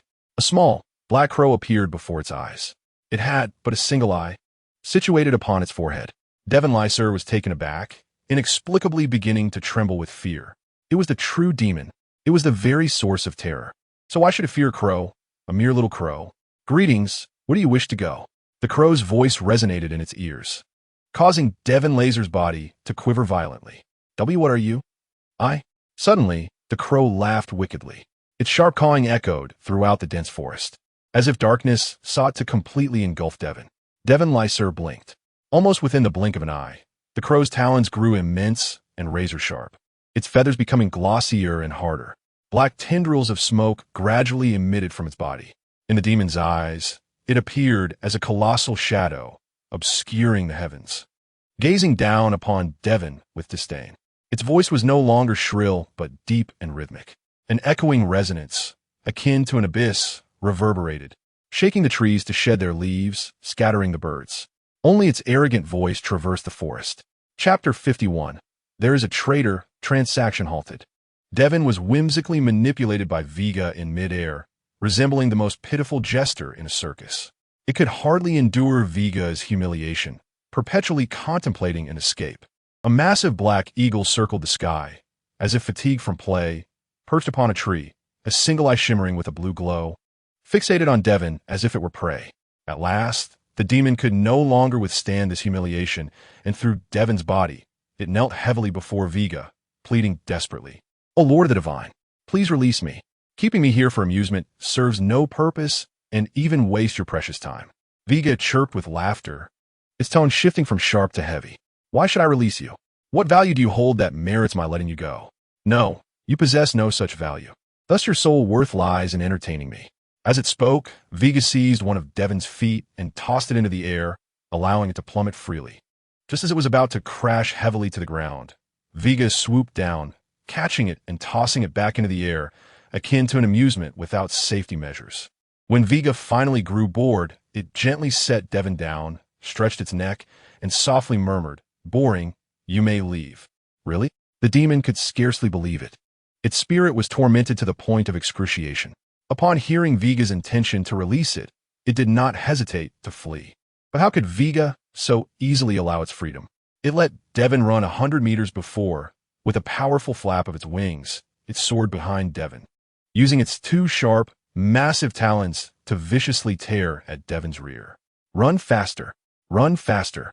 Vega urged from behind Devon, who, in despair, could only drag its aching body onward. Even as its physical limits approached, it had no choice but to continue fleeing under the threat of the massive eagle pursuing it. After an indeterminate distance, it noticed the surroundings gradually becoming familiar. That was a tree it had just passed. Now it reappeared. This wretch had no intention of letting me go. This was a loop. This was an illusion from which it could never escape unless the conjurer chose to dispel it. Devon could not fathom how such a malevolent creature could exist. God? It had never heard of any deity harboring such disdain as this foul crow. However, Vega seemed to see through its thoughts, flapping its wings. A powerful tempest knocked Devon to the ground. Terrified, Devon remained silent, while Vega laughed heartily at its curled form. "What grievances do you harbor? The strong must humiliate the weak fiercely. Unhappy? Then go defeat my messenger." Devon stood paralyzed as an image flashed in its mind. Victor's figure was deeply etched in its memory. It was utterly stunned.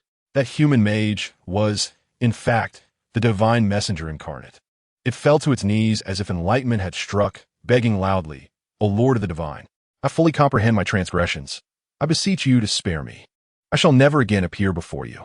Although the demon had no knowledge of what deity Vega truly was, it continued to plead in fear. Only such supplication could explain everything. Why was that terrifying man so powerful, so unlike a mere human? Why do you plead for mercy? You shan't die. Vega spoke as a cloud of black mist gradually enveloped the massive eagle.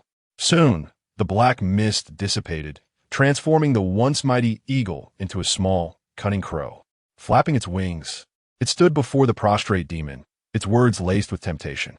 You see, I possess desires, as do you. All wise beings in this world harbor greed. Therefore, ye moo, you shall not perish, so why fear me? Ye moo trembled uncontrollably as a black toad emerged from Devon's body. With Yi Moo's manifestation, Devon instantly fell unconscious, collapsing to the ground with a thud, utterly drained. Yi Moo trembled even more exaggeratedly. It understood. It truly knew everything. It even recognized itself as Yi Moo, the primordial demon born of greed.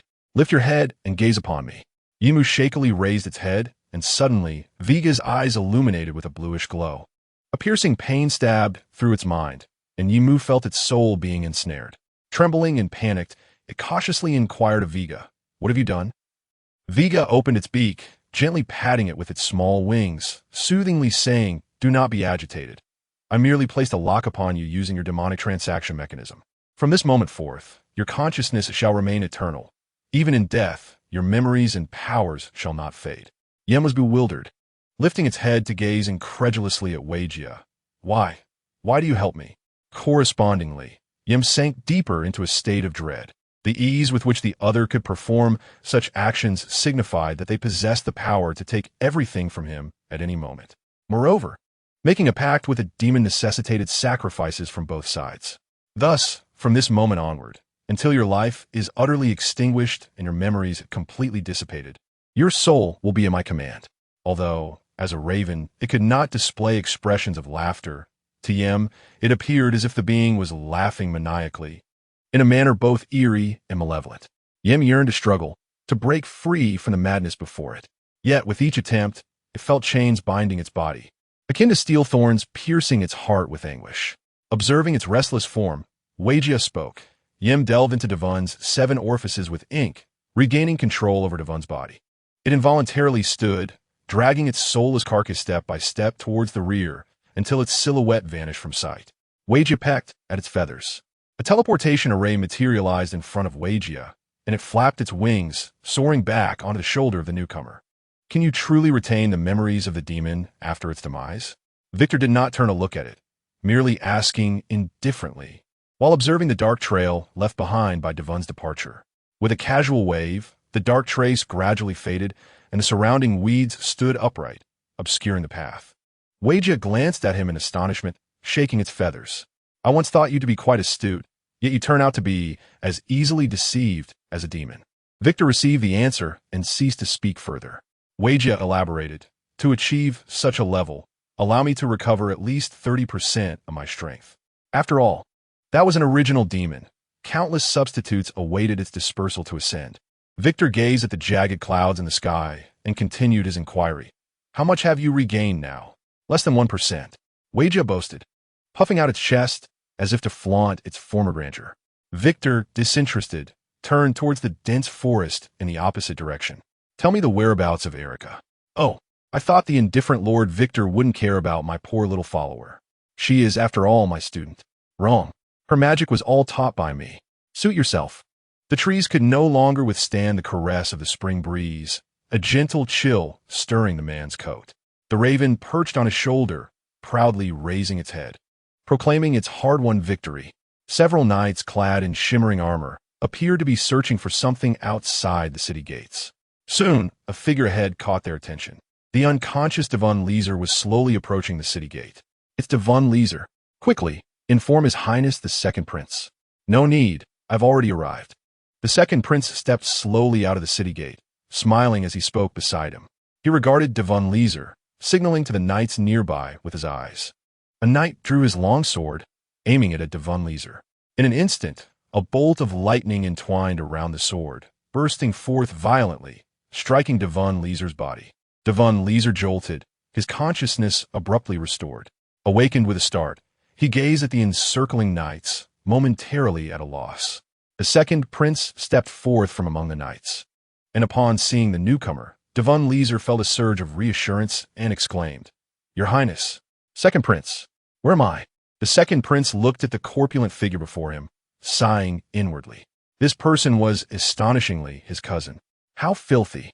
Yet, he concealed his disdain, bending down to assist the other while enduring the foul stench emanating from Devon's soiled body. "Cousin Devon, do not panic. I am here to help you. The entire city believes you are in league with a demon. I know you've been wronged. Quickly, tell me everything that has transpired." Devon Leeser's eyes reddened.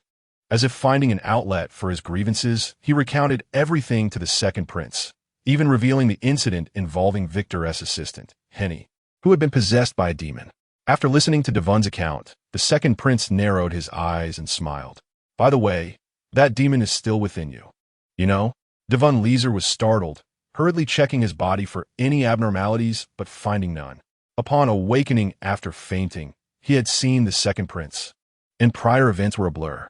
Devon, in a frenzy, implored the second prince, "Your Highness, quickly, rid me of the demon. I am still a professor at the Royal Academy. I cannot bear the stigma of colluding with a demon."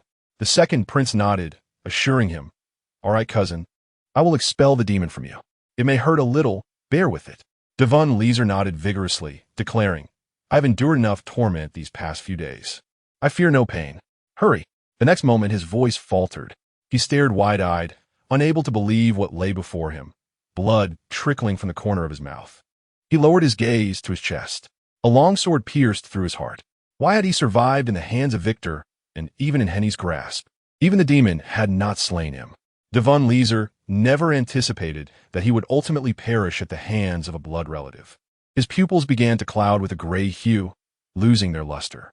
The second prince withdrew the silver sword, flicking the blood from its blade, watching as Devon collapsed to the ground. Now, the demon has been expelled. A repugnant black toad crawled out from the lifeless Devon Leeser, appearing quite feeble. All the knights regarded the demon with trepidation, poised to act at the second prince's command to eliminate it. However, the second prince bent down, picking up the loathsome toad and cradling it in his palm. The nearby knights were bewildered by his actions. One knight shouted, "Your Highness, that is a demon. You should not." Countless black spikes suddenly erupted from the ground, impaling all bodies except for this knight. Realizing their lives were swiftly slipping away, their eyes filled with disbelief. At that moment, the second prince spoke, "David, you have followed me for quite some time. I have already told you some things. Do not speak of what should not be said." The surviving knight, David, trembled, lowering his head as beads of sweat dripped onto the dust below. "I am sorry, my lord." The second prince smiled with satisfaction, lifting the black toad in his palm, gazing intently at it. An abrupt voice echoed, one that did not belong to the second prince. "Greed, you appear unwell. Would you like my assistance?" The weakened toad opened its single eye, revealing a glimmer of brilliance. It scrutinized the second prince, its gaze filled with overwhelming ambition and sinister desire. Truly delectable. Chapter 52. If you delay any longer, the prophet will be lost. Victor found Erica amidst a dense thicket. She lay unconscious among the weeds, enveloped in a thin barrier, her pulse and breath faint. Had it not been for this magical shield, Erica's life may have already been extinguished in that battle. Yet at this moment, her life hangs by a thread. It is exceedingly perilous, Victor remarked with a tone of indifference. Whether during the volcanic incident or the recent demon invasion, Rika behaved like a naive fool who had never encountered danger. She never contemplated the consequences. Had Victor not deciphered the magical formation in advance, Rika would likely have been devoured by Yem. The Duke's educational methods are indeed questionable. Rika always strives to showcase herself, yearning for the admiration of others, particularly her father. However, Victor's gaze shifted towards another figure, a woman with violet hair, equally marred by wounds, though her injuries appeared far more severe. She emanated a translucent magical glow, various enhancement effects ensuring her survival. Yet, her body was bruised and battered, the muscle tears beneath her skin painfully evident. Her condition seemed graver than Rika's. At the very least, she did not possess the cold-bloodedness of her father. Without Rika's intervention, this woman would undoubtedly have perished at the hands of the demon. Victor's eyes scrutinized her. Her attire was utterly tattered, revealing gruesome wounds. Although the bleeding had ceased, the horrifying injuries sent chills down the spine. Did Rika's presence alter the course of fate? Kaifalatalin, fallen to the insatiable demon Yem. This character, whom players have never had the chance to encounter, indeed, even lacking a depiction in the game, could be considered a true outsider to the narrative. Now, the unconscious woman before him, strikingly similar to Gwen, was unmistakably Kaifala. She is a demon hunter, which clarifies much. Victor nodded, understanding the implications of her identity.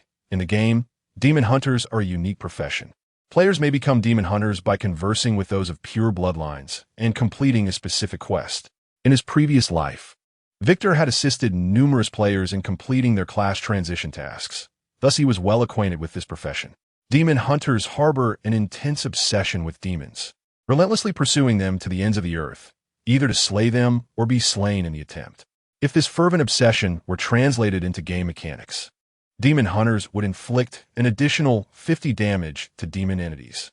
Given that demons are manifestations of magical energy, demon hunters also deal an extra 10 damage to mages. Typically, mages are frail, with low health and poor resistance. Consequently, demon hunters have become a significant bane to mages. Nevertheless, demon hunters are not without their flaws. Unlike knights, who can utilize magical energy to enhance their strength, demon hunters are a truly mana-less class. Fortunately, they arrived just in time. Victor leaned down to examine Kaifala's condition.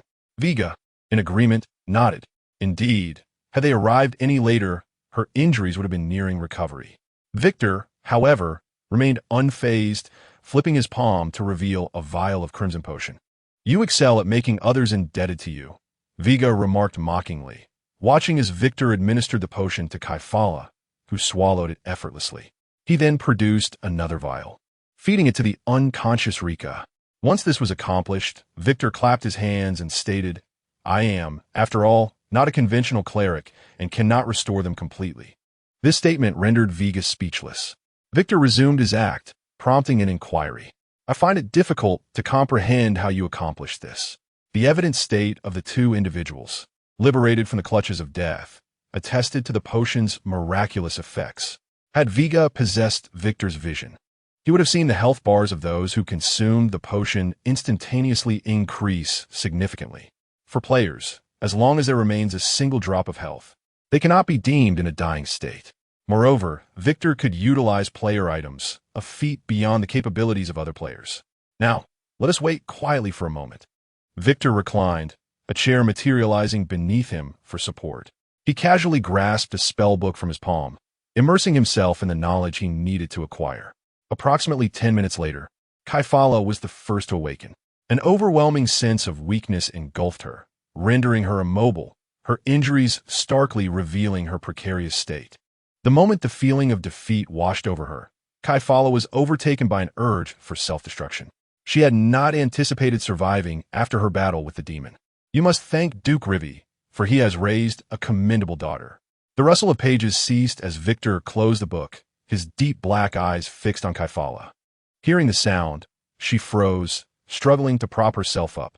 The man before her sat in a chair, exuding an air of mystery beneath his dark cloak and the presence of a one-eyed raven. He appeared exceptionally elegant, with her vision still somewhat blurred. She did not immediately recognize him. However, Kaifala felt a sense of confusion. A chair? Where did this man procure a chair in this dilapidated place? Before she could ponder further, his words compelled her to endure the pain and glance in another direction. Rika de Kualai. Although battling demons often drove Kaifala to the brink of madness, her memories remained intact. Moreover, the various enhancement effects surrounding her confirmed the events that had transpired during the fight. The demon's devastating technique had surely dealt lethal damage. Experienced in combat, Kaifala understood this. Thus, Rika must have used magic in her previous conscious state to protect them both. A sense of desolation washed over Kaifala. Had it not been for Rika, she would have perished at the hands of the demon. She had not realized the demon's overwhelming strength, nor her own frailty. To endure such grievous injuries while preserving their lives was indeed remarkable. Victor's words struck her heart like a heavy blow. And what of that demon? You are no match for it. To be candid, Unless the Emperor himself is willing to intervene personally, no one can defeat it. Kaifala lifted her head, her brow furrowed. She could not comprehend the demon's might, a strength she had never encountered as a demon hunter. It felt like an entity that should not exist in this world. Kaifala had sensed it and had confidently pursued it. Yet, it appeared to have never regarded her as a worthy adversary. Ultimately, her pride nearly cost her life. Nevertheless, we have resolved the aftermath.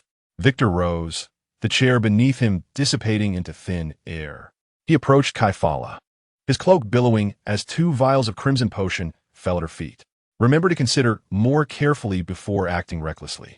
Even as a demon hunter, being entirely driven by instinct may not yield the best results. And do not forget to take the potion, Miss Kaifala. Victor flicked his cloak and turned away. Kaifala stared at the man before her, clarity returning to her gaze. Suddenly, she recognized him. Victor, is that you? A gust of dark wind swept through, sending leaves swirling and obscuring K-F-L's line of sight. When the wind finally subsided and the leaves settled, the figure of W-2 had vanished. Only a single black crow's tail feather remained, symbolizing his fleeting presence. The feather drifted before K-F-L, and she grasped it in her hand. Her emotions heavy and complex. Inscribed upon the feather were clear words. XPing hu fy ashu, bichi inju. Remember to transfer the payment. Summoning her resolve, she picked up the red potion that lay discarded on the ground. Its color, vibrant as blood, was unlike any restorative elixir she had ever encountered. After a moment of hesitation, she uncapped it and poured the contents in her mouth. A luminous green radiance erupted from her body, her wounds healing instantaneously by half. She felt a surge of power coursing through her, allowing her to stand once more. Truly, it was a miraculous potion. She thought to herself, with 1 bottle remaining. If consumed, it could restore even more of her combat prowess. However, it was no longer necessary for her to fight.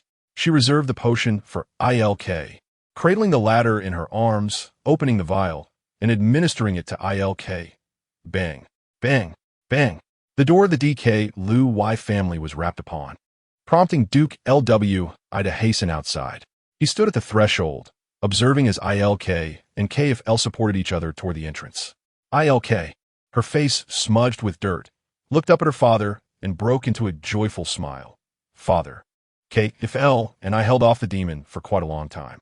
Am I not impressive?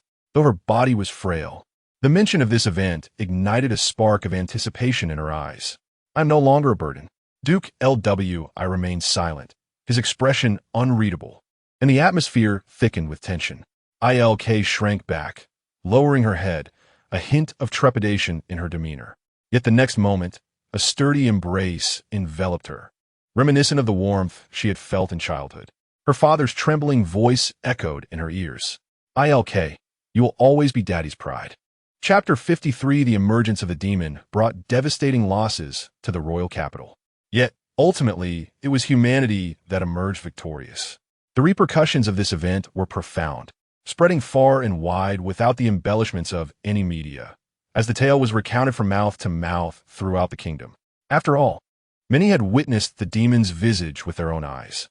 The demon's formidable strength instilled terror, as its chaotic tendrils shattered the sanity of all present. Both its frenzied rampage within the academy and its brutal demeanor in the back mountains left an indelible mark of dread. The apocalyptic horror experience became an unerasable shadow for the populace. Consequently, W-2's image and his terrifying magical prowess were etched into the minds of all. The youngest XG mage of the Empire, this narrative quietly spread throughout the realm. 3 days later, W-2 sat at his desk, still engrossed in the profound tome of magic that he could not seem to part with. WEG had once teased him about his unwavering grip on this book, questioning whether it concealed some arcane magic that even he could not cease to study. Yet, W-2 had never provided the answer she sought. The report on the capital's losses arrived. At an unknown moment, LY pushed open the door and placed a paper filled with writing upon W-2's desk. He had grown accustomed to her entering his study without knocking or greeting him. He closed the book, lifted his gaze, and accepted the note. It clearly enumerated the various losses sustained by the capital: shops, streets, and statues, with the most severe being the academy, which had been reduced to rubble. The once thriving institution had vanished, and he gazed upon the desolate land and the immense pit left behind, letting out a faint sigh. No one knew the complexity of feelings harbored by this great mage, who had devoted his entire life to the academy. Though everyone recognized that W2 was the one responsible for its destruction, none would lay blame at his feet. The battle with the demon had made the academy's ruin inevitable. W2's intervention merely expedited this outcome, swiftly vanquishing the demon to prevent further losses and minimize casualties.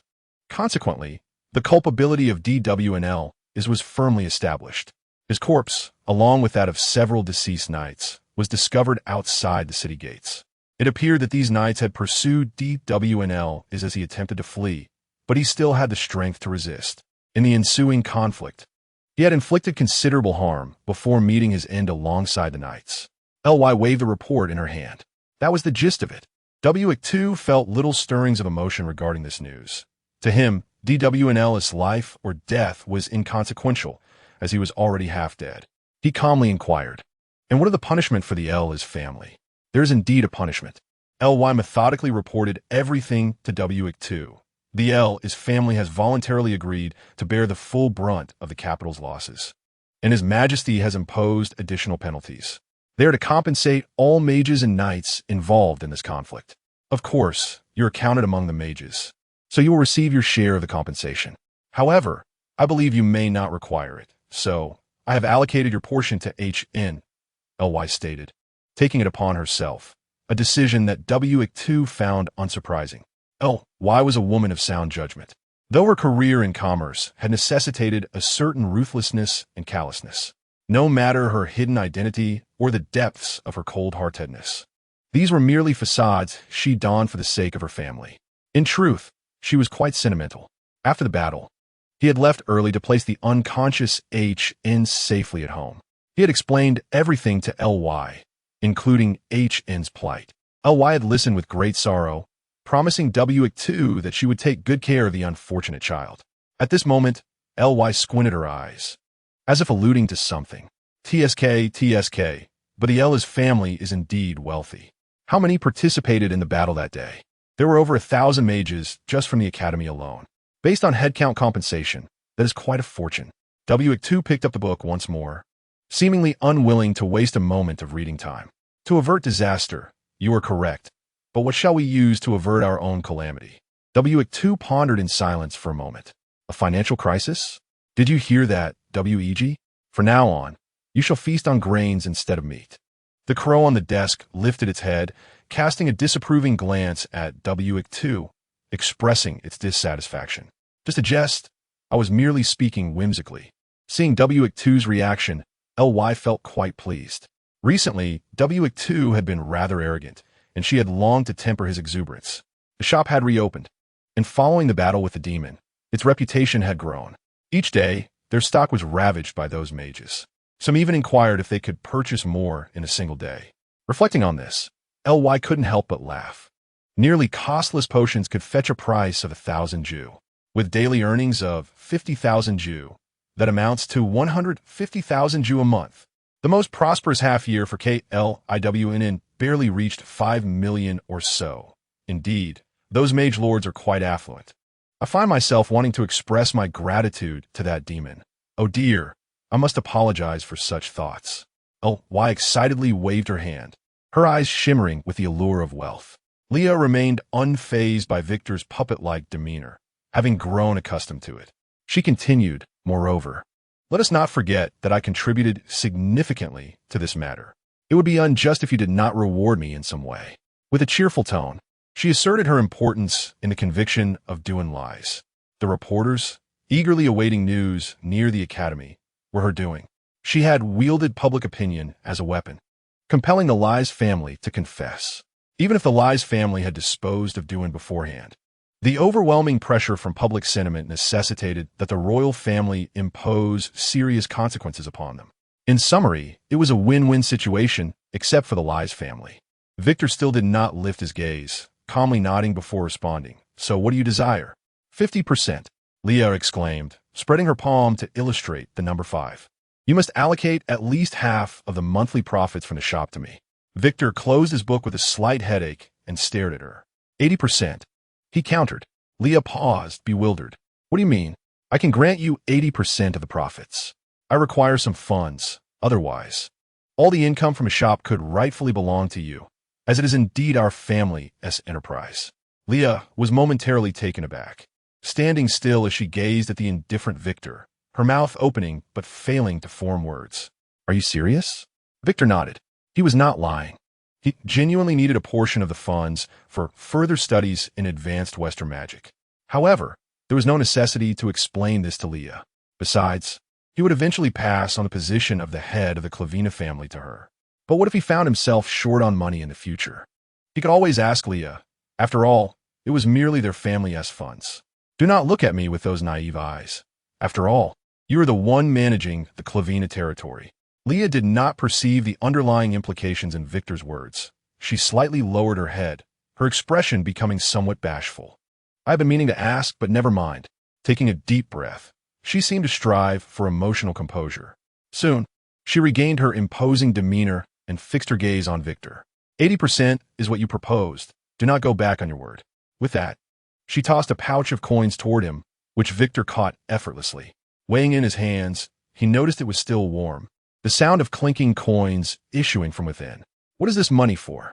Victor inquired, somewhat surprised, only to hear Leah casually respond.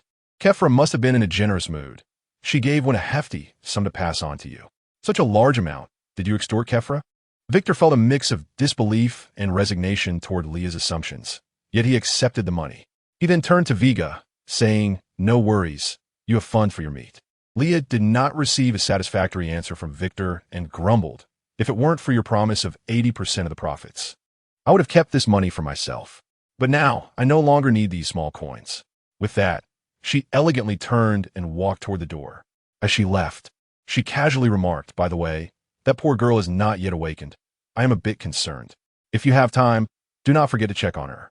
With a resounding bang, the study door swung shut. Viga displayed a hint of humanity, appearing somewhat irate. Victor, what do you mean? Are you withholding my food expenses now that funds are scarce? I thought you wouldn't be petty about such matters. Victor retrieved his book once more and resumed reading. I was just asking, what do you keep staring at these worthless books for? If you have any questions, just ask me directly.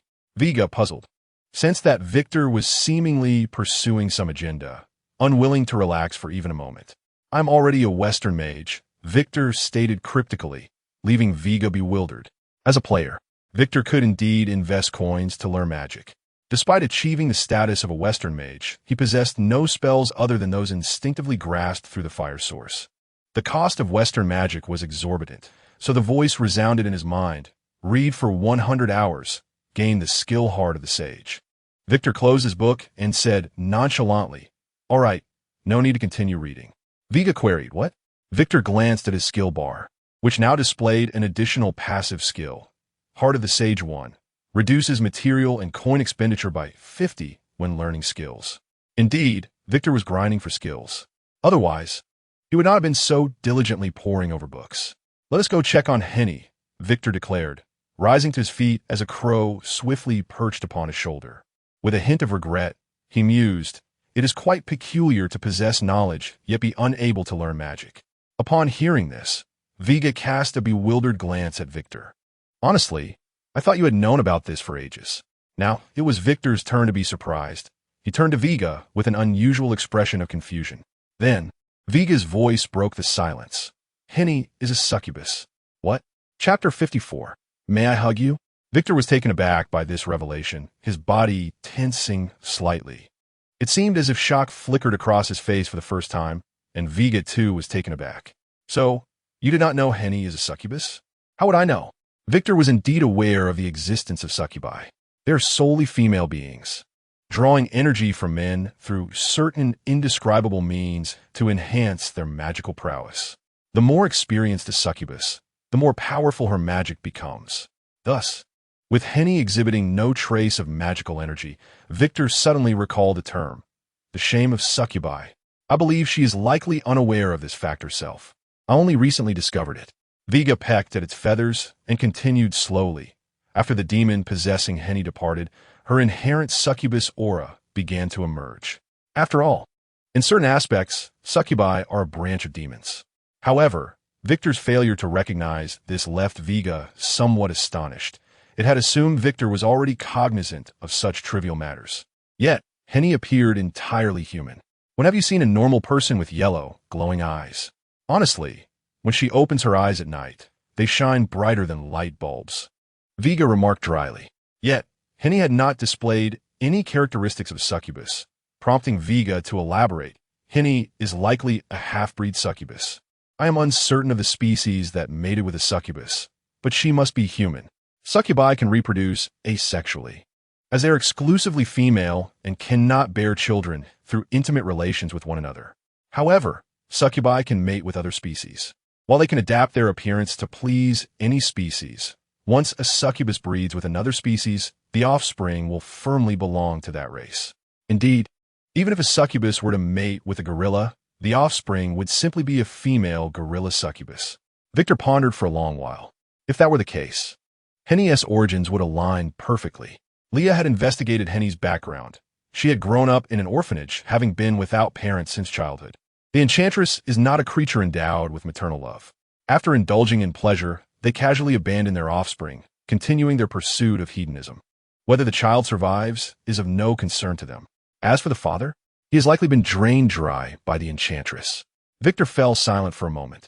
Vija scrutinized him, taunting. So, I take it you are already aware of this matter.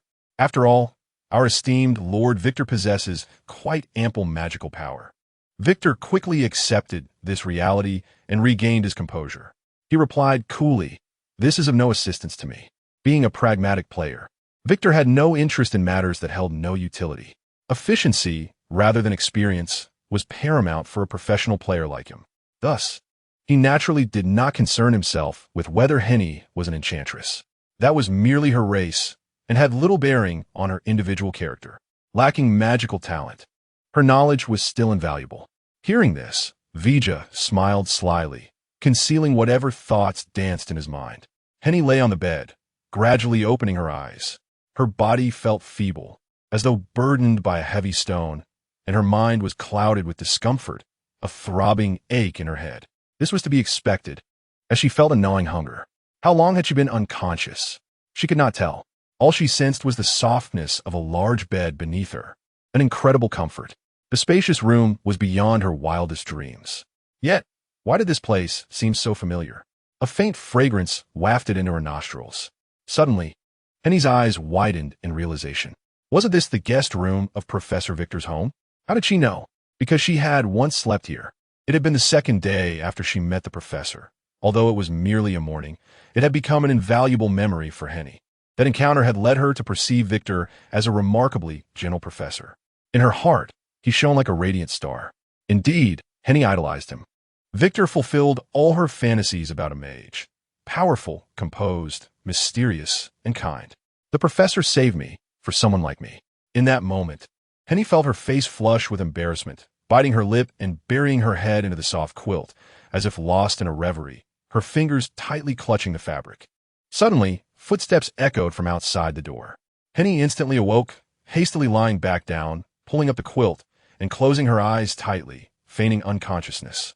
The door creaked open, and someone entered.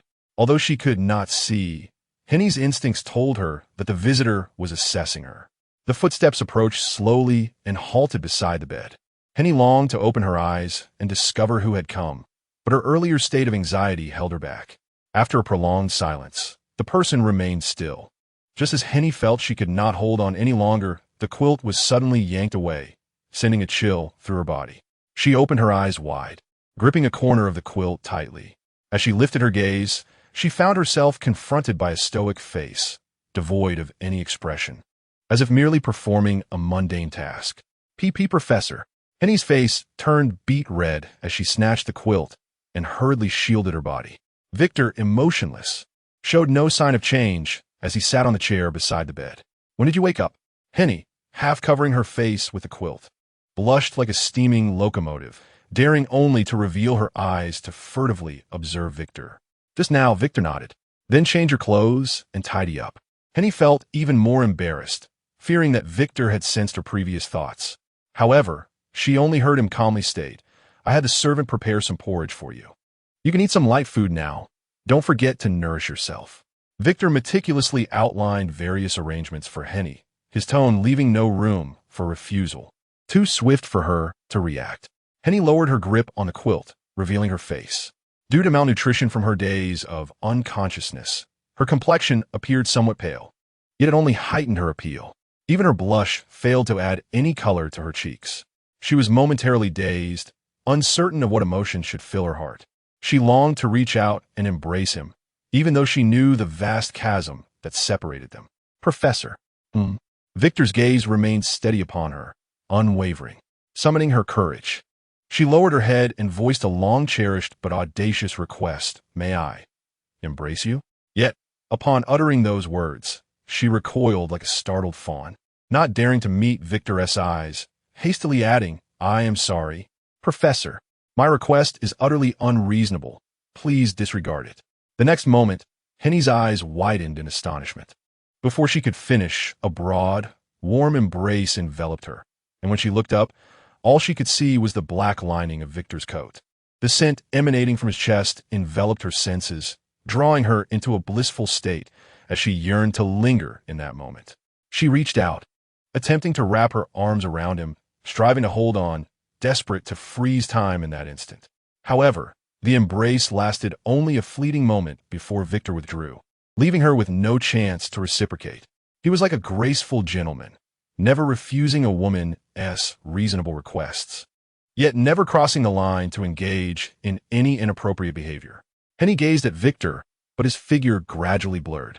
Noble was a solitary word that lingered in her hazy vision. Elegant, mysterious, and extraordinarily noble. This term suited Victor perfectly. If you need anything, seek out the maid at the door. With those parting words, Victor opened the guest room door and departed like a gentle breeze. Henny, flushed with astonishment, buried her face back into the quilt. The image of Victor's embrace lingering in her mind, refusing to fade. A warm current surged within her, filling her with immense happiness. Henny felt something amiss as she climbed out of bed, extending a hand, her palm spread before her.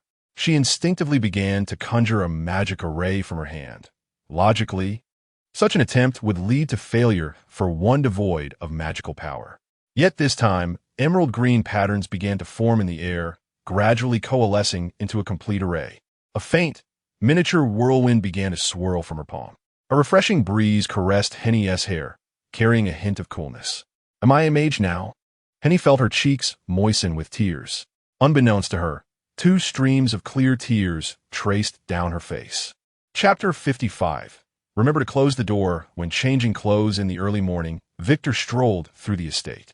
Having acquired the heart of the sage, he no longer needed to read to pass the time. The first level of the heart of the sage was now fully sufficient. To advance to the next level would require 300 hours of reading, a torturous endeavor indeed.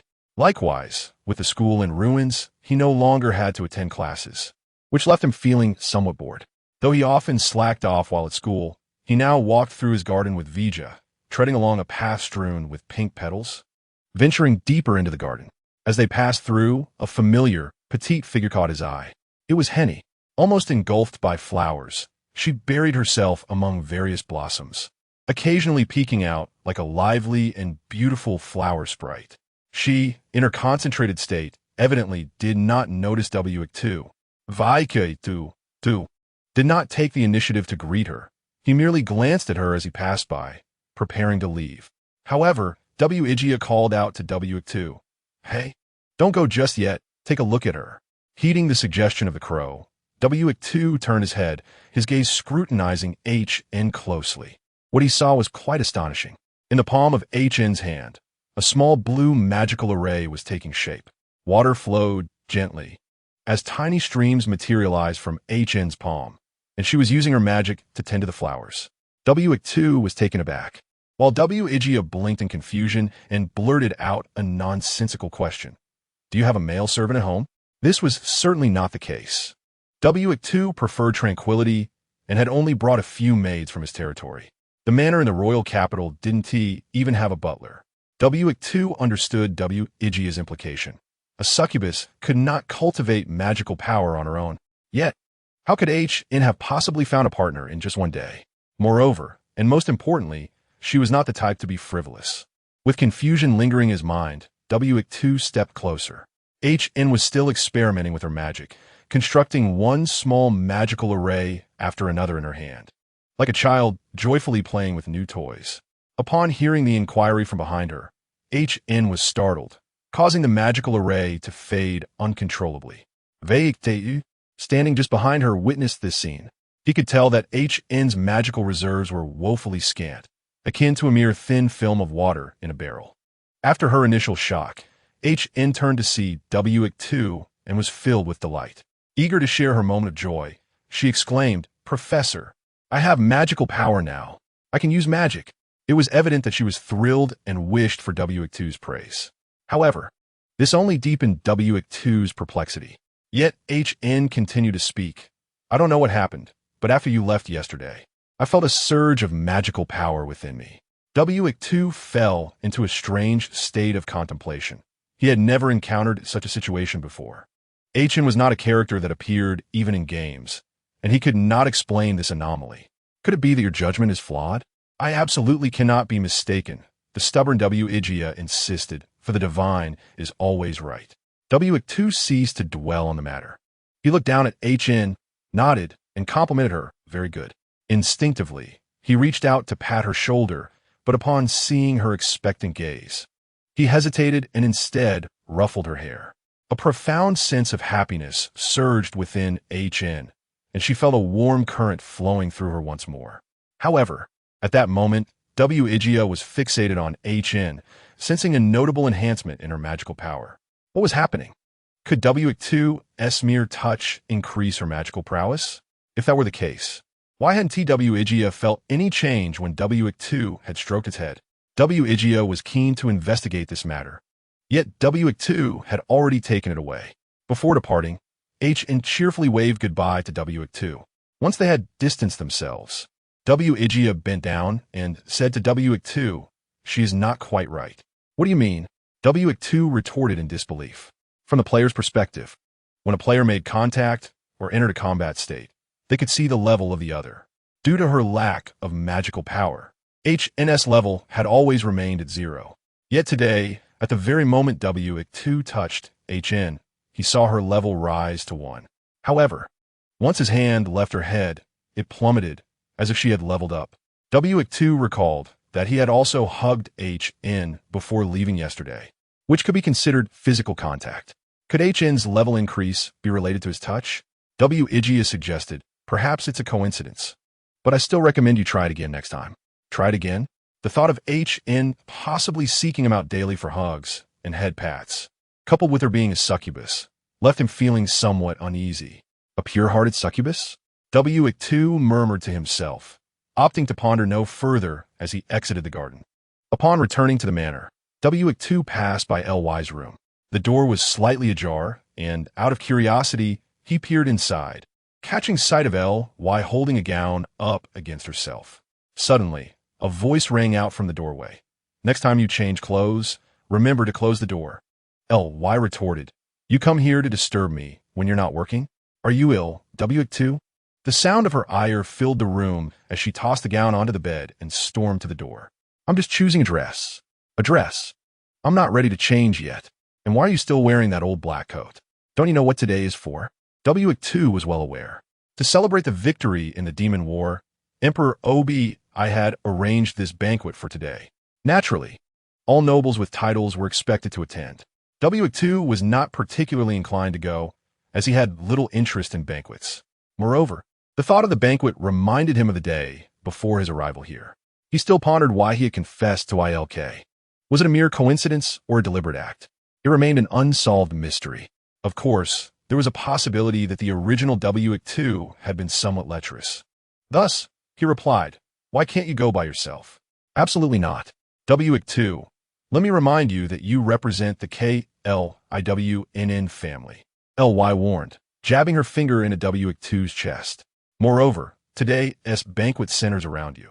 How could the main character not be present?" Indeed, all nobles in the royal capital were well aware. Although the banquet was purportedly to celebrate the victory in the Demon War, It was, in reality, a signal from the royal family to draw closer to W2, the youngest West-tier mage, capable of summoning meteor strikes and single-handedly restraining demons. Had showcased immense and astonishing power, making him widely recognized throughout the capital. The emperor, naturally, would take note of W2's value. W2 understood that while the previous emperor's rewards had been declined, this time it would be impossible to refuse. The emperor was hosting a lavish banquet to publicly reward W2 and present a favorable image of him to the world. In any case, there was no harm in approaching the royal family, as it would be beneficial for W2. He was aware that the old emperor did not have many years left, but until then, Emperor OBL still held significance. Quickly change your clothes.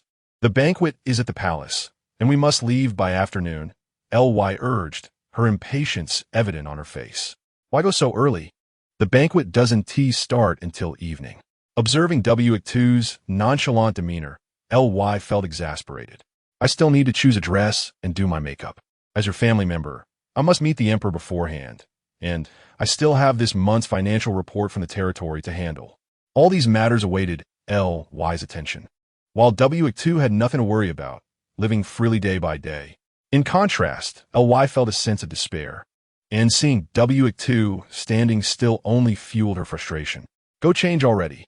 Before Ly could finish, a brilliant red flame ignited from W2's coat, gradually enveloping him. As the flames dissipated, his coat transformed into a sleek black suit, adorned with specks of red and intricate crimson patterns tracing the seams of the attire.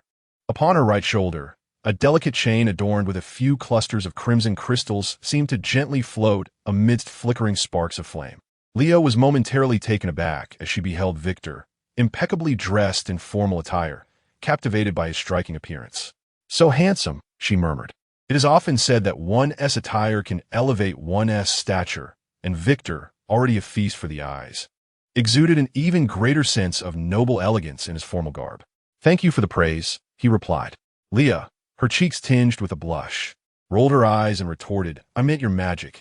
It is indeed both impressive and convenient. Victor concurred, for the ability to change attire at what was indeed quite remarkable. The fire source of Galiton could solidify fire elements into various forms, and thus his outfit was also crafted from the fire element. With the fire source, Victor was liberated from a mundane task of changing clothes. He could don whatever he wished at a whim. After observing this, Leah firmly ushered him out of her room. All right, enough. Hurry up and leave. You've changed while I'm still not ready. With a resounding thud, the door slammed shut, startling Vega, whose fur bristled in surprise. Outside, Victor shrugged, adjusting his suit, and inquired of Vega perched on his shoulder, Do I look dashing? Indeed, the manner of changing clothes was undeniably impressive. In the afternoon, Victor stood in the training grounds, wielding a common iron sword with effortless grace. Each swing appeared light and fluid, and to the untrained eye, one might mistake him for an accomplished swordsman. Indeed, Victor had embarked on sword practice. Having finished his reading, and with nothing pressing to attend to, he resolved to hone skills from other professions. As he practiced, he noticed Leah rushing towards him.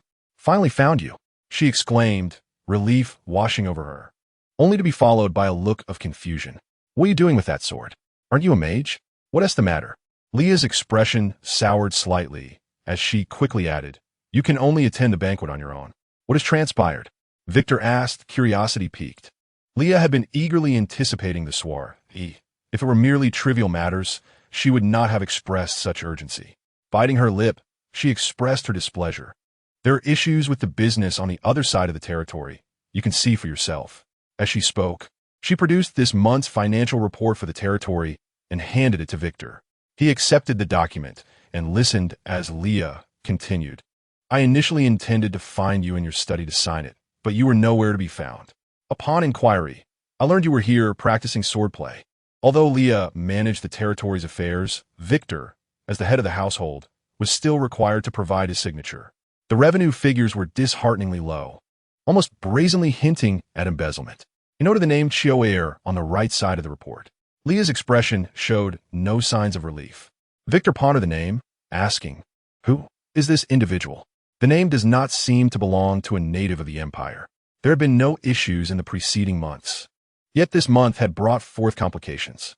Victor had a vague recollection of the name Chioer, but he could not ascertain if it referred to the same person, as names could often be common.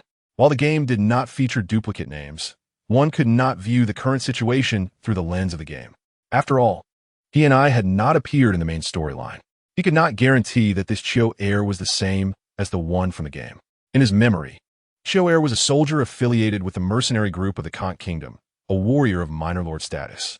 How did Victor come to know him? During certain side quests, players would occasionally encounter him. Chioer appeared to be a naive and righteous soldier, who would slay players to procure their hearts for his dark magic training. Victor wrapped his fingers on the ledger, emphasizing the name with a firm tap. Can we locate this individual? I have already instructed the territory's subordinates to pursue him. I hope he has not fled, Leah replied. Victor nodded. As a minor lord, many players had encountered him. As a leveler, Victor had also received numerous requests regarding him, and he had lost count of how many times he had faced him. The most striking memory was of the item Evil Knight that he would invariably drop upon death. This weapon was a pitch-black shield, its patterns twisted grotesquely by magic, appearing ominous, yet renowned among players for its exceptional utility. It allowed for a counterattack, capable of deflecting an enemy's strike and exploiting their momentary imbalance to deliver a lethal blow, inflicting considerable damage while significantly weakening their resilience, rendering them momentarily incapacitated. Many sought this item for its formidable effects, particularly in ranked modes, where two players might find themselves in a peculiar standoff, both wielding the shield, awaiting the moment to counter. Consequently, the developers nerfed the item, causing it to lose its former glory.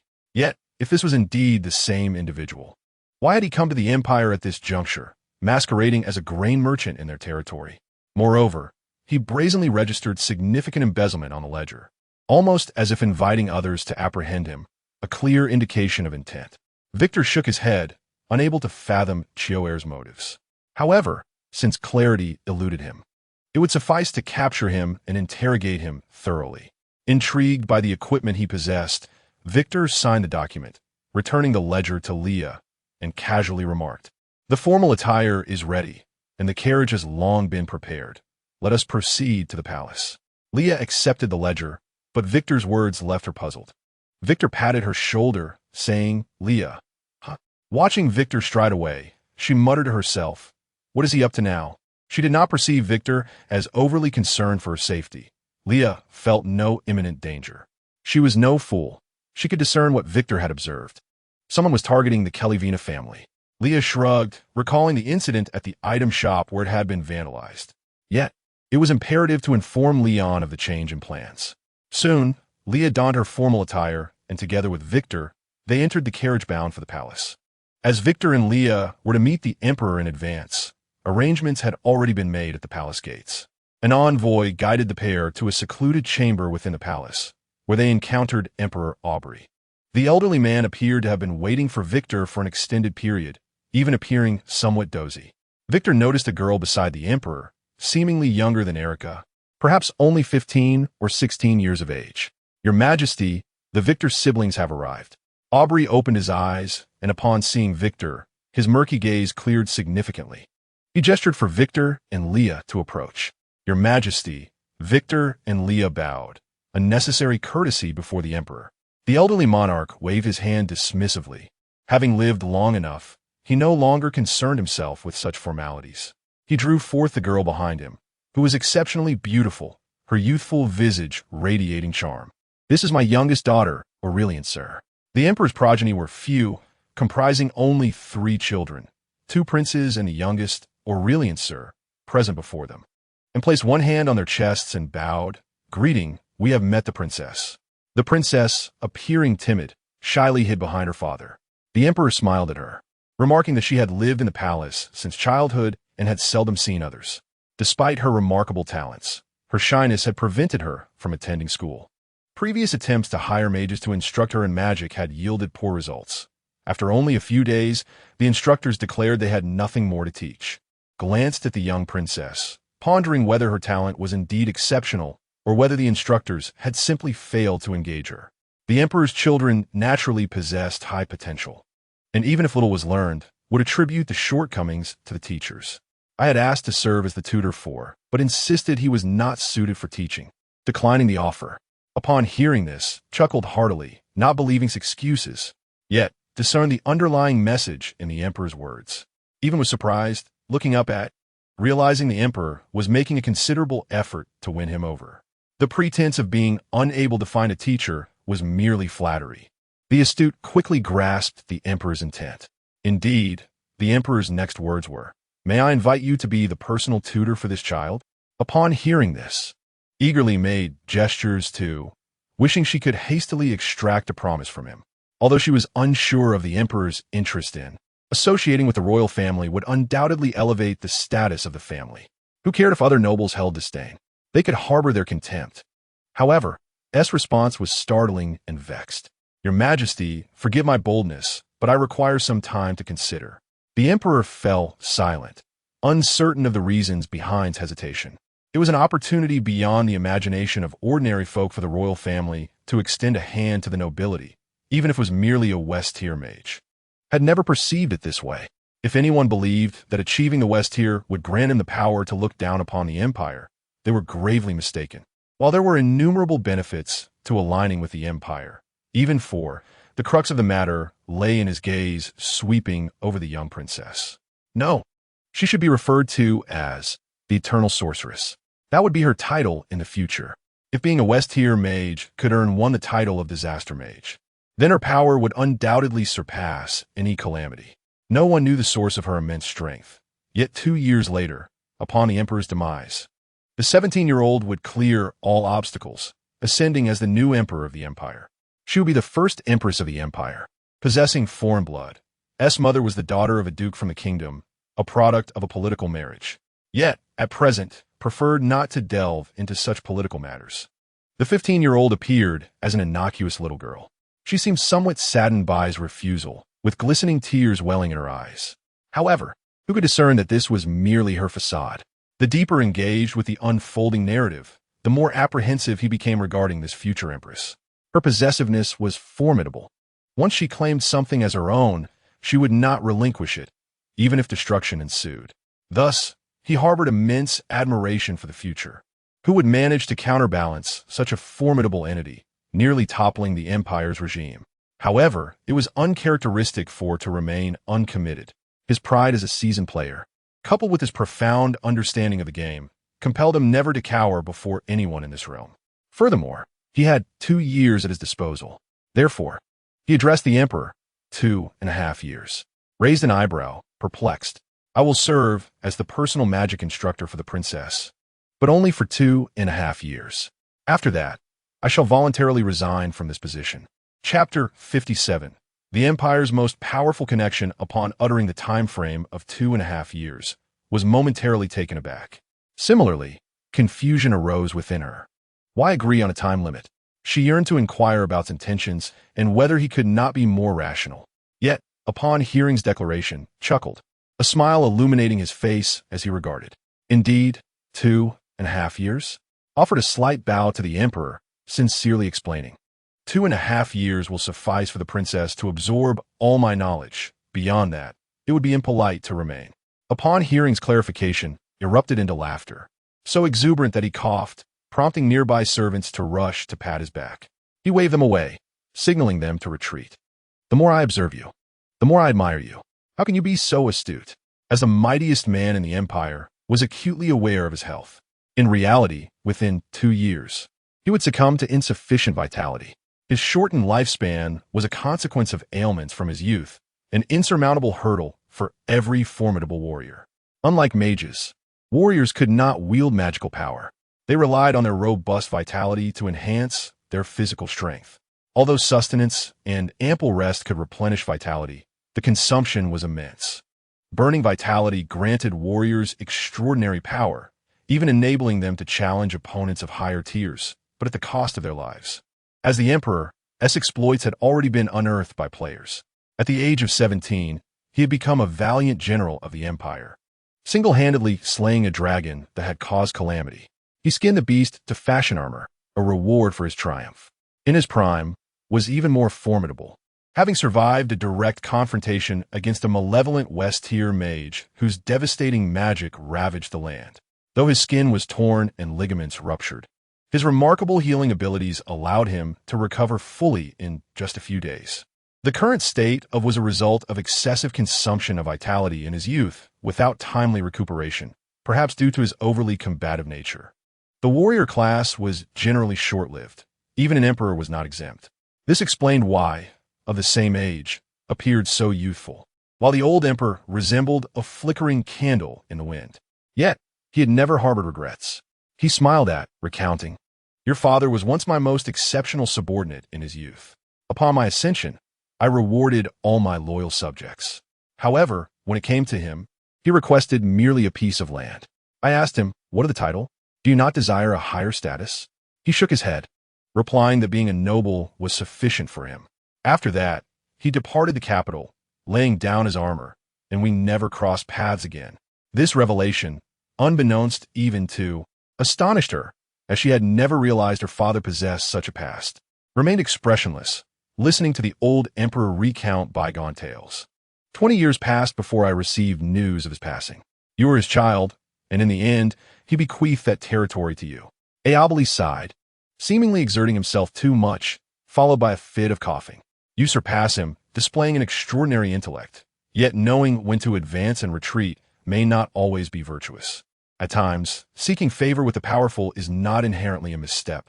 Just like lies, no matter how great their transgressions, as long as they have justification, I shall protect them. Aobali opened his eyes and addressed Victor. Victor, I shall offer you a choice, 2.5 years, or... Victor placed his hand over his heart and bowed solemnly. Your Majesty, within 2.5 years, I shall do my utmost. Aobali sighed, yet there was a hint of satisfaction in his expression. He gently patted the small princess's head behind him and smiled. Alas, this child is not fortunate. I hope that during these 2.5 years, you can fulfill your duties. The last statement was directed at Victor. Victor remained silent, and Aobali understood that he had acquiesced. You may wait for me outside. I wish to speak with the child for a while. When I emerge, let us proceed to the banquet together. Leah and Victor obliged. Once they departed, Aurelian gazed at Aobali with a puzzled expression. Father, why do you want to be my teacher? I do not particularly like him. Why? Aobali chuckled, observing Aurelian biting her finger, which was quite endearing. I find him rather aloof. He must be the type of strict teacher, and I do not favor excessive severity. However, he can protect you and make you stronger. Aobali affectionately ruffled Aurelian's hair, watching as her expression turned even more bewildered. But I have you, Father, for protection. Isn't that enough? You are so powerful. Aobali looked at her with tender concern. Child, I cannot protect you forever. No one can. Leah and Victor waited patiently by the door. Seeing no one around, Leah spoke first. What you mentioned before, do you truly intend to refuse the emperor? Realizing he had tacitly agreed, Leah anxiously inquired. Why? Do you not understand that it is the emperor's invitation? Some spend their entire lives yearning for such an opportunity, and you wish to decline? Leah, you are a merchant. You understand that every commodity holds value. Victor pulled out a pocket watch to check the time and said to her, Then tell me, how does His Majesty perceive my worth? Leah paused, contemplating for a moment before replying. You are remarkably capable. Your value must be considerable, especially since he wants you to be the princess's teacher, a most rare opportunity. Then, in comparison to His Majesty's kin, how does my value measure? Leah furrowed her brow, countering. That comparison is entirely unequal. How can you possibly compare yourself to His Majesty's relatives?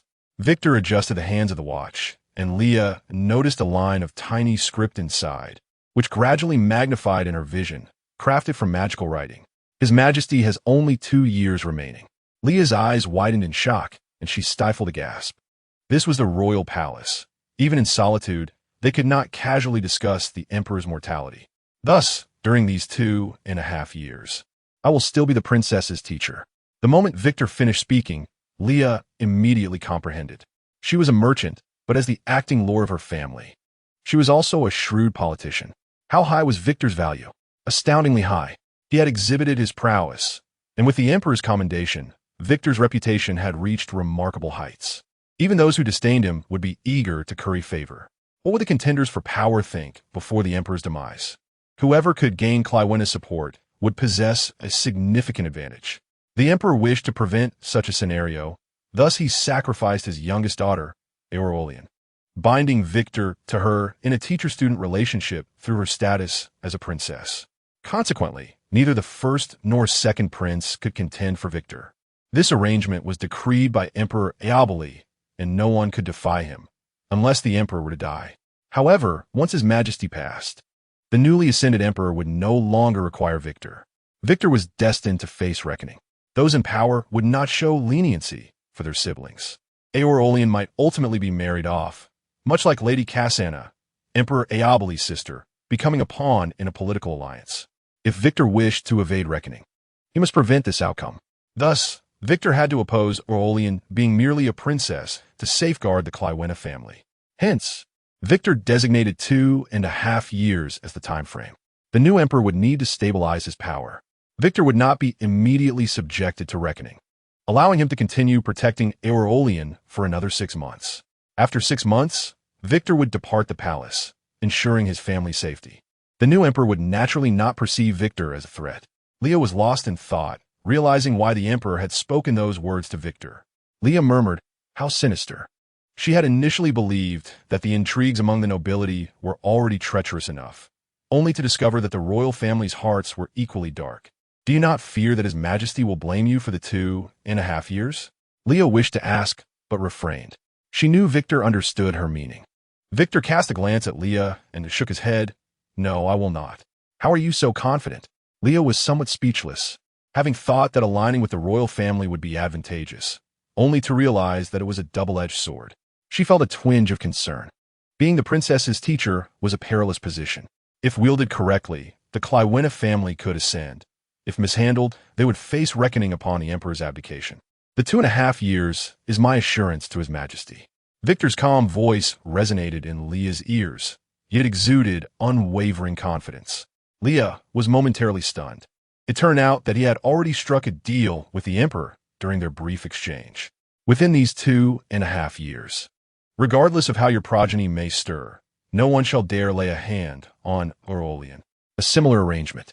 If anyone provoked the Clywena family, Victor would handle it himself. It was straightforward, for Victor had established a connection with the royal family. Although only for 2.5 years, he was bound to the princess. He would enact reckoning under her name. Furthermore, if one aimed to elevate the Clywena family further, Victor abruptly stated, "The ultimate victor is yet to be determined." Leah's eyes widened in disbelief as she looked at Victor. "Are you suggesting support for?" Before she could finish, the grand door behind them swung open. Aurelian emerged, gently supporting the emperor, her bashful and sensitive demeanor exuding an air of mystery, while the emperor, still exuding an aura of formidable strength, was supported by her. The father-daughter duo appeared remarkably harmonious, illuminated by the night sky, their faces aglow with warmth. Upon seeing them, Victor and Leah slightly bowed in respect. His Majesty smiled and nodded at Victor and Leah. "Let's go." "Victor, do not shirk this time as your father did." Chapter 58. Has he entangled himself with a minor again? The lights blazed brightly, golden and resplendent. The red silk curtains hung gracefully from the air, cascading down to the palace floor, with the night sky filtering through the dome above.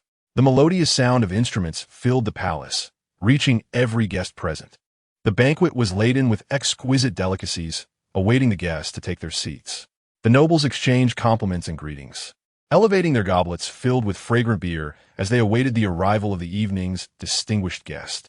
Kai-Fu-La stood beside Gwen, raising her glass, her flowing purple locks complementing her similarly hued evening gown, exuding an enchanting allure. She mingled effortlessly among the aristocrats and politicians, exchanging pleasantries with habitual grace. Behind Kai-Fu-La, Gwen appeared somewhat out of sorts. She tightly clutched her skirt, her body twisting restlessly in discomfort. "Xiao Gwen, what troubles you?" Gwen tugged at her gown, voicing her unease. "Sister, why must I be dressed like this?" Typically clad in armor, even during her leisure, this formal attire felt akin to a form of torture. Moreover, I was not informed that I needed to wear makeup, she complained, her tone tinged with grievance directed at Kai-Fu-La, who merely squinted with a smile in response. "Oh, come now. There is no reason to wear armor at a banquet. You shall have to acclimate to such matters sooner or later." "But," Gwen tugged at her bodice, pointing out her discomfort, "this place is far too constricting. It hardly suits me. Despite the smile gracing her lips, Kai Fu La's mood seemed less than jubilant. She pinched Gwen's cheek playfully, saying with a mock grin, "Whose fault is it that your wardrobe lacks even a single gown? This one was worn by your sister previously. I do apologize for your discomfort." Realizing her sister's irritation, Gwen fell silent, allowing Kai Fu La to continue her playful antics, resembling a hapless scapegoat. Kai Fu La released her hold and shrugged. "Do you not realize how beautiful you are now? The way those nobles gaze at you is almost reverent. Had it not been for some knowing that you are Victor's fiancée, they would have approached you already. I do not require anyone's admiration. Oh, what harm is there in dressing beautifully? Perhaps when Victor sees you, his gaze will change altogether." As she spoke, Kai Fu La gently nudged Gwen. Upon hearing her sister mention Victor, Gwen felt her cheeks flush, turning away to say, "What Victor thinks is of no concern to me." Recognizing her sister's stubbornness, Kai Fu La scoffed and turned her attention elsewhere. At that moment, Duke Li Wei was engaged in conversation with a group of mages, his countenance radiant. "Ha! How fares the Beck family these days?" An elderly gentleman, leaning on his obsidian cane, nodded at Duke Li Wei. Approaching the Duke, they clinked their glasses in camaraderie. "Duke Li Wei, it has been quite some time. I'm but an old relic now. What could be well with me? But you? How is it that no one believes you are 60? Ah, where is your daughter?" Upon hearing the inquiry about AI Li Ka, Duke Li Wei turned a glance at his daughter. The Beck gentleman followed his gaze, observing AI Li Ka engaging effortlessly among the younger nobility. He smiled and remarked to the Duke, "I must say, I envy your grace for having such an exceptional offspring." Hearing this flattery, Duke Li Wei felt a surge of pride, fully aware it was mere compliment, but still swelling with paternal pride at the mention of his daughter.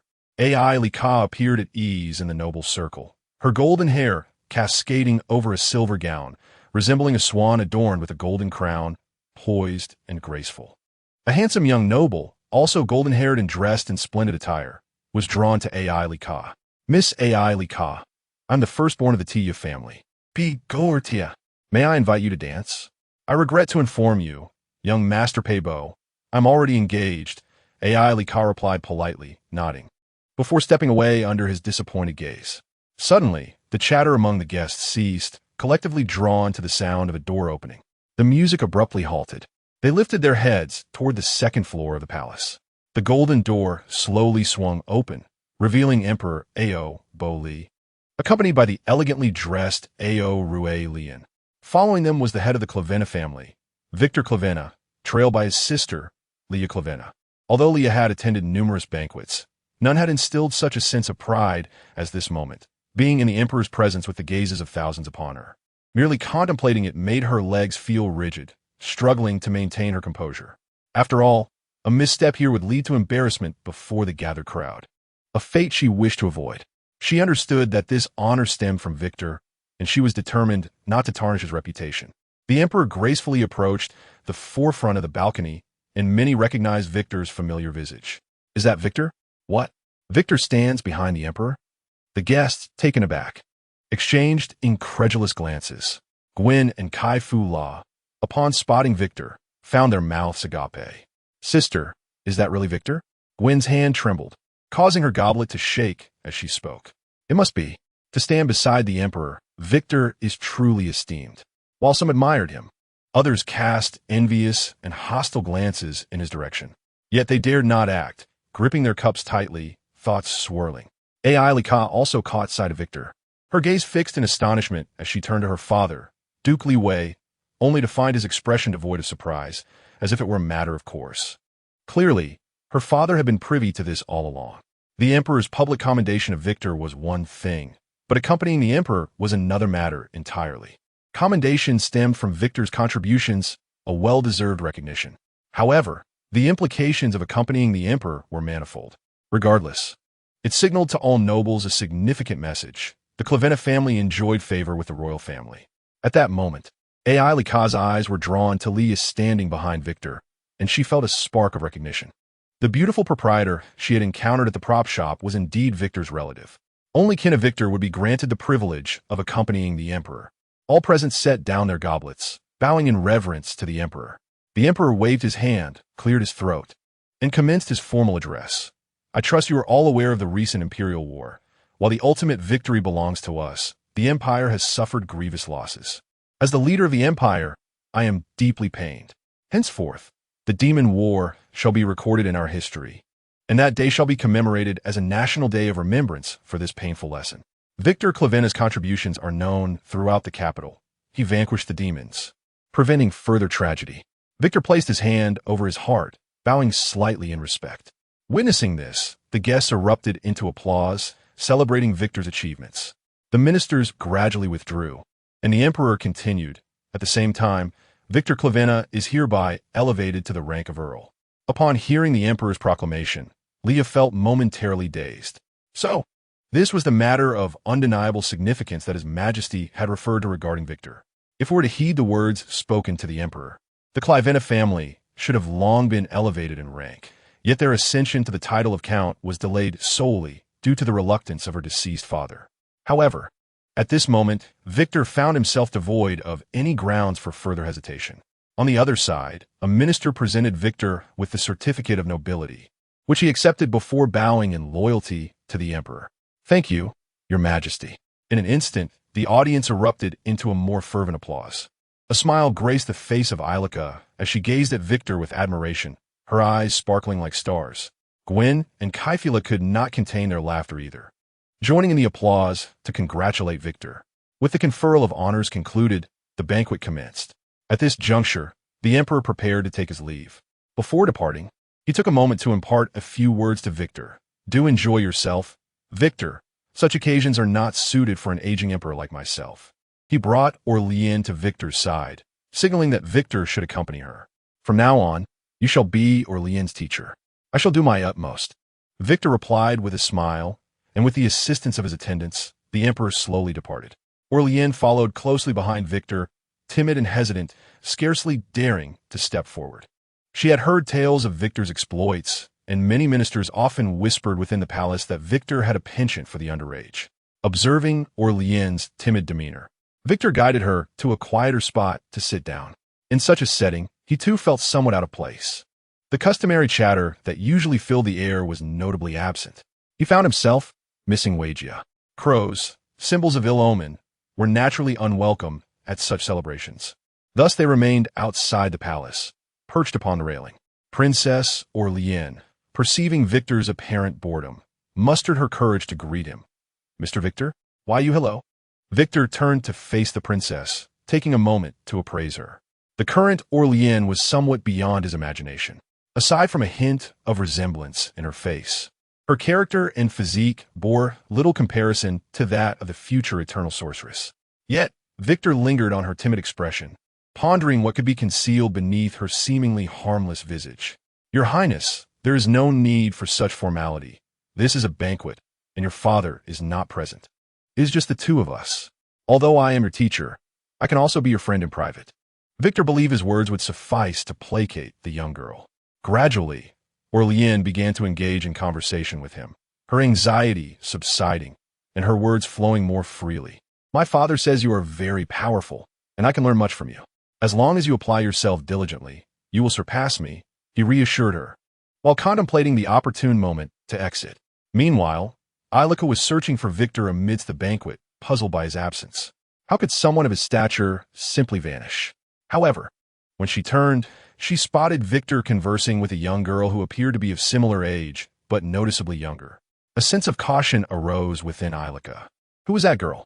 It was rumored that Victor had a penchant for the underage. Could this girl be his next target? She approached cautiously, scrutinizing the girl's features. Upon recognizing the familiar face, Ilika was nearly startled into exclamation. Her eyes widened, and she swiftly concealed herself behind a pillar. That was Princess Orlean.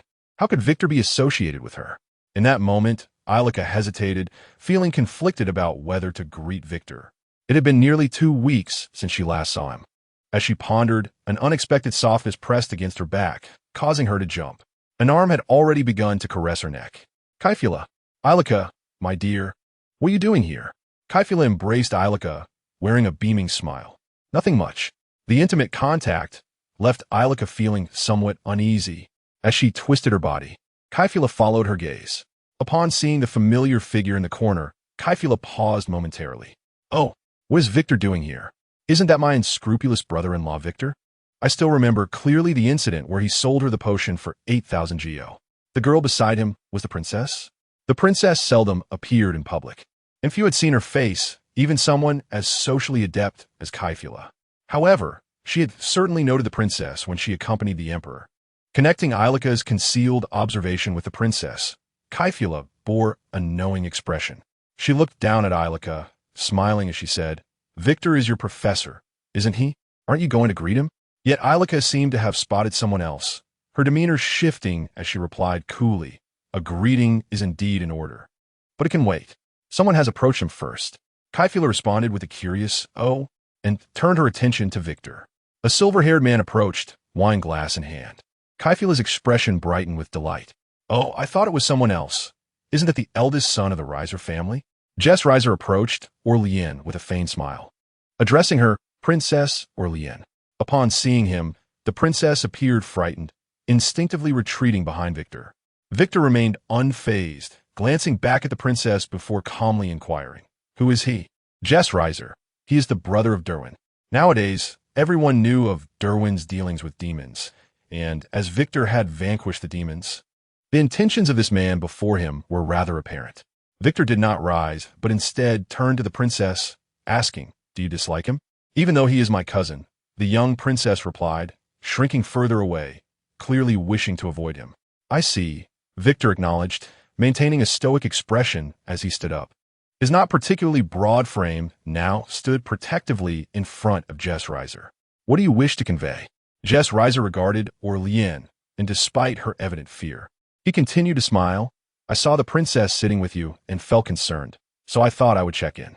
After all, she is the emperor's most cherished daughter and still underage."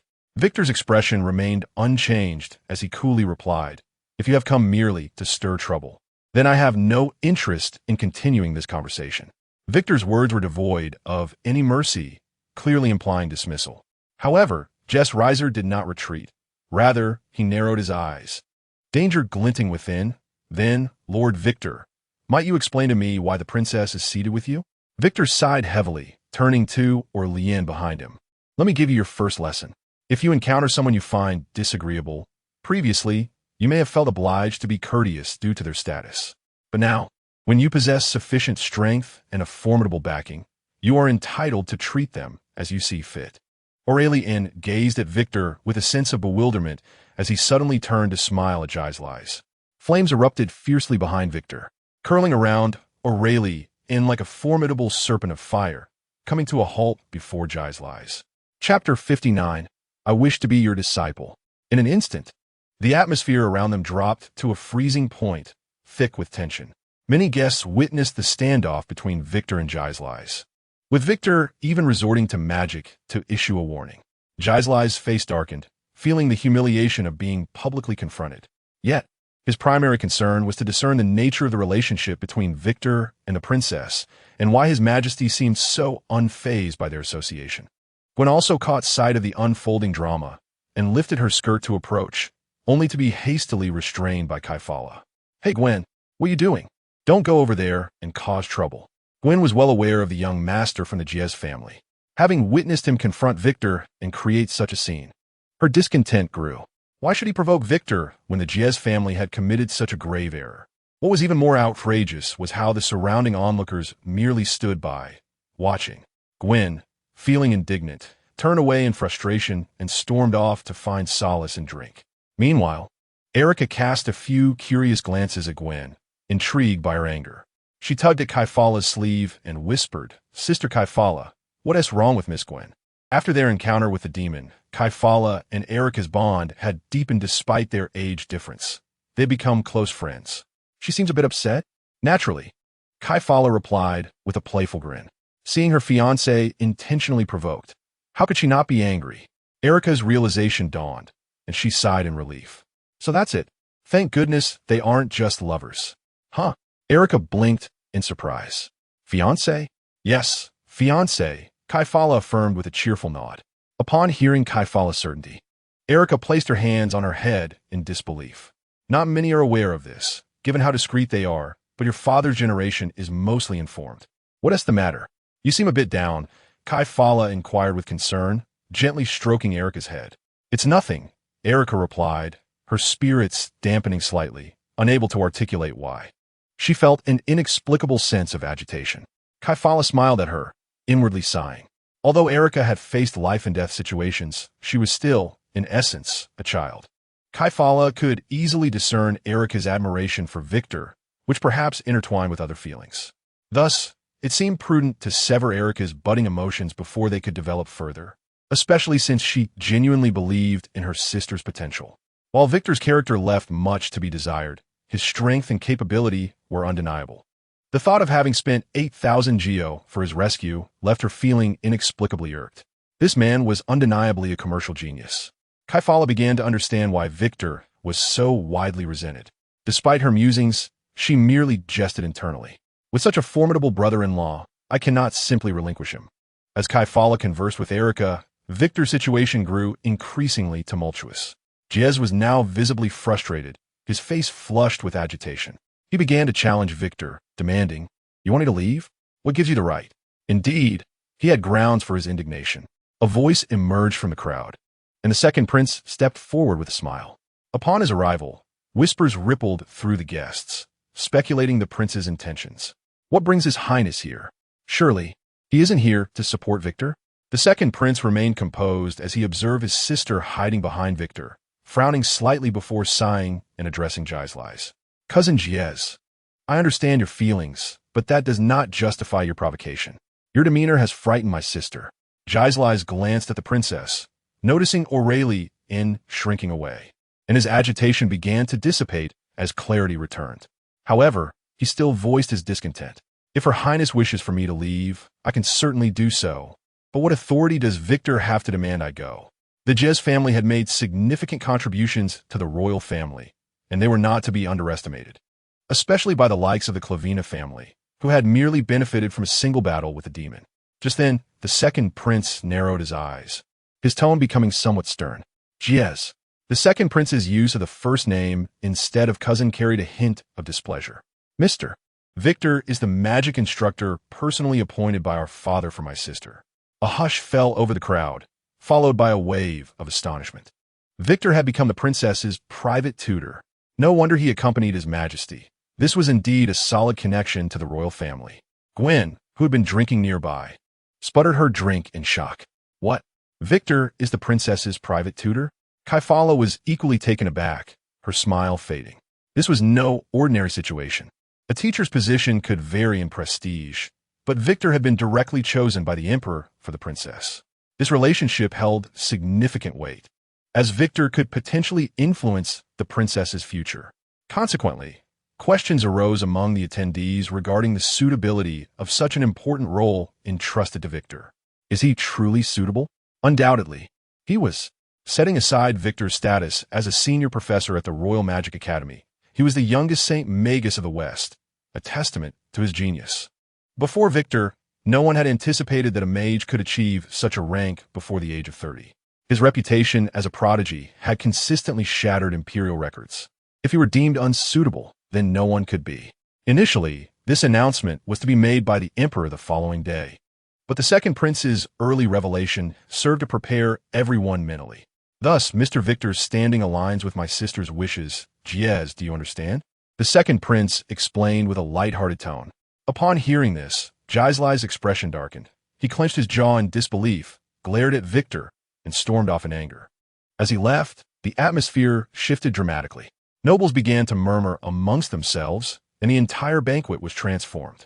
Everyone realized that Victor was now the princess's tutor, and with this, his status had risen, solidifying the Clavina family's prominence. The second prince's intervention not only defended Victor, but also publicly acknowledged their teacher-student relationship. Those present, particularly the nobility, were far from foolish. Initially accompanying His Majesty, followed by a gesture of goodwill from one of the royal heirs, an air of suffocation enveloped the gathering.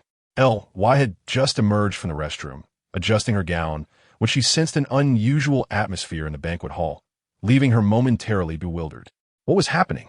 Why was the second prince standing beside W2?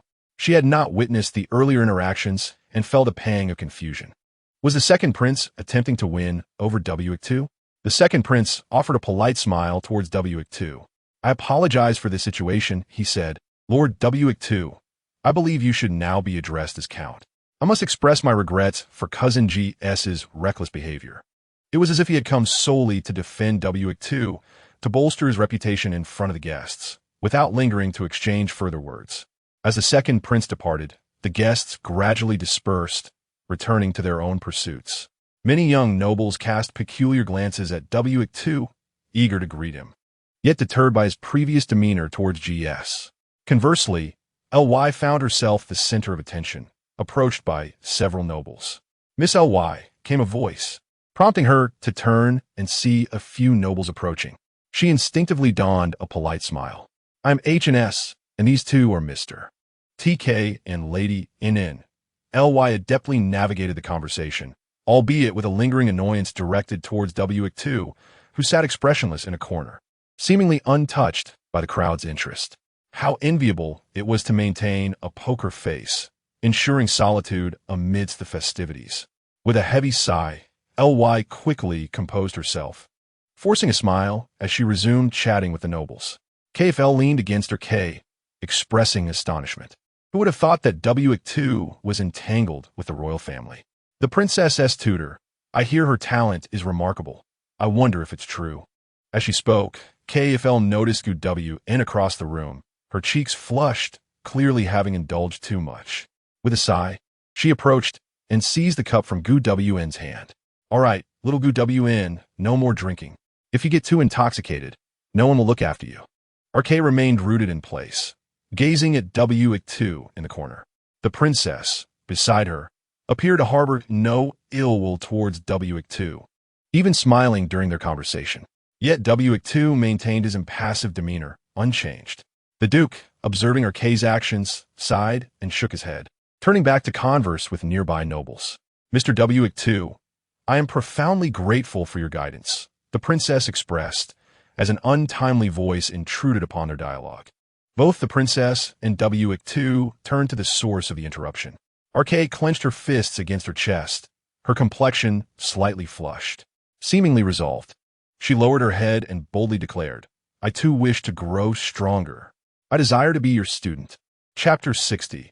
I will not allow you to steal him away. W2 and OLLN exchanged glances, the atmosphere thickening with silence.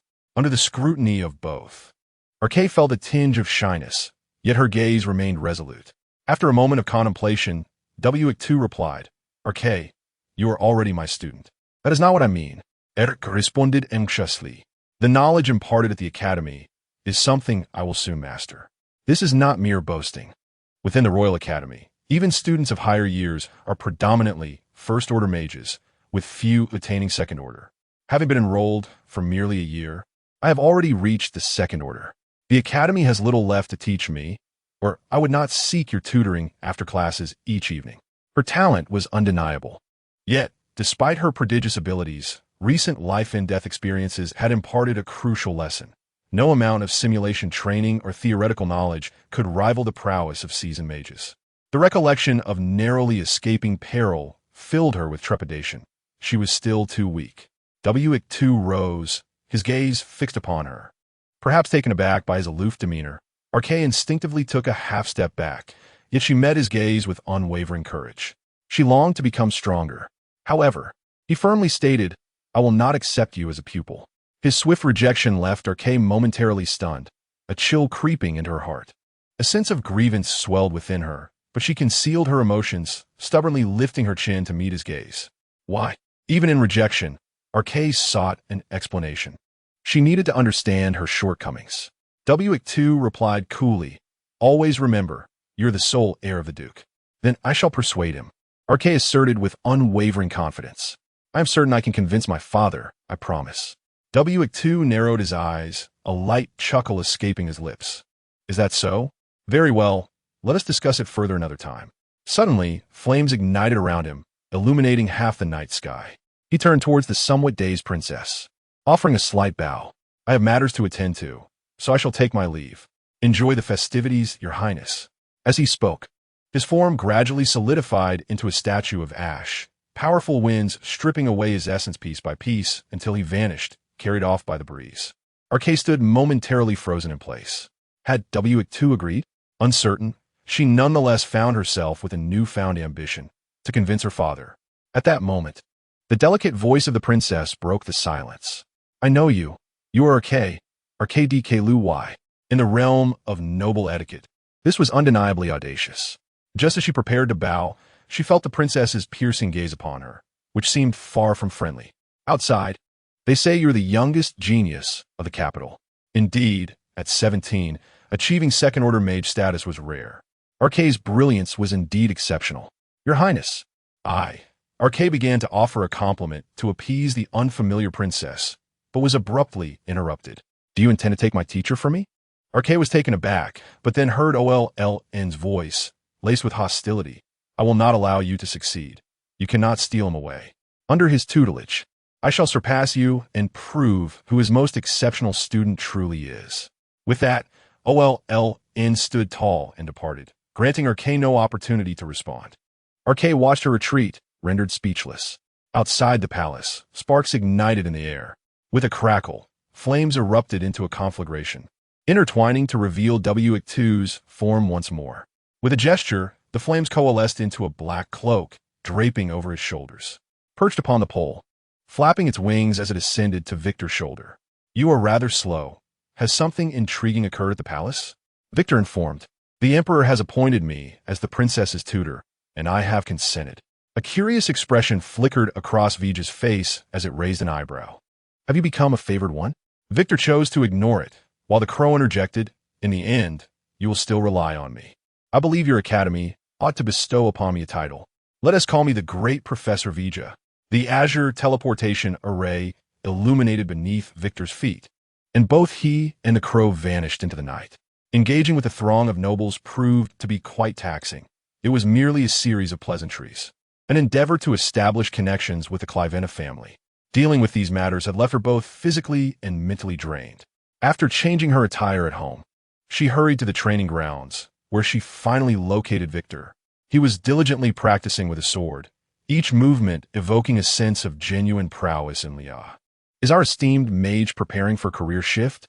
The sword vanished from his hand, neatly stored away in his unique inventory. Lia paused momentarily, as she had initially planned to depart in the afternoon, expecting to reach the territory by the following morning. Yet, shortly after Victor spoke, a blue magical circle flared to life beneath him, considerably larger than before, its intricate patterns and runes vividly apparent.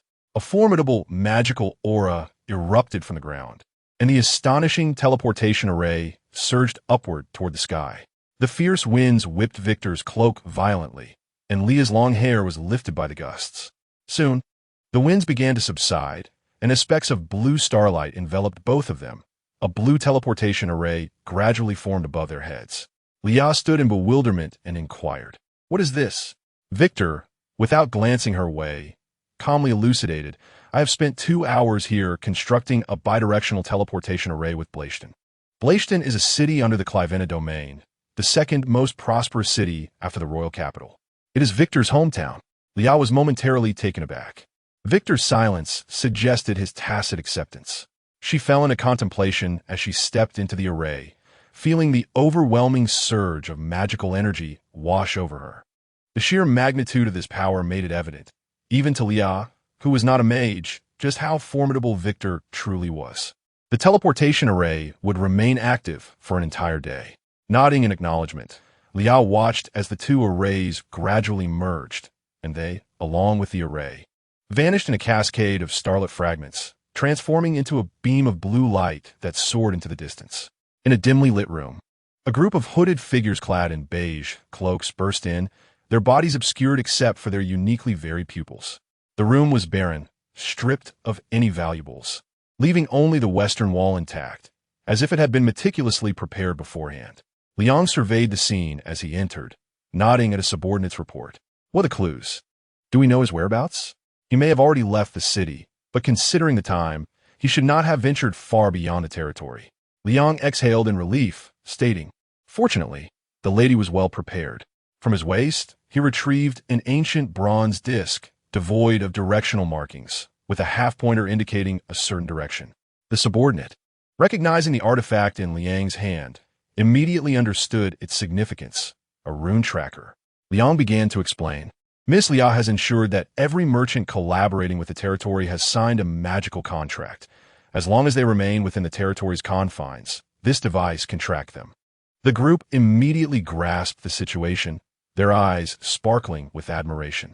Indeed, Miss Lia is remarkable. It's fortunate that she was prepared. Others looked enviously at Liang, speculating that he must monitor Lia's whereabouts daily.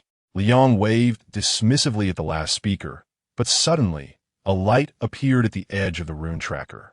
Its peculiar appearance puzzled the others, but Liang quickly stored the tracker away. Clearing his throat, he resumed issuing commands as if nothing had transpired. With that, he leaped out of the window, moving with the agility of a hunting cheetah, disappearing into the night sky in an instant. The blue light gradually brightened, and both Victor and Lia materialized in the back courtyard of the Clivena mansion. The courtyard was expansive, grander, and more opulent than their estate in the royal capital. Beneath the night sky, fireflies danced, creating a private starlit sky upon the lawn. This was Victor's childhood home, though he had little recollection of it, having only visited a few times during side quests. Magic is indeed convenient. As the array faded into the grass, Victor's voice followed. "Do you require my assistance? What? Do you look down upon me?" Lia shot Victor a glance, nonchalantly retorting. "Relying on our esteemed mage just to catch a petty thief seems overly flattering to him." Victor nodded, trusting that Lia could handle the situation well. If it truly was that sure, the energy at her disposal would suffice to subdue him. Should she encounter insurmountable danger, Victor's gaze fell upon Lia's gloved right hand. The mage's hand would inform him of her peril. Lia chose not to elaborate further. Hastily departing, after her exit, Victor remained motionless. Vija perched on his shoulder, gazing around with curiosity. "So, this is where you once lived. It is indeed quite spacious. What are you doing? Why do you stand still? Do not speak. I am pondering the whereabouts of my room." Chapter 61. Elegance, timeless as ever. Victor gently stomped his foot, and the teleportation array illuminated beneath him once more. It was late at night, and the household servants had long retired. Victor did not wish to disturb them, so he opted to use teleportation magic to locate each room quietly. In the stillness of the night, a burly old man with white hair, alerted by the noise, slowly ascended to the second floor, making his way toward the source of the sound. As the azure glow gradually faded within the room, Victor found himself in a dimly lit space. He glanced around, realizing this was not his chamber, but rather a guest room. Just as he contemplated teleporting to another room, the door creaked open. The elder entered, his imposing frame resembling that of a great bear, casting a shadow over the room as he did so. Even the ambient light seemed unable to penetrate his form. Upon recognizing the occupant of the room, he adjusted his monocle and bowed respectfully, placing his hand upon his chest. Victor's magic was conspicuous, capable of eluding the family's knights stationed outside, and only a mage of at least third tier could accomplish such a feat. Victor turned to regard the elder, a towering man of nearly 3 meters in height, stirring a sense of familiarity within him. He was Heiress, an aged bearman and the butler of the Clivena family, having lived for over a century. A diligent servant of the Clivena family, Victor has seen off 3 generations of the family. He is the 3rd generation himself.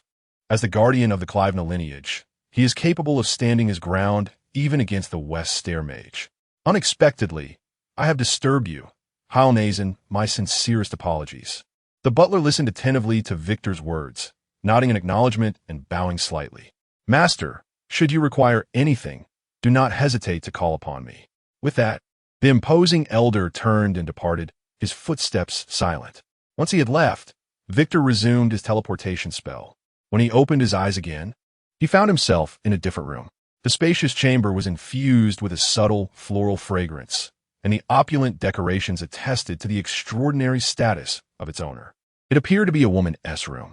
In the ancestral mansion, the only woman residing there was Lia. Victor confirmed his assumption. He had unexpectedly teleported into Lia's bedroom, a revelation he had not anticipated. However, he was not overly concerned. Lia had often intruded into his room without so much as a knock, entering freely whenever he was present. The room was impeccably tidy, with no signs that anyone had recently occupied the bed. After all, Leah had been residing in the royal capital for some time. Suddenly, an impulse surged within Victor, an uncontrollable urge stemming from the player's instinct. In the game, players tend to scour every accessible room, searching thoroughly to avoid missing any items. Moreover, Victor possessed a compulsive collecting habit. He would never leave a place without thoroughly ransacking it. He closed his eyes, attempting to quell his restless desire. This was inappropriate, considering it was a lady's chamber. He casually glanced around, preparing to depart. Suddenly, VG's keen eye fixed upon a cabinet. The cabinet was adorned with a magical array emanating a faint yellow glow, nearly imperceptible unless one was specifically attuned to it. Victor, over there. He quickly recognized what it was. A magical lock? The array sealed with magical energy, and unless the complex runes were deciphered, the items beneath the magical lock could not be accessed. Was this a magically locked bookshelf? Could it conceal something of significance? Did he dare to open it? VG was equally intrigued, craning his neck to gaze at it, while Victor experienced a lingering thought that he might miss an important item if he did not open it. He also considered that it could contain Leah's private matters. Very well, let us open it. The magical array swiftly dissipated, and the magical lock was easily undone by VG. Victor could not help but inquire, "Do you not possess a concept of respecting others' privacy? Huh? Are you jesting with me?" VG scoffed, casting a disdainful glance at Victor, and replied coolly, "Your desire to open the cabinet is evident to anyone." "All right, I must concede," Victor acknowledged. Thoroughly searching an entire room without missing a detail was a common trait among players, and he was no exception. He silently murmured an apology, but instinctively opened the drawer. Inside, there were no special items, only a few worn, mended cloth dolls. Deep within the drawer lay an exceedingly old notebook, its pages having turned yellow with age. Out of curiosity, Victor extracted it and casually flipped to a page. It was as if ancient memories were laid bare before him. November. On the 7th of November. My brother seems to be studying very hard. It must be exhausting. I wish to help him become the greatest mage, but my brother only scolds me for being a nuisance. How can I assist him? On the 8th of November, I share my troubles with father, who told me that being a mage requires a great deal of money. So does that mean my brother is short on funds? If I could earn a great deal of money, would I be able to help him? Victor observed the words, feeling a complex swirl of emotions. This page contained only these thoughts, so he turned a few more pages. On December 21st, it snowed heavily again today. I love the snow. Heilnazen took me to build a very, very large snowman. I showed the snowman to my brother, but he shattered it with magic. Does he not like snowmen? On December 22nd, I made a mistake and accidentally soiled my brother's spell book. It is very expensive. My brother was furious and punished me by making me stand in the snow. I felt so cold. I'm sorry, brother, it was my fault. On December 23rd, I saw my brother again. I wanted to apologize, but he scolded me harshly, saying he hated tears. Shouldn't I cry? Why can't I ever make my brother satisfied? I feel so useless. The subsequent pages detailed various trivial matters. By January 1st, the diary ceased to have any further entries. Victor set the diary down, feeling a weight upon his heart. The discord between Victor and Leah as siblings, along with the underlying reasons, had not been mentioned in the game. In the game, Leah's room was locked, inaccessible to any player. "You seemed quite innocent back then," VG remarked beside him, having also read the diary's contents. Victor nodded in silent agreement, refraining from contesting the observation.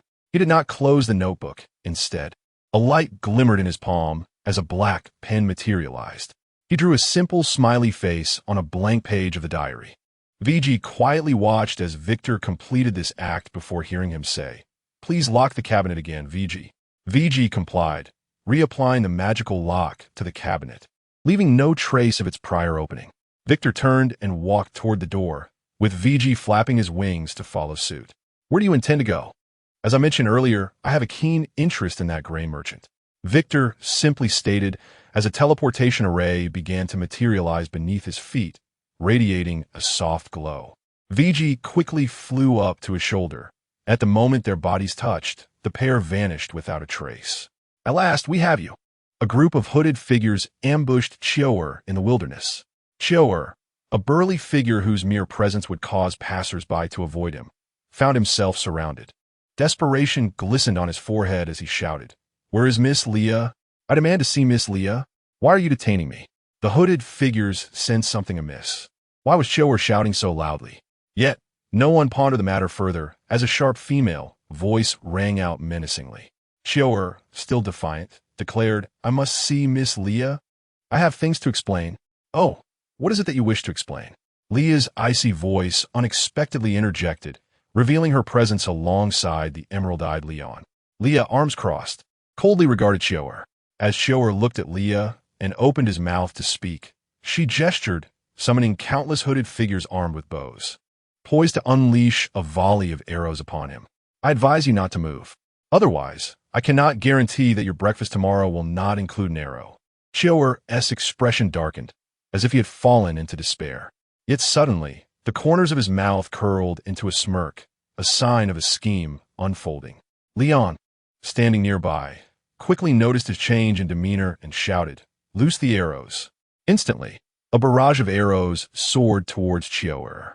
Suddenly, the arrows halted mid-air, as if halted by an unseen barrier. A remarkable barrier abruptly rose from the ground, an overwhelming sense of weakness instantly enveloping everyone except for Ly. Was a magic blockade? Ling sensed something amiss, gazing at her hands.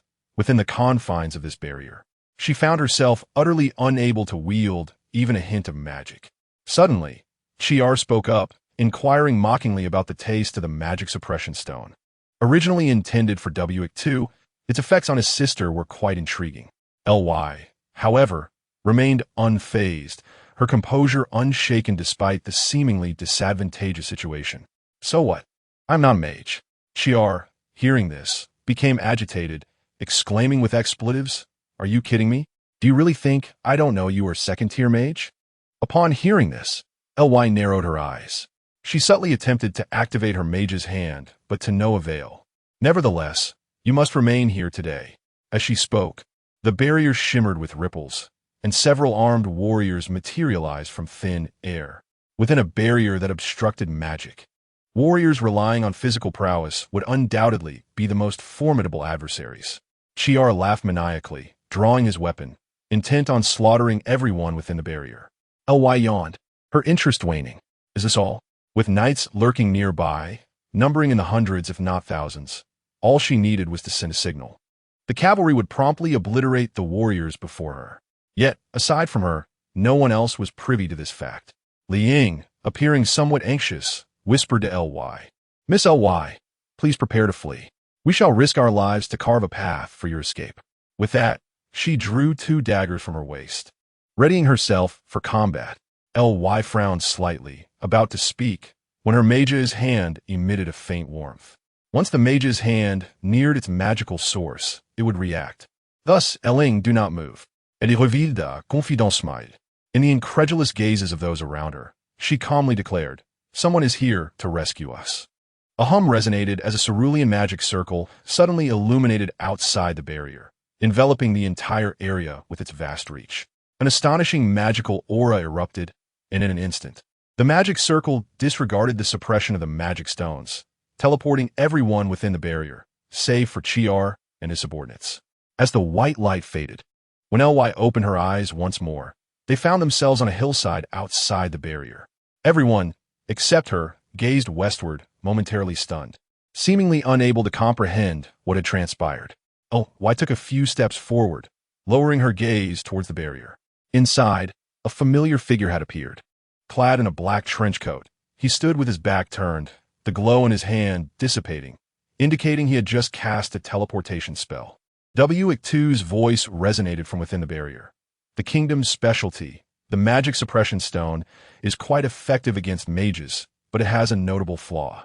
If a mage is outside the restricted area, they can still cast spells from a distance to affect those within the confines of the magic suppression stone. In other words, had I wished it, just now, the barrier you set would have been instantaneously shattered by my magic." Chiar, eyeing the unexpected guest, tightened his grip on his weapon. Cautiously observing the newcomer, he demanded loudly, "Who are you?" In response, W2 elegantly bowed, "I am W2. I hear you were looking for me."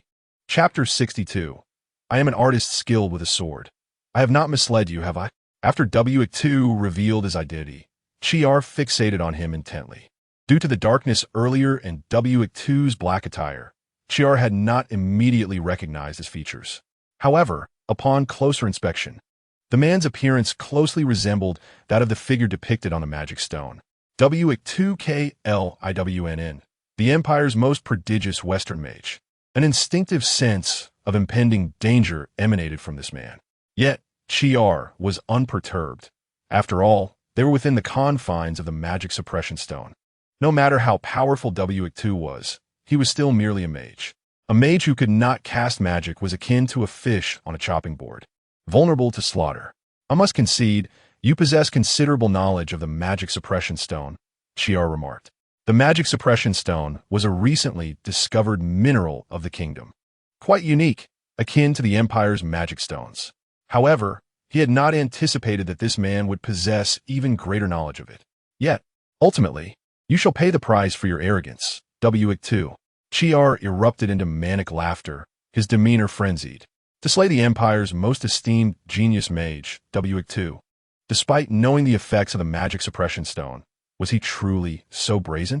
W2 began to attempt to construct a spell, but only managed to create a few flickers of magic fire in the air. Was even the essence of fire affected? W2 pondered. The essence of fire's power surpassed the constraints of the magic suppression stone, yet as a composite of elemental magic, it too was subject to the stone's influence. W2 carefully assessed the situation. If he were to forcefully employ fire magic, he could perhaps unleash a mere tenth of its original potency. Should W2 desire it, he could summon a meteorite significantly smaller than the one that had struck the capital. Though diminished in strength, it would undoubtedly be capable of annihilating this group of warriors, whose average level scarcely exceeded 30. W2's gaze fixed upon Chiar. As battle commenced, a health bar and level appeared above Chiar's head, 32. In Chiar's future quests, his level would be 35. Chiar flinched at the sight of the flames igniting in W2's hand, but quickly regained his bravado as the flames extinguished. This was indeed true. A mage unable to cast spells posed no threat. Chiar ceased his banter and barked at the warriors beside him. Stop wasting time. Quickly kill him. The warriors unsheathed their long swords, advancing slowly towards W2. Ly watched the unfolding scene with furrowed brows. The mage's hand she had employed had already lost its efficacy. Therefore, W2, confined within, should likewise be incapable of wielding magic. What on earth does he intend to do? Regardless of his intentions, Ly resolved to prepare for his rescue. She turned to Ling, instructing, prepare to save W2. He cannot perish. Understood, Ling responded, drawing a wooden sword from her back, her body tensing like that of a leopard. Meanwhile, the warriors within the barrier closed in on W2. He remained stationary, seemingly devoid of any intention to move, merely watching the approaching warriors with a detached demeanor, as if bereft of any knowledge of combat without magic. One of the kingdom's warriors reached W2, swiftly bringing down his longsword, poised to strike. Almost instantaneously, Ling transformed into a gust of wind, dashing towards the barrier like a flash of light. Yet, just as she was about to make contact, the scene unfolding within the barrier caused her to halt abruptly. Her eyes widened in disbelief as a long sword pierced through the head of one of the warriors, blood splattering forth in an instant. As if struck by sudden oblivion, the warrior's eyes bulged, refusing to close in death. W2 withdrew the sword from his grasp, allowing the mingling of crimson and white to splatter across his face. He casually wiped it away, his expression remaining unchanged. A lethal strike. In the game, every unit possesses an inevitable weakness aside from its health bar, as long as the player's level surpasses that of the opponent and the weakness is identified. One can attack without regard for health points, achieving a one-hit kill. The fatal flaw of humanity is the easiest to discover. Although W2 faced limitations in his magical prowess, he now stood at level 11. Continuing, W2 remained still, his voice as cold as ice. His mind was filled with various doubts. Was he truly a mage? Where did that sword come from? Chiar felt a cold sweat break out in his palms, a sense of crisis surging anew. Ignoring everything else, he shouted to the nearby Kingdom warriors, "Charge! Take him down!" Several warriors, brandishing long swords, quickly surrounded W-2. One struck down towards him, yet W-2 adeptly evaded with agile footwork. However, at that moment, an attack from a warrior behind him followed closely. With a penetrating sound, a blade pierced through flesh, blood gushing forth. The would-be assailant looked down at the long sword that had appeared in his chest, his eyes gradually dimming.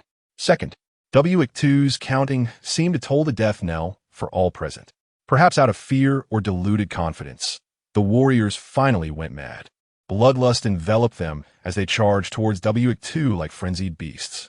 Yet to W-2, their movements appeared to slow down dramatically. With practiced ease, he merely shifted back slightly, effortlessly dodging the incoming blades. Then he raised his hand. The long sword lunged towards the heart of a kingdom warrior before him. Clang! This time, however, the blade was blocked by the warrior's sturdy armor.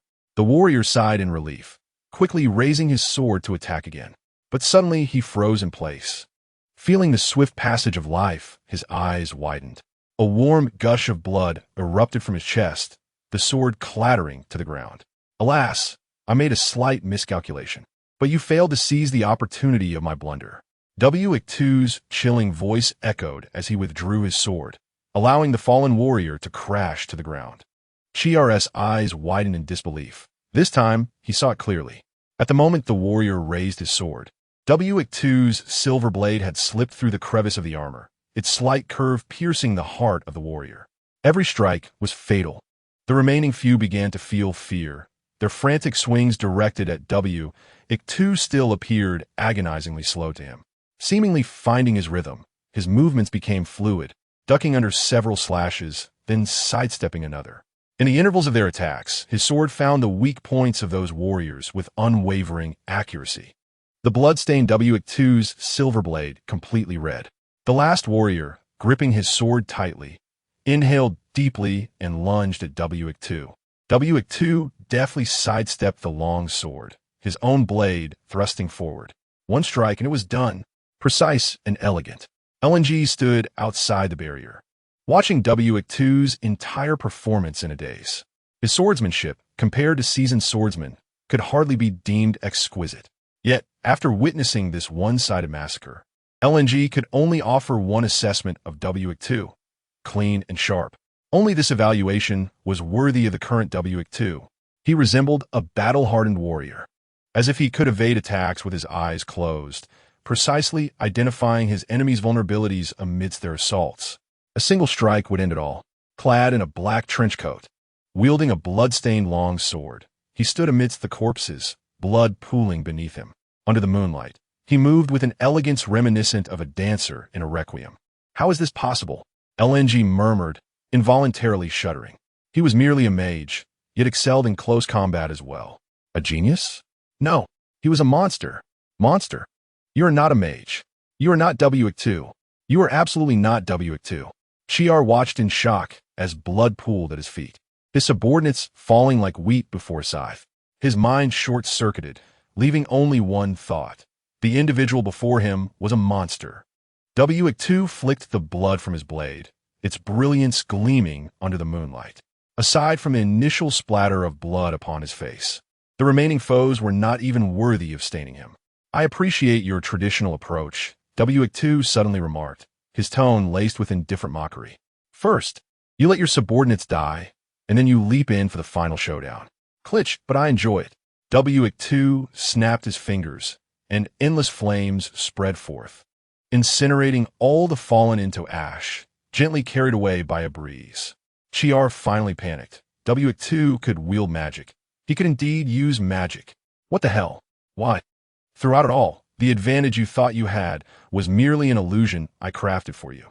Grasping his silver sword, W-2 slowly advanced toward Chiar.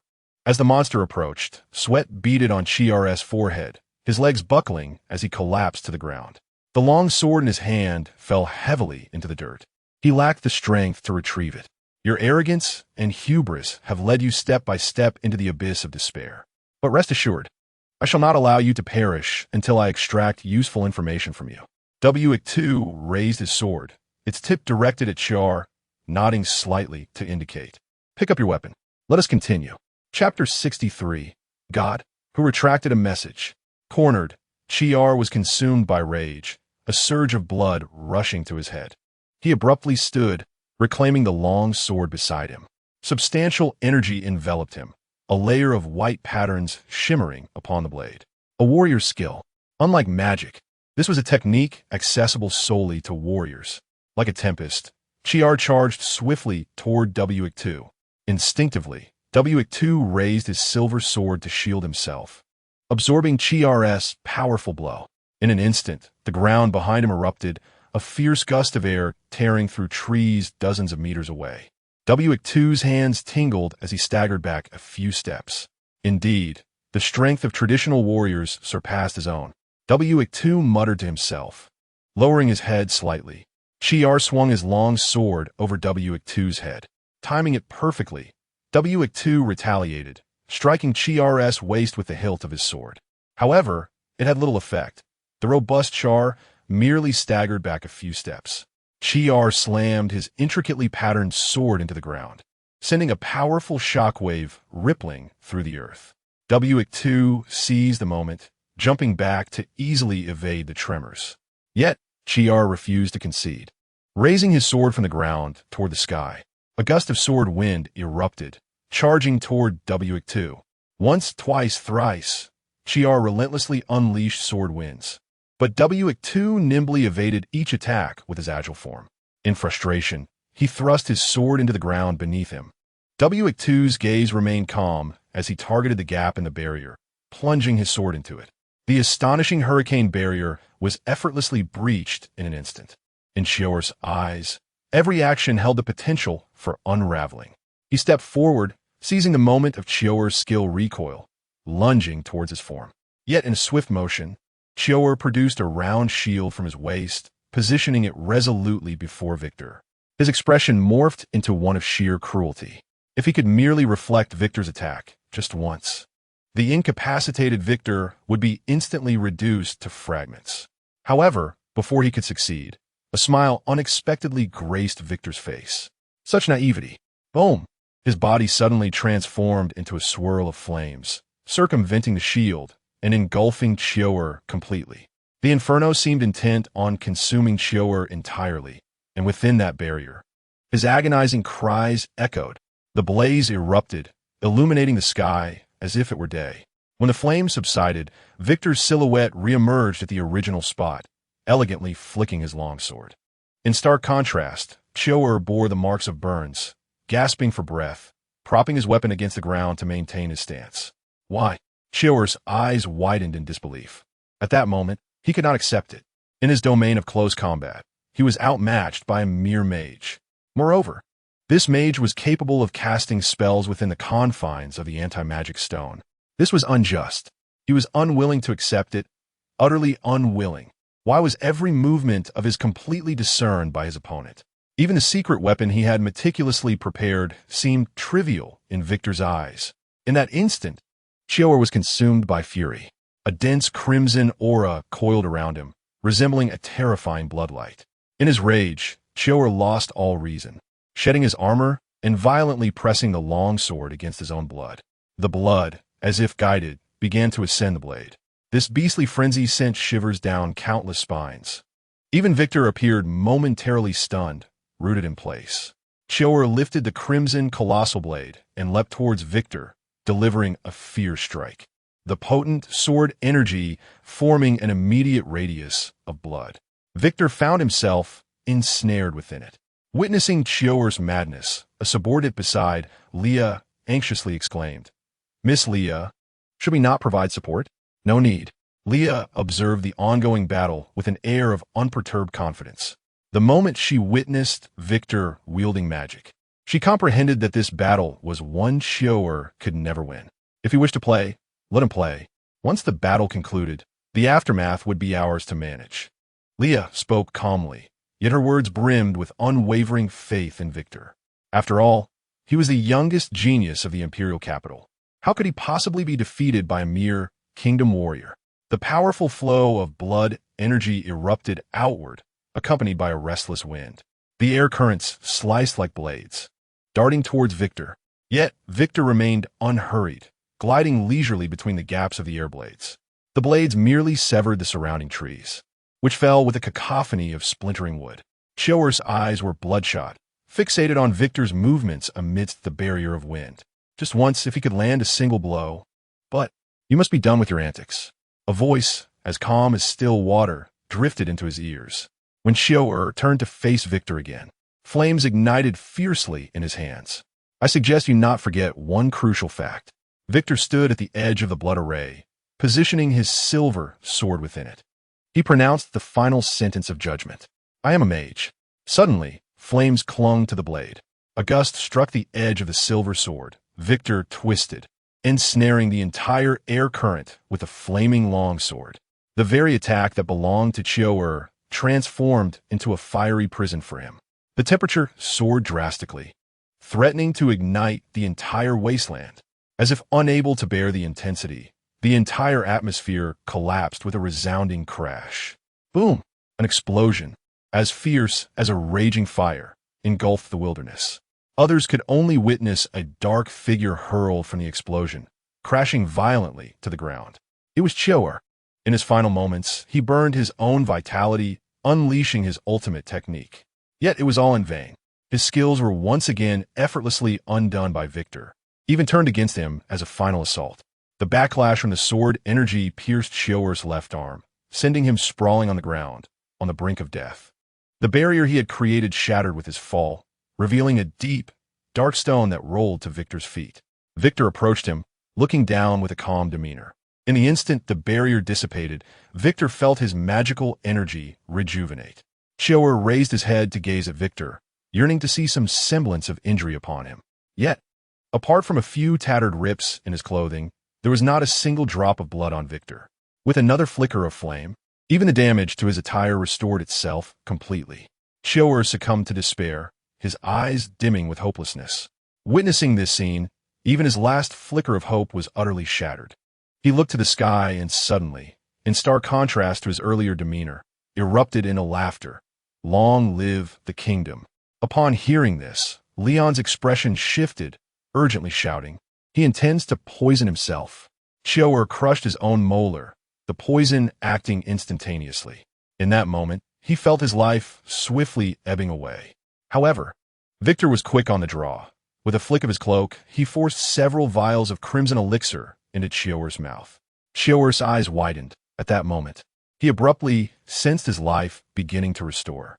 The simultaneous sensations of life draining and replenishing coursed through him, inflicting immense agony akin to 1,000 ants gnawing at his heart. Victor observed the tormented Chior, slowly revealing a devilish grin. I told you, as long as I do not allow you to die, you shall not perish. Even death eludes him. Foam dripped from his mouth, his eyes bloodshot, saliva flowing as he vehemently shouted at W2, kill me. Do it now. W2 gazed silently at him, biding his time for Chior to once again descend into the throes of agony. His consciousness faded in and out, the kaleidoscope of his life replaying in his mind, while his memories flashed before him, only to be shattered by W2's hand.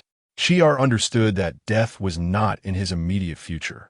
He could only await the toxins consuming his body, leading him into yet another abyss of pain at the hands of the man before him. After a while, the effects of the poison finally waned. Chior felt his body gradually regain sensation, and the torment began to dissipate. Was it finally over?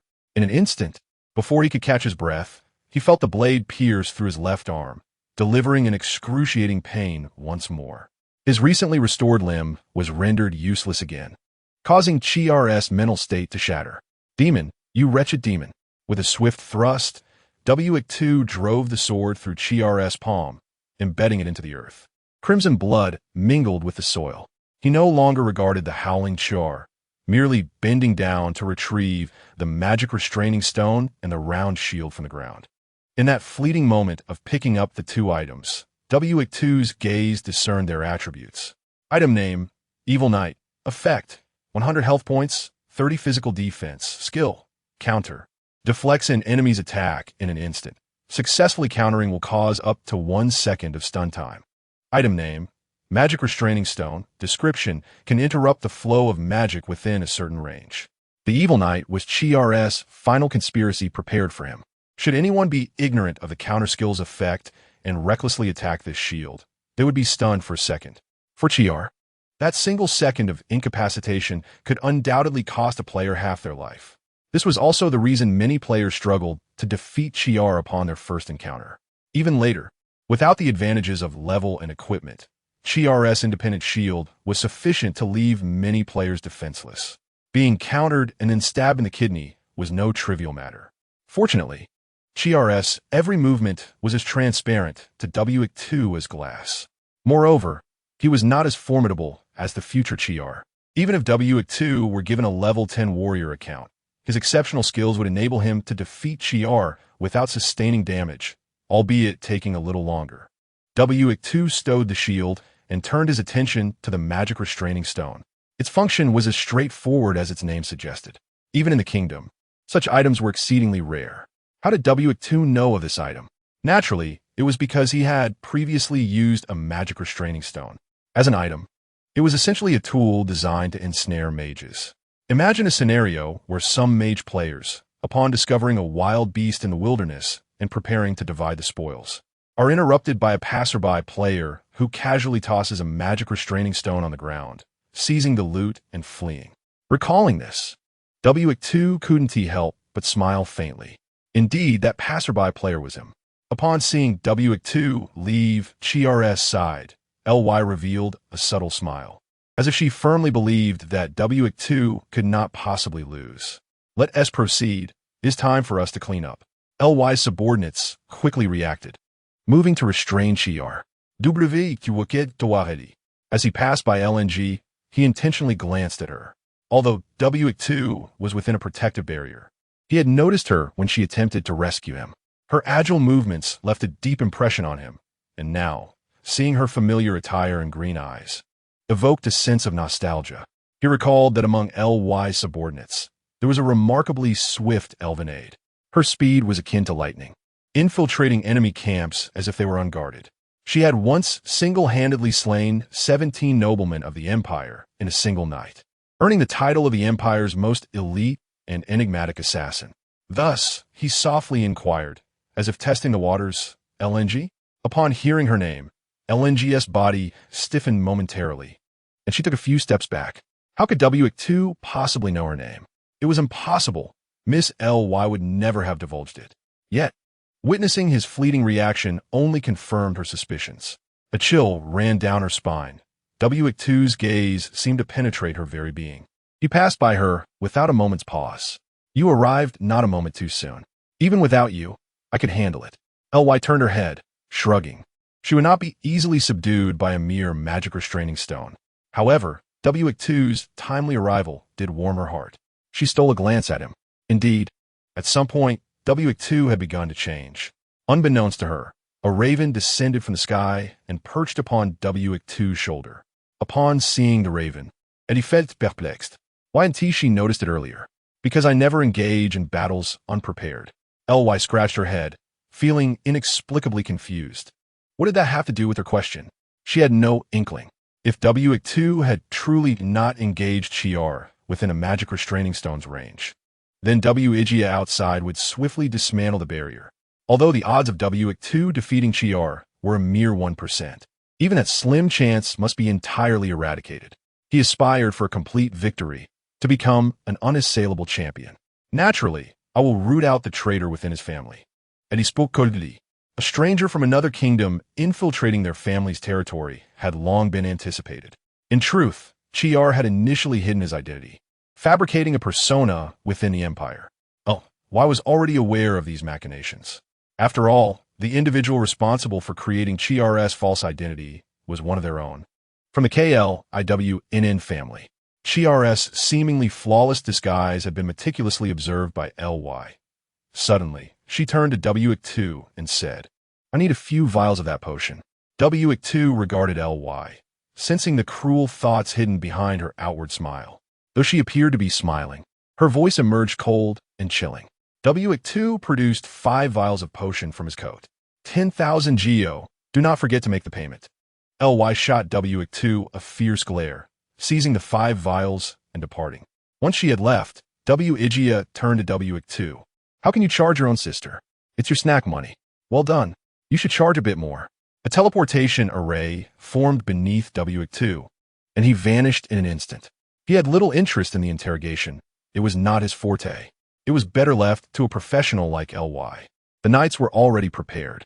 Upon seeing W2, they bowed in respect. W2 nodded and entered the estate. Though it was the dead of night, he felt no inclination to sleep. He toyed with the round shield in his hands, akin to a child eager to test a newly acquired toy. A thought crossed his mind. He considered HIRNSN.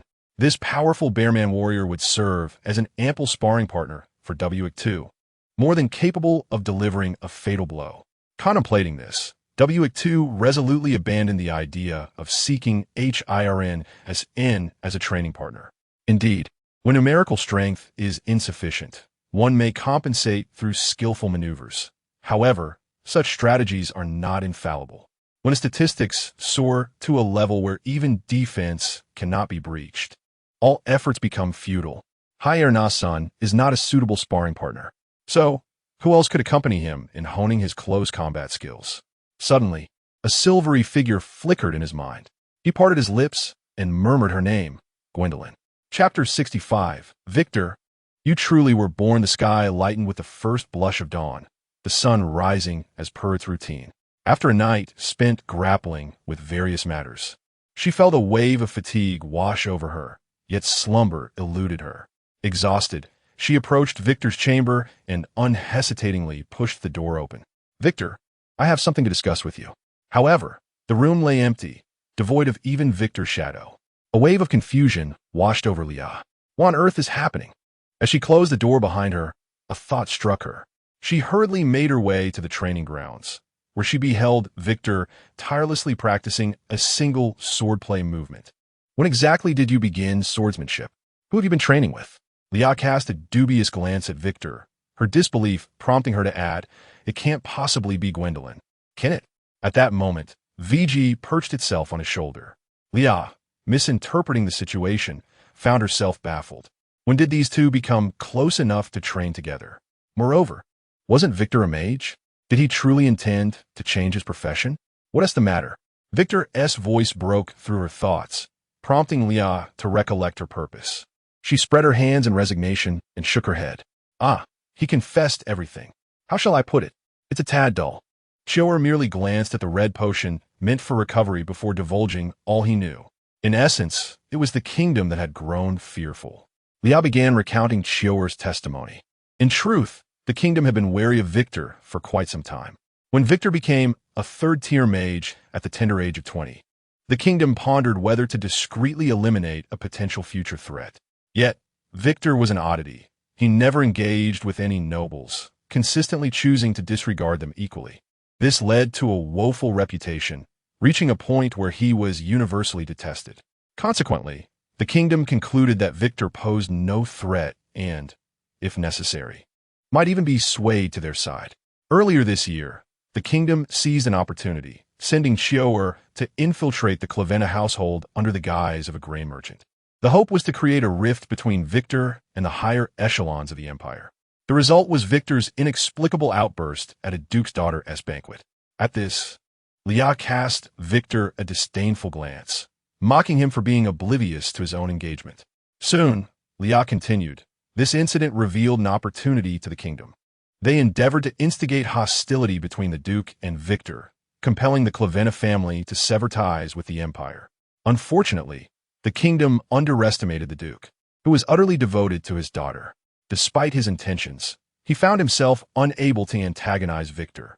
Then, just as the kingdom sought another chance to engage Victor, the demon arrived.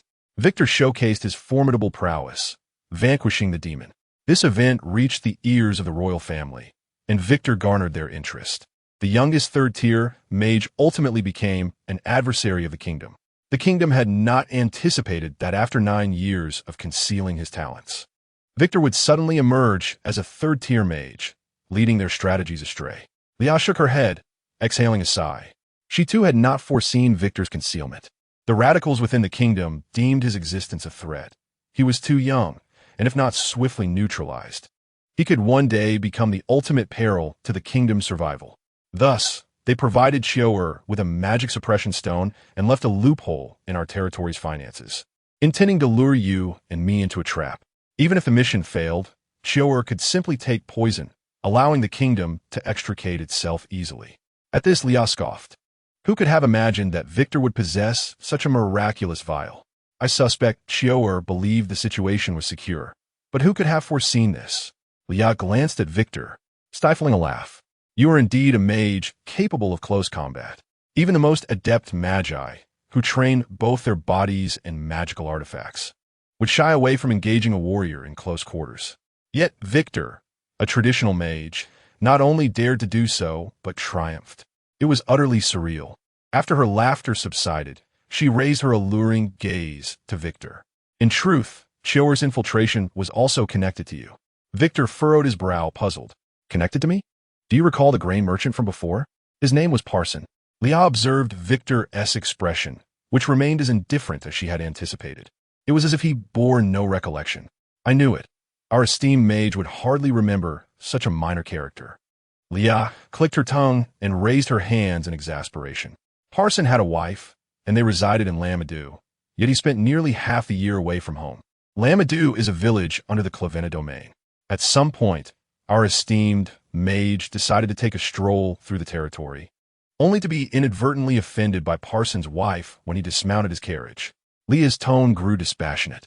The subsequent events were rather dire. Parson's wife, in her panic, offered apologies. Yet Victor remained unmoved. With a casual remark, he condemned the pregnant woman to labor in the mines. Such strenuous work was naturally unbearable for a woman in her condition. As she recounted the past, Victor listened in silence. Although these actions belonged to a former version of Victor, he had resigned from a position that could have sustained him for a lifetime, driven by resentment, leading him to associate with the kingdom's soldiers, including Chiao. Parson leveraged his established connections within the territory to fabricate an identity for Chiao, introducing him into the fold. The subsequent events need not be reiterated. Upon hearing the entire sequence of events, Victor remained silent. In summary, all of this stemmed from Victor's own making. Strictly speaking, the former Victor was indeed a figure of considerable disdain. He disregarded the lives of every commoner and noble alike, his heart consumed solely by self-interest. No one could penetrate his inner sanctum. He regarded all with equal contempt. To him, everyone else was merely a speck of dust, an ant in the grand scheme of existence. Among the nobility, his reputation was atrocious. While others became third-tier mages and garnered genuine congratulations from friends, Victor was an anomaly. Who would dare approach him?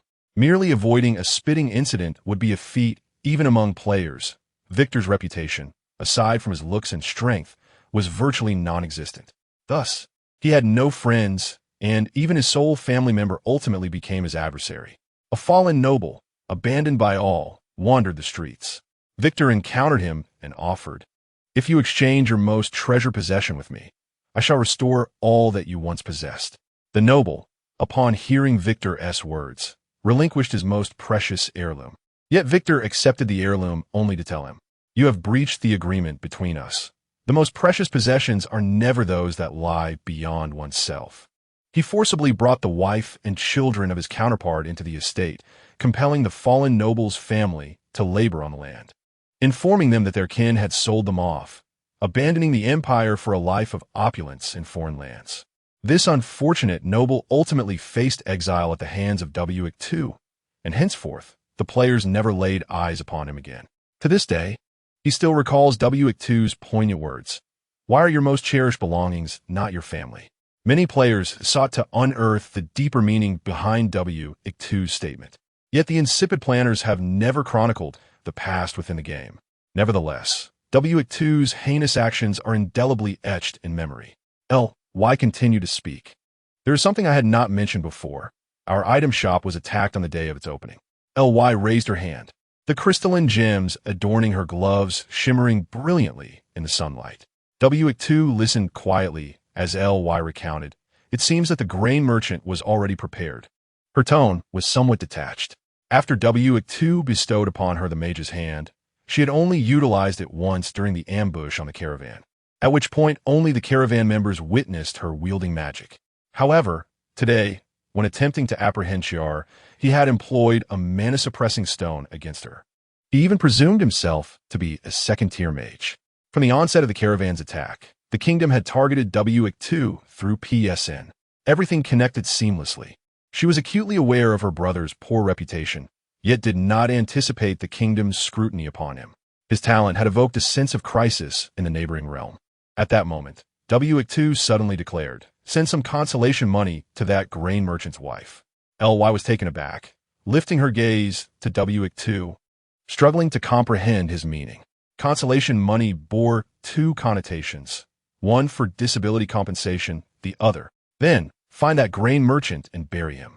W2's expression remained unchanged as he spoke flatly, yet his indifferent tone was rife with cruelty. However, he did not seek to annihilate completely, which led LY to understand that he still retained some semblance of the W2 she did not entirely detest. Nevertheless, she inquired, "Why do this? You are already deserving of your fate." W2 squinted, as if the newly risen sun was somewhat blinding. Yet his unfeeling voice persisted. When he intended to kill you, this man was deserving of the death penalty. LY froze, retreating a couple steps. She lowered her head, wishing to conceal her expression from W2. Her voice maintained its usual steadiness. "Do you think I hold no grudges? Rest assured, I have long since dispatched someone to handle it." W2 nodded, oblivious to LY's current demeanor, and continued in his indifferent tone. He acknowledged her with a simple, "You've worked hard," as a hidden teleportation array beneath him activated instantaneously. Amidst the swirling air currents, his form transformed into a streak of blue light, vanishing from sight. As the last drop of azure luminescence faded, LY remained rooted in place, head bowed, as if striving to control something within. W2 had departed, leaving no one to witness the emotions etched upon her face. At long last, she could no longer endure, as if a dam had burst within her heart. A solitary tear coursed down LY's cheek, traversing the arid air before splattering against the ground, stirring up dust. In the ensuing silence, a self-directed murmur broke forth. "LY, you truly are useless." Chapter 66. Professor. In the capital, at the KLIWNN estate, the training grounds. Morning had already dawned. A blue light slowly descended upon the training ground. As the magical array illuminated, W2 rose from within it. He surveyed his surroundings, recognizing the familiar scene. No one was aware that W2 had been absent for an entire night. After his departure, a group of maids huddled together, whispering among themselves. "Do you not think our master is incredibly handsome and youthful? Indeed, his complexion is truly remarkable."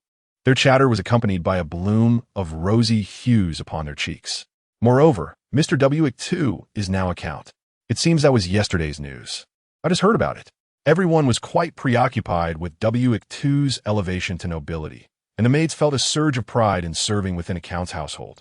The statuses of counts and viscounts are far from equivalent. Now, W2 possessed the authority to recruit his own private soldiers. Though there were already some in KLIWNN, they were primarily tasked with safeguarding the territory's security.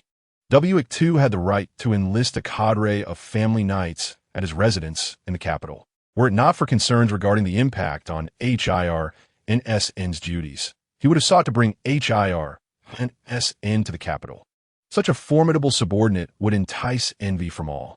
Yet, numerous responsibilities awaited HIRNSN in the territory. After all, he was KLIWNN's steward, and managing this modest estate in the capital was somewhat beneath him. Vyayond epan vaike tu es shouldev. Having also gone without sleep for the night and feeling exceedingly weary. Pray tell, where did your inexplicable combat experience originate? W. was aware that W2's soul had been replaced.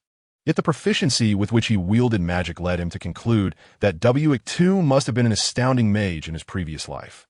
Once again, W2 shattered his assumptions. How could one explain his remarkable close combat skills? W2 paid W no heed. Were conditions more favorable? He would have even demonstrated the methods of all professions to Igia. Approaching the entrance, a maid, upon spotting him, hurried forth, respectfully presenting him with a letter. Master, your correspondence. The letter exuded a palpable magical aura. Igia glanced at it, accepted it, and nodded. The complexity of the magic and the level of magical energy were exceptionally high. Even an average third-tier mage, should they decipher the magical enigma, would lack the energy to open this letter. It was a genuine magical riddle set by a seasoned West-tier mage. Igia. Hearing his name called, Igia rolled his eyes. Good grief, do you not perceive my exhaustion? Nonetheless, Igia pointed out the flaws in the letter. In this pattern, the direction and pathway are entirely incorrect. Amend it. Furthermore here, under Igia's meticulous guidance, the challenging magical riddle was swiftly unraveled. As Igia inscribed the final rune, the letter emanated a blue glow. Correspondingly, Igia's magical energy plummeted drastically, nearly draining him entirely. Unperturbed, he opened the letter and extracted a blank sheet of paper. After flipping it repeatedly, he found it devoid of any writing. As Igia prepared to employ magic to stimulate it, a phantom emerged from the paper, speaking. How astonishing, Lord Igia! Your magical prowess leaves me in profound admiration. This magical enigma was devised collaboratively by many West-tier mages from the council. You have undeniably proven your formidable strength. Yet, beneath the phantom mage's accolades, a barely perceptible shock lingered in his tone. They had anticipated Igia's ability to solve the riddle, but never foresaw that he would accomplish it in under 5 minutes. According to their expectations, even the illustrious L11R WIL would require considerable time to grapple with this puzzle. Enough. Igia interjected coolly, cutting off the flattery. State your business. The mage in the illusion found himself momentarily at a loss for words, perhaps taken aback by Victor's blatant disregard for decorum. He cleared his throat gently, revealing the rather unfavorable reputation that Victor had garnered among many. The elder mage's voice emerged slowly, articulating his purpose. I am here on behalf of the Mage Council to extend an invitation for you, Sir Victor, to join our ranks. As a West-tier mage, your presence merits our personal solicitation. Victor's fingers tapped rhythmically on the table, entirely dismissing the invitation as he coolly inquired. What are the benefits? Naturally, you would receive all privileges afforded to West-tier mages. Mere empty promises. Victor then articulated his demands. I require unrestricted access to the magical library. The illusion paused, clearly startled by Victor's audacious revelation. His curiosity piqued. How could Victor be aware of the library's existence? Yet, Victor's request was merely a prelude. I demand a staff crafted from a unicorn's horn, the tail of a West-tier dragon, and the branches of a century-old locust tree. A robe fashioned from the scales of a West-tier golden dragon, interwoven with the webs of ominous spiders and powdered mana stones. The mage was momentarily speechless upon hearing Victor's demands. These items were not only of exquisite quality, but also exceedingly rare and costly to procure. Dragons are hardly commonplace. Though the illusion bore no face, Victor could distinctly perceive the confusion and discomfort of his counterpart.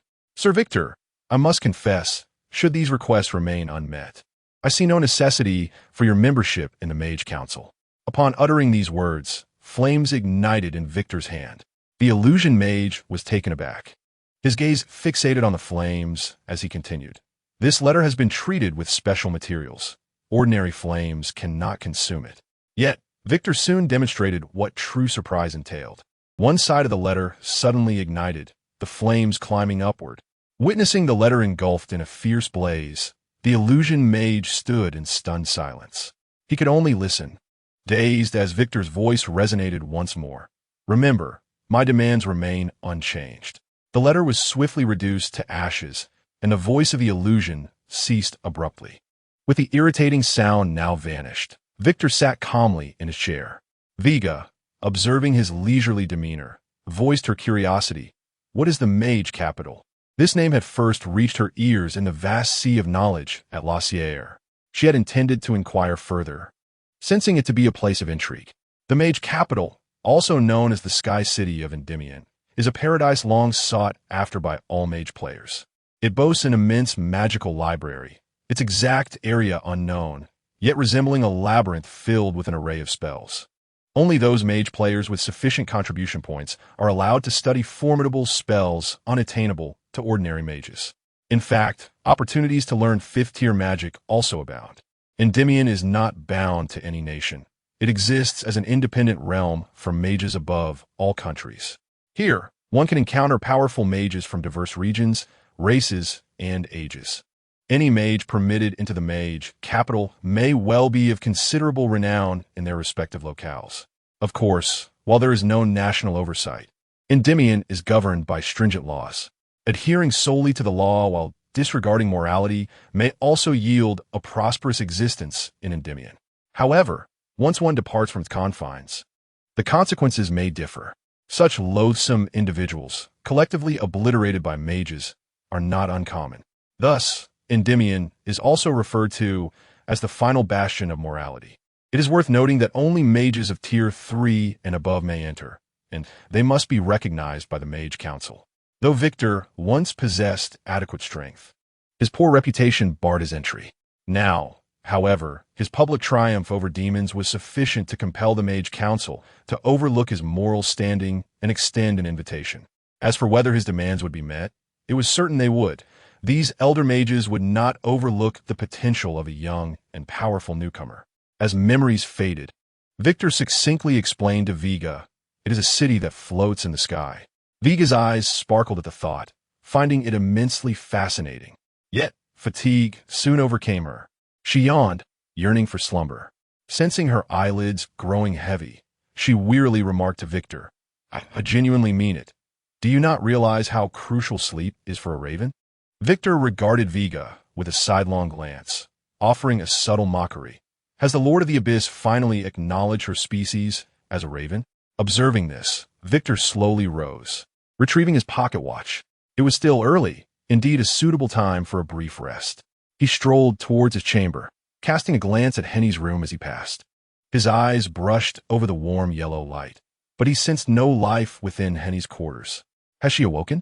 Victor's room was vast, expansive enough that an ordinary person might feel a tinge of fear within such spacious confines at night. Some plants had reached the floor, yet ample space remained. Vega spotted the perch she had longed for, hastily flying up to doze off. However, just before she succumbed to sleep, she felt a sudden jolt of awareness. Glancing at Victor's bed, her spirits instantly lifted. Mischief sparkled in her gaze as she teased Victor. "Why aren't you sleeping, Victor?" Victor fell silent for a moment, observing the blanket on his bed, which had formed a noticeable mound. He reached out, pulling the covers back. A soft succubus tumbled out from beneath the blanket, still enveloped in sweet slumber, occasionally murmuring in her dreams. "Professor Victor," he